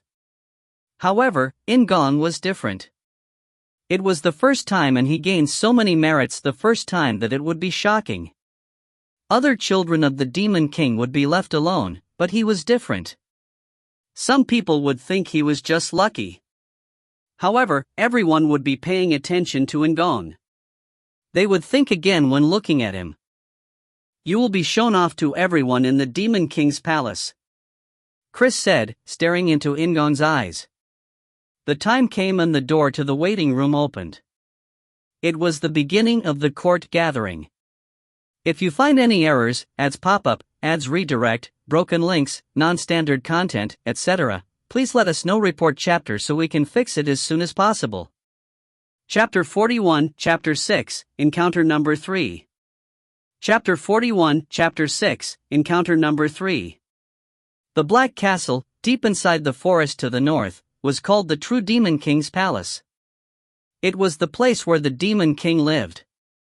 Located in the center of the palace was the magnificent room where the court gathering would take place. There were high ceilings reminiscent of the night sky and a space without pillars that was wide enough to accommodate hundreds of people at a time. Among the 5 queens, only 4 were staying in their hometowns, with the exception of Shutra's mother, 5th Queen Shutra Ignus, who had died early. Therefore, the only female present at the court gathering was 4th Princess Anastasia Nikrian. Standing behind her were 10 of the Demon King's concubines and their children. At first glance, they seemed to be gathered together without any distinction, but there was an invisible wall between them. Some time passed. Finally, the door opened and the 4 protagonists of today's court gathering entered. Silent gazes enveloped the 4 people instantly. Their eyes are all gazing here, but looking at the front where faces were visible, In-gong was able to recognize most of them. It was because the main characters of Knight Saga were gathered here. Let's concentrate. He dispersed his consciousness around his surroundings. It wasn't the time to glance around now. There were enemies and there were allies, but that was a normal story in Knight Saga. Nothing was confirmed about Shutra since he was starting from zero. The difference was that he had built an alliance with Chris and Caitlin, who were considered middle-ranked bosses. Additionally, if he had been Zephyr, it would have been impossible to get close to Felicia. In-gong settled his heart and stood up straight. He took a dignified step forward under all the gazes. Chris stopped moving in the middle of the long red path leading up to the Demon King. Caitlin, Felicia and In-gong, who had been walking next to him, stopped as well, while the supporters stood in place 3 steps behind them. I greet the ruler of the demon world. Chris played a leading role in the Red Lightning Tribe suppression. Therefore, he represented all of them as he went down on one knee. Everybody standing beside him took the same action. It was silent despite the fact that there were over 100 people gathered in a large room. In-gong swallowed his saliva while bowing. He couldn't even think about Carrick behind him. The quality of the gazes changed. It felt like all the eyes had converged into one on his body. "I will report the merits of the princes and princess." A familiar voice broke the heavy silence. It was Isabella from the merits department. The seventh prince, Chris Moonlight. Once Isabella called him, Chris alone stood up. Isabella, who stood on the lowest level of the three-tiered dais, announced Chris' merits in a cheerful voice. The only response was silence. Some smiled at Chris' activities while others glowered. The mood slowly changed as Caitlin and Felicia's achievements were announced successively. Finally, it was In-gong's turn. The ninth prince, Shutra Ignus. In-gong stood up slowly and saw the Demon King in front of him. He was sitting on a huge throne at the very top level of the dais. He was a giant, but even so, it wasn't due to his body. He just gave off an enormous presence. His marble white skin was covered with long black hair. Due to his coarse face, it was hard to guess his age. Furthermore, he seemed both young and old. In-gong couldn't look away. He hadn't even looked at the 5 captains that were on the level below the Demon King. The Demon King's red eyes had caught In-gong. The distance to the Demon King was approximately 20 meters, but his breath felt blocked. It felt like when he encountered the Wrym Enkidu in the illusion. He was about to collapse, unable to withstand it. He was breaking in front of that gaze. Demon King Mitra. Zephyr's father, the father of all the Demon King's children. In-gong had forgotten for a while. He had forgotten that the most fearsome presence in the Demon King's palace wasn't Zephyr. If the Demon King decided it, then In-gong would die. If he wanted to, not only In-gong, but everyone present would turn into corpses. However, In-gong didn't bow. Rather than succumbing to the Demon King's gaze that forced obedience, he resisted. Conquest. Those eyes attempted to overcome the situation and make him submit. The other person was the Demon King. This was the power of conquest. An invisible force crashed into the air. In-gong endured and the Demon King's eyes flashed. The Demon King wasn't the only one to be surprised. In-gong's merit announcement was in progress. At first, there were no reactions. However, as the achievements increased, everyone's expressions changed and some of them blinked with confusion. At the mention of Felicia's rescue, their reactions peaked. They didn't know what was happening.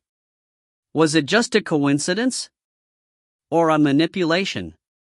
Sixth Princess Felicia's absurd mistake? Or did the ninth prince hide his talents until now? These silent thoughts filled the room. Once again, the silence was broken by a voice. Shutra. The Demon King opened his mouth. The act of him calling out In-gong's name had a bigger impact than the announcement of In-gong's merits. Even Chris, who had been enjoying seeing everyone's gazes change, made a shocked expression. The Demon King had called out a name at the court gathering. This was the first time Chris had seen it. Even Zephyr hadn't had his name called at the court gathering. The 5 captains stared at them while Isabella was so shocked she dropped the merit sheet on the ground. It was so silent that even the sound of the piece of paper falling seemed loud. However, no one turned to look at her. The Demon King, who shocked everyone with one word, didn't respond to any of the staring eyes. He only looked down at In-gong and spoke in a cold voice. I look forward to your future. Just plain words. However, he had never said them to anyone else. That was why the words had value. Thus, In-gong's first court gathering was completed. And Ho-ea. As soon as they returned to the waiting room, someone sat on the ground and made a sound like wind was being blown. It was Carrick. Particularly, Carrick was so pale that his green skin looked white. In contrast, there was someone who was really excited. Amazing! Amazing! Amazing! Amazing! Caitlyn's eyes were moving faster than usual as she stared at In-gong. Felicia scoffed and uttered an insult. A lowly guy like this? No way! Did you know that this was the first time I heard Abba Mama speak in 3.5 years? TL note, Felicia uses a term Abba Mama that is specifically used by a royal child towards their father. If they were referring to their mother, then it would be Oma Mama. It is a term commonly heard in Korean historical dramas. Unless it was an official event like a court gathering, it was rare to see the Demon King. Did you call him Abba Mama? Caitlyn blinked with surprise and Felicia shouted. That isn't the point. The Demon King had called In-gong's name. Moreover, he had even encouraged In-gong by saying he would look forward to the future. What is this? Clearly, it was just a merits presentation, but In-gong had many merits this time. Even so, the merits weren't that huge compared to the past. The rebellion of the Red Lightning tribe couldn't be called incredible even from the viewpoint of the demon world. It had only been an army of thousands. Second Prince Zephyr and fourth Princess Anastasia both had merits that were worth several times more than In-gong's. However, the Demon King had never called their names at a court gathering. So, why would he call In-gong's name? Was it because a child no one had expected anything from suddenly showed achievements? Or was he a child who was special to the Demon King? Ha ha ha ha ha ha, dot. Hearty laughter suddenly filled the room. Caitlyn looked at the owner of the laugh with an anxious expression. Appa? Poor Chris, he has gone crazy. Yes, you must be crazy. I'll admit it. Even if Felicia's relationship with Chris had improved over the last few days, she still spoke harshly about his reaction. However, Chris wasn't crazy. He just continued laughing as he approached In-gong. I said it was your show, but you really showed me. In fact, he had been hoping for something like this. Everybody would look at In-gong. They would also realize that In-gong was on the same boat as Chris. However, the situation was more than he had expected. That outcome couldn't be calculated. Chris' eyes shone as he faced In-gong, who was sitting in the chair. Although it couldn't be compared to Enkidu or the Demon King, he could feel power coming from Chris' eyes. Shutra, from now on there will be people paying attention to you. There will be some who will try to approach you, and there are those you should be on guard against. No one could read the true meaning of the Demon King. There were those who considered the words of the Demon King to be favoritism. Maybe it really is favoritism. Chris couldn't read the mind of the Demon King, so that might be the case. In-gong listened quietly to Chris' encouragement and warning. Even without seeing Caitlyn and Felicia's reaction, he could tell what a huge impact the words would have on the Demon King's palace. Resistance to the gaze. No, it is because I endured that merciless gaze. That's why the Demon King showed some interest. Other than that, he couldn't think of a reason. He suddenly woke up. It was like cold water had been poured on his excitement to meet the characters in Knight Saga. Yet now wasn't the time to think about it. He had to build up his strength and reinforce his position in the Demon King's palace. I didn't look at Anastasia. Fourth Princess Anastasia had clearly been at today's court gathering. The 5 commanders, the most powerful being below the Demon King, had also been at their seats. However, In-gong hadn't seen any of them. It was because he had needed to overcome the Demon King's eyes. The Demon King was such a being, and Zephyr was a monster who would be able to surpass the Demon King after a few years. Conquest. That word had popped into his head when he met the eyes of the Demon King. It had given him the power to withstand such a merciless gaze.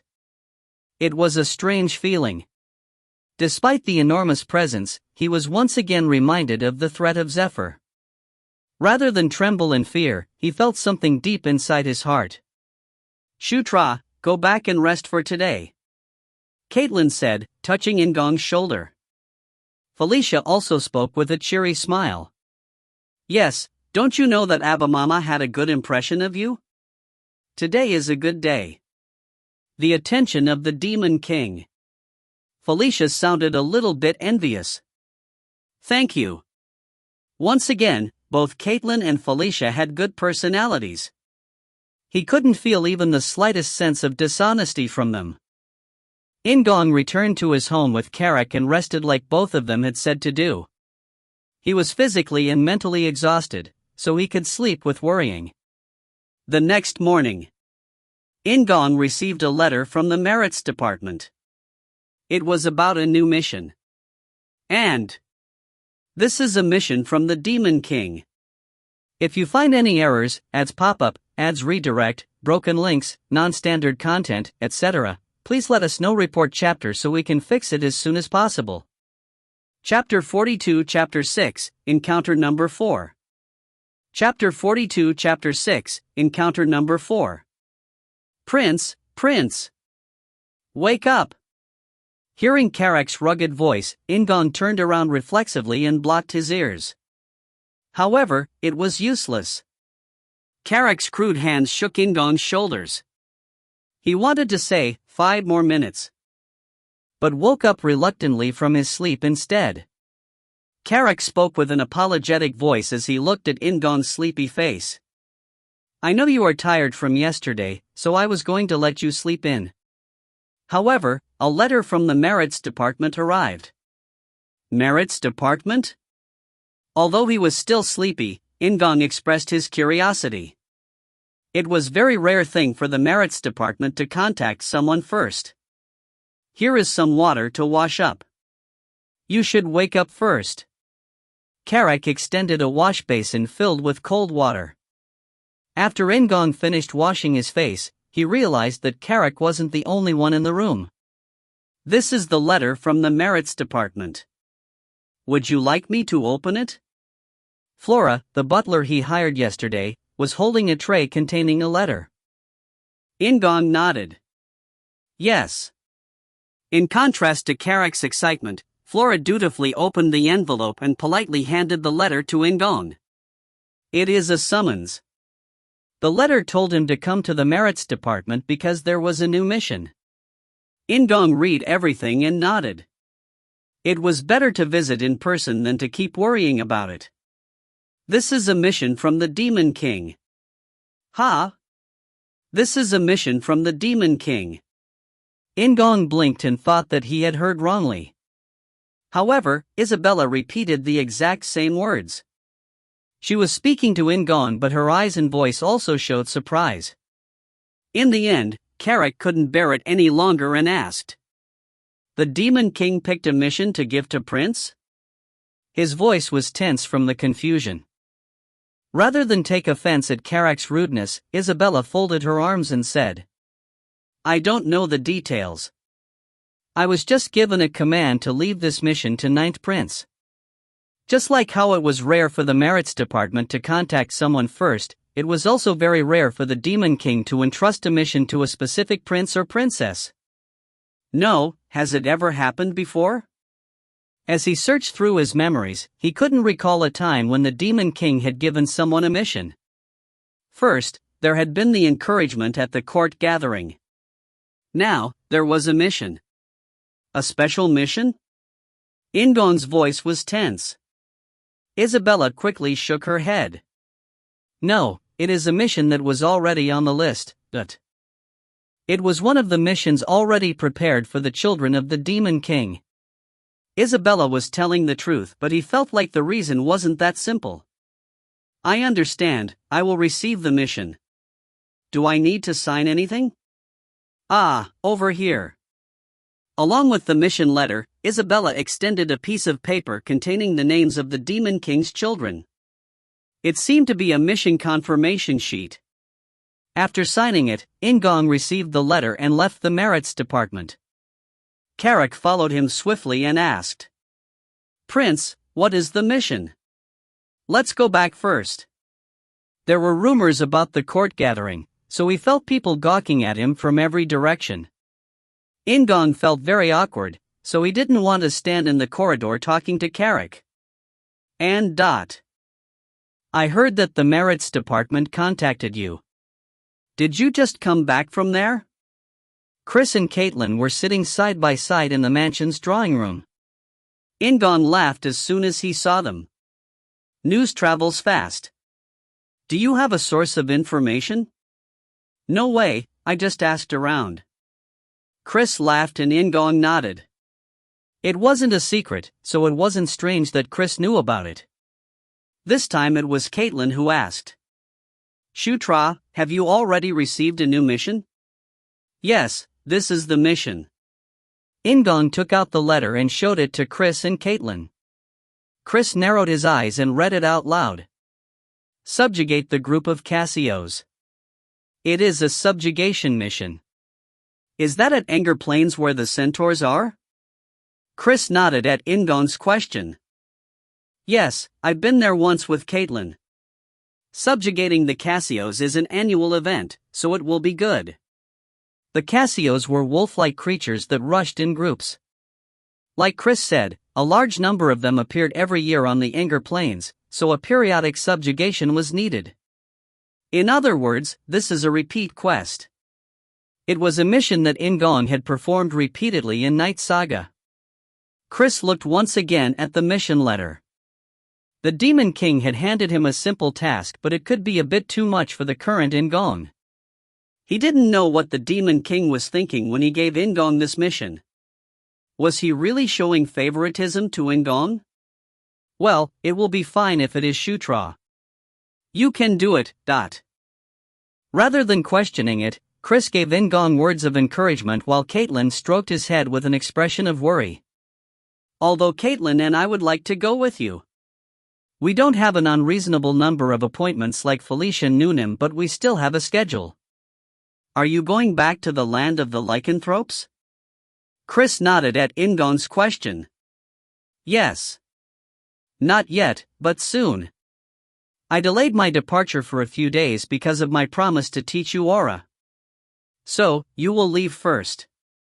Shutra is departing tomorrow. Today, I will definitely teach you. Caitlin made fists enthusiastically. She felt a little bit bad for the delay on her promise to teach him Divine Beast Authority and aura. Genuine sincerity. It was the type of sincerity that had made her attempt to break the cliff. Chris laughed like he thought Caitlin was cute and said to In-gong. Shutra, tell Felicia Noonan the news. Huh? Felicia Noonan? If you just go, she will surely have a grudge. Additionally, you have something to receive from Noonan. Something to receive? You will know soon. In-gong wouldn't have time while being taught, so he sent Flora to Felicia's home.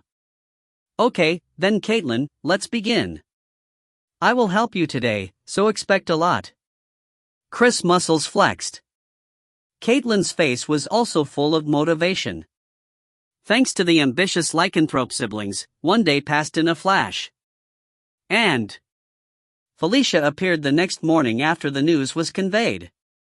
It wasn't at In-gong home, but in front of the transfer formation. I'm not late. Not late? I have been waiting. Felicia glared at Chris after his mocking words. This was really friendly in comparison to when they had first met at the Red Lightning Tribe. 5 people were standing in front of the transfer formation. They were Chris, Caitlin, Syra, In-gong and Carrick. Felicia approached In-gong. Shutra, the Dark Elves are an honorable species. A favor or grudge is never easily forgotten. Felicia was late for a reason. She had things to prepare. I heard that you are going to Anger Plains. You'll need quick feet to go with the centaurs.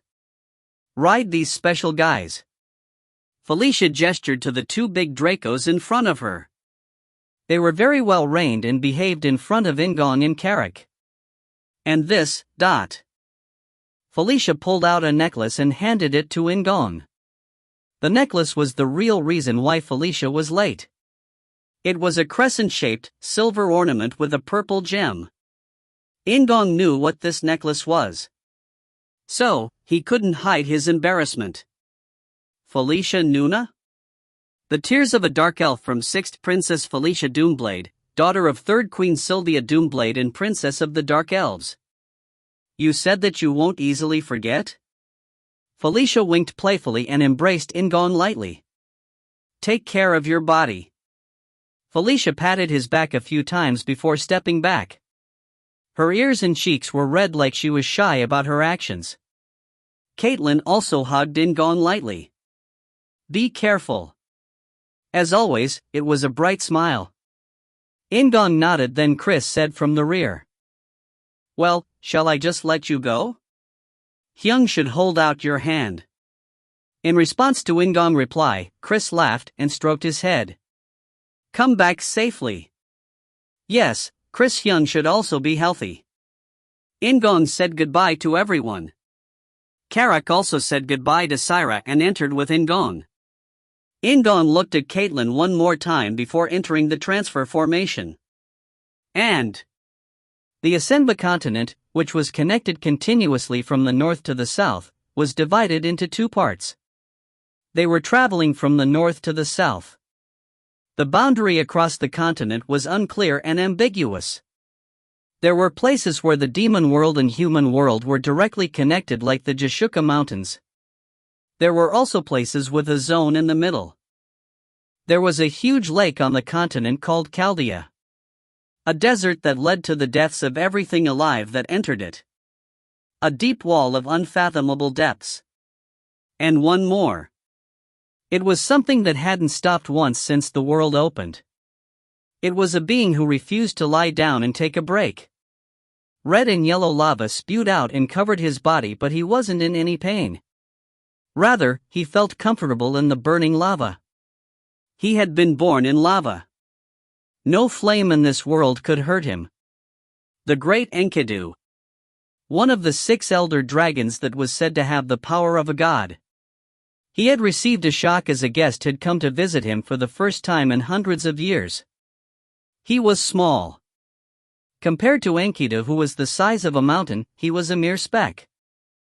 However, Enkidu showed interest instead of ignoring him.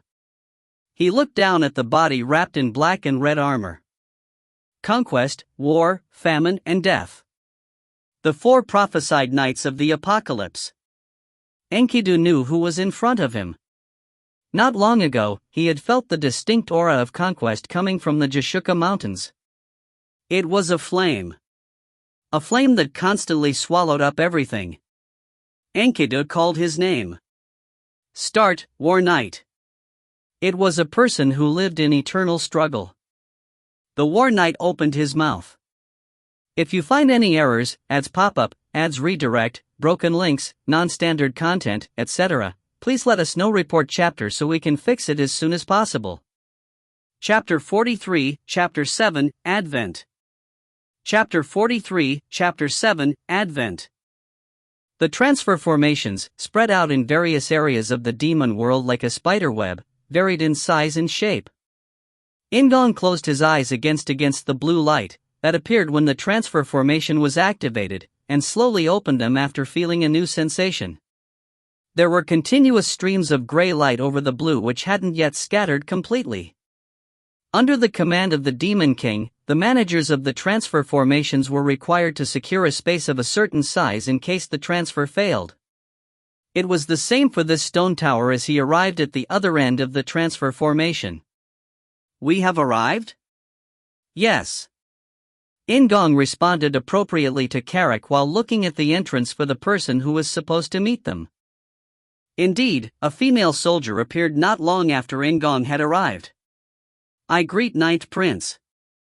I am Karma, a ranger who will be your assistant. The woman said while placing her right fist on her left chest, a special pose used by soldiers. Yes. It is great to see you. I am Shutra. In-gong wasn't surprised by the salute. Instead, he was surprised by the appearance of the woman called Karma. She had tan skin, black hair, and a pretty face. She was approximately 20 years old and her body was wrapped in armor, but that was common. No, her body was quite pretty, but things were different from the waist down.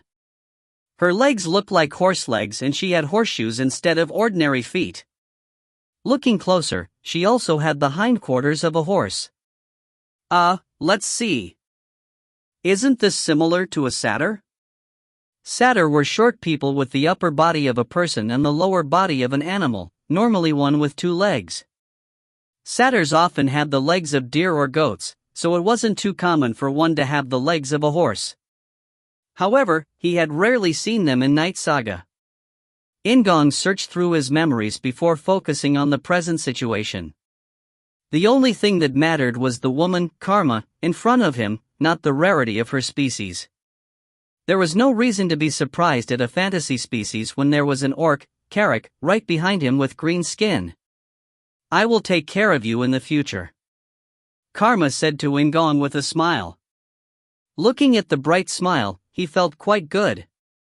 Thank you, Karma returned to her normal posture and stood, waiting for him.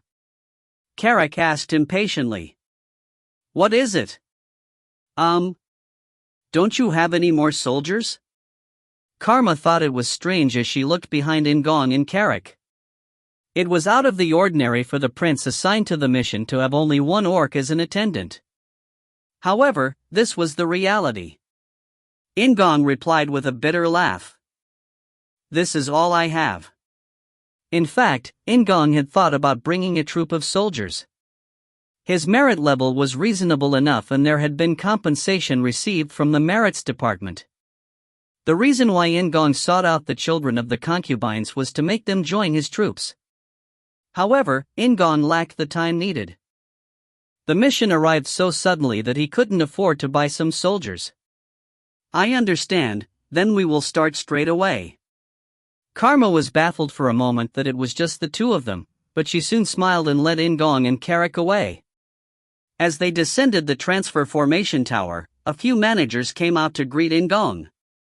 In-gong responded appropriately, distributed the necessary supplies and left the stone tower. The gift of the Dracos Felicia had given them was really good.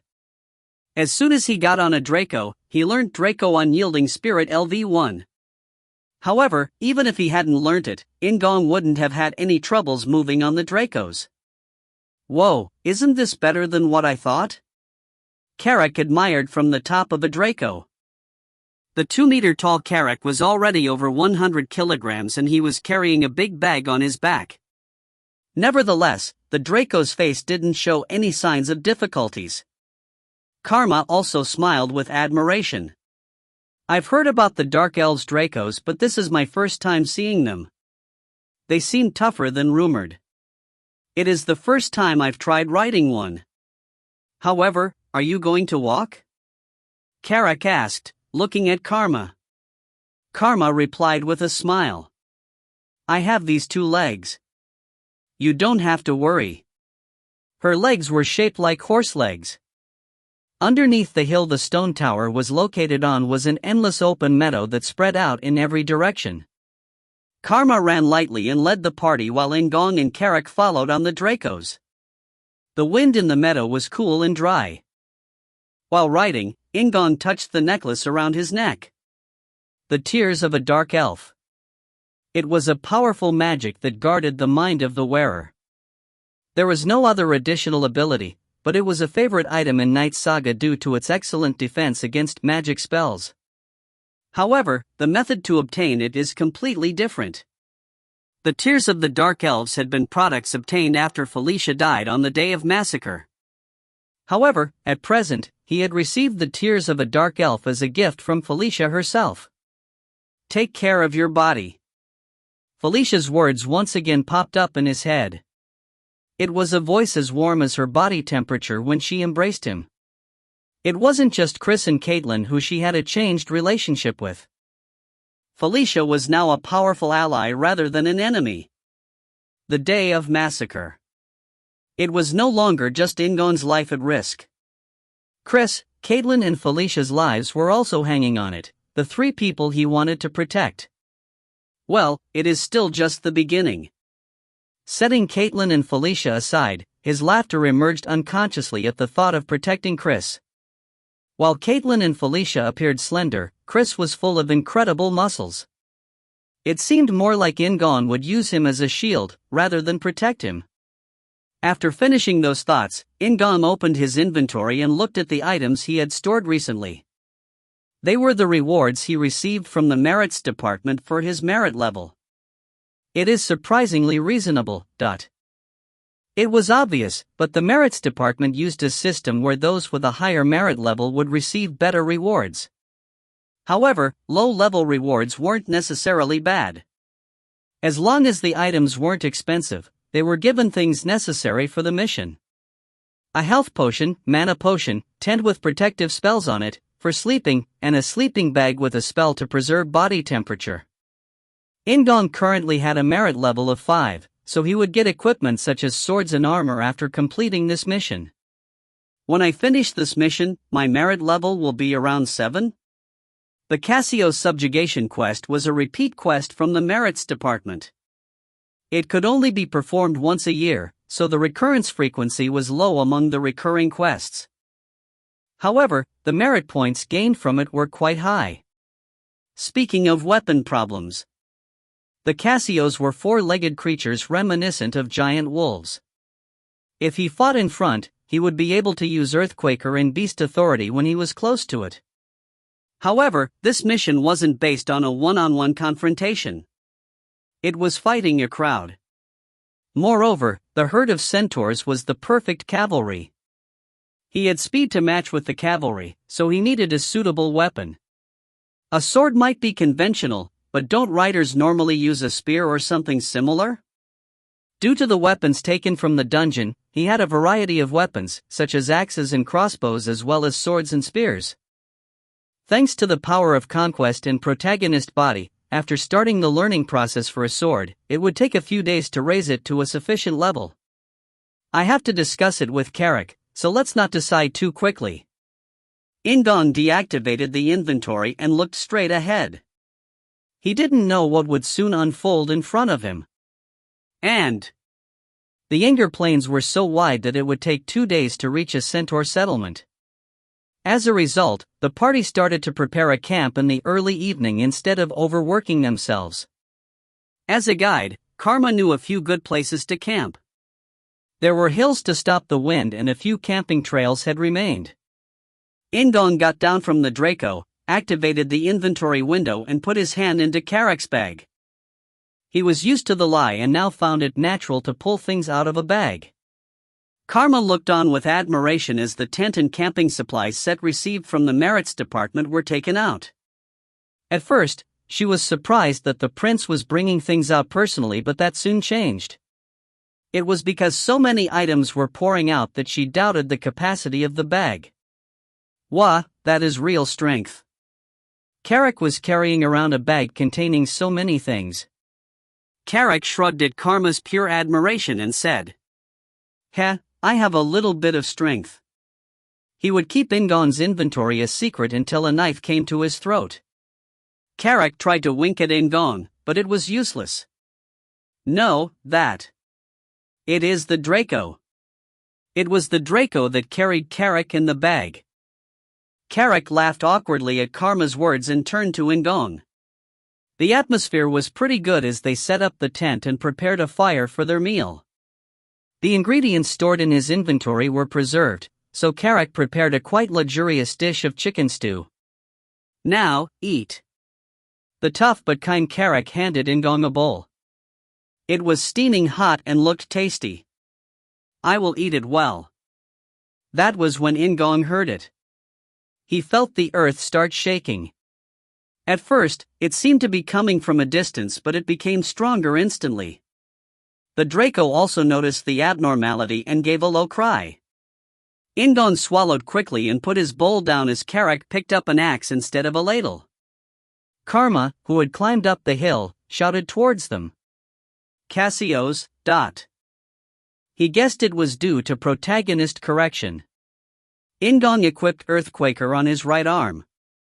If you find any errors, ads pop up, ads redirect, broken links, non-standard content, etc., please let us know. Report chapter so we can fix it as soon as possible.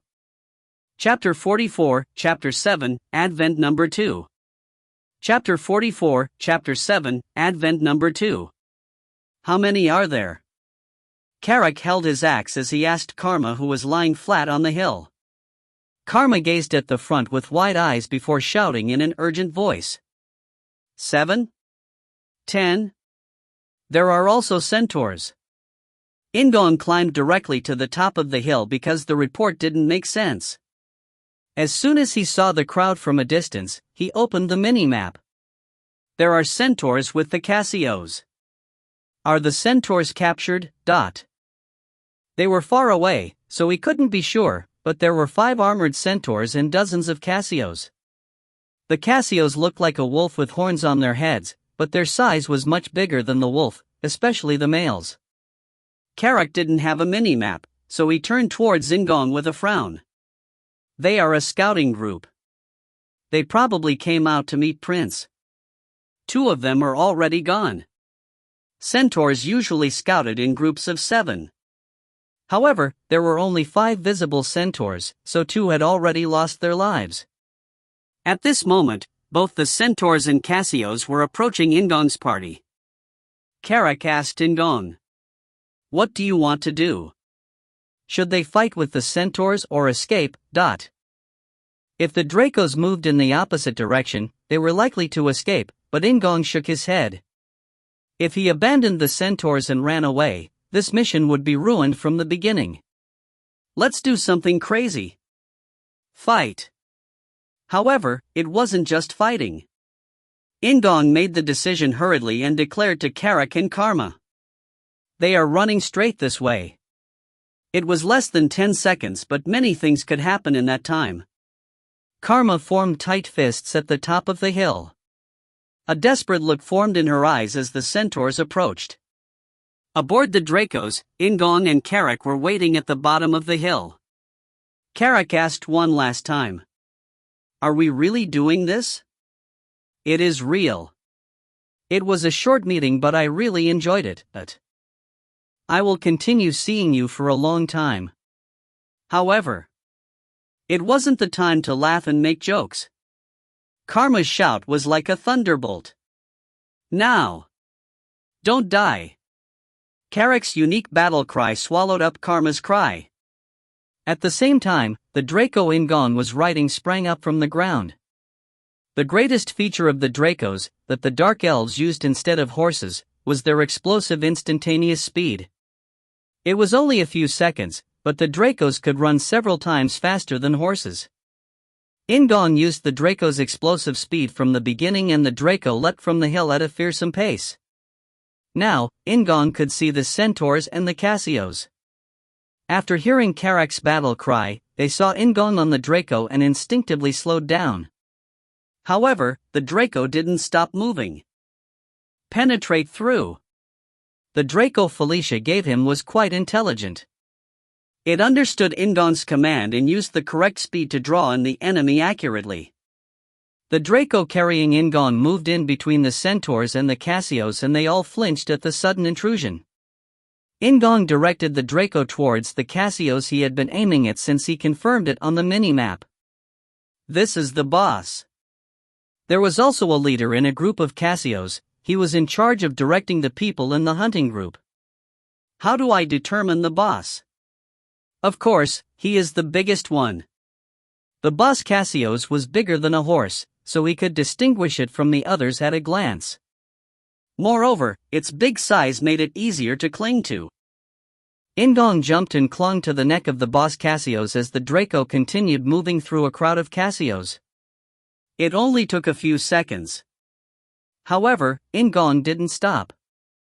The Casios was confused and couldn't make a proper decision in the short amount of time. In-gong had to take advantage of this. "Kwang!" The Casios leader raised his head and called out an alarm. In-gong clung to the Casios leader with his left arm and both his legs as he formed a fist with his right hand. "I will bet it all on this one strike." He was handling the Casios leader with one blow. He was by himself.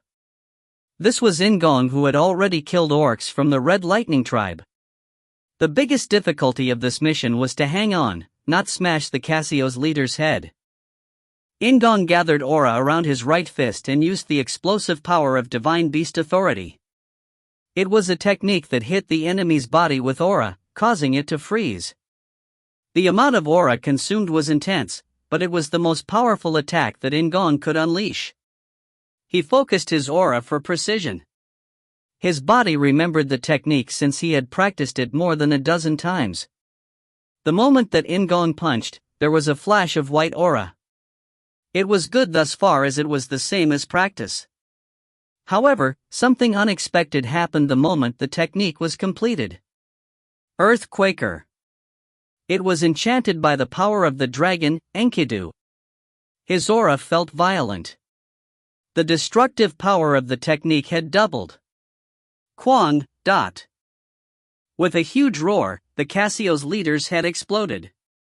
The crushed skull splattered blood and flesh. It was like his head had been erased from the world.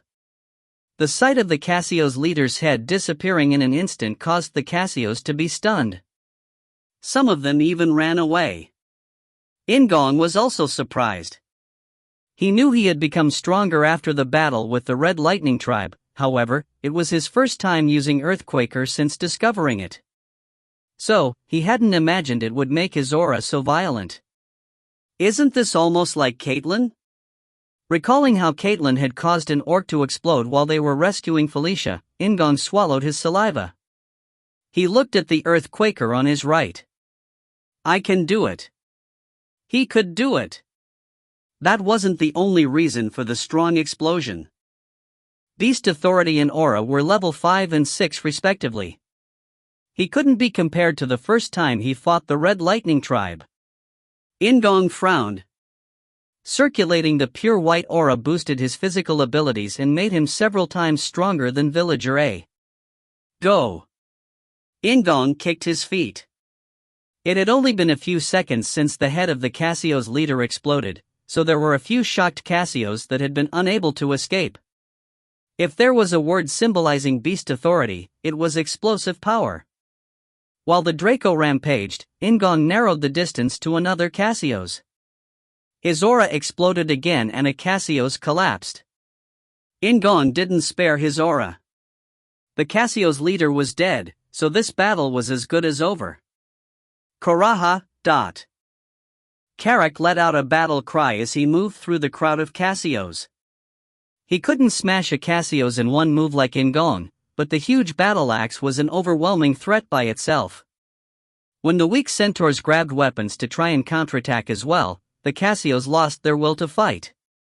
They used the momentum to start fleeing. Koraha! Karak roared after the fleeing Cassios. Instead of talking to him, In-gong turned and stared at the centaurs. The expressions of the centaurs, who were wearing light leather armor as scouts, were really complicated. They were excited from the battle, pleased about being rescued and anxious since they didn't know who the people before them were. In-gong recognized that the green centaur was the leader. There was a blue armband around his right arm.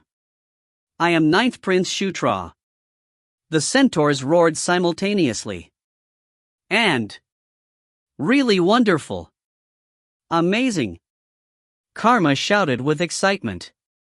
Her wide and bright eyes reminded him of Caitlyn. Isn't it natural? It hadn't even been a day since they were separated, so her face and voice were clear. In-gong was reminded of Caitlyn, but he quickly realized reality again. Prince, wipe your face. Karak handed over a dry washcloth to In-gong. He was known as In-gong's aide, so the centaurs would listen to his simple instructions. 2 centaurs dismantled the corpses of the Cassios while the other 3 took down the tent and packed the luggage. It was in preparation to move. As they prepared to leave for a new camp, In-gong mounted the Draco and replied to Karma absent-mindedly. Well. Yes. Good. Make sure they eat when we arrive at the new camp. The Draco seemed to only eat live food like snakes, but they were actually omnivores. The Cassio's meat from today would be enough to last a few weeks. Prince, we are ready to leave, Carrick said while covering a small cauldron with a lid. It felt like he was going to start preparing a meal while moving. The nearest campground is only 20 minutes from here. Karma's eyes were still shining like lanterns.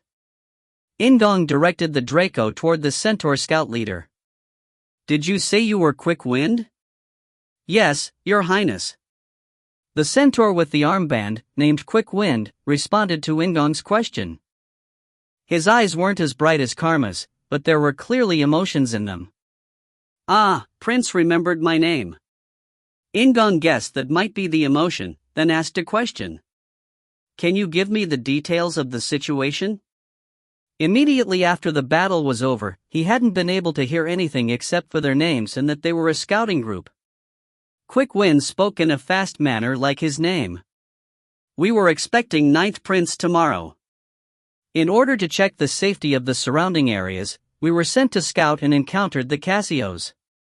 Quick Wind's face darkened dramatically. Like he had thought, they had been scouting. In-gong sighed and asked again. The Cassio's have already come this far down, but the Cassio subjugation quest required him to defeat the Cassio's in the north after joining the Centaurs. In other words, the Cassio's should have been in the north at this point. However, the Cassio's had shown up here.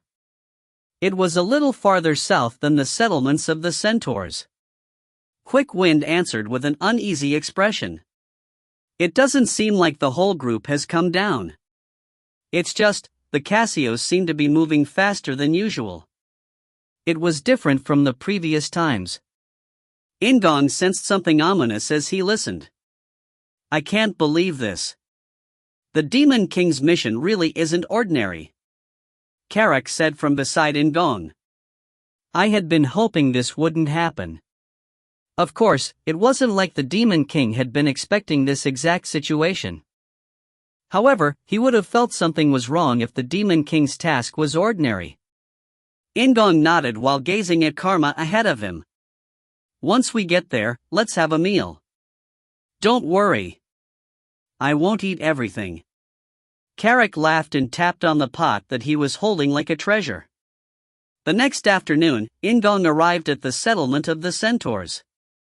If you find any errors, ads pop up, ads redirect, broken links, non-standard content, etc., please let us know. Report chapter so we can fix it as soon as possible. Chapter 45, Chapter 7, Advent Number 3. Chapter 45, Chapter 7, Advent Number 3.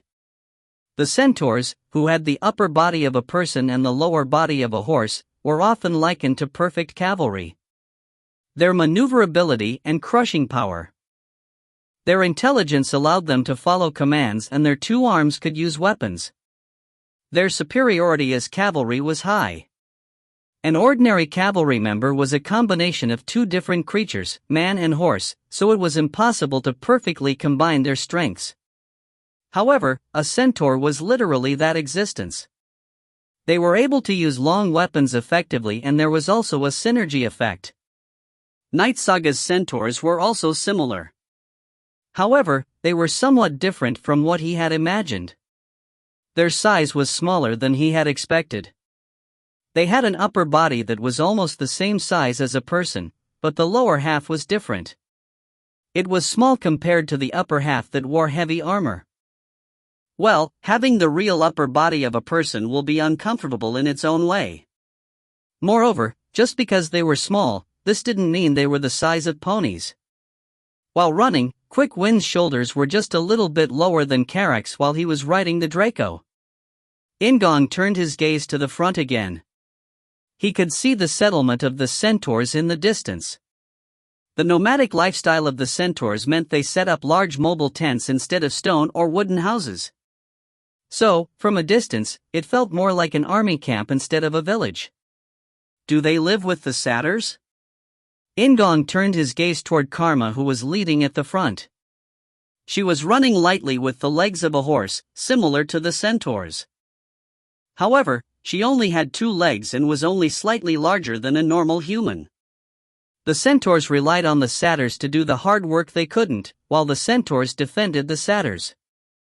It was a give-and-take relationship. I will go ahead and spread the news. Karma called to In-gong before speeding up. Although she only had 2 horse legs, her stamina was really amazing. From the Draco next to him, Carrick asked, "Prince, they are preparing for us." Just as In-gong's companions saw the centaurs' residence, the centaurs at the settlement saw In-gong's group. There were centaurs gathered at the entrance of the wooden fence surrounding their settlement. The centaurs of Anger Plains. There were 4 centaur tribes living on the Anger Plains. The strongest among them was the Mighty Fire Clan, and the chief of the Mighty Fire Tribe also served as the main chief of the 3 remaining tribes. The name of the great chieftain was Ferocious Eyes. If a user was to play Knight Saga as any character, they were sure to face him at least once. Not as a friend but as an enemy. Ferocious Eyes didn't belong to any faction, but he hated Zephyr. This was due to the day of the massacre, where he had fought and stood fiercely against Zephyr, who had been the last remaining royal child. A straightforward person. As the name suggested, his eyes were very fierce. His blunt attitude made it hard to even hold a conversation with him. In the game, he was literally an impossible character, but won't it be different here? In-gong didn't think it was necessary to fight Ferocious Eyes. It was just like how Chris and Caitlin, who were medium bosses, had become friendly with him. It could be the same with Ferocious Eyes. Your eyes are burning with ambition. Roaring, in fact. Carrick said to In-gong, who ignored him. After approximately 5 minutes, he finally arrived at the centaur settlement of the Mighty Fire Tribe. Chief Ferocious Eyes.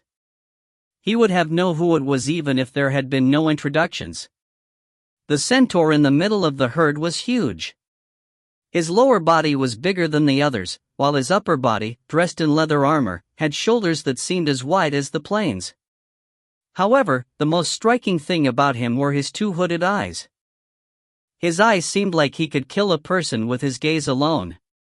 In fact, Quick Wind of the scouting group turned his head away like he was avoiding Ferocious Eyes' gaze. Karma wasn't much different as she stared silently at the ground. However, In-gong was different. He had even endured the gaze of the Demon King. "I am 9th Prince Shutra."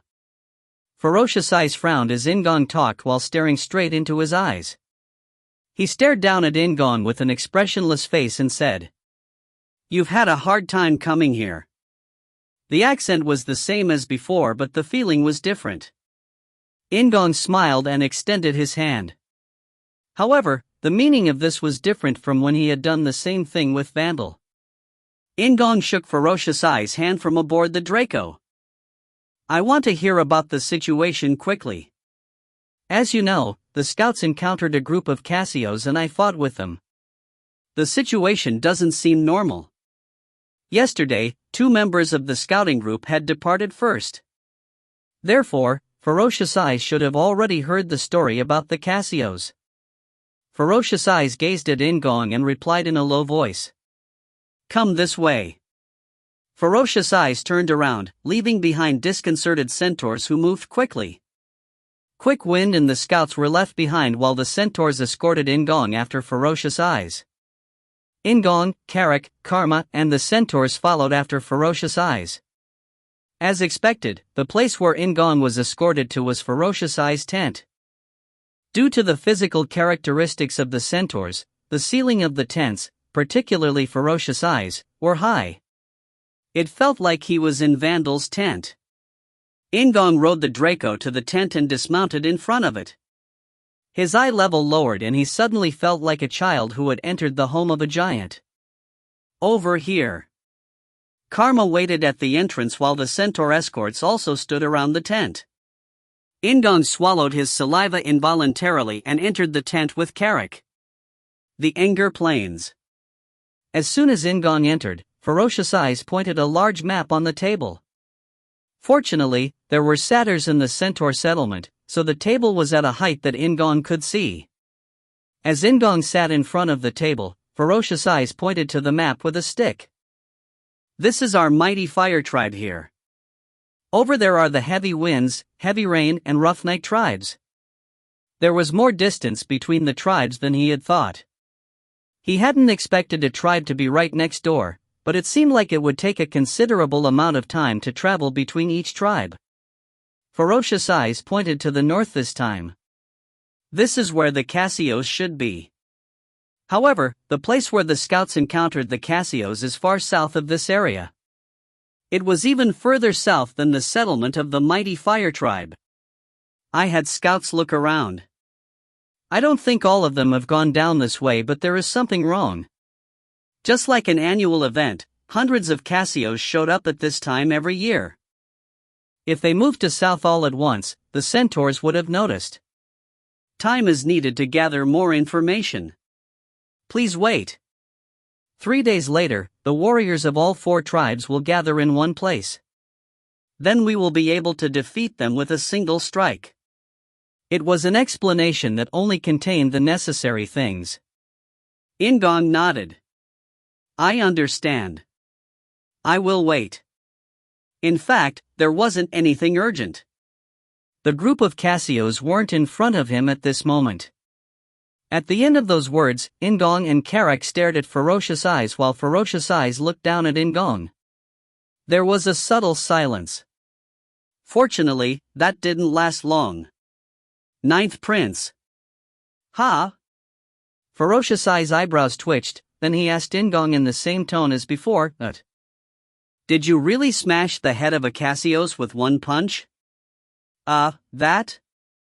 Ferocious Eyes' eyebrows kept moving while waiting for the answer. I am just asking. Karak's eyes narrowed and it was the same for In-gong. Now I understand. His eyes were obviously scary and his tone was also tough. However, his eyebrows showed that he wasn't offended. In-gong replied in a cheerful tone. The technique is Beast Authority. If you want, I will show it to you at a later time. He actually used Divine Beast Authority, but it was similar to Beast Authority.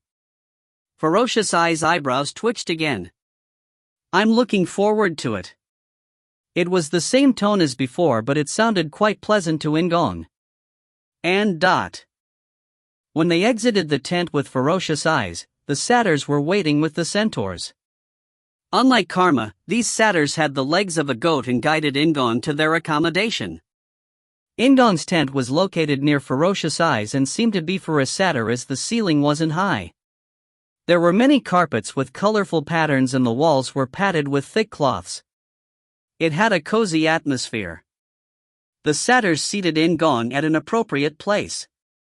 Karak entered the tent one step later and sat down beside In-gong. 50 centaurs will be assigned under Prince.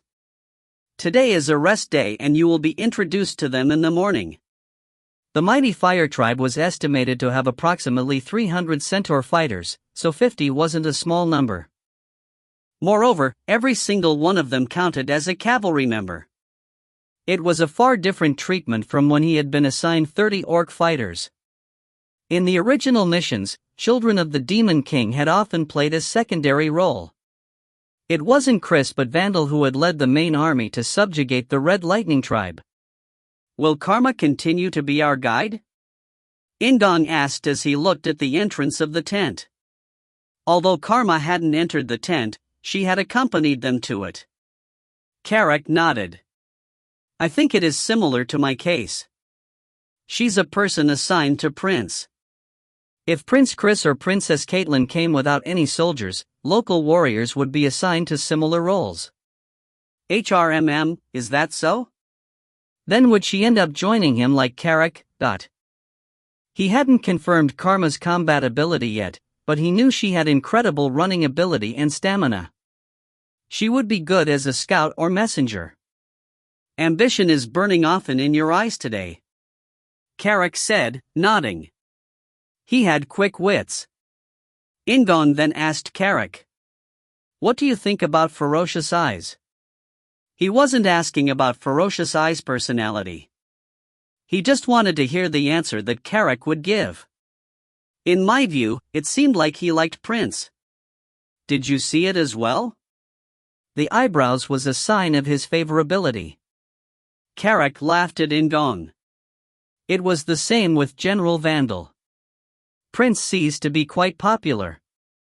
This is something I am blessed with. He was under the command of ferocious eyes. Would it turn out like it had with Vandal? That is enough talking. We will find out more about the situation after dinner. That was a macho remark. Maybe it wasn't a blessing to meet Carrick? Oh, I hope you suffer. Be careful. If you are too late, I won't hesitate to warn Karma away. Carrick had to get in the last word as he left the tent. In-gong gaze followed after Carrick. Then after Carrick walked out, he sat down and stretched out his legs. I have become stronger. In-gong could see it after crushing the Casios. If he thought about his future work, he would come up with the correct training method. Divine Beast Authority. In-gong relaxed and started circulating his aura. And In-gong's aura was white, it was a stream of white light. In-gong led the aura and the aura led him. The flow of the aura was so natural, there was no place where it was blocked or tangled. Conquest. The golden-crowned female with white hair, one red eye and one blue eye. In-gong's aura showed this abnormality. It seemed to drift away from everything else in the world as it sensed a different flow. There was a voice in In-gong's head, but it wasn't the voice of the white woman. It was a voice heard from outside, not deep in In-gong's soul. It wasn't Carrick or Karma. It was something other than that. In-gong slowly opened his eyes. Darkness was in front of him, but the darkness was different from a deep room. He saw the scenery in the tent. Everything looked like a spark to his eyes. In-gong swallowed his saliva inadvertently. It wasn't a dream. He was conscious. Then what was it? In-gong was about to stand up and cry out to Carrick. Still, there was something beckoning him beyond his view. A voice. Someone was calling In-gong. In-gong breathed in deeply. The white aura of conquest wound around In-gong, seeming as though it was trying to protect him. Who was it? At that moment, In-gong looked at his right arm. Earthquaker, which was supposed to be in the inventory, was on his arm. A red and yellow light was moving like it was snarling. It seemed to know something. In-gong settled his mind, took a step forward, and the landscape around him changed. In-gong wasn't in the tent but on a wide grassland. The sky and everything around In-gong was black. In front of him, hair fluttered like it was blowing in a breeze. There was a beautiful woman. Her hair was very long while her face was white and her eyes looked very mysterious. It was a woman who didn't seem like a person. Earthquaker, which acknowledged In-gong as its master, glowed once again. For the first time, In-gong could guess what the woman in front of him was. She told In-gong, I am a piece of ankle. There is something I want to say to you who has Enkidu's strength. Watch your ankle, one of the 6 dragons said to have the same power as a god. She took one step closer to In-gong. If you find any errors, ads pop up, ads redirect, broken links, non-standard content, etc., please let us know. Report chapter so we can fix it as soon as possible. Chapter 46, Chapter 7, Advent number 4. Chapter 46, Chapter 7, Advent number 4. There were 6 elder dragons in the world of Knight Saga. They had the same power as a god, but the users of Knight Sage treated the elder dragons like they were just an insignificant background. The reason was simple, only one of the 6 elder dragons, Kain, the Guardian, affected the game directly. He only appeared indirectly. Kain, the Guardian, also known as a Saint Dragon, was a strong supporter of Locke, the warrior. He had given Locke the strongest sword, the warrior's sword, and Kain had also arranged the best teachers for him. The remaining 5 dragons were only mentioned occasionally in item descriptions such as for the Thunderlight Anvil. The Elder Dragons. They were an existence that probably couldn't be confronted in Knight Saga.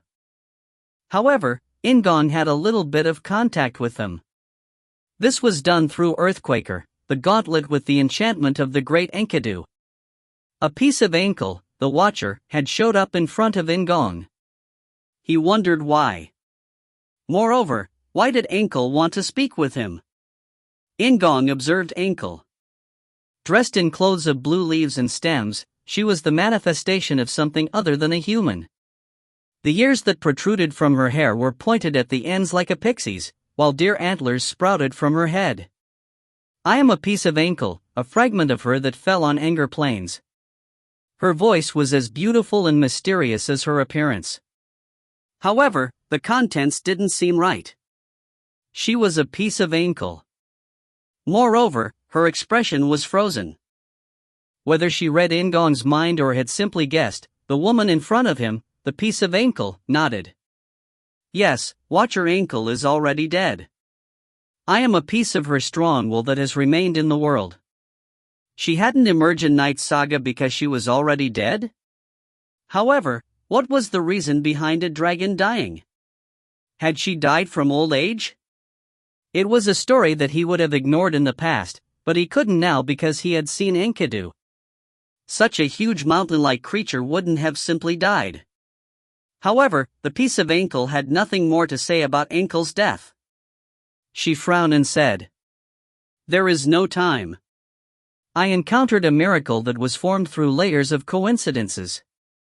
I found you due to Enkidu's power in that weapon. You moved closer to this direction and my call was answered, so this encounter could be created." She seemed to be talking about the moment that Earthquaker amplified In-gong's aura.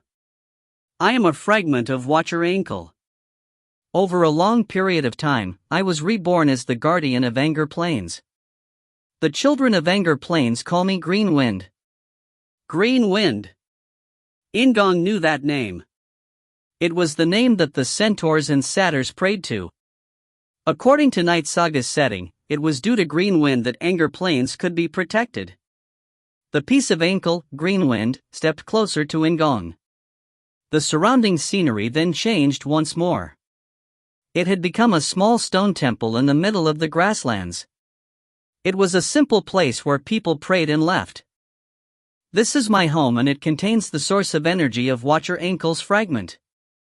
At Green Wind's words, the red and yellow light rose again from Earthquaker, which was on In-gong's right arm.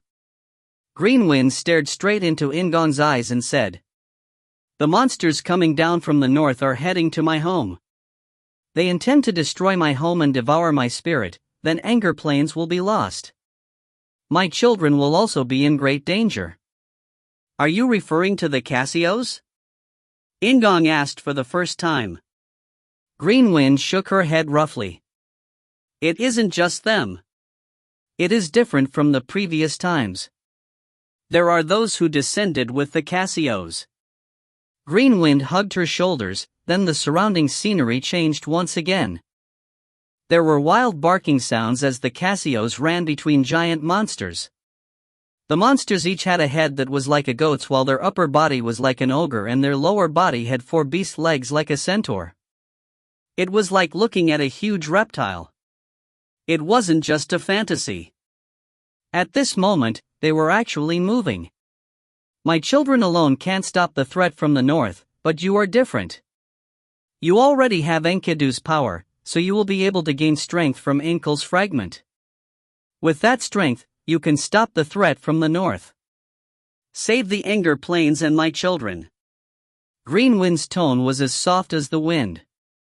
She grabbed In-gong's hand. There is no time. They are coming already. Please hurry. In-gong's consciousness flew into the sky at that moment and he had an overview of the Anger Plains from Green Wind's viewpoint. He could see the small temple and the path of the monsters descending from the north. May the blessing of the wind be with you. Green Wind kissed In-gong's forehead gently and in that moment, everything disappeared in a flash of light. Prince! In-gong's eyes flashed open and Karak and Karma were in front of his eyes. The tent was lit up by a lamp. Instead of answering Karak, In-gong gazed at his right arm. Instead of Earthquaker, his right hand was holding a small piece of green light. A piece of green wind. In-gong mumbled and activated the mini-map hastily. Even if he hadn't been there yet, he could confirm it. The small temple was located in the northeast. The Casios were moving from the southeast, so it was no wonder the centaurs didn't notice. As Ferocious Eyes said, the centaurs were watching the north where the Casios had always been. In-gong guessed the distance roughly and swallowed his saliva. Like Green Wind had said, he needed to hurry. Get up, Carrick. Prepare to fight. I have to go to Ferocious Eyes right now. Karma was baffled by the sudden words, but In-gong's knight Carrick was different. Without any doubts, he jumped up and started moving. As In-gong left the tent decisively with Carrick and Karma, he gazed up at the sky. It was late afternoon and close to twilight. Ferocious Eyes is in his tent. Go with Karma. I will prepare the Dracos. Now that the situation was like this, Karma no longer showed any confusion. She headed to Ferocious Eyes' tent with In-gong. Your Highness? The centaurs guarding Ferocious Eyes' tent were surprised by In-gong's sudden appearance but couldn't raise their weapons to stop him. In-gong entered the tent and said immediately, I received a revelation from Green Wind. We have to go and fight right now.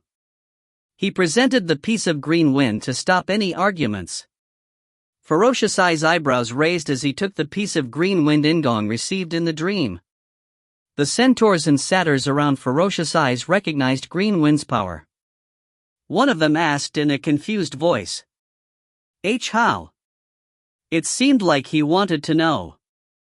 He wanted to understand why the ninth prince received Green Wind's revelation. However, it was the reality.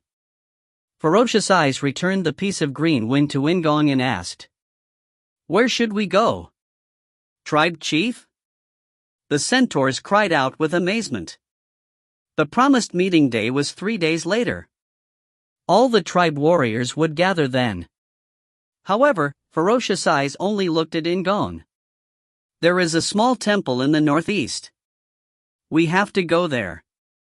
Green Wind is in danger. Ferocious Eyes was also aware of the temple in the northeast. It had never been considered an important place, but Ferocious Eyes didn't show any doubts. I believe Prince. The meaning of Ferocious Eyes' words was obvious. The centaurs knew him and didn't cry out any longer. They just ran out of the tent and blew their horns. It was the signal for battle. In-gong exited the tent with Ferocious Eyes and saw Carrick leading 2 Dracos. Prince! In-gong equipped Earthquaker on his right arm and got on top of the Draco. Karma brought In-gong out of the settlement. The situation was urgent. He had never imagined this would happen when he first left the Demon King's palace. It had been a direct mission from the Demon King. Did Mitra know that the situation would unfold like this? Moreover, if he had known, why did he choose In-gong instead of the other princes and princesses? He had a few more questions. Why were the Casios showing this behavior now? How had he known about Green Wind's dwelling when even the centaurs hadn't known? There was one correct answer that existed for all his questions. In-gong's thoughts were interrupted. The centaurs were ready to depart. They were in a rush, so the supplies weren't perfect. Ferocious Eyes blew a huge horn. In-gong and 300 centaurs started running behind him. And the maneuverability of the centaur troops, who were all cavalry, was tremendous. In-gong had marched with orcs during the subjugation of Red Lightning Tribe, so he realized the difference in mobility between the cavalry and infantry. While they were sprinting, sunset was gradually getting closer. Karma, the only infantry among the troops, kept sweating but stayed by In-gong's side. The sight of so many centaurs on the plains was extraordinary. Those who were running at the front found the small temple covered in green light, unlike its usual state. They also found a group of Casios a little further away. Oh, my God! Green Wind! All doubts about their chief's orders were gone. Some of them couldn't resist the impulse to look at In-gong. Ferocious eyes remained calm. The centaurs gradually lowered the speed of their advance and measured the number of Casios. It was estimated that there were 400-500. Moreover, it was the first time they had seen the monsters that were mixed in with the Casios. Due to the large numbers and unknown enemies, they would have normally avoided fighting. However, this wasn't a fight that could be avoided. "Prince, they are baffled by our appearance." Ferocious eyes stopped and said to him. It was the last breath before the battle began. In-gong gazed at the Casios as well, and he remembered Green Wind's words. She didn't say to simply fight. In-gong had to absorb the remaining fragment of ankle to defeat the northern threat. There was something in the temple. In-gong decided to tell Ferocious Eyes. "I am going to the temple. Don't let them approach it." Ferocious Eyes didn't ask anymore. He just took out a bow and said to In-gong, "I will give you 9 people. Stay safe." A horn sounded between the centaurs. Ferocious Eyes and the centaurs started running in a diagonal direction like they were blocking the temple, while In-gong ran straight to the temple. Karak, Karma, and several centaurs followed In-gong. Instead of the sound of a horn, there were a large roar among the Casios. In the sky, twilight was spreading. If you find any errors, ads pop up, ads redirect, broken links, non-standard content, etc., please let us know. Report chapter so we can fix it as soon as possible. Chapter 47, Chapter 7, Advent number 5. Chapter 47, Chapter 7, Advent number 5. In history, cavalry could be divided into 2 types. There were those who used their mobility to attack and depart repeatedly, or those who joined together as a mighty stone cavalry to push behind enemy lines. The centaurs of the mighty fire tribe were closer to cavalry archers. The centaurs, including Ferocious Eyes, pulled their bows and fired. Shooting a bow on a horse was a task that required high training, but it was a necessity for the centaurs. In-gong required them to draw the Casios' attention, not defeat them. As the Casios had more numbers than them, Ferocious Eyes didn't want to rush recklessly at the Casios. So, he fired arrows instead. The arrows flew in a large arc. The rain of arrows pouring from the sky was enough to cause pressure, but the Casios just ran forward and didn't avoid the arrows. The ones at the front were hit by the arrows, but a far greater number of Casios passed through the rain of arrows. They were either being controlled or didn't care about death. Some of them even caught the arrows in their mouths. The centaurs listened to each other and shot arrows in succession. Dozens of Casios died whenever the rain of arrows poured out. However, the distance between the Casios and the centaurs was decreasing rapidly. After the third arrow, Ferocious Eyes switched from a bow to a spear. The Casios had a mobility comparable to the centaurs because they were rushing to their deaths. They didn't care about melee warfare.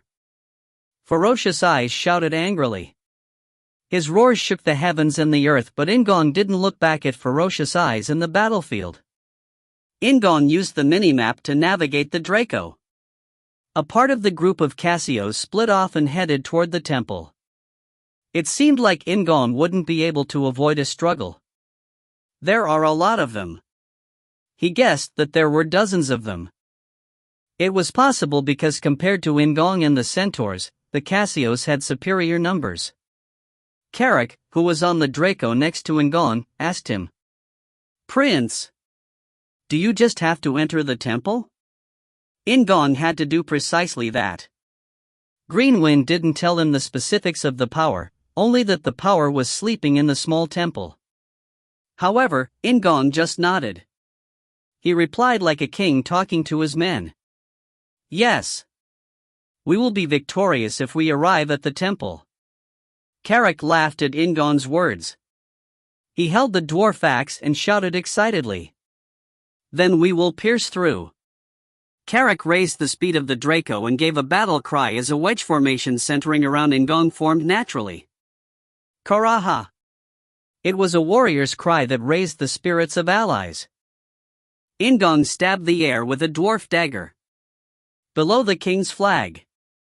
It was the first time he had used below the king's flag since securing the Thunderlight Anvil. The level of conquest in below the king's flag had risen. A large flag made of pure white light unfurled behind In-gong's back. The light spread out to cover Carrick as well as Karma and the centaurs running with In-gong. Karma, who was within the range of below the king's flag, felt a spark of vitality through her body. The centaurs went wild and jumped against the wind. In-gong felt the change. All those affected by below the king's flag had become one. Pierce through. Koraha! Carrick replied to In-gong's command. Surrounded by white light, In-gong's troops were like a sharp arrow. The 33 Cassios and 3 creatures, which seemed to be Drake Ogres, were like an illusion blocking In-gong from reaching Greenwind. Instead of slowing down, Carrick just swung his axe as hard as he could. A violent clash took place. Blood and flesh scattered in the air as there was a howl. In-gong instinctively realized something: it would be the end if they stopped. They had to keep penetrating through. Karma jumped up and trampled on the head of a Cassios. Carrick moved his axe like a madman as he opened the path while the centaurs blocked access with their spears. The Cassios weren't caught quietly. They ran and tackled some centaurs down to the ground. The centaurs were reinforced by below the king's flag, but they weren't invincible. The sharp teeth and claws of the Cassios caught the centaurs. Horrible screams hit his ears, but he couldn't stop. Carrick roared loudly. "Prince! Go!" The road was opened and the small temple was right in front of him. "Koratha!" One Drake Ogre cried out urgently and tried to block In-gong's way, but it was futile. Karma jumped up to step on the Drake Ogre's head while Carrick's axe struck his side. The Drake Ogre, who was much bigger than Carrick, lost his balance and fell sideways. In-gong rode through the open gap. He was now at the very front, and before his eyes, he saw an Drake Ogre hitting the barrier of green light around the small temple. Greenwind's barrier. One of the centaurs following In-gong cried out. In-gong ran straight and pulled back his right arm. A red and yellow light emanated from Earthquaker as the Draco used its instantaneous speed. The Drake Ogre hurriedly turned around, but In-gong had already reached him and In-gong didn't spare his aura. The power of an explosion. The Earthquaker's amplified white aura hit the Drake Ogre. Unlike how the Cassios had exploded, the Drake Ogre didn't explode, but he was pushed back and fell to the ground. The wall of green light didn't block In-gong and his party. In-gong passed through the wall first, followed by Carrick, Karma, and the centaurs. Carrick once again knew what he had to do. Instead of entering the temple along with In-gong, he held his axe and waited at the entrance of the temple with Karma and the centaurs. Unlike the party, the Cassios and Drake Ogres couldn't go through the barrier, so they were smashing against it. "Hurry! Enkidu's equipment will lead you." Greenwind's voice was heard in In-gong's head. In-gong jumped down from the Draco and rushed deep into the temple with Enkidu's magic power in Earthquaker leading the way. A large tree was growing in the middle of a flat place in the deepest part of the small temple. Despite being inside the building, the tree with its roots and branches was big enough to support the entire small temple. Enkidu's magic power resonated. In-gong reached out with his right arm, which was wearing Earthquaker, and Enkidu's magic power was released from deep within the tree. Then In-gong was standing in front of something that looked like a huge tree but wasn't one. Dozens of tree trunks covered in green light were joined together. It seemed like a flower bud that was opening. In-gong took a deep breath. Every time a tree opened, Enkidu's magic power became stronger and Earthquaker emitted more light. Finally, the thing hidden deep in the tree was revealed to In-gong.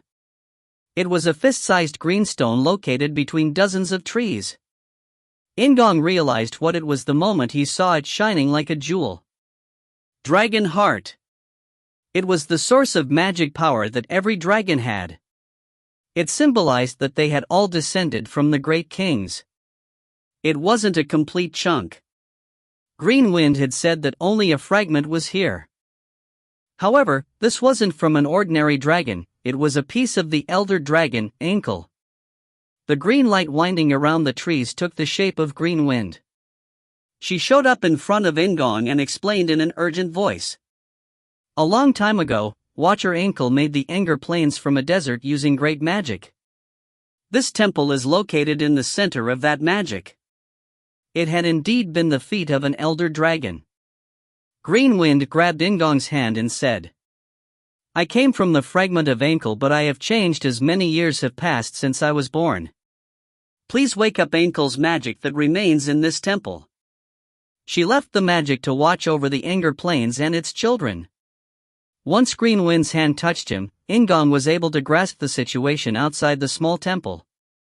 The green light barrier around the temple was on the verge of collapse and a fierce clash was occurring between ferocious ice centaurs and the Cassios.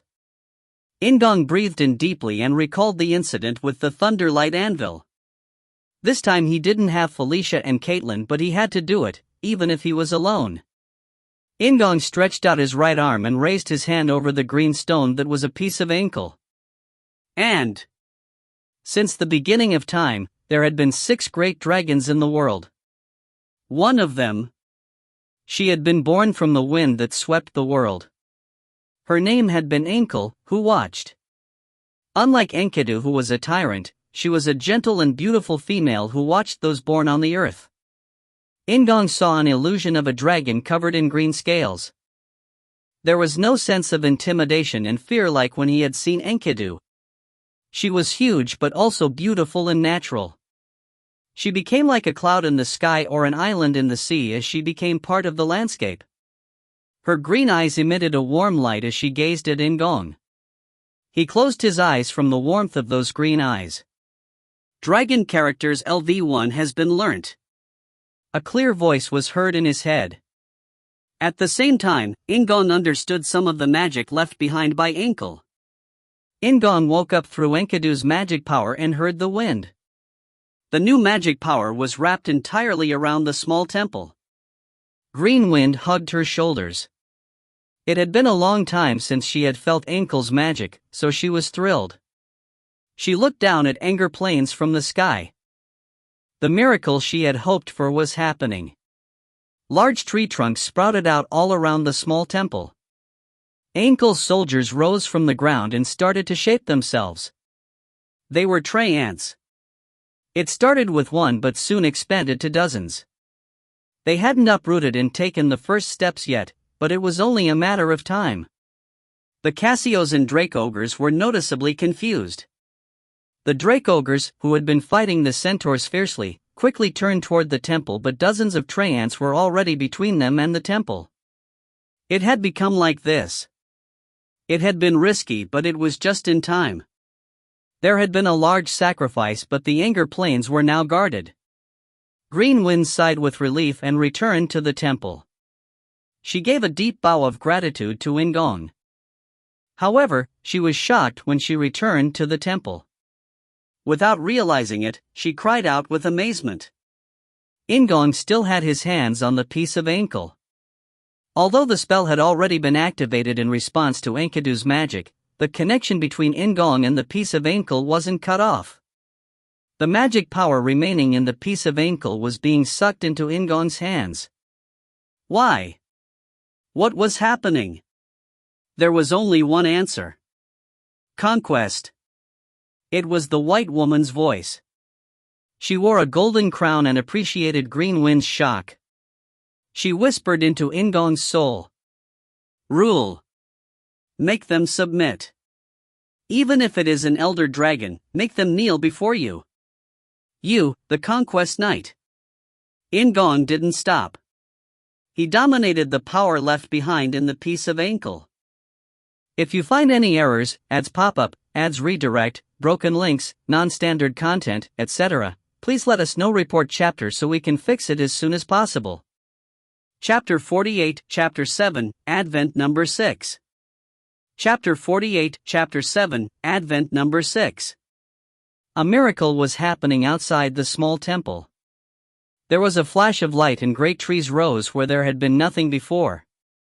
They formed the shape of men with 2 hands. Karma swallowed her saliva as the roots of the trance moved. She had a little bit of druid knowledge, so she was thrilled by the new force appearing on Anger Plains. Green Wind.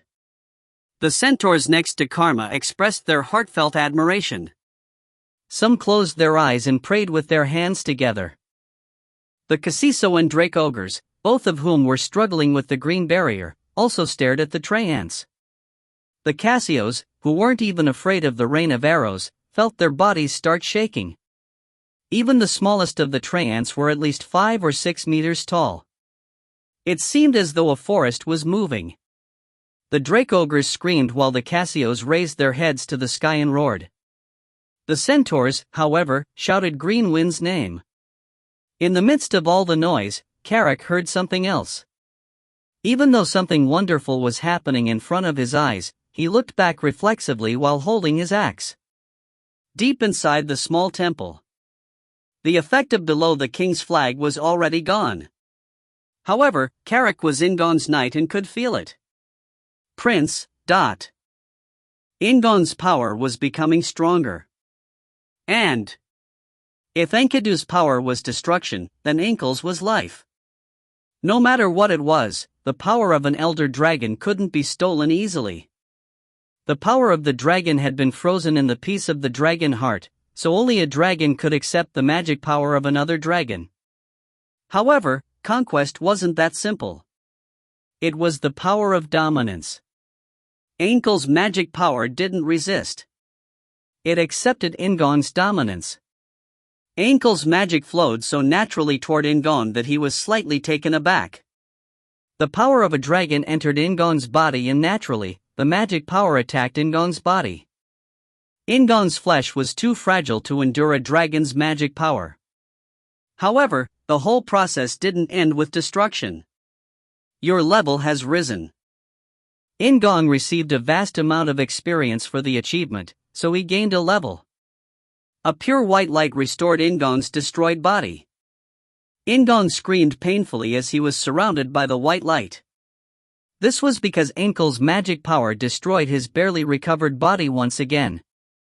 Then In-gong's level rose once again. Your level has risen. Your level has risen. Exactly 3 times.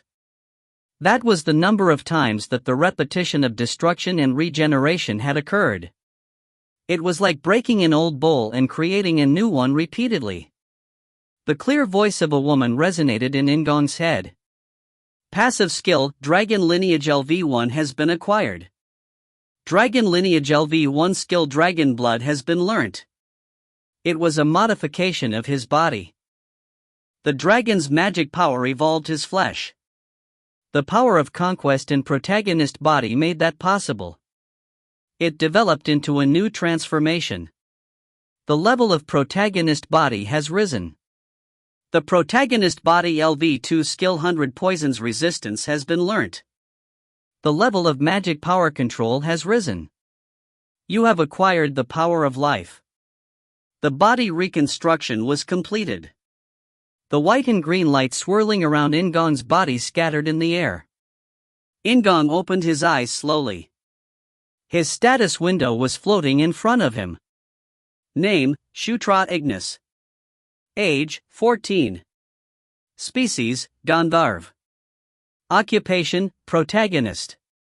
Secondary occupation, Conquest Knight LV2/Dragon Humanoid. Uniqueness, Prince/Conquest Knight/Dragon Humanoid. Properties, Life. Level, 17. Strength, 45. Intelligence, 45. Agility, 45. Talent, 45. Persistence, 45. Durability, 45. Mental power, 45. Magic power, 45. Charm, 32. Extra points, 32. His basic stats had increased as a whole. There was the life property that hadn't existed before, in addition to a secondary occupation and uniqueness. Dragon Humanoid. He had already seen it in Knight Saga. Despite being half draconian and half Sura, it was a characteristic of Zephyr, who had awakened his dragon blood. Zephyr, who inherited the lineage of a dragon. Locke, who inherited a dragon's soul. In-gong had the blood of a Gandharvan Sura. However, he was now ambushed by Enkel's power. Dragon Humanoid LV1. The lineage of a dragon, the descendant of the great king, has awakened in the flesh of a son of man. A dragon's magic power is different. Dragon Blood LV1. The power of the great dragon has awakened in your body. All stats will rise temporarily and strengthen the dragon's magic power. 100 Poisons Resistance LV1. Resistance to poison has increased greatly. Can be upgraded to 1000 Poisons Resistance and 10,000 Poisons Resistance. In-gong took a deep breath. Once he closed and opened his eyes again, the status and skill windows disappeared and he saw Green Wind's face. In a voice mixed with confusion and wonder, she said, "You have obtained the flesh and spirit of a dragon. I can feel the strength of Enkel coming from you." Enkel's remaining piece of power had disappeared. All of the power had been consumed to reconstruct In-gong's flesh and spirit. However, Green Wind didn't feel like it was a waste. It was a power that had been sleeping for many years without anyone using it. The magic in the small temple and anger planes were in good shape, so Green Wind's dream had come true. Then it was good. The important thing right now was that anger planes was protected. Moreover, Green Wind had intuitively sensed something. She couldn't explain the rationale, but she understood that this was a tipping point. Watcher Enkel had accepted In-gong. Instead of resisting or rejecting, she gave him her magic power. Green Wind didn't know anything other than that. She nodded with satisfaction. After receiving Watcher Enkel's power, please watch over my children and the anger planes. The Treants had shown up, but the battle wasn't over. Even at this moment, the Cassios and Centaurs were still clashing. In-gong nodded slowly. He lifted his right arm and the red and yellow light seemed to growl. It was like a cry saying it wanted to destroy the enemy quickly. It was as expected from the great tyrant Enkidu. In-gong turned around without any hesitation and ran out of the temple. "Prince!" Carrick, who was staring at the temple, welcomed In-gong first. In-gong responded with a smile. "Carrick." Carrick's expression became calm. He really was the best knight in many ways. "Your Highness." "Oh, Your Highness the Ninth Prince." The agent of Green Wind. The centaurs, who noticed belatedly, gazed at In-gong with shining eyes. They weren't pretty girls like Caitlin, but men who were staring at In-gong with starry eyes. "It is wonderful." As expected from His Highness. Karma also praised In-gong. She didn't know what happened inside the temple, but it was obvious that the miracle had occurred shortly after In-gong entered the temple. For Karma, In-gong wasn't a mere prince but a great being who had caused a miracle. He was pleased with the respect and praise that he hadn't received a lot of during the Red Lightning subjugation, but he couldn't enjoy it forever. In-gong looked beyond Green Wind's barrier that was further enhanced by Enkel's magic. "I am grateful for the praise." The forest was moving. Common sense seemed to crumble in front of the trees that swung their branches as they moved forward. There was a battle going on in front of the small temple. The giant Treants that were 6 or 7 meters tall moved their branches like a whip while their roots were tangled up with the Cassio's legs. In-gong opened the minimap and gazed at it. Dozens of Treants had appeared simultaneously where the centaurs, led by ferocious eyes, were fighting. As expected, a melee was unfolding. The red dots and blue dots were scrambled together. Naturally, the damage was forced to grow. There are 3 critical areas on the battlefield. One place was the left side of the battlefield and near the entrance to the temple. Dozens of Treants and Drake Ogres were facing each other. On the right side of the battlefield, the centaurs and Cassios were mixed together. In-gong knew where his power was needed most. He needed to break the morale of the entire group of Cassios. A power is manipulating the Casios. We must crush that power that is coming from the north. A purple wind wrapped around the Casios. Green Wind's voice went into In-gong's head and inspired him. Green Wind didn't stop with In-gong, but also delivered the message to the Treants. Among the Drake Ogres, there was one particularly huge one. The upper body of the ogre was covered in blue scales while the lower half was larger than even the biggest Casios. The goat head had 4 horns protruding from it and his eyes were blood red. He was the boss among the Drake Ogres. He was holding giant sickles in his hands and cutting the Treants like he was harvesting them. In-gong's gaze moved towards the center of the battlefield. He was focused on that. In-gong had to defeat the Drake Ogre's leader in order to improve the situation. It wouldn't be easy, but the idea didn't seem too reckless. He could do it by himself now. No, he had to do it. Carrick, I will leave the temple to you. In-gong ordered. The small temple was still important. The magic moving the Treants was done in the small temple. Thus, he told Carrick to protect it. Since waking up in the tent, he had always been behind Carrick. However, this time he was going alone. He ignored the passion behind him and only concentrated on the battle in front of him. Carrick was confused by In-gong's command, but it was only for a moment. He sensed the genuineness in In-gong and gave a cool smile. Go! A simple shout, but this was more dependable. The centaurs were unable to keep up with the situation and blinked with confusion. Karma was also baffled, but as the woman he picked to be his number 2 subordinate, she quickly realized what was going on. Come back safely. I will defend the temple. She would guard the temple with Carrick. In-gong nodded. The Draco then approached In-gong. Despite being young, he felt like the Draco was very clever. I'll have to name him after the fight. In-gong laughed before mounting the Draco. He controlled his breathing and triggered aura. A white aura flared up like fire and the power of conquest was activated softly. It is my first boss fight alone. In-gong formed a fist.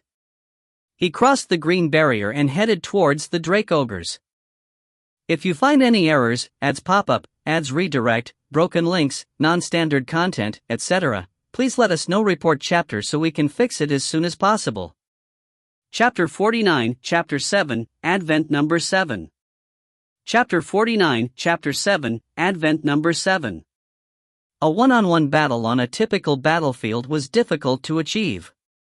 There were many things going on. The first was the distance. It was common to have a considerable distance between both camps. In the meantime, there were soldiers in each camp. Therefore, it was difficult to have a long encounter with someone from the very beginning. Most commanders avoided a one-on-one confrontation unless it was a special case. The role of a leader was to command the soldiers on the battlefield. A battlefield wouldn't end with just a single death. In the worst-case scenario, the person would be killed in the battle itself. That is a common war story. However, Knight Saga was different. Commanders avoided one-on-one battles for these reasons, but In-gong knew of crucial variables. These included aura, magic, psychic powers, divine powers, and various physical abilities. There were some commanders in Knight Saga with enough combat power to be a one-man army. It was the same for General Vandal and Chris and Caitlin of the Lycanthropes. Hitman Unit. They were independent troops that targeted enemy commanders on the battlefield. The biggest reasons why Chris and Caitlin were called bloody monsters was because they managed the Hitman units in very extreme ways. It was through a sudden breakthrough. They crushed all the obstacles blocking their way and rushed in to kill the enemy. Of course, Chris and Caitlin were the ones who usually acted as the Hitman units. In-gong's eyes were sharp. At this moment, he had to act similarly to the two of them. I will do it in a more refined way. The Draco ran forward. It was the border of twilight and night, so the sky was red, yellow, and dark. In-gong glanced in front of him and at the mini-map. The Drake Ogre he targeted was at the very front. There were Drake Ogres around him, but In-gong didn't need to cross an army to get to him. Open the way. He would then make a stage where a frontal confrontation was possible. He had already planned the method in his head. Green Wind. When he called her name, a soft light glowed from his chest. Green Wind's voice was heard in In-gong's head. No, the illusion of Green Wind stood next to In-gong. In-gong didn't explain, but she understood his intent. Son of Ankle, I will follow you. Leading the trance, this secondary part would be done by Green Wind. In-gong reached out toward Green Wind. It was as natural as when he first got his hands on Enkidu's power. Please cooperate. Green Wind sighed like it couldn't be helped, then nodded with a smile that was reminiscent of Ankle. I will accept. Green Wind didn't avoid In-gong's hands. Rather, she opened her arms and embraced In-gong. The power of conquest was triggered. Green Wind allowed it and temporarily went under In-gong's control. Green Wind turned into light and wrapped around In-gong's arms and legs. The green light mixed in with the pure white aura, causing In-gong to feel the power of the wind coming from his body. Open the path. The command was passed on and the trance followed In-gong's command silently. In-gong manipulated the battlefield using the mini-map quickly and accurately. The trance moved in unison to push the Drake Ogres out of the way.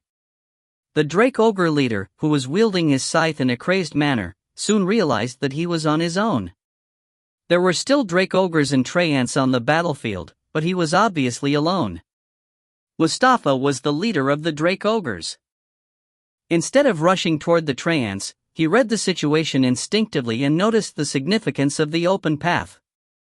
A smile formed on Mustafa's goat-like face. Rather, he seemed to like this situation as he roared at In-gong. It seemed to shake the entire battlefield. However, In-gong just smiled firmly at the war cry. Sweat was flowing down his back, but he stared straight at Mustafa instead of running away. You can do it. You will win, my temporary master. Green Wind whispered. Despite the fact that a desperate situation was in front of him, In-gong thought it was foolish to say such words to him. However, he relaxed thanks to that. In-gong thought of the reason he was targeting Mustafa. It was to win. He was here because he was confident he could win the fight. Dragon Blood. He had the special skill of a dragon humanoid. The dragon power located in In-gong's body and soul was provoked. His aura and magic power were strengthened. His stats had also all increased. He didn't open the status window, but it was obvious they had jumped by at least 10%. Moreover, Dragon Blood had an unexpected efficacy. Earthquaker gave a low growl. Red and yellow light emitted through the black armor and it transformed into a more aggressive form. Earthquaker contained the power of Enkidu. It was natural that it would respond to a dragon humanoid. This could be called the true form of Earthquaker. Earthquaker's internal skill, Gigantic Piston LV1, has been acquired. Earthquaker has opened some of its true power.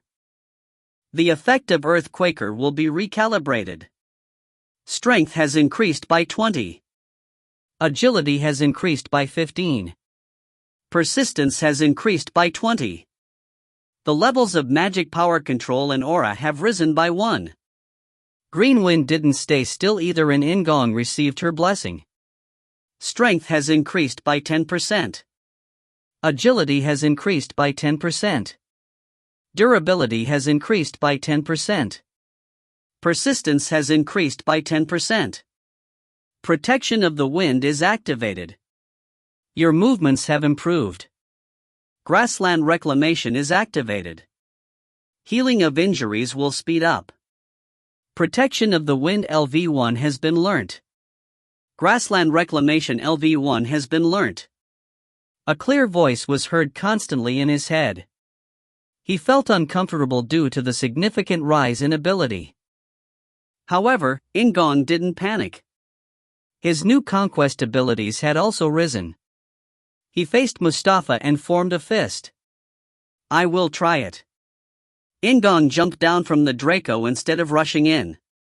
He took the posture of Beast Authority and activated Divine Beast Authority. A pure white aura. It flowed between the red and yellow lights of Earthquaker. The green light originated from Green Wind. In-gong, who was covered in various buffs, beckoned to Mustafa as a taunt. Mustafa couldn't stand it.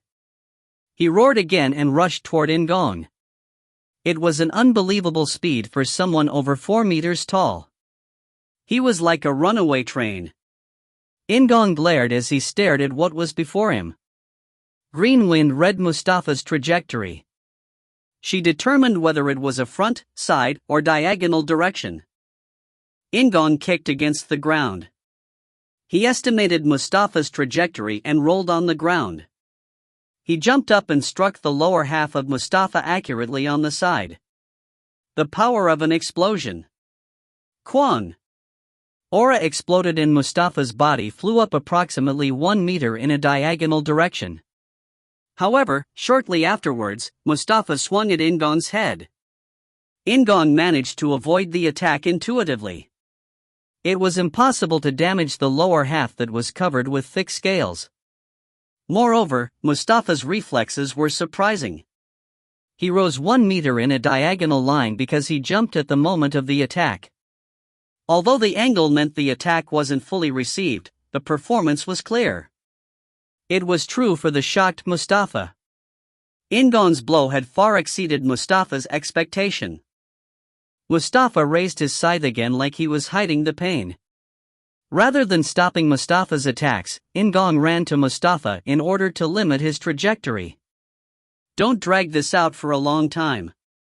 Due to the various buffs, his stats skyrocketed, but it was taking a toll on his body.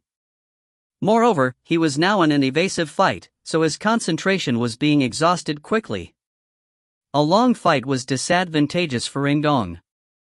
He needed to finish it with one shot. He would finish the fight by aiming a blow at the upper body. In-gong focused the white aura on his right arm. He didn't just focus on the explosion but condensed it on Earthquaker. The white light surrounded Earthquaker and it made a noise like an engine from a sports car.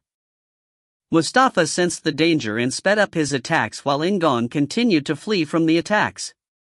Mustafa got angry then and covered his scythe with a purple light. One hit would kill In-gong. At that moment, the scythe struck like a thunderbolt. In-gong barely evaded it and Mustafa opened his mouth. It wasn't a mere roar, but a distinctive Drake-Ogre battle cry that caused mental collapse. Mustafa aimed a wild blow at him, but this was a chance for In-gong. As soon as the battle cry emerged, the tears of a dark elf hanging from his neck turned purple and blocked Mustafa's spiritual attack. He would take this chance. In-gong responded immediately. He didn't hesitate to run toward the blow. Karak. It wasn't a mere cry, he was using a skill. The King's Knight's Call. Karak appeared in the space in front of In-gong. Karak was baffled by the sudden move, but he was an orc. Instead of asking what had happened while facing Mustafa, he followed his warrior's instinct. Koraha! He shouted loudly and struck Mustafa's leg with an axe. Although the blade didn't entirely hit, Mustafa's legs buckled momentarily. At that moment, In-gong leapt forward. He ran up the back of the trusty Karak and looked down on Mustafa. Mustafa raised his head quickly and saw In-gong, who then pulled back his right fist and used his hidden card. Telekinesis. Mustafa's head twisted. It was only a few centimeters at most, but that was enough. Mustafa lost sight of In-gong and was unable to respond properly due to the sudden event. In-gong's hand stretched out and hit Mustafa's head. It was something other than the power of an explosion. The condensed aura and power in Earthquaker exploded at once. Gigantic piston. Earthquaker howled. There was a loud roar as the condensed aura emerged. The intensity didn't just penetrate the giant Mustafa's head, but his whole body as well. Mustafa's head exploded. His four legs couldn't endure the power and broke. In-gong then landed on the ground. He was exhausted because he had consumed too much of his aura at once. However, he didn't collapse. He breathed roughly and raised his head. Mustafa's body, however, collapsed. He fell to the ground with a great sound and a purple light rose up from his body. It soared into the sky and scattered into pieces. The Drake Ogres screamed. The Cassios had lost the purple aura around them and cried out in confusion. In-gong, who was breathing roughly, didn't hear any of those noises. It was because a clear voice had entered In-gong's ears. Your level has risen. The white light wrapped around In-gong's body. If you find any errors, ads pop up, ads redirect, broken links, non-standard content, etc., please let us know. Report chapter so we can fix it as soon as possible. Chapter 50, Chapter 7, Advent Number 8. Chapter 50, Chapter 7, Advent Number 8. Boss, Drake Ogre Mustafa has been defeated. Title, Drake Ogre Slayer has been acquired. It was a clear declaration of victory as much as his level up had showed. Who?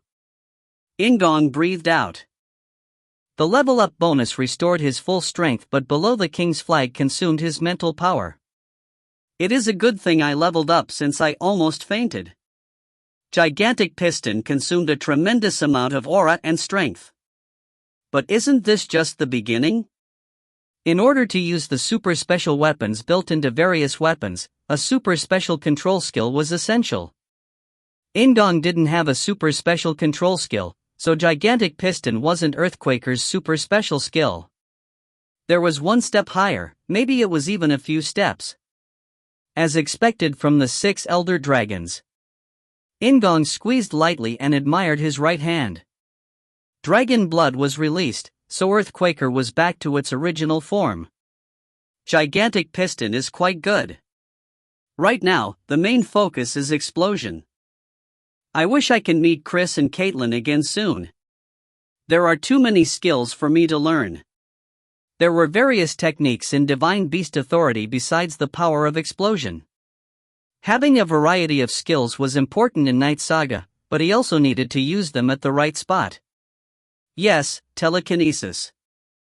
Just before the final blow, he had used telekinesis to freeze Mustafa. It was a very wonderful usage, so In-gong smiled as he thought about it. Is it over now? A voice interrupted In-gong's thoughts. He saw Carrick holding the dwarf axe. Carrick! In-gong cried out enthusiastically and Carrick gave a hearty laugh as he said, Your Highness, didn't you tell me to defend the temple? That was correct. It was only 10 minutes ago. I'm sorry. I love you. You are the best. In-gong laughed while Carrick stepped back with his hands raised. Enough, I like women. Prince, I should go back. Yes, please take care of the temple once again. Understood. And I guessed I missed the right timing, but congratulations on your victory. Carrick turned around and started running toward the small temple. He is really trustworthy. In-gong watched Carrick's back and opened the mini-map to look at the battle. He had spent too much time thinking. The change after Mustafa's defeat was great. The Drake Ogres that had witnessed Mustafa's collapse started moving to get away rather than fight aggressively. They started to be pushed by the Treants who didn't feel any emotions. While In-gong and Carrick were talking, the situation had changed suddenly. The Cassios weren't much different from the Drake Ogres. Once the purple aura that paralyzed their reasoning disappeared, they started to feel fear again. It was impossible for them to attack while fearing death now. That wasn't the only problem. The Cassios had lost their herd unity. The leaders formed groups consisting of dozens of Cassios and made different judgments. The Cassios that appeared on Anger Plains originally had a chief leading all the leaders. However, this time, there wasn't a leader for the entire group of Cassios due to losing Mustafa. Some of the Cassio's leaders chose to run away while other Cassio's leaders chose to fight the centaurs in front of them. Each group of Cassios were moving in their own way, so they couldn't fight properly. The Cassios were in the midst of a terrible confusion and couldn't exert their combat power properly. The battlefield was leaning to one side. Even so, the battle wasn't finished. There were several types of victories, so now was the time to reduce the damage to his allies. He heard Green Wind's voice. "My temporary master. I am amazed at your dancing. Can I give a little more strength to my children? I beg this favor of you." In short, she wanted to help the centaurs. In-gong nodded and blew a whistle. Like he had expected, the Draco started running toward In-gong. Really smart. Did Felicia use magic to increase its intelligence? In-gong touched the tears of the dark elves hanging from his neck and climbed on the Draco's back. The centaurs were pushing the Cassio's backs. Despite the considerable distance, In-gong could see where Ferocious Eyes was fighting at a glance. The centaur tribe chief was literally wiping out the Cassios. He could see the blue aura coming from Ferocious Eyes. Green Wind whispered again. "My temporary master. There is something that can be done now that Ankel's magic is activated. I'll pass on your merit to the children on the battlefield. Your victory will cause their morale to significantly rise. My children's hearts will be won by your merits like I was." In-gong allowed it. The green light around In-gong scattered and he felt Green Wind head toward the centaurs. Not long after, she talked to them. "Ninth Prince. Agent of Green Wind. His Highness the Ninth Prince is with us." The centaurs shouted. Their cries tangled together and became a victory roar that shook the entire battlefield. In-gong felt the gaze of Ferocious Eyes. In-gong raised his fist in triumph and moved the Draco. The battle continued until nighttime. It was a great success that no one could deny. And large flames rose in the night sky above the plains. The centaurs stacked up firewood around the small temple and lit a fire. It was in order to celebrate the victory and honor the souls of those who had died in the battle. The chiefs of the other three tribes rushed over when they heard the news, bringing plentiful amounts of meat. The warriors of the mighty fire tribe had their blood heated by the battle and cooled it with alcohol. Ninth Prince was looking at me. No, he was looking at me. Two centaur warriors argued drunkenly among themselves. In fact, it wasn't just two people. Almost all the warriors of the mighty fire tribe were excited to exchange glances with In-gong. It wasn't because In-gong was a prince. It wasn't only because he had played a decisive role in a battle. It was because In-gong was the guardian of Green Wind, making him the guardian of Anger Plains. Green Wind had chosen In-gong. Thanks to him, a miracle had occurred as trees rose from the ground to fight the enemy. Green Wind had also passed on In-gong's merits to them. For the warriors of the mighty fire tribe, In-gong was seen as the incarnation of Green Wind. They respect you. There is a sincere look of respect. As Karma spoke to In-gong, her red cheeks showed she was also drunk. She was greatly moved by everything that happened today. Normally, she gave off a tough impression, so it was cute to see her drunk expression in front of the fire. Carrick laughed and touched In-gong's arm gently. "Prince, your popularity is great. Ninth Prince did a great job. It is a natural reaction." Ferocious Eyes responded. He seemed unbelievably soft compared to how he looked at Zephyr in Knight Saga. The transformation was quite shocking to the other tribe chiefs. The three chiefs of the Heavy Winds, Heavy Rain and Rough Night tribes couldn't move their gazes away from Ferocious Eye's face. No one else has completed the Cassio's subjugation task so quickly. It is clearly the shortest time. Karma said, clasping her hands together. It wasn't flattery but a clear remark. In-gong had only arrived yesterday, yet the task was completed today. He finished the subjugation task in 2 days. The warriors of the 4 tribes were originally planning to gather in 3 days, so it was a clear record. In-gong could imagine the reactions of Isabella and Caitlin. There was also a smile on In-gong's face. "Carrick, I will get some rest first." As In-gong stood up, Karma and the centaurs gazed at him.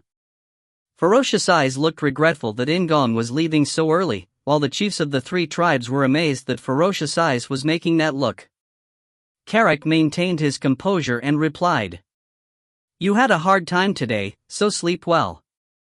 A good night's sleep is essential for growth." In-gong had never thought Carrick would make a remark about his growth spurt here. In-gong laughed and hit Carrick's shoulder. "Yes, you should grow as well. Rest well. Good night." Ferocious Eyes and Karma also said goodbye to him. After saying goodbye to them and the centaurs who were reluctant to let him leave, In-gong entered the small temple where his quarters were. The temple was very quiet. It was a sharp contrast to the loud centaurs who were drunk. However, In-gong felt comfort instead of discomfort because he knew why it was quiet. Green Wind had moved the wind around the temple to block off all of the surrounding sound. In-gong sat on the bed that Carrick had arranged for him beforehand and gazed at the tree trunks in the center of the temple. Green Wind. "Wouldn't it be better to talk tomorrow? You seem a bit tired." He called out and Green Wind came. She was now sitting beside In-gong. "It's okay. There are a few things I want to thank Green Wind for. In the first place, he hadn't gone there to rest. Green Wind was the reborn piece of ankle, so there were many things he wanted to ask her." Green Wind stared at In-gong before nodding slowly. "I understand, my temporary master. Then before we talk, can you release your control over me?" In order to help In-gong in today's battle, Green Wind had temporarily agreed to be ruled by him. In-gong nodded because he couldn't bring her with him. "I understand. Please wait a moment." Temporary master, what is it? You seem to be very confused about something, She saw it straight away. In-gong was baffled. In-gong had obviously conquered Green Wind. It wasn't possible to define what conquest was, but it was true that he had dominated Green Wind in a manner similar to Thunder Heaven Anvil and Earthquaker. There was no difficulty because Green Wind had accepted the conquest. However, there was a problem. The control, how do I release it? Green Wind blinked at In-gong's question, then stared at him blankly. "And you are my temporary master, not a permanent one. Find a way. If you find any errors, ads pop-up, ads redirect, broken links, non-standard content, etc., please let us know. Report chapter so we can fix it as soon as possible." Chapter 51, Chapter 7, Advent number 9. Chapter 51, Chapter 7, Advent number 9. You are my temporary master, not a permanent one.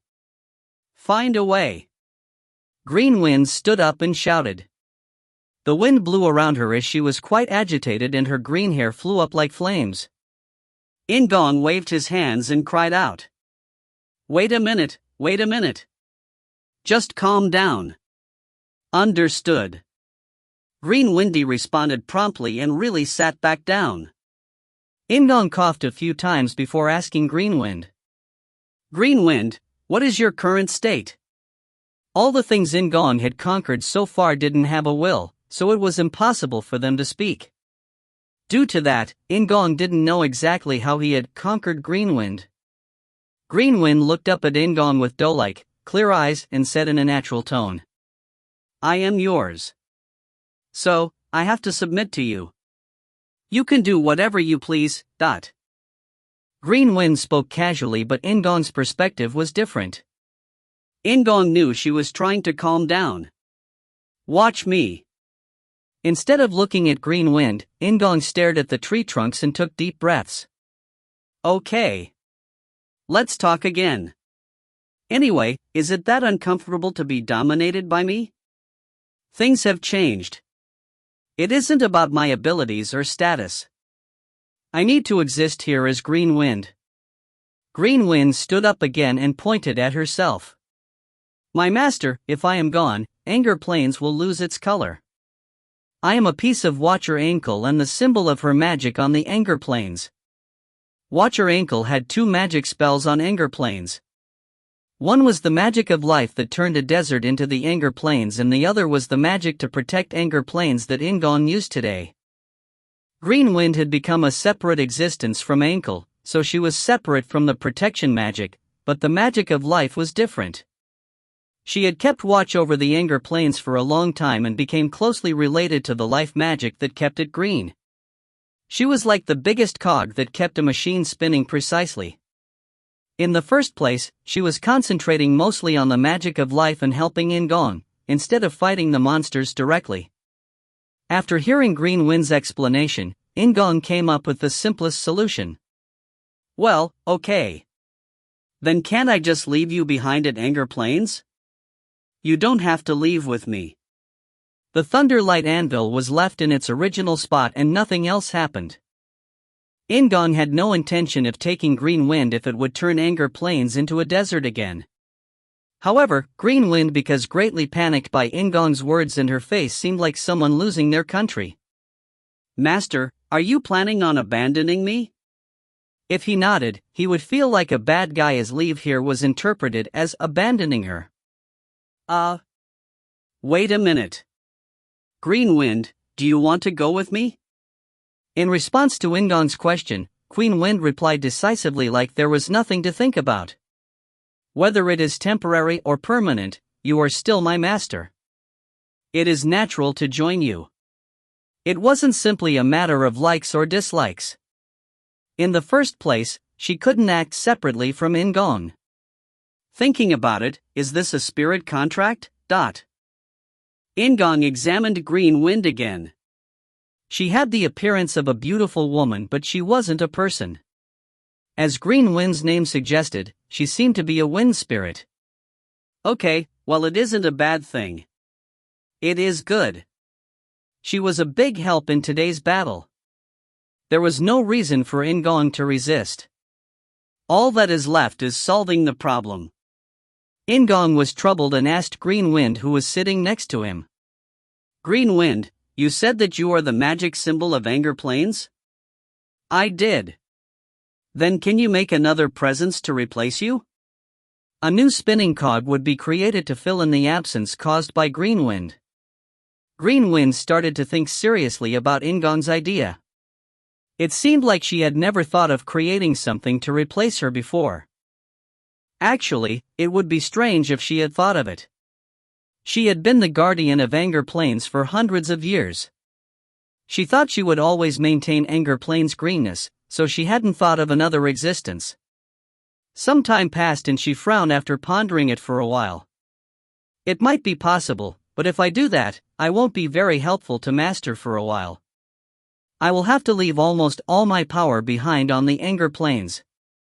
If I stay with Master, I will regain my strength someday. I don't know when that will be. It was a bit disappointing but within the expected range, so In-gong nodded. Then do so. I feel somewhat sad doing this. However, I will follow Master's will. She pouted and fell silent like she was really sulking. In-gong smiled and asked involuntarily. Will it take a long time? I've never tried it before, so there is no guarantee. My guess is that it requires 3 or 4 days. Well, it would take some time to clean up this situation. They had to sweep up the runaway Cassios and dragon ogres as well as decide how to manage the protection magic in the small temple. I don't know if someone will come from the Demon King's palace. After securing the Thunderlight Anvil, there were dark elves sent for the sole purpose of exploring the ruins. It was highly possible that the Demon King's palace would send an expert to manage it. In-gong wondered about who might be sent from the Demon King's palace. Although he didn't know everyone in the Demon King's palace, he was able to recall the rough profiles of some competent people. However, he didn't think about it for long. After sitting back and watching In-gong, Green Wind was reminded of his first purpose. Master said there were things you wanted to ask. I am ready for Master's questions. That was the reason he had entered his sleeping quarters despite not sleeping until the late hours normally. In-gong stared at Green Wind's face before starting the questioning. She had been reborn, but her essence was still the fragment of Ankle. The mysterious eyes in the beautiful face reminded him of Ankle, who he had seen in the illusion. How and when did Ankle die? Green Wind smiled and replied to In-gong's question. I am a fragment. Moreover, I was reborn again as another existence, so I don't have a lot of Ankle's memories. I only remembered that she was murdered around 1,000 years ago. An elder dragon with the power of a god was allegedly killed. It was a huge story, so it had naturally been left unanswered. If those great beings died of old age, he would have felt a sense of discomfort. I can't remember who murdered Watcher Ankle, but it is clear that it wasn't another elder dragon. Then who did it? Who murdered an elder dragon that had the power of a god? In-gong questioned it. Green Wind no longer remembered, so there was no answer to his question. Moreover, it was a story that had occurred 1,000 years ago. Is that your only question? Nope, I have 2 more. Is that so? Then Master, ask me comfortably. It is likely that this will be permanent instead of temporary, so it will be uncomfortable if Master doesn't feel at ease when talking to me. Green Wind was strangely sincere in some areas. In-gong smiled playfully at her and said, I understand. I'll do that. Then from now on, shall I talk to you casually? What is Master's question? Green Wind was unconcerned by In-gong's teasing. She looked pretty cute, so In-gong got to the main point. As you know, I absorbed Ankle's power. Her power is flowing through my body. That's right. The power of an elder dragon is nestled in Master's body. Dragon humanoid, a body that could accept a dragon's magic power. This time, he had used almost all of Ankle's magic power to transform his body. But if he found another piece of Ankle, then it would be possible to absorb it. However, In-gong's thoughts didn't end here. Then, apart from Ankle, can I absorb the power of other elder dragons? There wasn't just 1 but 6 elder dragons. Not all of them would have left a piece behind like Ankle. Instead, it was highly likely that their power existed in objects like Earthquaker. I might be able to receive some of the power of Ke-in himself like Lot did. Earthquaker had responded to Ankle's strength and revealed part of its mystery. What would happen if he gathered the strengths of the 6 elder dragons to create a synergy effect? Green Wind smiled softly at In-gong's question. It is generally impossible, but Master seems to be different. In-gong tilted his head and listened. Green Wind grabbed In-gong's right hand and explained. You have the power of Watcher Ankle and the Great Enkidu. Normally, they can't get along with each other. However, Master can deal with both of them. If you mastered both Ankle's and Enkidu's powers, then you can also use the power of the other elder dragons. He could stimulate Enkidu and Ankle's magic power. Rather, it was very easy for him to stimulate it. However, it was impossible to enchant Earthquaker with Ankle's magic power. It was like strengthening a fire spirit with a water spirit. Why was such a thing possible for In-gong? Is it my protagonist occupation? In-gong's main occupation was protagonist. There was also the addition of the power of conquest. Something was strange, but it was difficult to find more convincing reasons. Okay, it is like this. Then he would gather the powers of the 6 elder dragons. They had godlike strength, so he could surpass both Locke and Zephyr. Master's eyes are burning with ambition. Green Wind said the same thing as Carrick. In-gong coughed before leaning back again. Yet, one last question remained. Green Wind, how did you get conquered by me? Conquered? If I was to speak of the process, it is Master's strength, not mine. I just obeyed Master without resisting your power. It was an answer he expected. So, In-gong asked once again. Then do you know anything about this power that I have? Conquest. The golden-crowned female with white hair. The power of domination. Green Wind spoke gently, closing her eyes instead of showing any positive or negative emotion. As I mentioned, I don't have all of In-gong's memories. This is why I have incomplete knowledge about Master's power. A light shone in In-gong's eyes. Having incomplete knowledge was different from having no knowledge at all. The fact that Green Wind had some concept of conquest meant that a conquest knight and conquest weren't things that had just popped up suddenly. Conquest. Yes, it is conquest. If I had to name Master's power, it would be conquest. Green Wind opened her eyes again. Her green eyes seemed more similar to In-gong than before. She told In-gong. It is the power of a king to conquer and rule over all things.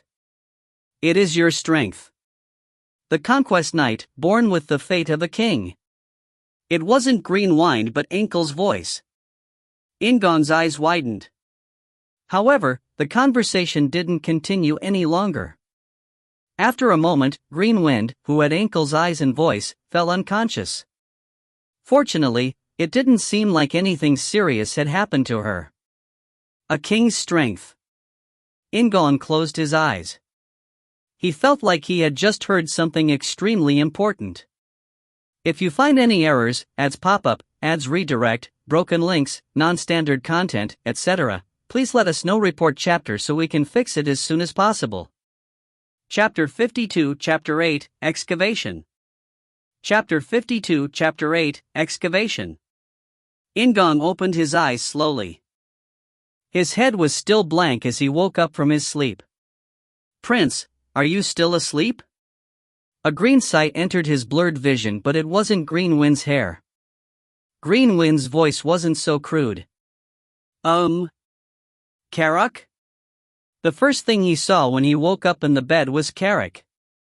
It was the correct answer as Karak's big and crude hands lifted In-gong up. Come, here is some cold water to wake you up.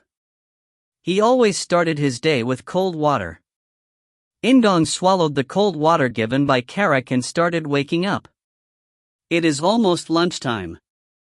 The clock next to the mini-map showed that it was already 11:20 a.m. It was unusual since normally, he would never have overslept this long. However, Karak's gaze was quite strange. What? Is there something on my face? Karak scratched his chin at In-gong's question and muttered. It is really amazing. How does a person know the time after just waking up? I just know. There was no need to explain about the features of his mini-map. Just like a good subordinate, Karak just nodded and brought him a wash basin instead of asking more questions. The other people? In-gong asked as he wiped his hair with a dry towel. Karak removed the wash basin and replied. They are working outside. It is almost time for lunch, so shouldn't Prince come out? I will do that. I'll take a look around. In-gong combed his hair, put on some outer garments and left the tent. There was a welcome face at the temple entrance. Your Highness. Yes, Karma. Good afternoon. Once In-gong said good afternoon instead of good morning, Karma bit her lip like she was trying not to laugh. Somehow, her respect for In-gong had spread into a strange shape. In-gong took a look around with Karak and Karma. Like Karak said, everyone was busy working. The most important thing was to process the bodies. Yesterday, this place was a battlefield. Their allies' bodies were cleaned up last night, but there were still the bodies of the Cassios and Drake Ogres. Usually they would be left for scavengers, but this case was different. Hundreds of bodies were next to the temple where a miracle had occurred, so they couldn't be left alone. The Cassios' bodies were dismantled into leather, bones, teeth, etc. On the other hand, they didn't know the identity of the Drake Ogres and how to dismantle them. Therefore, they were buried in the ground. In-gong's gaze turned to the other side. Behind the temple was a small forest of tree ants. The tree ants were taking in the sun like yesterday's movements were a lie. They seemed like ordinary trees. Still, it is noticeable. There was suddenly a forest in the grasslands. After looking around properly, In-gong decided to visit Ferocious Eyes. It was to discuss various post-Cassio's problems. However, there was someone who was one step ahead of him. It was also in his head. My master. Green Wind. Is your body okay? In-gong looked up and asked. As expected, Green Wind's shape didn't appear, but her voice was slightly clearer than before. It is okay. I'm sorry our conversation got cut short last night. Green Wind had lost consciousness last night and turned into wind instead of waking up again. It didn't matter since he could still feel green wine through conquest, but it was comforting to hear her voice. It is fine. Do you remember what happened yesterday? I remember talking about Master's power of conquest. I don't know why, but the remnants of ankle that remain inside me came to the forefront of my consciousness. What about now? I can't feel it now that it has subsided. There was regret in Green Wind's voice. She seemed to miss Ankle's essence. In-gong nodded thoughtfully. It is pointless to ask any more about conquest. It was clear that last night's story about conquest had evoked Ankle's voice, but it was unlikely that Ankle would appear again from the same thing. The king's power and the conquest knight. That, itself, was a harvest. Elder dragons were more likely to have special knowledge about conquest and a conquest knight. If not, there would have been no reason for Ankle to wake up. I'll have to really explore the library in the Demon King's palace. However, his merit level was still lacking to use the large library. He needed a little more time to investigate. I shouldn't be hasty. He needed to build up his merits and strength, and he had to stop the day of massacre that Zephyr would cause. The things he needed to do hadn't changed. In-gong settled his heart and looked at the air again. He heard Green Wind's voice. Master, I want to tell you a story. Can you come to the small temple? I understand, I'll do so. I'll be waiting. Not only Green Wind's voice but the wind circling In-gong disappeared. Feeling strange, In-gong looked back to see Karma's eyes shining like lanterns. Your Highness, were you talking to Green Wind just now? She asked in an excited voice. In-gong responded with his hand slightly raised, as if he was calming her down. It happened so suddenly. Oh, my God. Having a conversation so naturally at your age. It is great. Excuse me, but if your Highness becomes a druid, you will surely be crowned with greatness. Respect was shining in her eyes. It was burdensome, so In-gong turned his gaze away, only to see Carrick having a different type of look in his eyes. Thank goodness. I thought Prince had gone crazy all of a sudden. I did. In-gong shrugged and Carrick laughed. Karma's eyes moved between them as she ate up their conversation. Anyway, I will be going back to the temple. Karma quickly raised her hand and asked In-gong. Can I go with your Highness? She was excited because she wanted to meet Green Wind. In-gong shook his head with a sorry expression. I'm sorry, but Green Wind wants to discuss something with me. I understand. Then I will protect the entrance of the temple. Karma was slightly disappointed, but she still gave a spirited answer. Carrick, who was watching quietly, interrupted the conversation. Prince, then I will go to Ferocious Eyes to sort things out. This needs to be reported to the Demon King's palace. Carrick had completed In-gong's miscellaneous duties even when it was the Red Lightning Tribe mission. In-gong gave a thumbs up to Carrick, his all-rounder assistant. Yes, you are the best. I'll give you a present once we return to the Demon King's palace. I'm looking forward to it. Carrick laughed and went his own way. Karma stared after Carrick with envy. Is it due to the reward or does she want to go to the Demon King's palace? It reminded him of the drunk Karma from last night. Well, I really am thinking of taking her. However, right now, the meeting with Greenwind was more urgent. In-gong delayed the interview with Karma and headed to the temple hastily. Master. He left Karma at the entrance and entered the temple alone, then saw Greenwind sitting between the tree trunks. However, unlike yesterday, her body was transparent. She seemed like the wind spirit that Felicia had called. Is it difficult? In-gong asked as he approached the tree trunk, and Greenwind shook her head. It's not like that. I am just saving my strength. After this conversation with Master, I will start working on replacing my parts. Then I'm glad. In-gong sighed with relief and sat down on the bed. It was in order to converse with Greenwind. Greenwind got in a comfortable position and said, Master, my conversation with Master yesterday was based on the premise that you are my temporary master. However, now I know that you are my permanent master. It is about something Master told me last night. Collecting the powers of the 6 dragons? That's right. It was a story I didn't get a chance to tell you yesterday. Greenwind rose from the tree trunk and reached into the air. Then a map of Anger Plains appeared before Greenwind. In the northernmost part of Anger Plains, there is a relic of Watcher Ankle. A bunch of lights started to form around the map. The shape was clear, so In-gong recognized it instantly. A shield?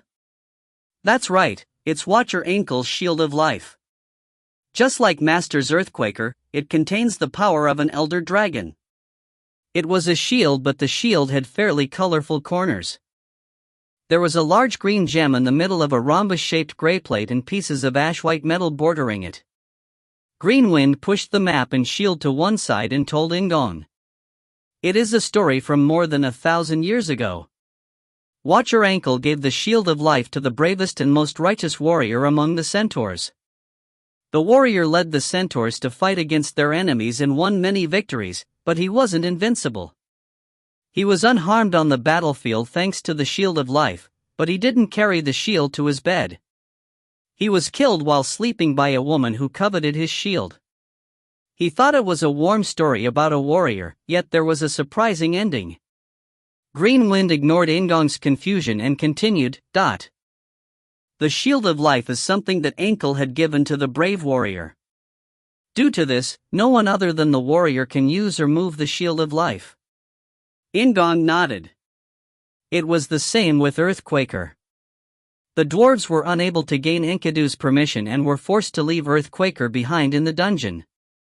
The centaurs in this story weren't much different.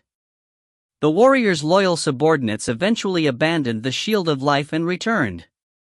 The shield of life was buried in the warrior's tomb in the north, and over 1,000 years have since passed. The shield of life became a legend, and the centaurs attached the name of the brave warrior to the shield. White Eagle, that is the new name of the shield of life. Greenwind finished her story and looked back at In-gong. Master, was my story good? Then please praise me. I am ready to hear praise. Greenwind puffed up and smiled. However, In-gong didn't respond. His mouth gaped open and he shouted while jumping up. White Eagle! Of course, he knew it. It was obviously a name in his memory. It was a fantasy that existed in Knight Saga. In Knight Saga, it was a top-notch shield that couldn't be found despite In-gong challenging it many times. Yes, if it is in the northernmost area, then I wouldn't have found it. In Knight Saga, not all the land located in the north could be explored. Beyond the north side of the Demon King's dominated area, the demons lived in harsh environments. The reason why the Cassios headed south every year was because it was hard to live beyond the northern limit line. The Anger Plains were one of several areas in contact with the long stretch of the northern limit line. The northern limit line was virtually outside the demon world, so it was a land that he couldn't travel to when playing Knight Saga. White Eagle, it is a relic of an elder dragon. It contained the power of an elder dragon, but he was given a clue about where to find it. Moreover, In-gong had ankle strength, so it was clear that he could obtain it. As In-gong clenched his fist with joy, Greenwind pouted. I am in a bad mood again. I am upset. Then she kicked the ground and In-gong turned his attention back to Greenwind. Thank you for the great information. Do you know the location of the tomb? I know it, but I don't know the exact location. If I get closer, I will probably know. In-gong nodded thoughtfully. Will it take 3 or 4 days to restore your parts? Yes, but if I review it again, I think I can finish it faster. The life magic was activated due to the protection magic. That part relies on me less. In other words, it would be easy to replace her. Okay, then please do so. I understand. I will start working on it straight away. Greenwind said with somewhat slumped shoulders. At that moment, something flashed through In-gong's head and he said quickly. Thank you, it was a really great story. It is late, but my pain has been resolved. Her voice brightened. In-gong smiled involuntarily and said. Just let me know when it is done. I will compliment you again. I will expect it. Greenwind smiled brightly and disappeared into the wind. Once alone, In-gong flopped down on his bed and started thinking. I can use the task of punishing the Cassios as an excuse to go to the north. He didn't think of reporting everything directly to the Demon King's palace. He had to hide the fact that he had conquered Greenwind. The problem is who will be dispatched from the Demon King's palace. He couldn't hide the defense magic of the small temple. It was highly likely that the Demon King's palace would dispatch an expert of harmful ruins. There is a person from Knight Saga that I want to see. If they still had the same value, In-gong wanted them. Someone would come anyway, so it was better if that person was someone he knew information about. The merit is likely to be reported today. At the latest, a specialist from the Demon King's palace will arrive in a week to 10 days. It would take time to select and send the specialist. It might even be later than that. Maybe I should leave without waiting. There would be no problem because he could use the subjugation of the remaining Cassios as an excuse. In-gong finished his calculations and headed out of the temple. He wanted to talk to Carrick. However, after 3 days, In-gong was forced to modify his plan. It was because the expert from the Demon King's palace had arrived early. Moreover, the ruins expert was well known to In-gong. And Felicia Nuna? If you find any errors, ads pop-up, ads redirect, broken links, non-standard content, etc., please let us know. Report chapter so we can fix it as soon as possible. Chapter 53, Chapter 8, Excavation Number 2. Chapter 53, Chapter 8, Excavation Number 2. Felicia Nuna? It has been a few days. It is nice to see you again. It had only been 5 days since In-gong had left the Demon King's palace. Felicia and Delia, who entered the central room of the small temple where In-gong was staying, were as gorgeous as ever. In-gong slightly shrugged and said, Nuna, did the Demon King's palace dispatch you?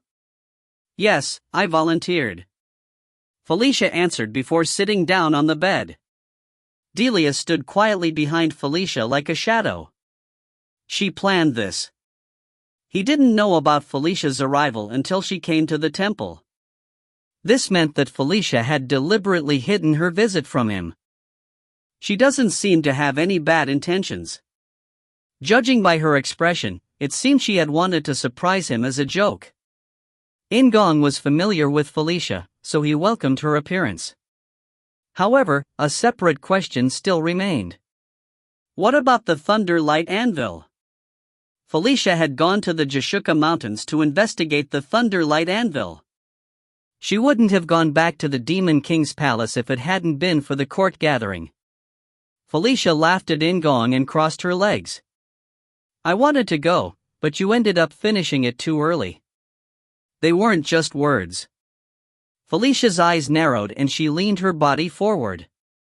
It was barely 2 days. 2 days.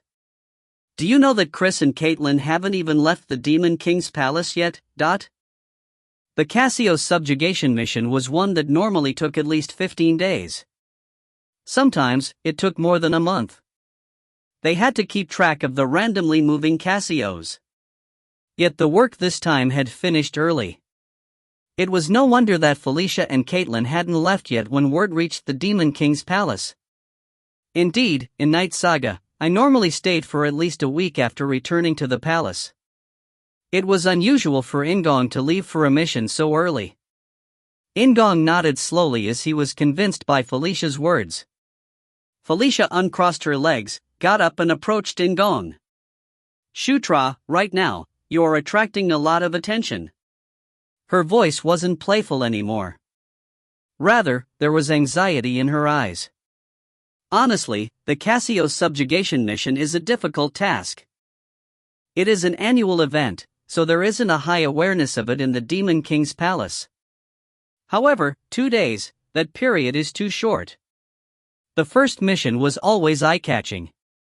Moreover, the Cassios mission was a tradition that had lasted for a long time.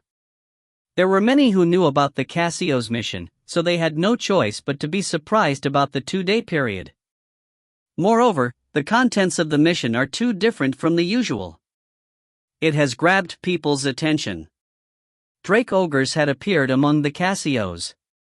The Cassios had showed different movements from the usual. Strong protection magic had been activated on the anger planes.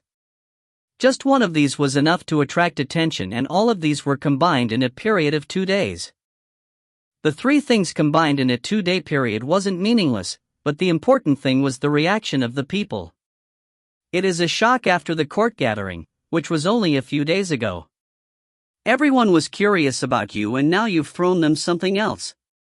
You are a very fresh and interesting person. The details of which royal child was responsible for the mission and how they solved it wasn't a secret. However, not everyone had access to these contents. The only person who knew In-gong's merit level was Isabella, who was in charge of the merits department. However, the situation had changed. The moment the Demon King called In-gong's name, the world had changed. Many people knew of In-gong's first mission after the court gathering, and they were exposed to this surprising news. So, why is Nuna here?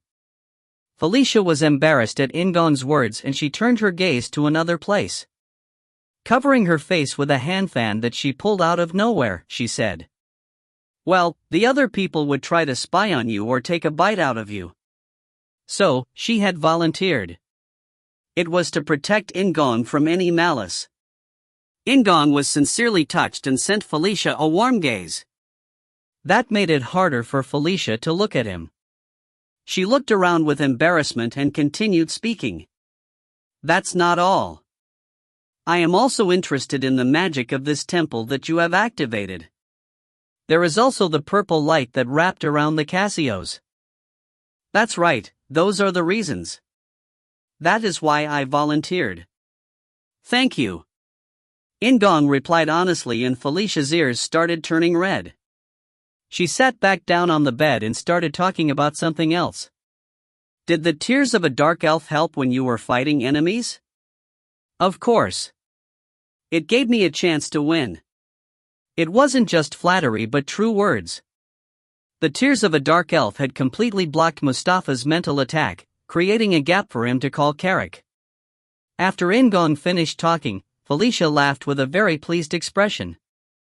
"Of course. It is one of the strengths of a dark elf. Look forward to seeing more of its strengths in the future." It really seemed like that, so Felicia felt good after hearing In-gong's words of gratitude. Felicia laughed and said, "Anyway, you obtained nice merits this time.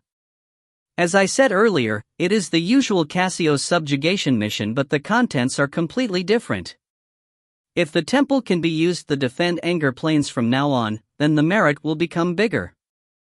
Isabella said that. Due to the nature of her job, Isabella maintained a fairly friendly relationship with the children of the Demon King. In-gong suddenly had a question after remembering Isabella. Are Chris Young and Caitlin Nuna well? Chris is the same and Caitlin wanted to come along, but she had no justification for it. They told me to say hello for them. In-gong laughed at Felicia's answer. This wasn't because of the news of Chris and Caitlin. You have become pretty close to both of them, but. As soon as he asked, the answer had popped out instantly. It was an atmosphere he couldn't imagine having when he had first met them during the Red Lightning campaign. It seemed like Chris was still somewhat distant, but she had completely befriended Caitlin. Felicia blushed at In-gong's words and stood up. Anyway, both of them are ready to return to the land of the lycanthropes. They will probably leave the Demon King's palace tomorrow or the next day. In-gong nodded because he had already expected it. It is unfortunate. It was likely that it would be several months before he could meet the two of them again. This regret was revealed on In-gong's face, and Felicia spoke in a bright voice like she was comforting In-gong. Perhaps we should end the private meeting so the people stop waiting? Carrick just blinked from where he was standing next to In-gong, and Delia gave a faint smile. He knew that Felicia wasn't referring to Carrick. With the exception of some exceptional circumstances, they were in existence that were the hands of the royal children and kept their secrets. They talked with their most trusted counselors next to them. In-gong understood and looked at Carrick. Carrick. Understood. Carrick opened the firmly closed door and brought in the person who had been waiting outside. It was Ferocious Eyes. Sixth Princess Felicia Doomblade, it has been a while. Yes, it has been a while. The two of them had already met during a previous Cassio subjugation mission. In-gong was able to feel the joy that both Ferocious Eyes and Felicia felt. It seems like he is close to everyone except Zephyr. As In-gong thought this, another person entered the room. In-gong's eyes widened as he saw the new person. Daphne? The Dryad Daphne, a child of one of the Demon King's concubines. She was a beautiful girl with green skin and blue hair that looked like an illustration in a book. Felicia introduced Daphne to In-gong. Have you ever met? This is Daphne, daughter of the fifth concubine. When looking at the status of the concubines, Felicia was ranked higher than the fifth consort. Daphne graciously introduced herself to In-gong. It is great to see Ninth Prince. I am Daphne, the daughter of the fifth concubine Echo. Nice to meet you, I am Shutra Ignus. In-gong received her greeting. Fortunately, her reaction showed that she had almost no interaction with the previous Shutra. Felicia spoke again.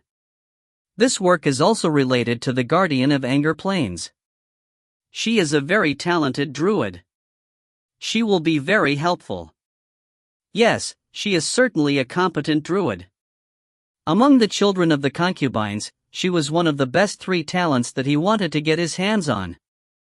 Daphne lifted her gaze gently and said, Ninth Prince, I heard that you have met Green Wind of the Anger Plains. Yes, I heard her voice. We fought together on the plains. In fact, he had ended up conquering her after they met. Daphne jumped at In-gong's reply. She took one step closer to In-gong and said, She has preserved the Anger Plains for more than 1,000 years, but no one has seen her. Among the centaurs, isn't it extremely rare to hear her voice? Daphne was strangely excited while Ferocious Eyes nodded deeply. Almost never. Green Wind's voice hasn't been heard in the past few decades? Yet In-gong had met Green Wind. It occurred one day after he had arrived at the Anger Plains, beating the record of the local centaurs and satyrs. Great. Yes, it is great. Felicia said with admiration, and Ferocious Eyes agreed. Karma, who was standing in the corner, didn't open her mouth, but her eyes showed she also agreed. So, Master, treat me more carefully. Green Wind whispered in his ears. The others couldn't hear her voice. In-gong pretended not to know when Felicia brought up a new topic. Then Shutra, what are you planning to do next? This mission ended too soon, so it isn't a good idea to return to the Demon King's palace. In the case of this mission, there is room for an extension. It was obvious what she was suggesting and In-gong nodded. There are still remnants of the Casios. Green Wind also wants to take care of them. Master, I never said that. Green Wind spoke again, but this time she could be heard by the others. Ferocious Eyes expressed his surprise. Is that Green Wind? Yes, she is being considerate. At first, he had intended to use scouting the north as an excuse, but he changed his mind in a few days. Obtaining White Eagle was still his top priority, but In-gong really felt the need to scout the north. As Felicia had said, there were many strange things about this work. Maybe something unusual truly was happening beyond the northern limit line. In-gong thought of Anger Plains and the centaurs living there. For them, it was necessary to investigate the cause of this situation. Of course, I also have to consider the merits. Moreover, In-gong had some doubts. The rampage of the Casios and the participation of the Drake Ogres weren't things that had happened in Knight Saga. Then I'll go with you. Ferocious Eyes? Ferocious Eyes looked around the room and then at In-gong. This occurred on Anger Plains. Ninth Prince has prevented the immediate crisis, but many people are concerned about the future. If I go to the north with Ninth Prince, the tribes will feel comforted. It was quite reasonable. Felicia laughed and agreed. Okay, it has been decided. Then I will follow. Sixth Princess? Felicia winked at Ferocious Eyes' question and spoke to In-gong. Didn't I tell you? One of the reasons why I am here is to investigate the violent Casios. Wouldn't it be better to investigate the living Casios instead of the dead ones? That was also reasonable. It was what he had expected since Felicia appeared. So, In-gong had used the excuse of Green Wind. It would strengthen the reasoning behind the scouting mission. Then I will also join you. Daphne carefully looked at both Felicia and In-gong. Then In-gong made a decision. Please do so. Daphne smiled happily. Thank you. I will do my best to help Prince and Princess. Yes, I will use this opportunity to become friendly. In-gong became resolved again and looked at Felicia. She shrugged and said, We are both royal children, but you are the representative. Look after me this time. Please take care of me as well. Ferocious Eyes shook slightly and asked, Ninth Prince, when will we start? There is no reason to lose our sleep. I recommend that we start tomorrow morning. Due to the nature of the scouting, he didn't intend to go with many troops. Ferocious Eyes nodded. I understand. I will start preparing and carefully select the most outstanding warriors. Then today, I will check the temple with Daphne. The last one to speak was Felicia. Each person's work was neatly decided. The centaurs heard the news after the meeting ended. They were satisfied that In-gong was going with their chief, and the satyrs appreciated the fact that the sixth princess came here after the ninth prince. It was proof that the Demon King's palace thought about the Anger Plains. On the day of departure, there was one person who didn't look excited at the thought of the new journey. Carrick, what is it? In-gong asked Carrick in a small voice as he had Ferocious Eyes and 20 centaurs behind him. Carrick moaned and said, I feel like something is going to happen. No, it is probably nothing. Let's depart. Carrick closed his mouth and looked straight ahead. And exactly 3 days later, in the afternoon, Carrick's words became a reality. And this dash. Why did you have to say that? You are the one who asked. If you find any errors, ads pop up, ads redirect, broken links, non-standard content, etc., please let us know. Report chapter so we can fix it as soon as possible. Chapter 54, Chapter 8, Excavation Number 3. Chapter 54, Chapter 8, Excavation Number 3. This dash. Why did you have to say that? You are the one who asked. In-gong screamed at Karak after seeing the mini-map. There weren't just 1 or 2 red dots. There were more than 30 dots coming from different directions. Almost all of them were Cassios. There were some Drake ogres mixed in, but not many. Remnants of the enemy forces. In-gong raised his head and looked around quickly. His companions, who had been setting up a camp, hurriedly pulled out their weapons as the Cassios and Drake ogres came running. It was an unreasonable guess since the monsters didn't have any identification marks, but In-gong felt like they weren't the ones who had fought at the same temple. It was because they were running like crazy with a purple aura surrounding them. Don't panic. Get ready for battle. Ferocious Eyes cried out fiercely. The centaurs held spears instead of bows and Delia blew a whistle to gather the Dracos. For the past 3 days, In-gong's party had never been attacked by an enemy. They had just found the corpses of the Cassios and Drake ogres occasionally. In-gong finished organizing his thoughts. Now wasn't the time to think leisurely. Like Ferocious Eyes said, it was time to prepare for battle. Karak threw down the pile of firewood and picked up his dwarf axe. In-gong quickly opened his inventory and equipped Earthquaker. Dragon Blood. A reaction came as soon as he opened the power of a dragon humanoid. Earthquaker cried angrily as it emitted a red and yellow light, and In-gong's white aura grew like oil had been added to fire. However, that wasn't all. In-gong raised Earthquaker and gave a loud shout. Green Wind. Magic. He called upon the support magic that Green Wind had used in the battle against Mustafa. However, unlike his expectations, nothing happened. In-gong looked urgently toward his waist. Green Wind had a temporary home in a small piece of wood, so her voice was heard from it. Master, it is impossible. I don't have the strength right now. In-gong understood immediately. Green Wind had spent most of her power making a substitute of herself. He hadn't thought she would be so weak that she couldn't use her secondary magic, but now wasn't the time to think about such things. I will do it myself. Battlefield Protection LV1. Grassland Reclamation LV1. It was the secondary magic that Green Wind had used in the battle over the small temple. It was level 1, so it wasn't as powerful as before, but it was better than nothing. A green wind wound around In-gong's limbs and his body felt lighter. At that moment, Green Wind exploded. How? Master, how can you use my magic? Instead of replying, In-gong gave protection of the wind and grassland reclamation to Karak. Green Wind's devastated voice was still buzzing at In-gong's ears. This is my presence. The image of Green Wind in his head flopped down weakly, but he couldn't afford to worry about it right now.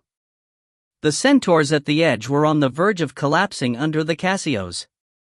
In-gong raised a dwarf dagger with his left hand in order to use below the king's flag. However, before he could do so, screams rang from before him. Kaya Ak. There were 4 women in the group, and In-gong's gaze headed toward Delia, who was riding a Draco. In-gong rushed out hastily after hearing the screams, while Daphne screamed as huge monsters dived down from the sky. Many things flashed through his head instantly. The monsters, Geist, a flying humanoid monster with the wings of a bat instead of 2 arms, were a vampire species that sucked the blood of their prey. It went without saying that their goal was Daphne. A Geist grabbed at Daphne with sharp legs. In-gong immediately activated Aura. Explosive running speed unique to Beast Authority was triggered, and In-gong moved in between Daphne and the Geist, swinging his fist without any particular aim. Explosive Power. In-gong fist struck the upper body of a Geist. He had used the skill urgently, but the strength was enough. The body of the Geist, that had been floating in the air, flew out a few meters and slammed into the ground. In-gong also lost his balance and fell to the ground, but it was only for a moment. In-gong's body recovered quickly and he rushed toward the Geist. The Geist was a man with a huge body, over 2 meters tall, but his body was light because he was a flying person. In-gong had to finish it in one blow. A Geist's most powerful close combat weapon was his large wings and sharp claws at the tips of his wings. The two wings were made of a special leather that was excellent in defense. Additionally, the battle could drag on for a long time if the Geist flew up. In-gong struck the Geist's chest once again. In-gong's explosive power rushed out and cracked the Geist's ribs. Earthquaker was breaking his body. Blood spilled out as his chest literally caved in and he died. In-gong breathed roughly. His aura was exhausted due to the explosive, but he could still afford to use it due to dragon blood. Kayak. It was Daphne, not the Geist. Daphne was shaking on the ground while Karak was standing in front of her. Thanks to In-gong's spell, Karak was surrounded by wind as he swung his axe at the Geist rushing toward Daphne. Prince! Fire arrow! In-gong heard Karak's call and instantly cast a spell. A fire arrow extended from In-gong's left hand and flew straight at the head of a Geist. The person blocked the fire arrow hastily with his wings. The fire arrow exploded against the wings, but it was only a level 1 magic. So, there was only smoke and soot. However, In-gong's intention from the beginning had been to seal the man's movements. Karak's weapon was a large battle axe and not a fist, like In-gong's. It wasn't long before it hit the wings. Karak swung the axe like a cleanup hitter and smashed the Geist. The Geist screamed and fell onto the ground. Karak stepped forward and took the Geist's head off with his axe, just like he was splitting firewood. Koraha! Karak raised his head and gave a battle cry. It wasn't a boast but to warn against any other flying Geists. After confirming that there weren't any more Geists, Karak turned and approached Daphne, who was panting on the ground. "Young lady, are you okay? Can you stand?" Karak asked him politely without honorifics but in a kind manner. He stretched out a hand toward Daphne. Daphne stared blankly before nodding slowly. I am okay. I can stand. Daphne swallowed her saliva and grabbed Karak's hands. Karak then pulled Daphne up at once. Instead of intervening in the battles occurring elsewhere, it seemed like he was devoted to defending Daphne. Daphne gazed at Karak's trustworthy back and started to chant a spell. She used a druid magic unique to dryads. When In-gong saw this, he went into a strange mood. What is this? There is a strange sense of deprivation. In-gong had tried to save Daphne and it was In-gong who had prevented the first attack. Yet, what was that gaze? Shouldn't she be gazing like that toward In-gong? Perhaps, she doesn't like younger people? Or was it the shaky leg effect? However, the important thing right now was Daphne's inexperience in battle. The Daphne that In-gong had known in Knight Saga wouldn't have frozen up like this before an enemy. The gap in time between year 512 and year 513, which was the start of Knight Saga, seemed to be bigger than expected. Master, it isn't the time to be thinking. The battle hasn't ended yet. Green Wind's voice woke In-gong up and he looked around. Ferocious eyes had a blue aura around him as he dealt with the Drake Ogres and Cassios while the Centaurs were fighting fiercely. Just like the battle against the Red Lightning Tribe, Felicia didn't attack directly but restricted the enemy's movements with various spells. The Cassios slipped on the grass while the Drake Ogres sank deep into the ground. In-gong decided to support Ferocious Eyes. Delia was next to Felicia, so Felicia would be fine. Karak. Watch Daphne. Understood. I will protect her. While Daphne stared excitedly at Karak's back, In-gong rushed into the crowd of Cassios. Green Wind whispered into In-gong's ears. Master, I will strive to be helpful even without my power. It seemed to be an extension of what happened earlier. She didn't want to hear yes, you are useless. There was slight depression in her voice but In-gong dismissed it. It was because the group of Cassios was right in front of him. The number of Cassios, Drake Ogres and Geist was nearly double that of In-gong's party, but it was an almost one-sided battle due to Felicia and the overwhelming combat power of Ferocious Eyes. Once the fighting ended, the Cassios were literally wiped out. On the other hand, there were no deaths in In-gong's party. After confirming that the last Cassios had fallen under the hands of an elite centaur spearman, In-gong took a deep breath.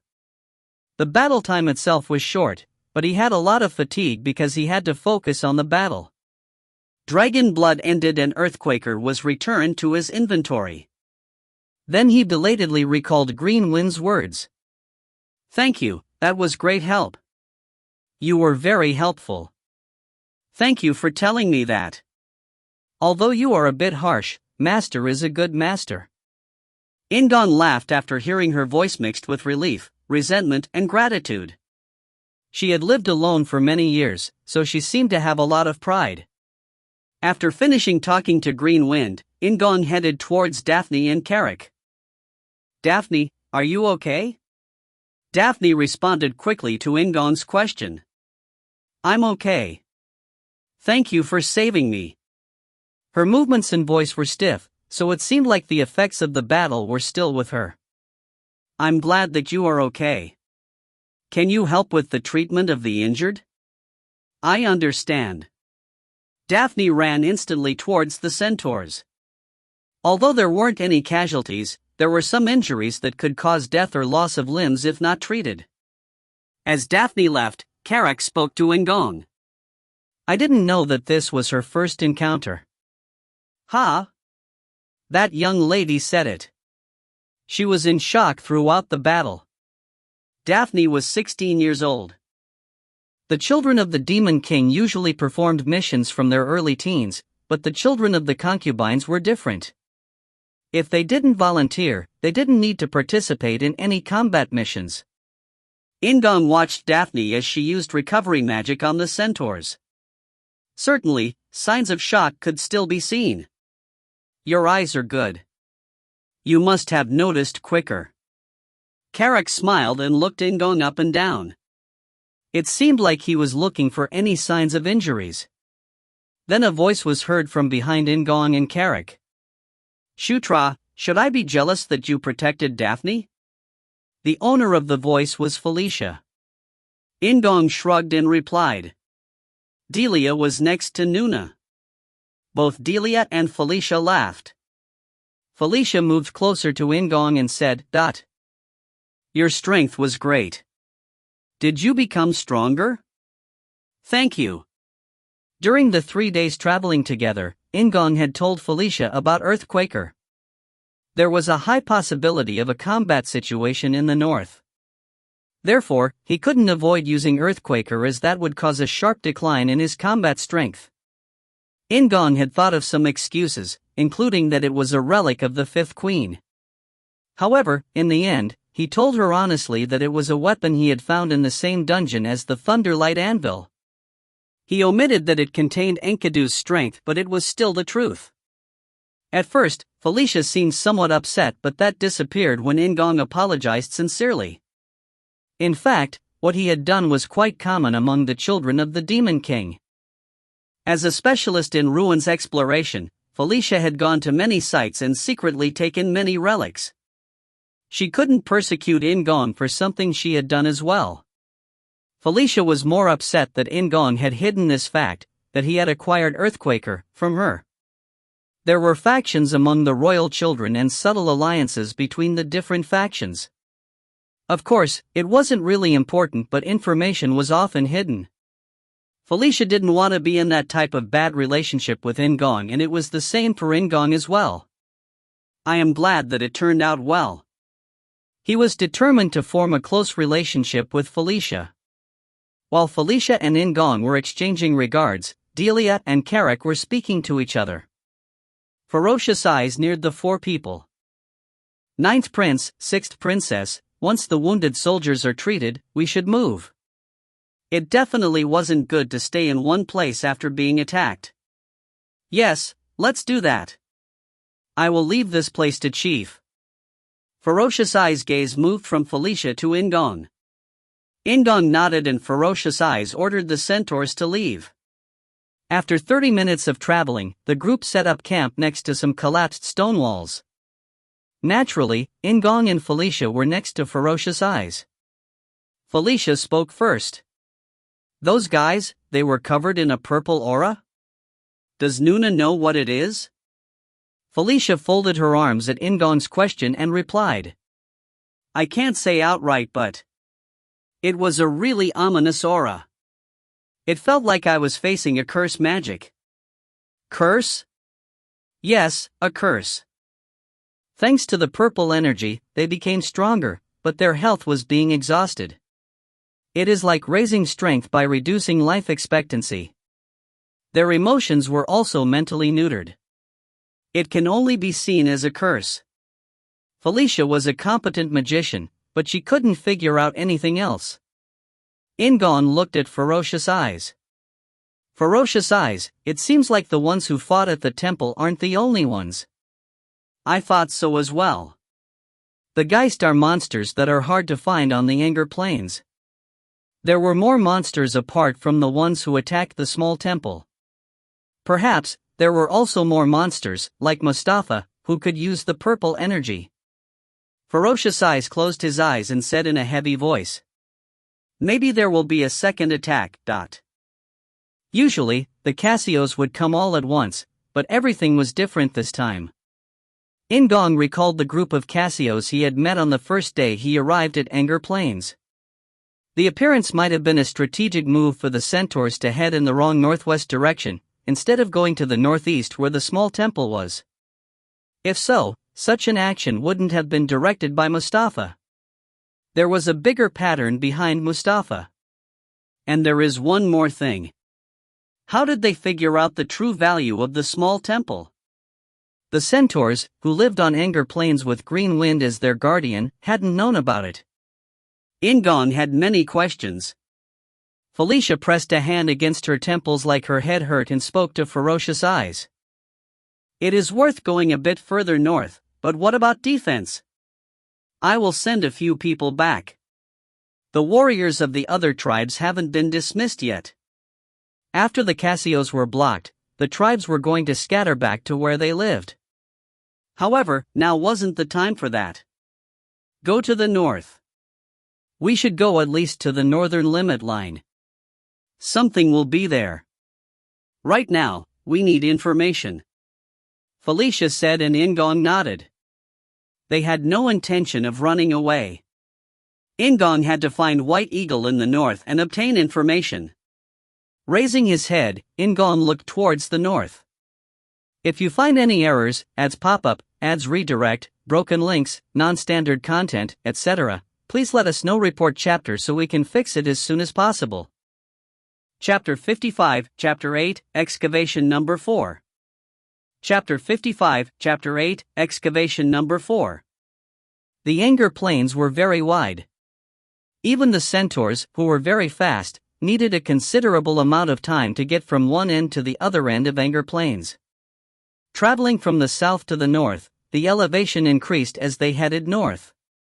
By the time they got to the northern limit line, the place that the centaurs considered the end of Anger Plains, there was a high altitude comparable to a mountain. The surrounding terrain also contained rocky slopes, wastelands and hills. It was because Ankel's magic power weakened the further away it was from the small temple. After 5 centaurs returned to the south, In-gong's group encountered more Cassios and Geists as they moved further. He wasn't sure about what type of surprises there would be, but he was certain that they shouldn't spend that much time in the north. They traveled a further 2 days towards the north. In-gong's group reached the point that the centaurs thought was the end of Anger Plains. The northern limit line is a little further ahead, but we call this place the end of Anger Plains. Ferocious Eyes said as he held his spear and gazed back and forth. He seemed to be drawing an invisible line. Felicia explained further for everyone.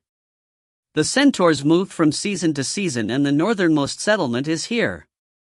The centaurs had a nomadic life and used the entire Anger Plains as their home. The environment got worse the further north it was. However, if the season was right, it was a good place to live. Despite being the first time they came here, In-gong and Carrick just nodded. However, Daphne showed a different reaction. After listening to Ferocious Eyes and Felicia's words, she spoke with an uneasy voice. The strength gets stronger the closer we get to the north. I can feel the fear of the spirits. Even In-gong shivered from the chills. Daphne gazed at Felicia with anxious eyes. Daphne's condition worsened the closer she got to the northern limit line. She was more sensitive than In-gong or Felicia to the atmosphere of the north because she was a dryad. Green Wind whispered in In-gong's ears. Master, I can feel an ominous energy from the north. If the energy felt from the Drake Ogres and Cassios was a firefly, the energy from the north is like moonlight. The reason for the purple energy is probably there. In fact, that was the purpose of his party. Moreover, it wasn't just that. The tomb of White Eagle is in the vicinity. I can feel it. I can only tell the direction right now, but it is obvious that it is located before the northern limit line. White Eagle was also nearby.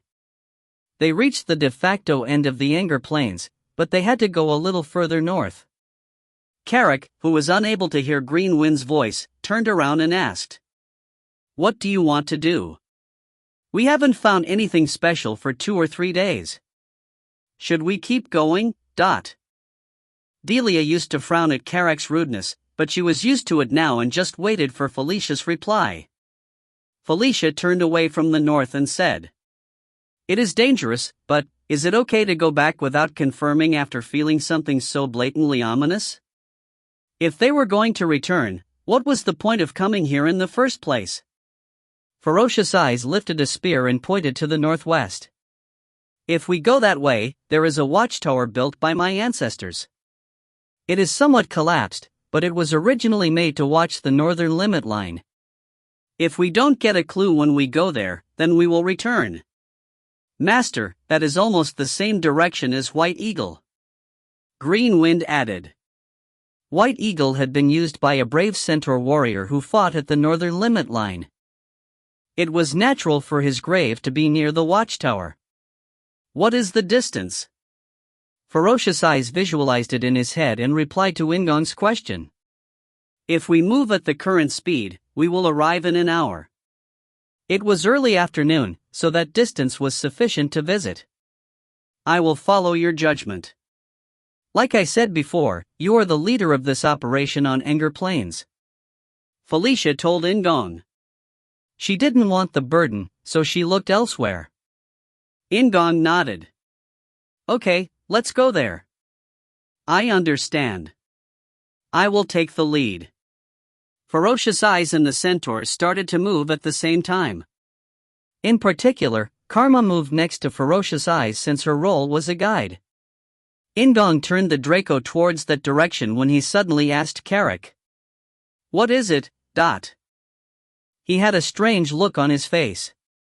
It was similar to his expression on the first day that they departed. Carrick faced In-gong and shook his head. "I won't say it." However, In-gong already knew the answer just by his expression. In-gong sighed before smiling. In-gong also felt an ominous feeling, but it was time to move. "Let's go, Meiba." The Draco immediately responded when In-gong called his name and he started running lightly after the centaurs. And that is the watchtower.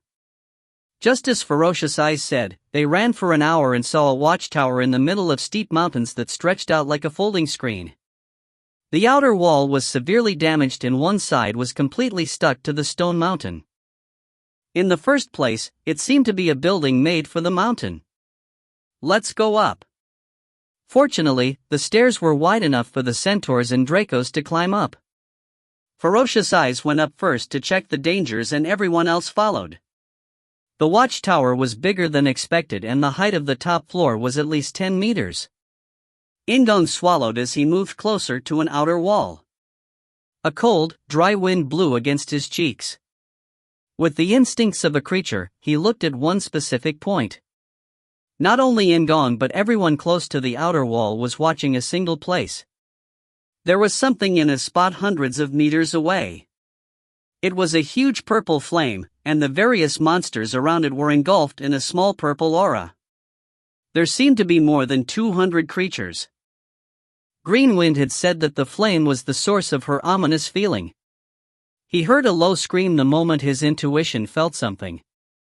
It was from Daphne. "Young lady, are you okay?" Carrick rushed to ask Daphne, but she shook her head and didn't answer. Felicia watched Daphne and said, "I can feel the ominous aura directly. As I said before, this child is sensitive to it as a half-spirit." In-gong retreated from the outer walls with the centaurs and they gazed at each other. Daphne seemed to regain stability from Felicia's words and said to In-gong, "An undead. It is also an advanced one. At the very least, it should be a lich." Two types of undead existed in the demon world. One was an undead that was naturally caused by the flow of magic through the demon world. The other type was undead created by necromancy. The naturally occurring undead were usually low-grade ones, such as skeletons or zombies, but sometimes an object could create a powerful undead that surpassed that. It must be the culprit in this situation. There is an undead that's this intelligent, so I have to go back and prepare. We need to inform the Demon King's palace about this situation. That was the original plan. However, just when he finished speaking, Felicia suddenly looked back in the direction that In-gong had climbed up from. "Felicia Nuna? I can hear a sound from behind us." Felicia's ears pricked up. Her dark elf hearing was the best among the party. The centaurs, including Ferocious Eyes, listened intently to the sound. It sounded like the ground was ringing. Instead of waiting, In-gong asked Greenwind, "Greenwind, can you share your gaze?" When Greenwind brought In-gong to the temple, she showed her viewpoint. Greenwind had directly conveyed what she saw to In-gong. "I'll try. Go up to the sky." At In-gong's order, a green light sailed into the air. Greenwind looked at the south and in the next moment, In-gong swallowed a moan. The mini-map was filled with red dots.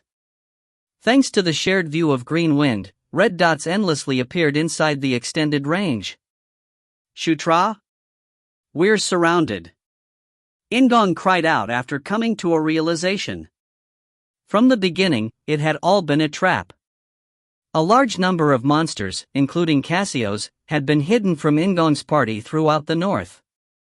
It was clear that the undead had been waiting for the moment to surround In-gong's party. The undead could also share its gaze. This was a means of receiving information in real time from distant subordinates. Otherwise, the elaborate movements In-gong was currently seeing wouldn't be possible. Escape! Enemies are flocking from everywhere. There were no questions asked. Carrick picked up Daphne, who couldn't stand properly, and got on the Draco. Felicia and Ferocious Eyes both looked at In-gong. In-gong nodded straight away. "I'll lead the way. Run!" In-gong looked simultaneously at the mini-map as well as what was in front of him. The siege was still forming. If they poked a gap, they could open a path to escape. "Master! Look at the sky, dot!" Greenwind shouted when he first started running. In-gong looked up hurriedly at the sky. Keek! 5 geists were gliding toward him. Ferocious Eyes quickly pulled out a bow and shot at them. An arrow pierced the neck of one while Felicia caused a sharp wind to divert the path of another one. However, there were still 3 remaining. The centaurs rushed to take out a spear or bow, but they weren't as fast as Ferocious Eyes. 2 centaurs were unable to escape the attacks of the geists and fell to the ground. Just go! There was no room to save them. Ferocious Eyes shouted as he fired an arrow at a geist attacking a centaur on the ground. Like Ferocious Eyes said, there was no time to delay. Stick together! In-gong screamed loudly as he stabbed his dagger into the air. The power of conquest rose like a storm. Below the king's flag, a pure white light emerged from In-gong and wound around his companions. The legs of the Dracos and Centaurs were filled with an unhealthy power as In-gong's party ran at a faster pace than usual. "Daphne!" Felicia called out to Daphne. It was to ask for her dryad magic to help escape, but Daphne wasn't in a position to respond properly. She shook her head with a pale expression and trembling lips. "Master! That person! He is coming!" There was no need to think. There was only one reason for Daphne's condition to deteriorate. At the same time, a cold chill was felt from behind them.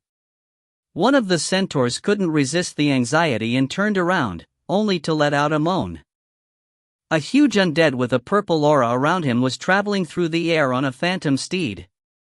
The head of the skeleton was covered with a large plate made of the bones of various monsters.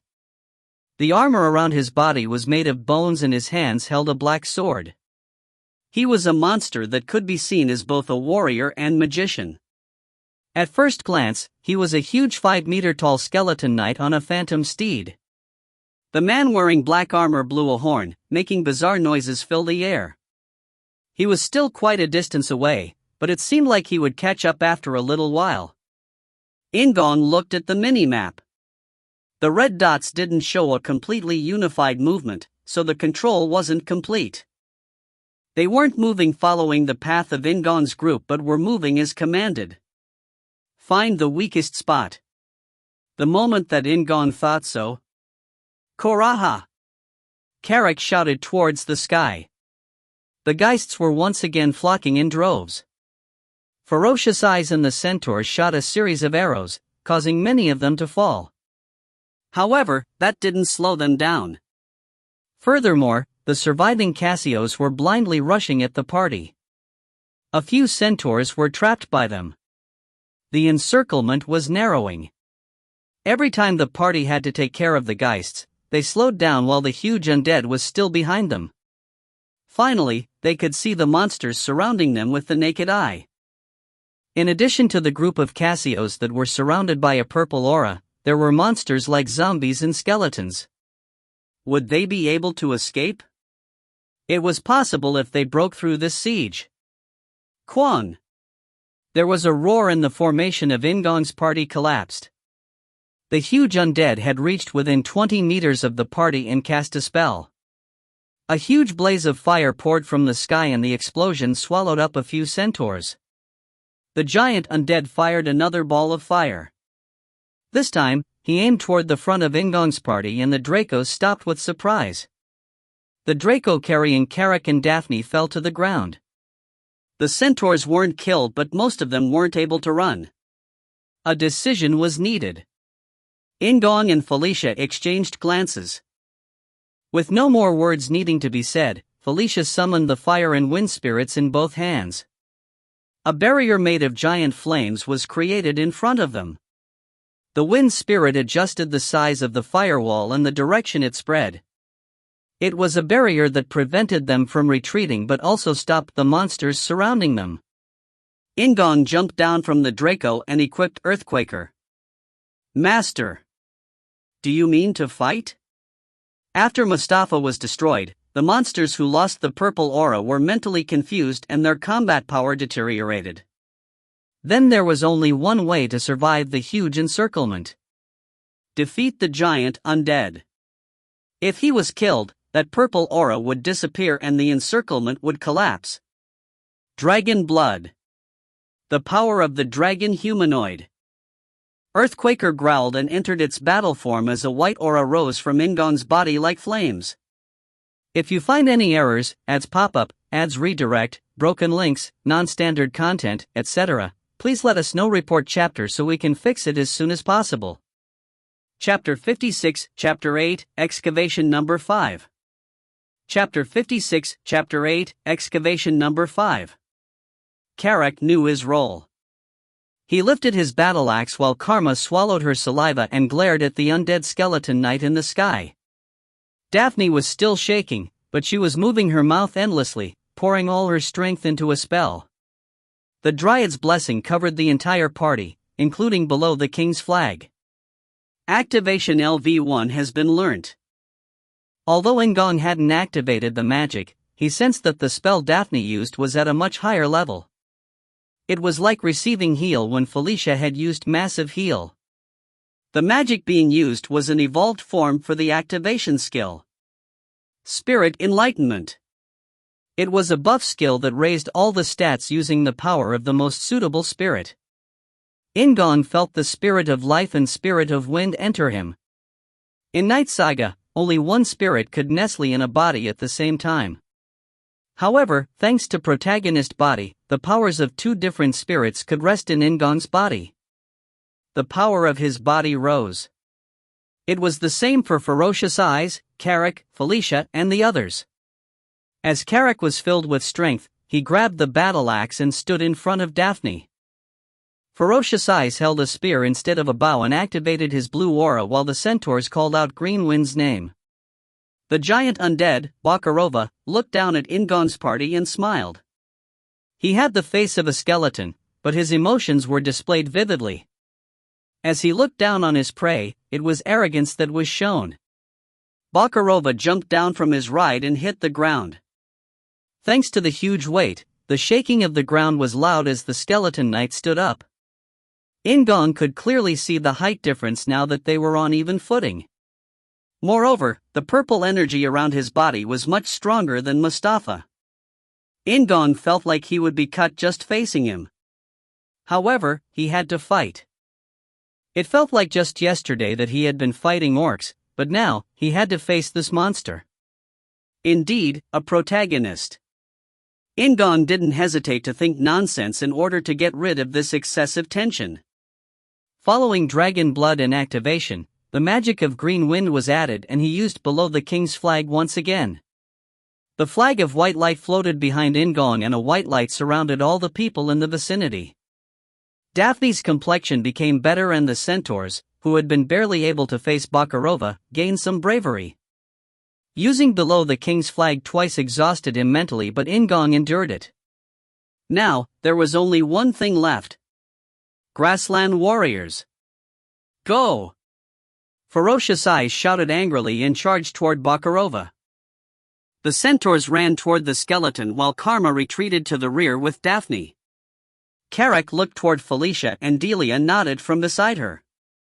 Karaha! Carrick gave a war cry and joined Ferocious Eyes. Bakarova moved between the two of them while wielding his sword. The purple aura formed into dozens of sharp blades and stabbed at the two of them. Oh! The blue aura around Ferocious Eyes broke the purple energy. Carrick, who had escaped behind Ferocious Eyes, quickly rushed toward Bakarova after the purple aura was broken. Meanwhile, In-gong sprang up from the floor. Carrick struck Bakarova's leg with his axe, but the bones were so hard that, while holding the axe, Carrick's arms shook terribly. Moreover, the purple aura rose like it was going to swallow Carrick. At that moment, In-gong caught Bakarova's eye. Bakarova's eyes blazed and the violet aura chased In-gong, not Carrick. A ball of fire flew from Bakarova's left arm. In-gong rolled on the ground to avoid the flames while Ferocious Eyes aimed at Bakarova. Coup! The blue aura was concentrated on the end of Ferocious Eyes' spear. Immediately after shooting the ball of flames, Bakarova turned his head toward Ferocious Eyes and opened his mouth. It was a type of breath attack. A purple pillar poured out from Bakarova and hit Ferocious Eyes. Kwang! Ferocious Eyes was pushed away, but he wasn't hit directly by the violet pillar. It was thanks to the light pillar's power being alleviated by the quickly swinging spear. Karma sighed with relief as she watched, but it was too early. Ferocious Eyes avoided a direct hit but couldn't prevent the additional effects of the violet pillars. A wicked curse covered Ferocious Eyes' body. Below the king's flag reduced the power of the curse greatly, but it did not eliminate it completely. The remaining bits of the violet pillars ate at Ferocious Eyes' flesh and health. Ferocious Eyes further resisted the curse by activating his aura. Carrick shifted Bakarova's gaze back to him by wielding his axe while In-gong attacked from behind him. However, Bakarova swung his black sword at Carrick. Carrick ducked down to avoid the attack and struck Bakarova's leg. Once again, he wasn't able to do any damage, but it was enough to break Bakarova's balance. Bakarova staggered for a moment. It was a movement that In-gong, who was behind Carrick, cared about. In-gong observed Bakarova. He turned his body to avoid 5 fireballs and activated Beast Authority on his left hand. As flames poured down, he evaded all 5 of them and aimed the explosive power at Bakarova's feet. Kwang! There was a loud roar and a part of Bakarova's leg was broken. Bakarova staggered and Carrick poured all the power of the earth spirit inside him into his axe. It wasn't as good as the elves, but the orcs had a high affinity for spirits. Carrick struck Bakarova's other leg. Quiet! Bakarova screamed and stumbled again. He burned the purple aura and Carrick and In-gong moved urgently to avoid it. The grass, where they had been standing, died in an instant and the land itself turned completely black. Bakarova gathered the energy and fired it from his mouth. If the first one was a pillar of light, then this time, it was a wave. Bakarova's first target was Carrick. Carrick! Just before the purple aura swept through Carrick, In-gong called his name and Carrick appeared in front of In-gong. Call was a skill that could only be used once every 3 days, but now wasn't the time to save it. In-gong and Carrick were then forced to split apart. Not only did the land, that was swept by the wave of light, turn black, poison had also started to rise from it. The centaurs, who were fighting the creatures near the area of the purple energy, had their bodies melted down. It was horrible enough to be called a poison rather than a curse. He finished spewing out the light wave and raised his sword toward In-gong. Receiving Bakarova's gaze, In-gong gathered his white aura on Earthquaker. It drew the focus of Bakarova's eyes and he didn't look anywhere else. He was only concerned with In-gong. At that moment, as Bakarova rushed forward, wielding his sword, Felicia finally used a spell. After casting the flame barrier, she had spent all that time preparing this. Felicia was a magician who was unsuitable for direct combat, but that didn't mean she couldn't use any attack spells at all. Triple Blast. It was a powerful synergy attack that combined 3 properties. A dazzling blue, red and yellow light emerged in a magic circle from Felicia's stretched out hand. It swirled and headed toward Bakarova. That's right. The moment that In-gong thought so, Bakarova's body suddenly disappeared. Triple Blast penetrated through the air as In-gong looked back hurriedly. Delia, who was next to Felicia, screamed. Blink! It was a close-range space jump magic. Bakarova had never lost sight of Felicia. He was able to share the gaze of every monster that was surrounded by the purple aura. While Felicia had been preparing her magic, he also prepared Blink. He then activated it the moment Felicia unleashed her spell. He moved 10 meters from his original position and opened his mouth toward the defenseless Felicia. A purple pillar of light stretched out toward her. Kwang! Once again, there was a deafening sound. The purple light scattered into many pieces as Felicia and Delia stared helplessly at a person in front of them. Ferocious Eyes. Instead of responding, Ferocious Eyes knelt down. His injuries were separate from the curse as he had to raise his aura hastily to prevent the urgent moment. Laughter burst from Bakarova's skull. Instead of aiming the sword directly at Felicia, he turned to In-gong while dozens of geists dived down from the sky. Their goals were Felicia, Delia, Karma, and Daphne. It was too reckless. He couldn't do anything, yet he couldn't give up. In-gong continued gathering his aura on Earthquaker. He still had gigantic piston remaining. Bakarova laughed at In-gong. The Cassios and Drake Ogres were already gathered beyond the flame barrier that Felicia had created. Carrick grabbed his axe quietly and In-gong took deep breaths before his last rush. It was at that moment. Master! He heard Green Wind's voice. However, it was strange. Her voice was too far away. It felt like she was barely reaching him from a distance. In-gong touched his waist with his left hand reflexively. He couldn't feel Green Wind in the small piece of wood. There was only a mere bit remaining. When had she left and why? Master. Activate Ankle's power. Shoot her power into the air. Her voice was too far away. It felt like she was using all her power just to reach out with her voice. In-gong observed Bakurova and smiled for no reason. He closed his eyes and concentrated on the power of conquest. It was crazy to close his eyes for a few seconds in front of an enemy. However, he didn't care. In-gong just concentrated. He recalled the power he had felt when he became a dragon humanoid as well as the illusion of Ankle that he had seen. Watcher Ankle. The elder dragon with the power of life. The words she had said and the power she had given In-gong. In-gong opened his eyes and Bakurova was charging right before him. In-gong unleashed the gigantic piston that he had gathered and stopped Bakurova's rush. Then he roared towards the sky. It was similar to Aura. No, he honestly didn't know if he did it properly. The roar of a dragon humanoid filled the sky as Bakurova appeared before In-gong. He gave an eerie laugh and swung the black sword. Then at that moment, a terrible rumbling noise was heard from afar. A pure white and green light rushed through the air like a blade of wind. They couldn't help looking back. Bakurova and everyone on the battlefield looked in the direction of the sound. It was preceded by wind. Traces of white and green moved in the air and passed by the Geists attacking Felicia. Red blood spurted in the air from their necks and wings as the Geists fell to the ground. It was a beautiful trajectory. It fell to the ground at In-gong's and Bakurova's feet, causing Bakurova to retreat with surprise from the huge power of life it was emitting. It was located in front of In-gong. It was a shield. Pieces of white metal spread like wings while a green glow emitted from between the metal plates. Master. Green Wind's voice was heard clearly. Her voice was heard clearly from White Eagle, and In-gong was the only one who understood the situation. Shortly after the battle began, Green Wind had left In-gong's side.